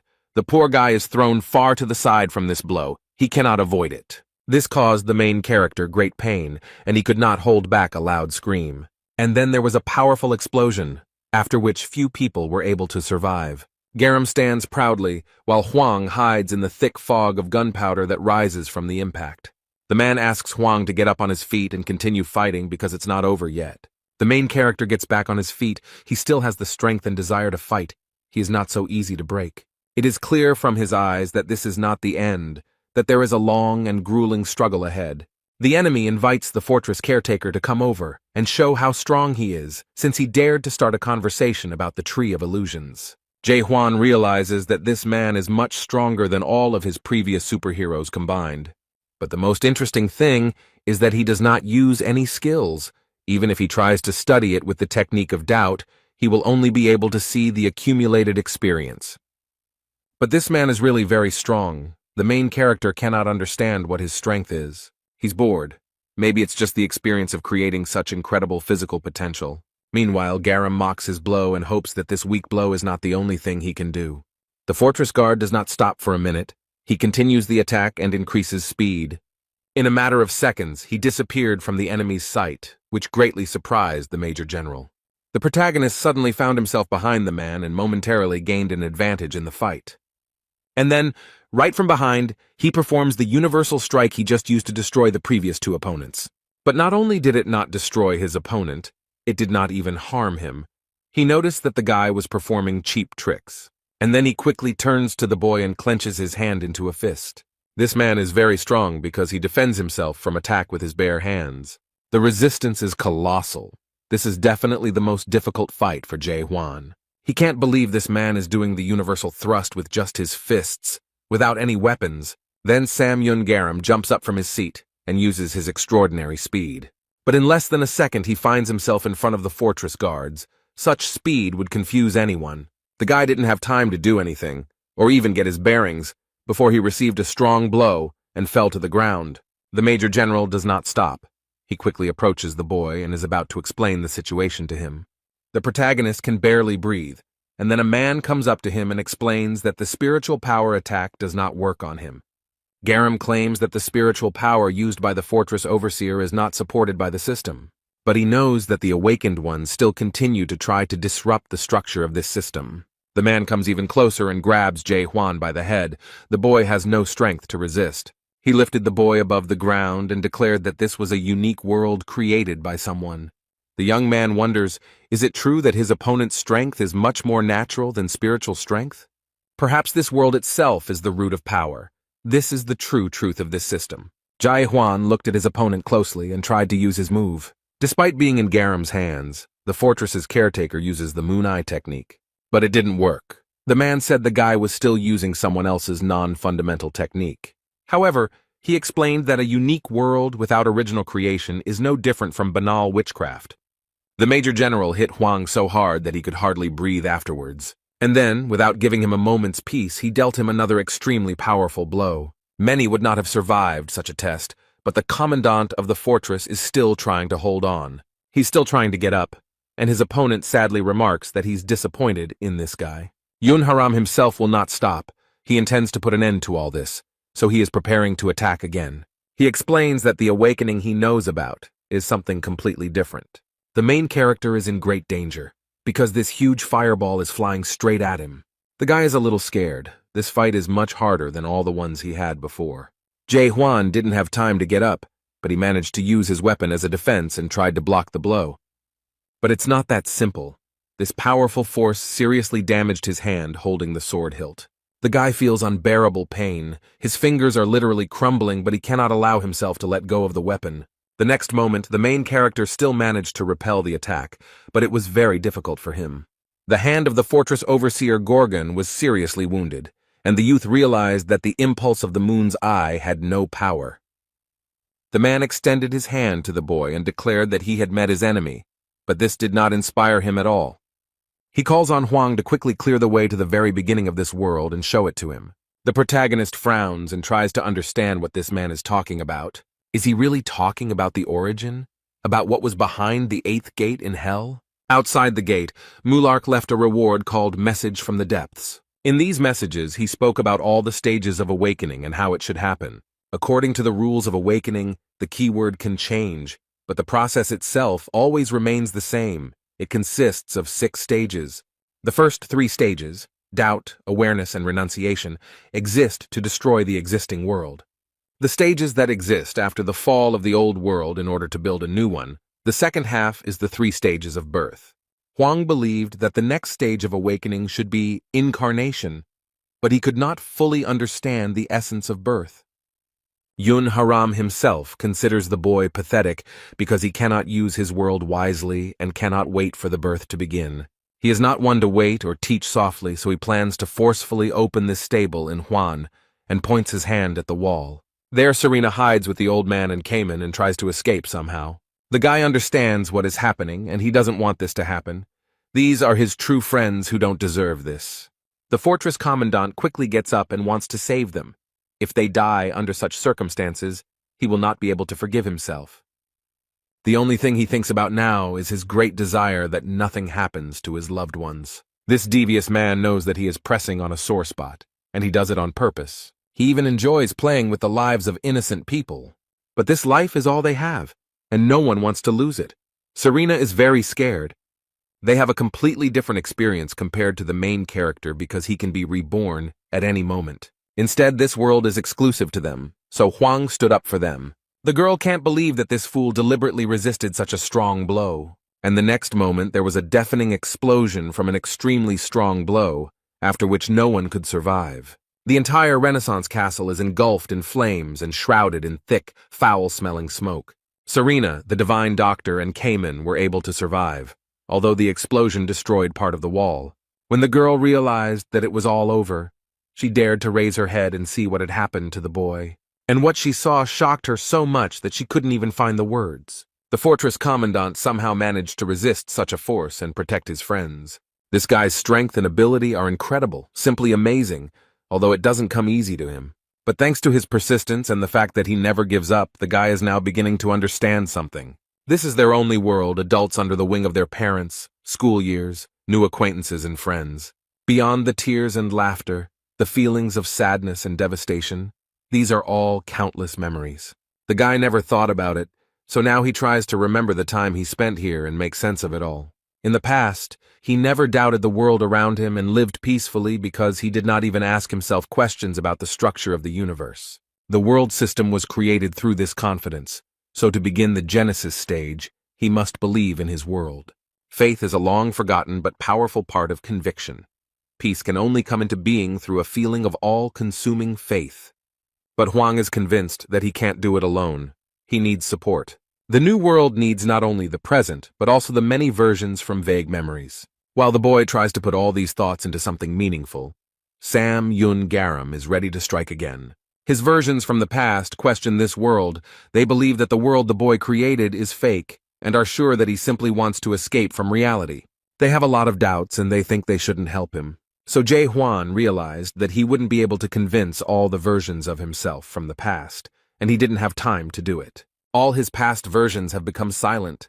They no longer inspire doubt and uncertainty. After all, the main character is confident in himself and his faith is unshakable.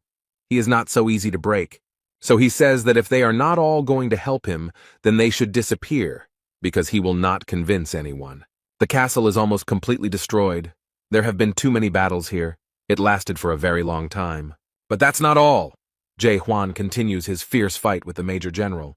More precisely, he continues to receive strong blows from him. It is hard to believe that he has endured so much. Before he could recover from the previous attack, he received the next one right in the face. This man is extremely cruel. He does not give a second to rest. Huang does not have the slightest chance to attack. He doesn't even have time to run away or defend himself, as the fortress guard Gorgon is already very exhausted. But his opponent does not stop for a minute. He stubbornly continues his work. The boy received another strong blow that destroyed the walls and destroyed the castle. Yoon Haram himself approaches Jae Hwan, his gait smooth and light. He steps slowly on the ground. But at some point the man stopped. He was a little surprised by what he saw. The young man can no longer withstand all these blows. Now he just lies motionless. It seems like it was too much for him. The main character lowered his head and barely breathed. Perhaps he had already given up. One of his past versions approaches and asks if he really chose to die such a horrible death. If Jae Hwan dies now, all of his previous versions will die with him. The main character remembers all the events that happened in his life and how difficult it was for him to go through all of this. Has he forgotten everything he went through to get here and become who he is now? It's better not to be stupid, but to run from here as fast and as far as possible, otherwise it will be the end. The poor thing is struggling to stay on her feet, but they have already been through too much. So he falls to his knees, and one version of it claims that he has already reached the pinnacle of despair. Yun Garam himself thought that the guardian of Gorgon Fortress would last a little longer. He was even disappointed to see this. These words made a big impression on the main character, so he decided to try again. This surprised everyone present, because the guy no longer had any strength left, but he continued to try. Jae Hwan is breathing heavily and can barely stand, but he believes that he will succeed no matter what. His gaze is full of self-confidence, and he asks what exactly has disappointed his opponent. According to some versions, he completely lost his mind, and for a moment even forgot that they were all one person. Thanks to his strength and confidence, the guy convinced himself and all his versions from the past that he can do anything. Yun Haram himself was even glad when he saw that the boy did not give up, but continued to fight. All the previous versions helped the guy, now they also believe. He managed to convince them. This fills the main character with energy, which he is currently sorely lacking. The boy absorbs his strength and tries to concentrate to continue the fight again. And the next moment, the fortress caretaker opens his eyes and begins the second part of the awakening. It begins the inception stage, an important and very serious step on the path of development. Serena can't believe that Huang managed to initiate the birth process, because it's not that easy. So now the fourth station of awakening begins, which has the power to turn lies into truth.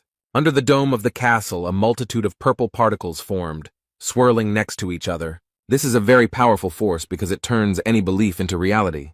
Thus, all these small purple particles turned into a strong and powerful sword. This is a weapon that he invented for himself, and which the next moment was in his hands. Such power is very convenient and necessary. It will definitely help in this grueling struggle. The fourth stage of awakening had arrived, this training, and Haram now saw what Huang's world was like. That which so strongly strives to renounce the whole world is called nothing other than destruction. He understands that this world is catastrophic because it was created with the sole purpose of destroying other worlds. But all that happened does not stop this man, and he continues to attack. Yun Haram himself approaches the boy and believes that all this does not change the course of events. And the main character is now more prepared than ever for this attack. He even wants to finally defeat it.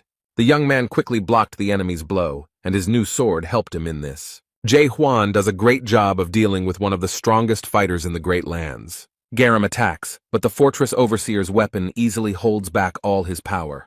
This man looks pleased with what he saw. This guy became stronger right before our eyes. He likes this type of fighting better because it is much more interesting to fight with a strong opponent.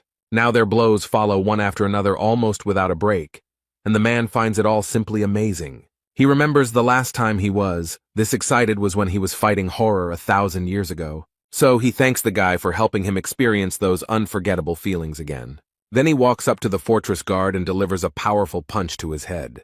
The guy didn't have time to foresee it, so he couldn't avoid it and is now lying on the ground. Yun Haram himself pompously declares that, despite all his successes, everything comes to an end. However, the main character is not going to give up or stop there. After so much effort has been put into getting him to where he is today, it's impossible to just stop it. And the enemy came up very quickly and looked intently at this very confident guy.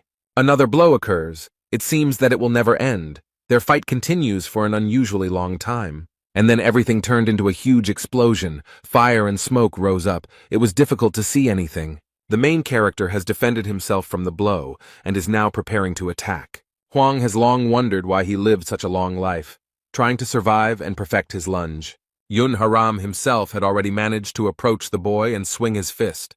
However, fortunately, the main character managed to dodge. He bent down and the blow hit the wall, not him. Everything happens very quickly. While the major general strikes, Huang is already behind him. The protagonist begins to understand what mistakes he made, but now knows how to correct them. All this time in chaos, this guy only did lunges, nothing more. It was his strategy, to learn one thing, but to perfection. He did it over and over again, as if he didn't understand how this world worked at all. It was completely different from the one Huang came from. Jay Huan was like a little child, completely unaware of what he was doing or whether he was doing anything right. Now the main character feels like everything he did before was just child's play. After being exposed to new and such fundamental information, he has a lot to think about. The protagonist looked at his opponent and realized that he finally had every chance of winning. Garam enjoys watching the fortress's caretaker realize the true truth of this world. Jay Huan smiles and believes that he can now put an end to this long and grueling struggle. But despite everything, he is glad that he met such a strong opponent. He will definitely remember this fight. He even wished that this momentous moment could last a little longer. However, it was not so easy to catch this man. He dodged the blow quite skillfully. The guy is not disappointed at all. He smiles sarcastically and is ready to continue. And then he pretentiously asks his opponent if this is all that the system has to offer him. The Major General bared his white teeth and cheerfully declared that he still had something to show. She attacks the boy, but Jay Huan easily blocks the blow using his sword as defense. They met again in battle. They are very strong opponents and their strength is almost equal. Because of all this, Many explosions occur, and the rebirth castle is completely destroyed. And Serena is scared and doesn't know how to protect herself from Chung-Ho and Kamen, because there are so many rocks falling from everywhere. After a while, everything became quiet. They stopped measuring their strength, and small fragments of the building continued to fall to the ground. The protagonist landed softly on a small patch of flat surface and exhaled heavily, and his opponent noted that he liked it, and added that he hadn't had such pleasure for a long time. He can't believe he met such a strong opponent in chaos. He definitely didn't expect this. The fortress commandant looks very serious and turns to his opponent to say something to him. Yun Haram himself fell silent and listened attentively to Jae Hwan. After their fight, the general treated the boy with respect. The fortress guard noted that during the battle he felt the same as Garam, and it was very interesting. Huang has been perfecting his lunge for thousands of years, and this man, like the protagonist, has spent his entire life honing one skill. But he regrets that this man is just an ordinary adapted man, the same words that Mulark once said to him. This man remembered, as Mulark now did, that he was sorry that such a great general had turned out to be an ordinary adapter. It really struck him. Garam sees more and more similarities to this horror. He has only one question for this guy who stands so proudly in front of such a strong man. The man asks loudly what this guy wants. What is his main goal in this life? The main character does not hide anything. He honestly and proudly answers that he is heading into the depths. Now he says out loud that Jae Hwan reminds him of the horror that happened to him many years ago. But then he explains that the depths are full of extremely powerful beings, much stronger than him. It is so difficult in the depths that even great monarchs have given up, and they are very strong. Even the horrors have given in, and this boy naively believes that he can do something. The wind picked up, forming something like a red tornado, and Garam found himself in the center of it all. Jae Hwan didn't expect to see this. He takes cover from the wind and this energy that is floating around. Suddenly, all this action stopped, and a figure holding hands became visible. Some strange creature appeared, something with big wings. It looks very strange. The protagonist cannot believe his eyes.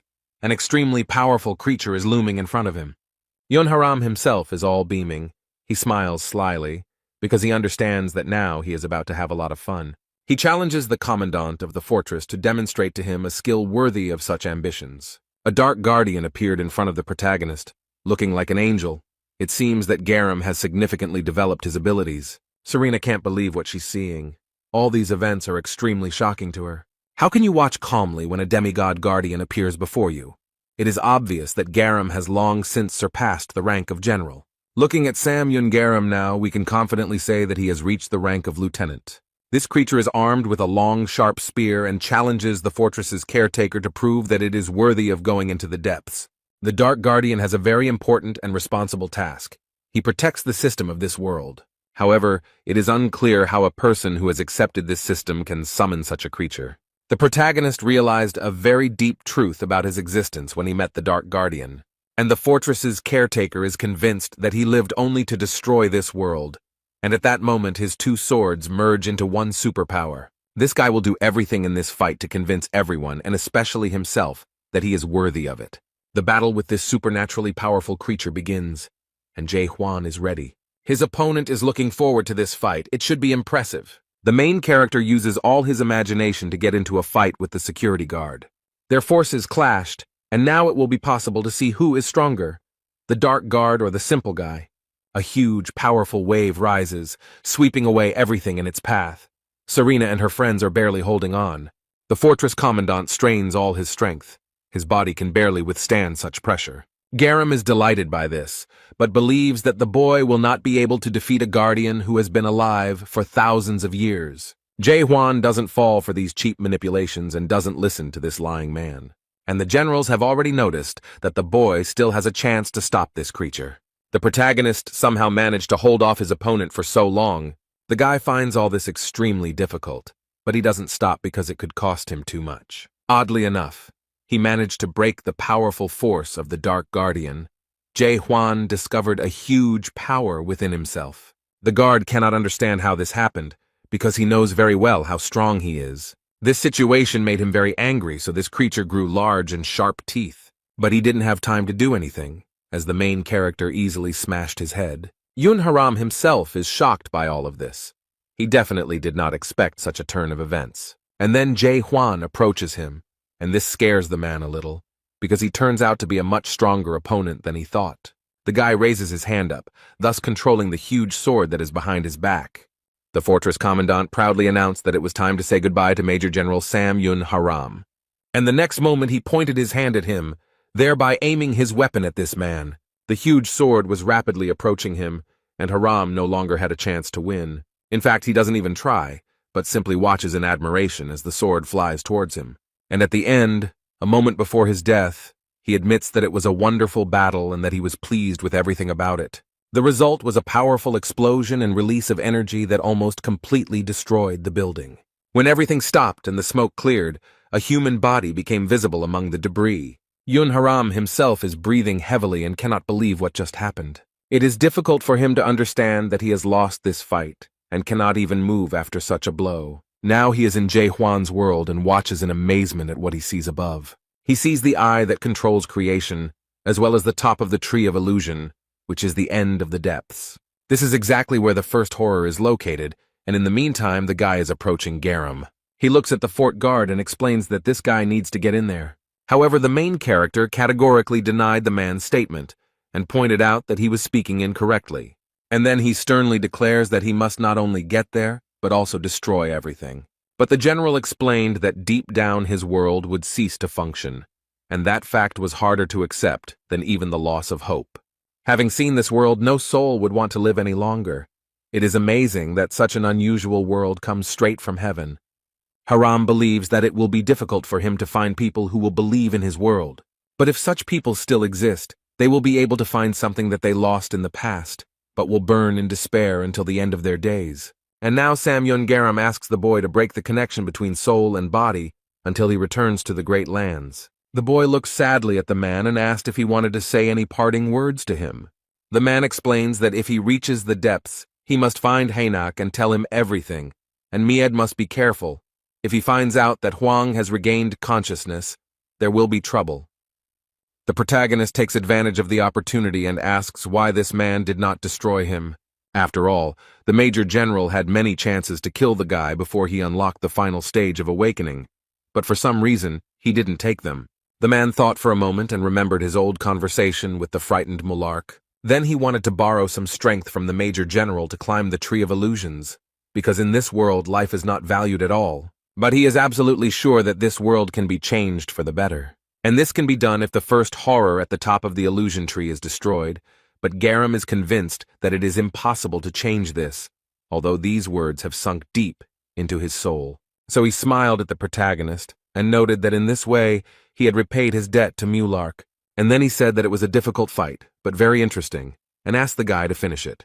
Therefore, the overseer is a fortress for his weapons and is ready to do what all this was done for. On this day, over 900 years ago, the expedition led by Malarca failed, and Serena and Cayman approached the boy.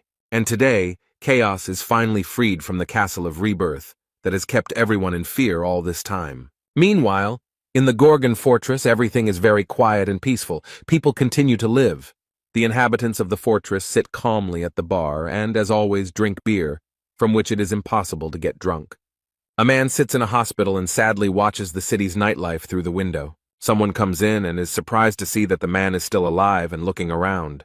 The fortress caretaker entered and noticed that since Yahello had not come to the meeting, Huang thought he had died. The man remarked that he would not allow himself to die so easily, since he was one of 10 owners. The fortress overseer looked at his subordinate and smiled sweetly. He was glad to be surrounded by such people. Jaegal knows that Jae Hwan defeated Sam Yun Garam and notes that he was a great master, great in everything. The main character asked in surprise if they knew each other, because he spoke as if he knew him. He explained that everyone in his family was familiar with the Sam Yun family, as they were the ones who drove his family out of the vast lands. As a result, they took an honorable place among noble families and raised strong warriors. Jaegal once attacked Sam Yun Garam, and he knows his family will not be left out. The protagonist puts down the basket of fruit and remarks that there is nothing to worry about, because they will not be able to get here. The man can't believe it. He wonders for a moment what happened to the Rebirth Castle. He then asks in surprise if Huang really took control of the narrow gate, and the guy casually replies that he did. That's why their chances of getting into the house are very small, because previously the narrow gates were the only way for them to get in alive. Yahello explains that it is too early to relax, because they can get here without the heavy gates. The fortress chief understands the boys' feelings and remarks that if they are willing to give their lives just to get to Huang, then it will be profitable to deal with them. The boy listened carefully to the commander of the fortress and asked him to be more careful. Although the main character didn't care, he didn't comment on it, but simply left the room. And the man thought that from the very beginning and to this day, this guy never ceases to amaze him. Meanwhile, the main character headed to his office, which he rarely visits. He stands alone at the window and thinks about how long he has been in the Gorgon's fortress. At first, everything was different, but since he came here, a lot has changed. He sighed heavily and thought that even he had changed a lot and would never be the same again. Also, unexpectedly for himself, he became the caretaker of the fortress, although he still did not like this job. And the first days in this position were very difficult for him. And not only for him. Suddenly, someone runs into his office noisily and disturbs this silence and reflection. Young Ho claims that Kaiman invited him out for a drink, although the boy categorically denies any involvement. And then the old man became angry with the boy, and remarked that at his advanced age, he would never have suggested such a stupid thing. But the young man explained that this was indeed the case. The divine doctor abruptly stops his reasoning, thinks for a second, and agrees that this is how it was. A second later, he starts arguing again and is offended that no one respects him, given his age. In his defense, Kaiman notes that he is already 1,154 years old, and is no longer a child. Instead, the divine doctor shouts that he is 1,200 years old and calls the boy a clown. They continue to quarrel, and the main character does not even think about reconciling them. He just watches this cute quarrel. Jae Hwan has an idea in his head, and he knows that it will be the right decision. He looked out the window sadly and realized that it was time for him to leave this place. It seems to him that he is already beginning to become attached to this place and these people. Darkness has enveloped the Gorgon fortress. It is deep night outside, and the whole city is sleeping peacefully. But there is still light in one window. Probably not everyone in this city can sleep peacefully. The main character sits in his chair at the table and looks out the window. He likes to watch the tranquility that reigns outside the window. Carlson says something to the guard in the fortress, but notices that he is not listening to him at all. The protagonist looks around and asks in confusion why they stopped here. The man politely reminds him that they were talking about the tower and the Seize the Day squad. The guy asks in surprise what's going on, and then Carlton realizes that the fortress caretaker isn't listening to him at all. He said that time in the Tower of Terror flows too quickly, and that's why problems arise. Many pedestrians enter the tower and then commit suicide. The protagonist bows his head and thinks that this is quite possible, because time on the first floor goes 100 times faster. The passage of time too quickly can seriously harm the soul because it is not so easy to use it for several years. But awakening cannot be achieved without effort, so he orders Michael to adjust the time. And then he adds that it is impossible to wake up just by doing lunges a few thousand times, and let people not forget this. This system helps the fortress to constantly increase the number of awakened ones. The protagonist believes that it is necessary to get rid of those who do not want to awaken through training. But then he adds that awakening is not the only way to survive and that there are other ways to adapt. But she explains that awakening is not the only salvation, and someone can find themselves by becoming an adapter. The protagonist noticed that Carlton looked a little nervous, as if something was bothering him. So he looks closely at his friend and asks if something happened or if he has any problems. The man is very nervous. He is trying to find the right words to explain his situation. He explains that Huang already knows that he has recently entered the third stage of awakening. But he has certain difficulties because he was never able to see and create his own unique world. This surprised the main character very much. He looked at the man in surprise. Each person's world is different depending on his abilities, but all awakened ones who have reached the stage of self-denial receive their own unique world. This made Jae Hwan think, because he knows that even spiritual energy depends on the system. But all the awakened ones are trying to destroy this system, so it is difficult to immediately understand that this world is someone's unique world. He rushes to calm the man down and explains that perhaps his world is part of the system. Carlton is surprised and asks if this is even possible, but Huang points out that it is very possible, and he also doesn't know everything about awakening yet. The man comes to the conclusion that if his world is part of the system, then one day he will have to fight it. The fortress commandant agrees that if Carlton wants to save this world, he will have to do it. This doesn't seem to frighten him. and the man asks if Jae-hwan really wants to end this world. The main character did not have time to answer anything, because the man standing in front of him was in a hurry to tell him something else. He places his hand on the table and asks the commander of the fortress to take him with him on the next expedition. But this made the main character laugh, and Carlton was very surprised by such a reaction. The guy remembers that many people approached him with such a request, and he was already a little tired of it. Carlson appeals to the law and explains that all captains are obliged to defend the fortress, but Hwan reminds him that he is no longer a captain. And then he slowly gets up from his chair and adds that soon he too will no longer be the head of the fortress. He passes the guest and explains that he will leave Gorgon's fortress in a week. The man asks again if Hwang really intends to give up his position as a fortress overseer, but he understands that if Jae-hwan leaves now and abandons his post, they will be in big trouble. Carlton, you know that the fortress will be destroyed, even all chaos will collapse because of it. The protagonist tries to calm the man down and explains that he has already figured everything out. He calls Carlton along, explaining that he needs to complete his final task as caretaker of the fort. It's completely dark outside. It's raining heavily. Everything around is flooded with water and darkness. But despite such bad weather, many people are standing and waiting for something. They are all very sad. Their eyes are full of tears, and it seems that the sky is crying with them. Jürgen saw the fortress guard and hastened to give him a cloak as he might get wet, but the boy refused. He walks slowly in the rain and is already completely wet from the drops, but it doesn't seem to bother him at all. He asks the residents of Gorgon's fortress to give him some attention and thanks them for coming here. The guy says that they all did their best to save their fortress and worked very hard for it. And now is the time to say goodbye to those who gave their lives defending the fortress. All these innocent victims will be mourned at a farewell ceremony for 3 days. The ceremony has begun, and they are mourning their loved ones who died in these battles. Each of these people has lost someone very close to them in their family, whom they now miss.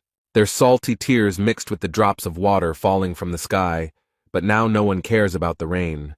But there is one strange thing that has been hidden for a long time, but it attracts a lot of attention. People start whispering and remembering that he was there from the very beginning of this ceremony. The commandant of the fortress stands on the podium and repeats his words that all these people showed themselves well in battle. However, he adds that everyone understands that this is not the end, and there is no need to relax halfway. His subordinates take the cloak, a narrow gate opens underneath it, and the protagonist explains that the war is just beginning. People are terribly frightened. They understand what it is, and ask the commandant of the fortress to get rid of this creature as soon as possible. They want him to destroy the gates. But these are not all the surprises that Jae-hwan has prepared. He explains that it is too early to be surprised.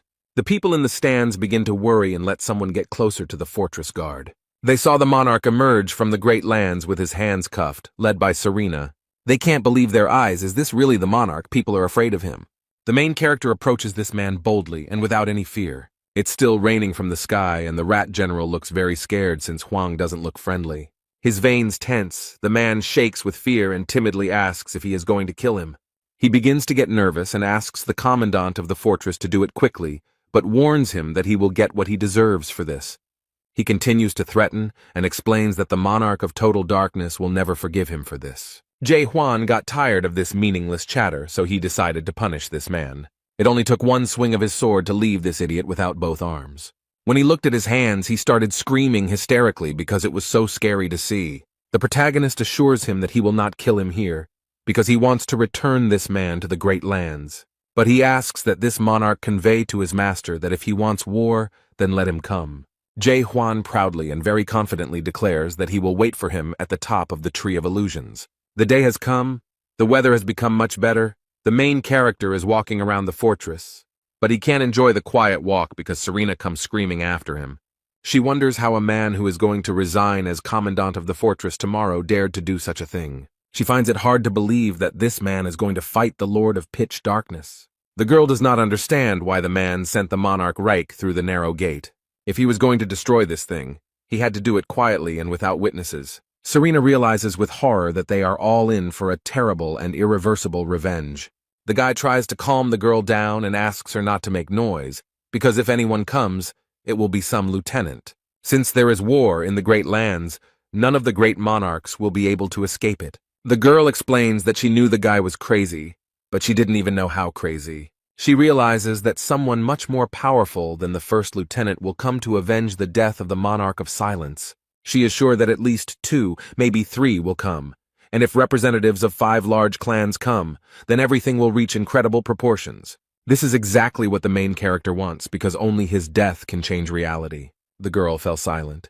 She had nothing more to add, and she realized that now she would just have to wait. Jae-hwan looks back and asks why she came, to cry or to ask questions, and he adds that she is even a little interested in how events will develop in chaos, which he very much doubts. The girl admits that she came to hear about something that he had long promised to tell her. She asks the guy again what he saw beyond the 8 gates of hell. She is very interested in it. The main character, without further ado, told Serena absolutely everything that happened there. All this made an incredible impression on the girl. She asked him if he was sure of what he saw there, and what he told her. She asks again if Mulark really left it there, and Hwang confirms that there was indeed a message from her godfather. But the girl is unperturbed. She cannot believe all this, so she demands proof. Jae-hwan gives her a very short answer, cold winter, which makes the girl shut up. She looks at the guy in surprise and asks if she heard everything correctly. But the guy doesn't explain anything, and again answers with the mysterious phrase, cracking egg. At that moment, Serena realized that all this meant the winter of the illusion tree, and this impressed her very much. It was a long time ago. Mularka was in winter near the Tree of Illusions, when the snow crunched under his feet. In the very center of these harsh lands, where a powerful ice storm raged, something magical was happening.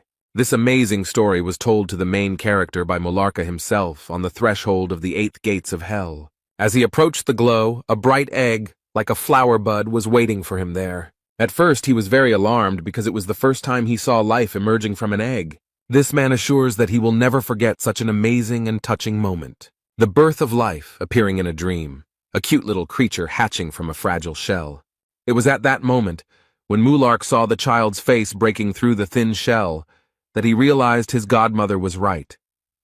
The main character told the girl about all this, about the newborn child and how she found a godfather. He finds the whole story rather strange, but Serena listens to the boy very carefully. And then, with great surprise, she asks why he finds all this strange, because for her, these are completely ordinary things. The protagonist believes that this is strong evidence of something, and the girl is angry at him for speaking as if these were his personal memories. But he explains that according to these memories, all horrors emerge from an egg in the trunk of the Tree of Illusions. This is the winter base of the Tree of Illusion in the Great Lands, where horrors are born from the dreams of the Tree of Illusion and hatch from eggs. But the girl is disappointed. Did Mularka really not leave anything for her? No message or anything like that? However, Hwang answers rather cryptically. He doesn't know if there is any message for her. Maybe there is, maybe not. He explains that Mulark's message was not left in the form of a book, but rather a cluster of stars and chaotic memories. These were fragments of events from the past, which had neither a beginning nor an end. Perhaps he simply did not want his memories to form a whole story. That's why he can't tell her anything special, even though he would like to. But the girl considers him a liar. Jae-hwan looked at the girl seriously and asked why she was looking for a mason, maybe because he was her godfather? And then he added that if she wanted to return to Mulark's memories, she would be better off staying with Hwang. The girl is surprised by such a proposal, and the young man adds that her godfather disappeared into the depths, so she might be interested in it. And then he left her alone with her thoughts and realized that she needed time to think things over. Serena is very irritated by this situation, as she sees that Hwang is trying to manipulate her. And then she remembered again everything he had told her, and she realized that memories could be the key. So she calmed down almost immediately and asked the protagonist to stop for a moment. She asks again if she understood correctly that her godfather left a message in the form of memories. Jae-hwan slowly looks back at the girl and confirms that this is exactly how it happened. In this case, she had a great idea and it made the girl very happy. Serena invited the guy to her lab again, despite the fact that she didn't really like the guest's previous visit. The guy looked at her with a smile and remembered that she herself said that she would not let anyone else in here. She also stated that he fits into her personal life, but the girl explains that it was a long time ago, and she needs him now. She was making something, and when she finished, the panels on the roof started moving, and the guy watched with interest to see what would happen next. From there, a cat-shaped device appeared on metal chains looking both cute and scary. The girl briefly and without details explains that this cool thing will help them with compression. But this scares the guy a little, so he asks her to explain, and she tells him that this device attaches to the soul and squeezes out memories. This is often used by horror films that have lost their spiritual strength. It allows them to gather all their emotions and memories together. Thanks to the use of compression, horror always has enough ideas. She then adds that this is her first experience using this method, but others say that squeezing is the best thing you can do to induce terror. Surprisingly, the main character quickly agreed to this experiment and realized that she wanted to use this technique to look into the memories of her godfather. The final preparations are already underway, but this waiting is a little tiring for the guy. He wants to finish everything as soon as possible. It seems that he was right to ask Serena about this technique, but it was too late to back out. She smiles and wonders if he will remain as calm once the procedure begins. She knows perfectly well that squeezing causes incredible pain to a person, but she did not warn him about this at first. But this pain only affects the victim to whom this technique is applied, so she was not interested in talking about it. So the girl began the procedure, which required considerable strength and concentration. But something didn't go as she planned or imagined because she also feels pain. She knew, of course, that the guy would feel it, and she assumed that it would hurt her too, but not as much. Now she sees that his spiritual power is much greater than the siren expected. She put in even more effort, and from a distance it looked like the two of them were in the center of a huge tornado. And then the magical moment came, and the girl realized that she had managed to do what she wanted. She penetrated the inner world of the escort. She found herself at the center of all of Huang's fantasies. Serena looks around in delight and realizes that the other horrors were not exaggerated when they were told about her. But what strikes her most is the huge number of memories. She never thought that a person could have so many of them. Even when he broke through the 8 gates of hell, she realized that he was not an ordinary person. But now that she had a glimpse into his amazing inner world, she realized how unique he was. Looking around in amazement, she accidentally touched a small bundle of memories. This touch hurt the girl, and she turned away sharply and pushed him away from her. She got seriously hurt from such a small and innocent touch, so Serena should pull herself together. If she makes a mistake here, she might be stuck in his memory forever, so she needs to read the memories of her godfather and leave here immediately. But this mission turned out to be not as simple as the girl thought. It will be a little more difficult, because the deeper she dives into consciousness, the more memories she has. Serena is almost completely trapped in the balls, making it difficult for her to see or move. Well, she has no choice but to do whatever it takes to get out of here. Instead of sitting back, she will gather strength and break through the fragments of the past. So she uses her power and quickly breaks through the large and small memory balls. The passage is very narrow, but this does not stop Serena. She continues on her way. And when she finally got outside, she was absolutely delighted with what she saw there. The girl found herself right in front of a huge ball with the memories she was looking for. She finally found her father's memories, and they seem very sweet and tender to her. The girl remembers her childhood and how they spent time together, and how loving her father was. The poor girl hasn't seen Mallarka for an unusually long time, so now she can't look at it calmly. Tears appeared in Serena's eyes. She didn't even realize how much she missed him. In this memory, he extends his hand to a little girl and asks her to follow him. But now Serena can't hold back and reaches out to her father, who is actually just a memory. She cries and screams in despair that she has been looking for him for so long, that she misses him so much. The poor woman has been searching for him for over 900 years and promises that they will definitely meet again. Due to this despair and regret, the siren couldn't help but melt into Jae Hwan's memories. And the next moment, she came to her senses with tears in her eyes, and everything in her head was somehow very confused. She sits up and tries to understand what happened to her because she remembers how she got into the boy's mind, but she doesn't understand what happened next. It turns out that the siren was on the roof of one of the many high-rise buildings and does not understand where it is. Changing her appearance was the right decision, and she doubted the correctness of her guesses. But it turned out that all her guesses were correct. She understands that she is in the 194th world, that is, on Earth. The place is occasionally visited by horrors that move illusions across the tree's bark, and due to the horror's many attempts to protect the Earth, it has been forced to remain hidden from the authority. It seems she has entered the supernatural, the foundation that was formed when the Earth was created. Malarka said that there is a subconscious entity called the supernatural, that it is formed along with the place of birth, and that all the illusions of the world are formed through it. There is only one way to get out of there. You need to find a particle of consciousness in the subconscious world, that is, a guide. Serena is wondering where to find this manual when a boy quickly runs up to her. He runs away from someone and asks the girl not to disturb him and get out of the way. Two more boys run after him and rudely demand that he stop. One of them is holding sticks in his hands. The girl looked at all this, and it seemed to her that this guy looked like someone. These people cornered the child and noticed that the boy had been running away from them for a long time. They say it's time for this little one to give up, but it seems the child is not ready for that. The boy bared his teeth and prepared to fight the two men. Instead, a man in a police uniform waved a stick and declared that the only problem was the children. Serena couldn't take it anymore. She stopped the fight and screamed for them to stop. She asks why these men are harassing the poor child, and her comments surprise the workers. One of them looked at her and asked the girl to leave, as it could be dangerous here. And then they explain that this boy refuses to grow up and use this to justify their behavior. Another explains that refusing to become an adult is a serious crime and carries the death penalty. She adds that it is their duty to run after him, but Serena does not understand how being a child can be a crime. She doubts that such laws exist on Earth. The police looked at the girl, then at each other, and noticed that she was somehow different from everyone else. They find her pronunciation unusual and even very strange, and the girl does not like this situation. One approaches the girl to show her passport, and the other notices that Serena has horns on her head. She realizes with horror that she forgot to hide her horns. Now she is in a very bad position. Malarka warned that if she suddenly found herself in such a world, she had better not stand out in any way. This place is brutally repulsive to anyone who is even slightly different from the mainstream, and no one knows what might happen if they notice that you are different from others. Serena remembered with despair how her father had told her to be careful, but now there was nothing she could do about it.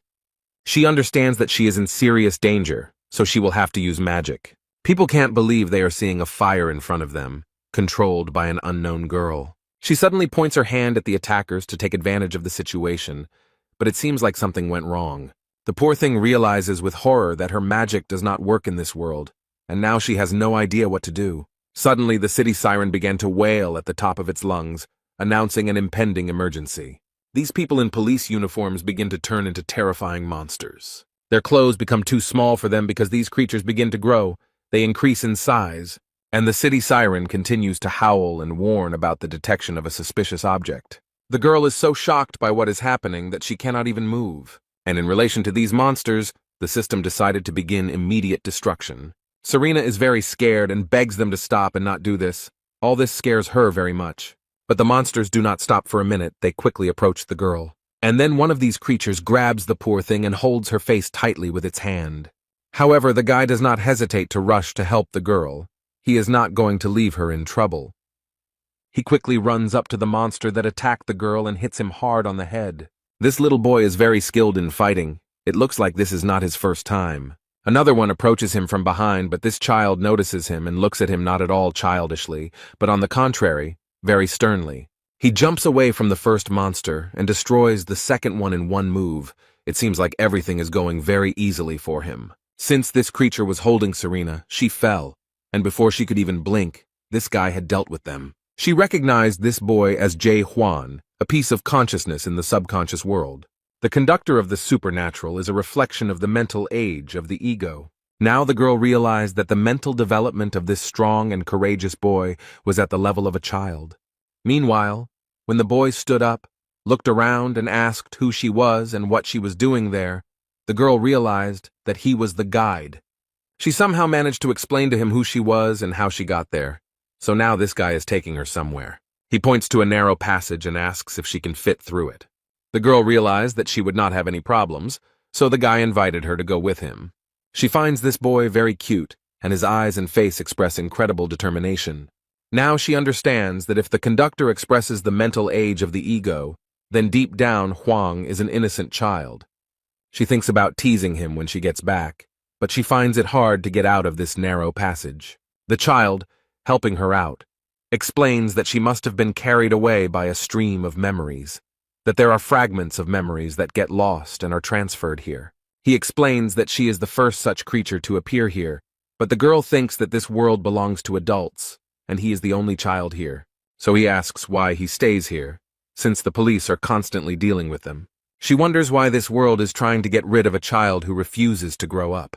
The boy briefly explains that this is all because there are only adults around who do not understand children. In this world, everything is the same, so the system tries to get rid of everything that is even slightly different.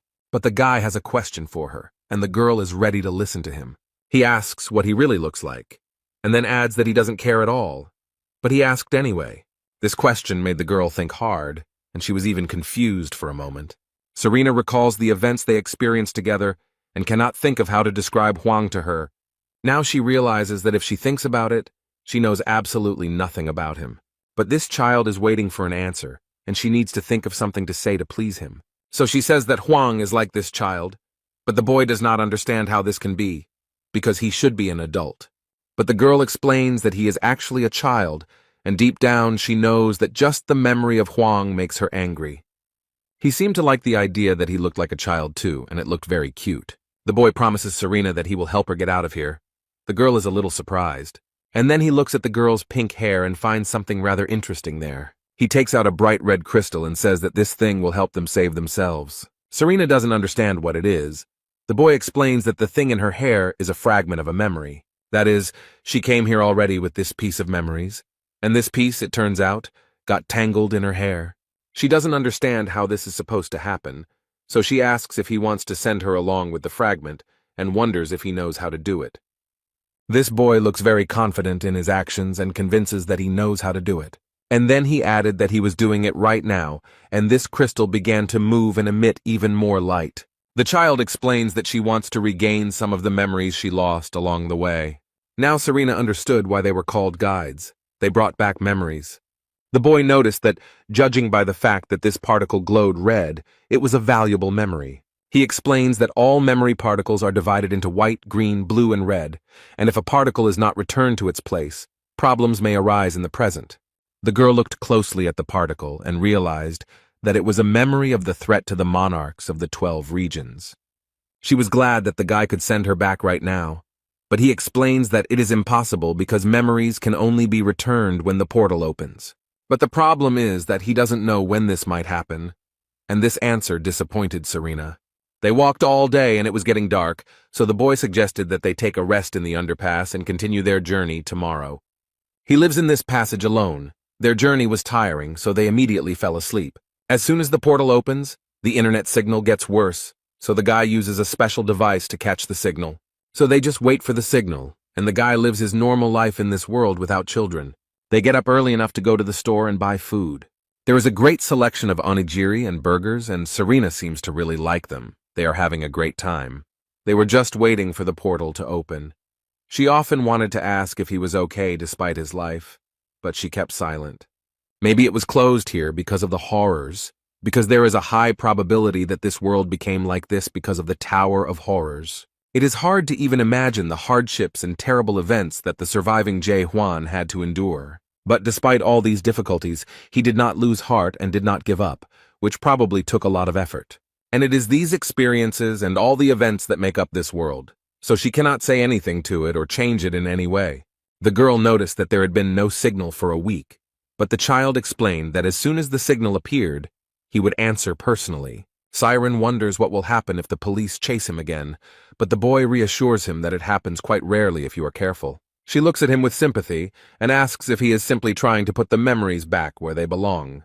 But the boy, keeping his hand in his pocket, explained that, in addition to this, he was looking through other memories. He pulled a crystal out of his pocket and noticed that not all the memories were returning to their place, but the girl was worried that he was simply holding such a thing in his hands. The boy is a little surprised that she is so worried, because he has an empty memory and is not that important. He asks her to carefully observe how memories respond to touch and how they can be evoked. The crystal upon touching began to shake and emit white rays of light. And then a series of very different shots began. It looks magical. This film is very long. It completely envelops the crystal shining in the middle. They find themselves in the center of it all, seeing a multitude of images swirling around them. The girl saw a little boy with his mother and was very surprised to see his childhood memories. These cartoons turned into a continuous video memory, showing Jae-hwan's childhood room. He sits on his mother's lap, ready to listen to the next story she will read to him. Hwang's mother opens a children's book and begins to read, transporting her son into a magical world of history. Serena knows this book very well. It's The Little Prince. It's a popular book among horror lovers. The boy asks his mother if the little prince has arrived on Earth, and his mother confirms this. Once the little prince said that the most important things cannot be seen with the eyes, and his mother repeated this phrase to him. This is a story about a little prince who looked at the world in his own way, in a way that adults no longer know how. He told adults who love numbers and think they are doing something important, that the most important things are not visible to the eyes. This is a beautiful story about a prince who trusts the power of his imagination and values his own naivety. But this beautiful story ends with the death of the little prince, and the ending is not very positive. Perhaps such an end is inevitable. He must die so that his story can remain something pure, because everything pure and innocent must eventually disappear. The boy in the memories asks his mother what happened to the world that the little prince left behind. This child is very curious about what is left there, in that world from which the prince came. But the mother assures her son that the little prince remained there. But the boy does not understand how this happened, because he is dead. Mom explained that the little prince was not dead, and that this child next to her was telling Serena about it. Little Jae-hwan is convinced that the prince did not die, but remained alive on Earth. The girl looked at this naive child with compassion and thought about what he had just said. It was obviously a lie, made up for the child, but the boy firmly believes it. The little prince did not give up his world, and this incredible story became the source of his strength.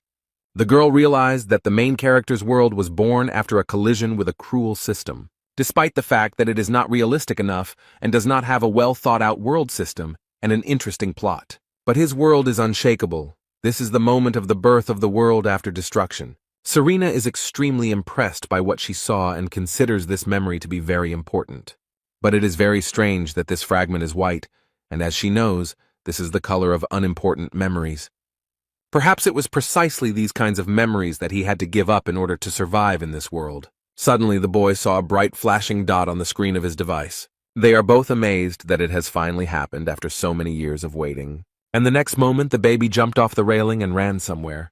Serena asks where he is running. He briefly replies that everything has already begun, and we need to prepare everything properly. But this did not explain anything to the girl. She did not understand what was happening and looked very confused. However, a bright blue light immediately appeared in the sky right above her head. It looks like a big blue hole in the sky that forms around the lightning and gets bigger. Serena is extremely shocked and scared. She doesn't understand what's happening, and the guy explains that the portal will soon be completely open. Each time this spot becomes larger and larger, capturing more and more of the sky. The girl looks at the strange phenomenon in shock and cannot understand what will happen next. They both watch this closely, and the boy explains that this portal will take her out of here. But suddenly, as if out of nowhere, a huge number of monsters appeared, approaching them very quickly. The girl and boy try to escape, and she asks if they all came running here through the portal. Another monster appears on their way, which the boy neutralizes very quickly and skillfully. He explains that this portal is a foreign body in this world, so they instinctively want to get rid of it.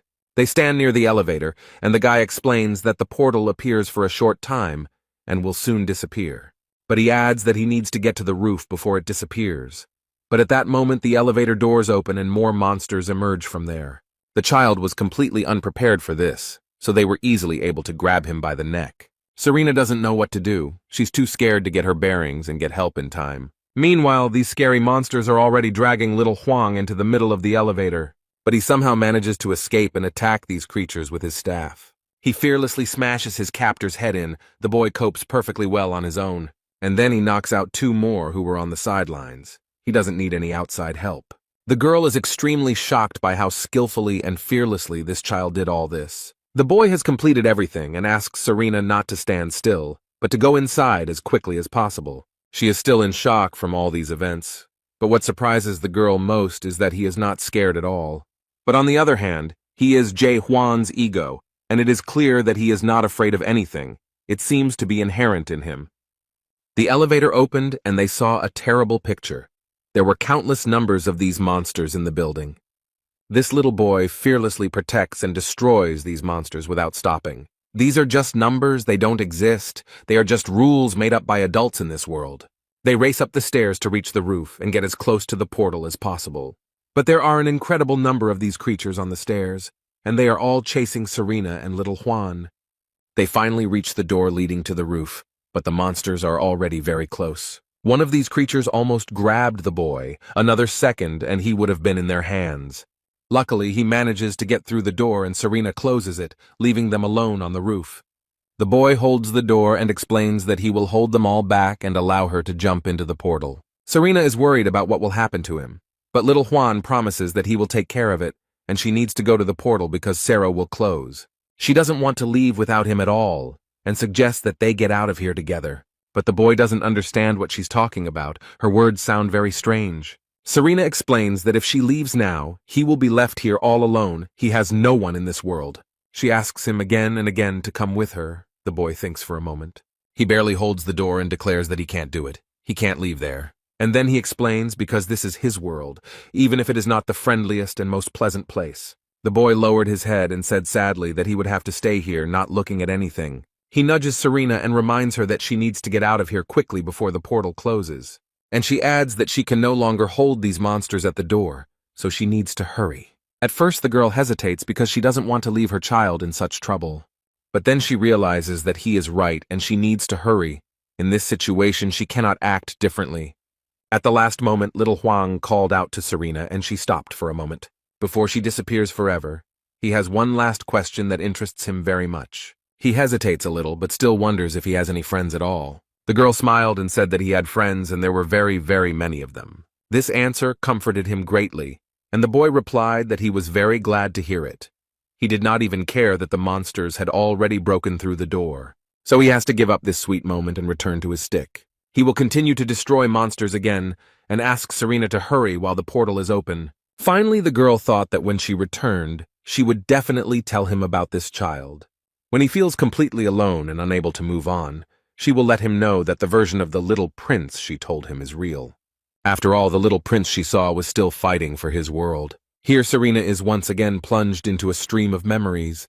Now she needs to decide what to do next. She will have to leave behind the memories of her godfather, because she does not know the time difference between reality and the supernatural. So she decided that she could no longer get lost in memories and subconscious worlds. But she has learned something and thinks that when she returns, she will be able to build a tower. At that moment, she firmly decided that she would go on the expedition with him. She was convinced of it. During it, the girl will try to find out as much as possible about her godfather. Suddenly, Serena remembered something and reached into her pocket. It seemed she had something there. The girl pulled out the memory and realized that she had never opened it, even though it was his memory. But she is convinced that everything will be fine and nothing bad will happen, so she touches the crystal. After activation, everything around turned bright red and Serena looks very surprised. She saw her godfather there, so this memory of Jae Hwan is connected with him. And on the contrary, there was a terrible creature. The girl would never want to see this monster next to her father. After all, it's the lonely king of catastrophe. She can't believe that this could actually happen. This is the first awakened, the king of the dead. His power level is impossible to measure, and he lives in a strange factory. She understands that anyone who wants to enter the depths must face the catastrophe, but it is not necessary to fight it. But this is impossible, because even monarchs are not capable of this, and the girl does not understand why this memory is red. And then it dawned on her. She understood everything, and now she needed to return to reality as soon as possible. She must warn everyone at any cost, because this is very important information. But while she was in the main character's thoughts, the guy did not stand still. The old man looks around and remembers that 900 years have passed since he was last here. Cayman holds the unconscious girl in his arms and announces that they have arrived. They all come to the final gate into the depths. Huang explains that he saw this gate in Mulark's records. The main character has gathered the strongest inhabitants of the house and now stands with them in front of the strange factory. Jürgen asks the fortress commandant if he will go straight there, but he reminds him that he is no longer the fortress commandant. Huang just reminds him and wants to explain that he is not going to write him off. The man understands everything perfectly. However, he repeats that this boy will still remain the caretaker of the fortress for him. The main character has said more than once that an expedition into the depths is not for everyone. But if someone insists, he has the right to go with everyone. so now he has more than 3,000 people behind him. He understands that too many people have come here. It is difficult to convince them to stay, because this expedition is a long-standing dream of all the residents of the house. Juan doesn't like dragging around an unconscious Serena, but the horror of this expedition will not stop him at all because he can be of great help.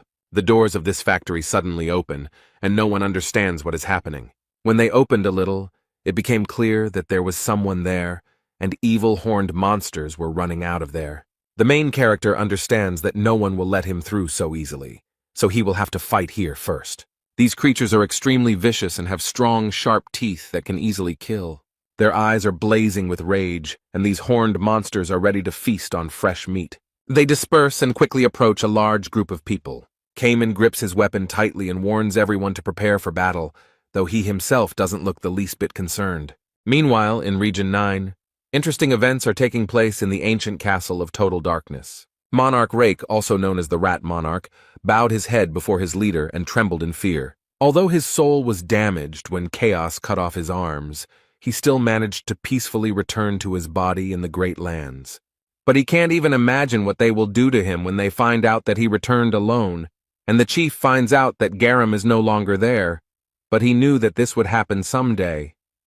Ice Monarch Vargas and white-haired Monarch Masaha stare at Rika, while someone from afar asks what Garam's last moments were like. He asks if he was happy then, to which the Rat General replies that he was.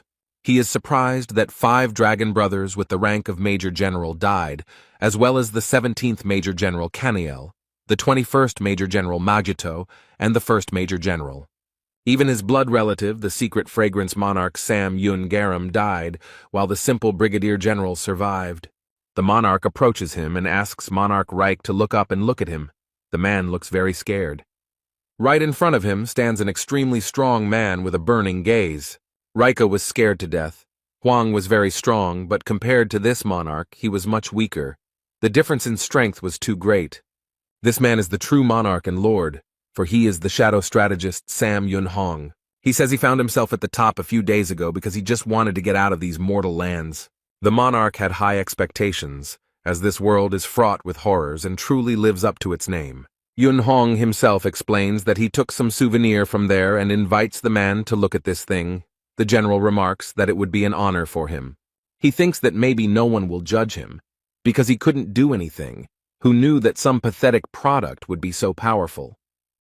The curtains open to reveal a painting of a cup with a French inscription underneath it. Rika flatters his boss by saying that he has good taste, and that he has never seen such paintings anywhere, but he believes that this man does not understand art at all. However, the monarch was quick to explain that the incredible thing about this work of art is not that it is a painting, and he asks what is depicted on it. The Rat General suggests that it could be a tea mug. The man corrects him, saying it is some kind of tea mug-shaped object, and asks if he can read the writing on the bottom. Rika apologizes, but he doesn't understand what it says, and the guy explains to him that it says, "This is not a tea mug." So, when depicting the cup, the artist obviously meant that it was not she. The monarch finds this surprising. But when he asks if he really sees only a cup here, the general hesitates, but replies that he sees nothing else. Yun Hong himself notes that this is not a cup at all, but simply something very similar to one. He finds it strange because everyone calls it a cup, even though it is not real and you can't drink from it. It is usually said that it is a mug, but it turns out that this is a very strange and incorrect statement. Riko has no choice but to simply agree with his boss, even if he doesn't understand what's going on. The man then releases the frightened Rat General and adds that this is not just a drawing. After all, there are an incredible number of cups in the world, and they are all different, but each of them is usually simply called a cup. If you think about it, you will probably ask yourself what a mug actually is and whether it exists. Rika understands that this is both a mug and not a mug. This work of art makes you think about the meaning of life. Yun Hong himself notes that this is an incredible masterpiece and such thoughts would never have occurred to an adapter that adapts to the system. He turns to the man and asks if he now understands the true meaning of this work of art, and the general agrees that it is incredible. Yun Hong himself says that when he first looked at the painting, he wondered who this monarch was. But he went on to say that the monarch is the greatest, the most important figure in these lands, noble and important. These are fine words, but what is their meaning? Yun Hong himself wonders if this refers to the Ice Monarch or the white-haired monarch. Or maybe it concerns him, Sam Young-hun. He has yet to think about it. After such reflections, he looked at the monarch standing before him and asked who he was. But he can't answer anything. A man comes up to him and notices that he couldn't destroy a single product. He also returned here completely alone. Having lost the words of his comrades, Rika is now starting to worry. Yun Hong himself leans towards him and asks if after all these events he can still be called a monarch. This man is shaking with fear and cannot utter a word, and beads of sweat are running down his forehead. What happened to him was exactly what he had feared so much, but expected because he knew this man well. But he didn't just kill him, because his hall was heavily polluted after all these events. Ice Monarch Vargas offers his friend a towel so he can wipe his dirty hands. It seems like Sam Yoon-hoon drew something, and asked others if they liked his work, and everyone agreed it was amazing. It turns out he drew Rika, and she actually looks very disgusting and ugly. But the man liked it so much that he decided to name his work of art "This Is Not a Monarch." Having finished admiring his painting, he asked where they were now, and was told that they had most likely already reached the strange factory. So the monarch comes to the conclusion that they will soon reach the depths, so they should prepare for battle. Yun Hong personally orders the 5th and 6th lieutenant generals to be summoned, and cheerfully adds that they should punish this fool for his arrogance. And the man himself went to his office, where there were many different interesting objects. He smiles cheerfully and thinks about the world 296, the Earth. He likes this planet more and more. There are many interesting things on other planets too, but this one seems the most interesting to him. Besides, there is something special on this planet that he won't be able to find on others. He means this poor man who cannot move because he is kept in chains. Yun Hong himself came to Earth precisely for the sake of this man, whom he now imprisoned within himself. This cruel man roughly holds the boy, chained in iron, suspended from the ceiling. The monarch repeats the words that this boy once told him: "You must have courage and honor to accept your death." And with a sly smile, he adds that he will be interested to see if he has the courage to stop them. Suddenly, someone knocked on the door and asked permission to enter. He was distracted from important matters. In anger, he explains that he asked not to be disturbed when he was a year old, but the man noticed that the situation was such that they needed his advice. The guy stands behind the door and explains that they have a question. How are they going to get into the house, since the narrow gates are closed?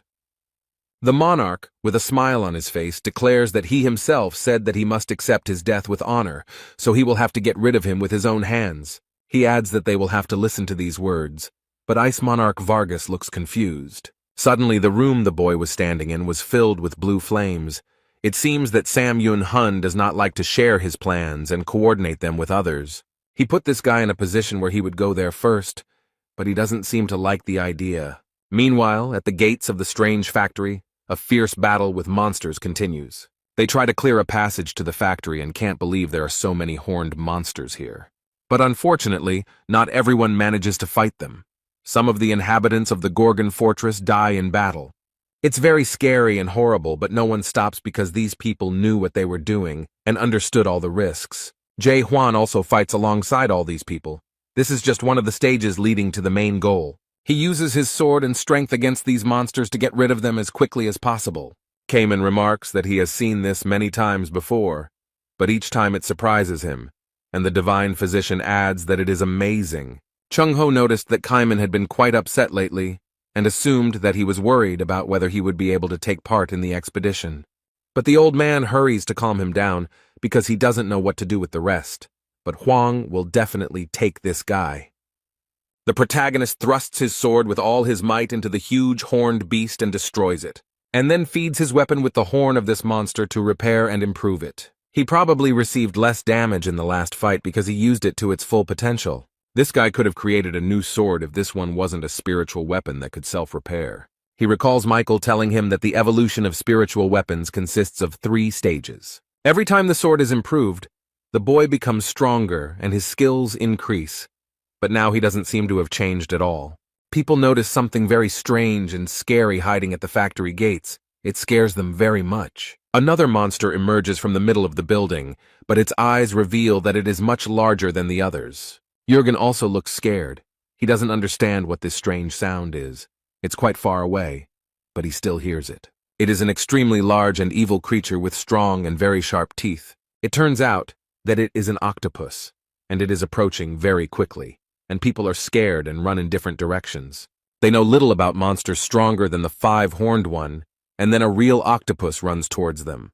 It took them no less than 3 level 7 adapters to kill the seven-horned one, so their knees are shaking in front of this creature. And to destroy this monster, they need someone of the level of a brigadier general, otherwise they won't cope.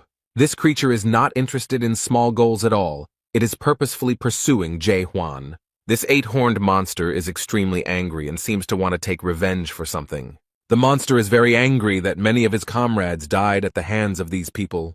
So he releases a huge ball of energy from his mouth, which very quickly approaches the main character. Cayman shouts at the fort guard to be careful. He is very worried about him. However, the divine doctor looked at the boy in surprise and asked if he was really worried about Hwang.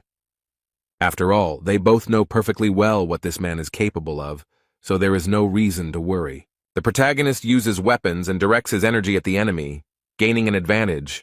This monster is surprised. He was one of the strongest in this pack, but now he is easy to defeat. Other monsters are also unable to withstand this powerful attack and are seriously injured.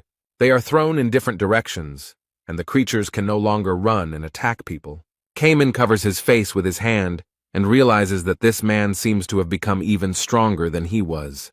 He wonders if such strength and power really appears after the beginning of a new stage of awakening, birth. The main character managed to destroy this monster with one blow, although it was very scary to everyone. The guy climbed onto his prey and thanked her for the horns. Now he plans to use them for his own purposes. But it seems that this is not all, and from the gates of the strange factory, voices are heard, surprised that Hwang managed to deal with Hainak. The boy looks around sternly and stares at those who say this, without any fear or surprise. The same cannot be said about the rest of his team. Everyone else is very surprised, and some are even scared. The divine doctor believes that a monster has appeared that controls all chaos. This creature claims that it has not seen a person strong enough to defeat Hainak for a long time. Very strange creatures appeared before them.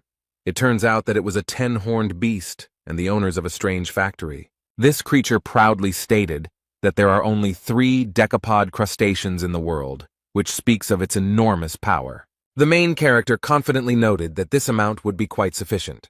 People stand quietly and wait for these 3 factory owners to come out and show their faces. The owner of the Edsac factory had heard that some people were trying to penetrate into the depths, but he never thought it would be Hwang. In turn, the owner of the Joniak factory noted that these people are very brave and fair, although the owner of the IAS plant probably thinks otherwise, because he looks at them all with disdain. Jae-hwan carefully examines and evaluates these creatures and tries to understand how strong they are. They are definitely weaker than Sam Yun Garam, the monarch of Secret Scent, but much stronger than the monarch of Silence and Storm. But if they all gather at the same time, it won't be so easy to deal with them.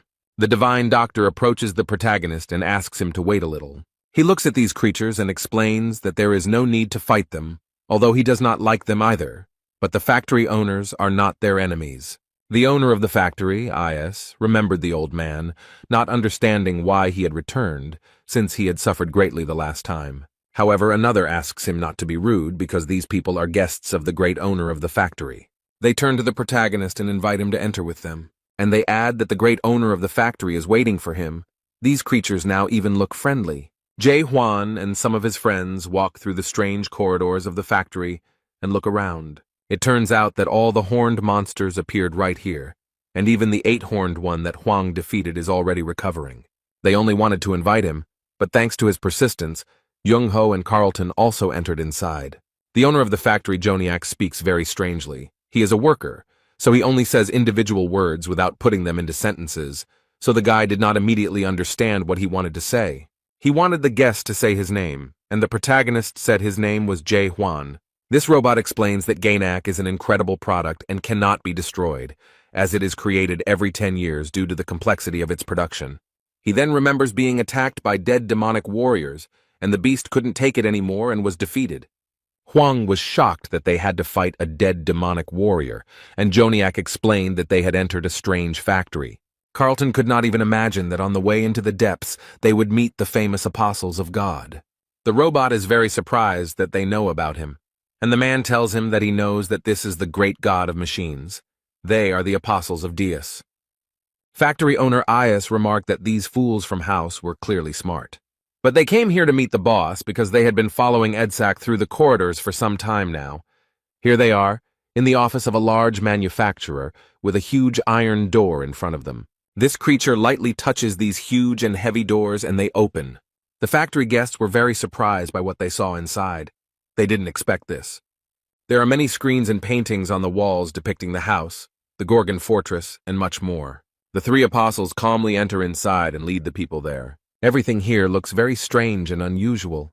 In the center of the room there is a podium on which sits the great owner of the factory. At first he stood with his back to the door, and when he realized that someone had approached him, he turned around and looked at the main character. The robot looked closely at the boy and recognized him, wondering how he knew about him. The great master of the Aniak factory, as you know, is an awakened one who has begun the birth stage. The guy noticed that the guy had his name engraved on his leg, which he thought was strange. The name seemed familiar to him, and he wondered where he could have heard it. And if you think about it, the names of all the factory owners seem familiar to him, and they look more like product names than names. Huang asks if the great factory master has ever heard of planet Earth. He thought for a moment, and the protagonist explained that this was his home, and that it was called the World 294. However, Aniak cannot understand what these questions are about, and why the boy is interested in them at all. Jae Hwan noticed that everyone in the car had names and they didn't seem real. The factory owner explains that they are God's creations from the world of change, and it is quite possible that the world of change is his home.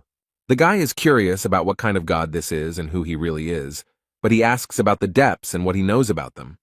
Aniak presses a button on his hand and is about to explain what depth is. He notes that if the rulers of the great lands are monarchs, then the masters of the depths are gods. In this territory, the gods fight for the place of rule, and their power far exceeds that of the great lands. After the factory owner pressed the button, a variety of charts and tables appeared in front of him. The guests look closely at all these drawings, and Carlton finds it all very interesting. Young-ho concludes that, in the depths, the gods play the role of monarchs, but Aniak corrects him, noting that the roles are similar but not interchangeable. Most monarchs are system adapters and gods are different from adapters. The protagonist notices that in his world, the gods are omnipotent, so he wonders who these gods are that live in the depths. The great fabricator explains that the gods of the depths are not omnipotent, and sometimes one can even become a god. But since Aniak himself is a creation of God, he cannot describe exactly who they really are. But he can show Huan what kind of god he is, so he comes closer to the boy. The robot walks up to the boy, bends down, holds his shoulders with his hands, and declares that Huang is God. The main character can't believe it. It seems like a mockery to him, so he removes his hands from his shoulders and asks how this can be. The great factory owner explains that Huang is an awakened person who has entered the birth stage. The awakened ones, who have begun the birth and construction of their unique world, are like gods in the depths, and in some sense they are even higher than these gods. Unlike the gods, the awakened ones do not need representatives, because all the gods in the depths must have them, since they themselves can do nothing. They exist by showing their representatives and followers a special world, and the more followers God has, the more powerful he becomes. And those gods who have few followers usually do not reveal their true potential. Huang thought it was something like an internet platform or social media, where whoever has the most followers becomes stronger. Aniak noted that in reality, people like him very rarely achieve divinity, and Huang wondered why this happened. The robot thought for a moment and added that most of the gods were created by a much more powerful being. It is a very interesting process. It happens through karma, and then the transfer of your physical form. They get karma through control. In other words, it's like voluntary points. Large creatures gain enough karma points and can become independent after receiving permission from Big Brother. Those who manage to take possession of their own unique world and become independent are gods. The protagonist thinks about his elder brother, from whom every great being must obtain permission to officially become a god. He understands perfectly well that this is very important information, but no idea comes to his mind. Huang doesn't understand at all why such important things are not mentioned in Mulark's notes. The boy became very curious about who the older brother was, so he asked about this story. Carlton replied that, as far as he knew, Big Brother was the name of the organization that controlled the system. The Divine Doctor confirms this. He also heard such information. It seems they are sure of it. The great manufacturer added that he had no doubt that they would think so. And then he explained that for ordinary people like his guests, he was a big brother. The protagonist never received an answer or explanation, so he asks what other options there are. But this information is not so easily accessible, and Aniak would not like to talk about it so openly. Although he can still say something, it is that the big brother is God, while the other factory owners remain silent. Big Brother is the greatest guardian of the system among all the gods, and this is his main essence. Carlton will help you understand who monarchs and gods are and what is their main difference. In the larger lands, there is not only a supreme monarch, but also lieutenant generals, major generals, and brigadier generals, and most of them are adapters. Instead, most of the gods in the depths are evolved great beings. They acquire karma through control and are given permission by the elder brother to bear the title of god.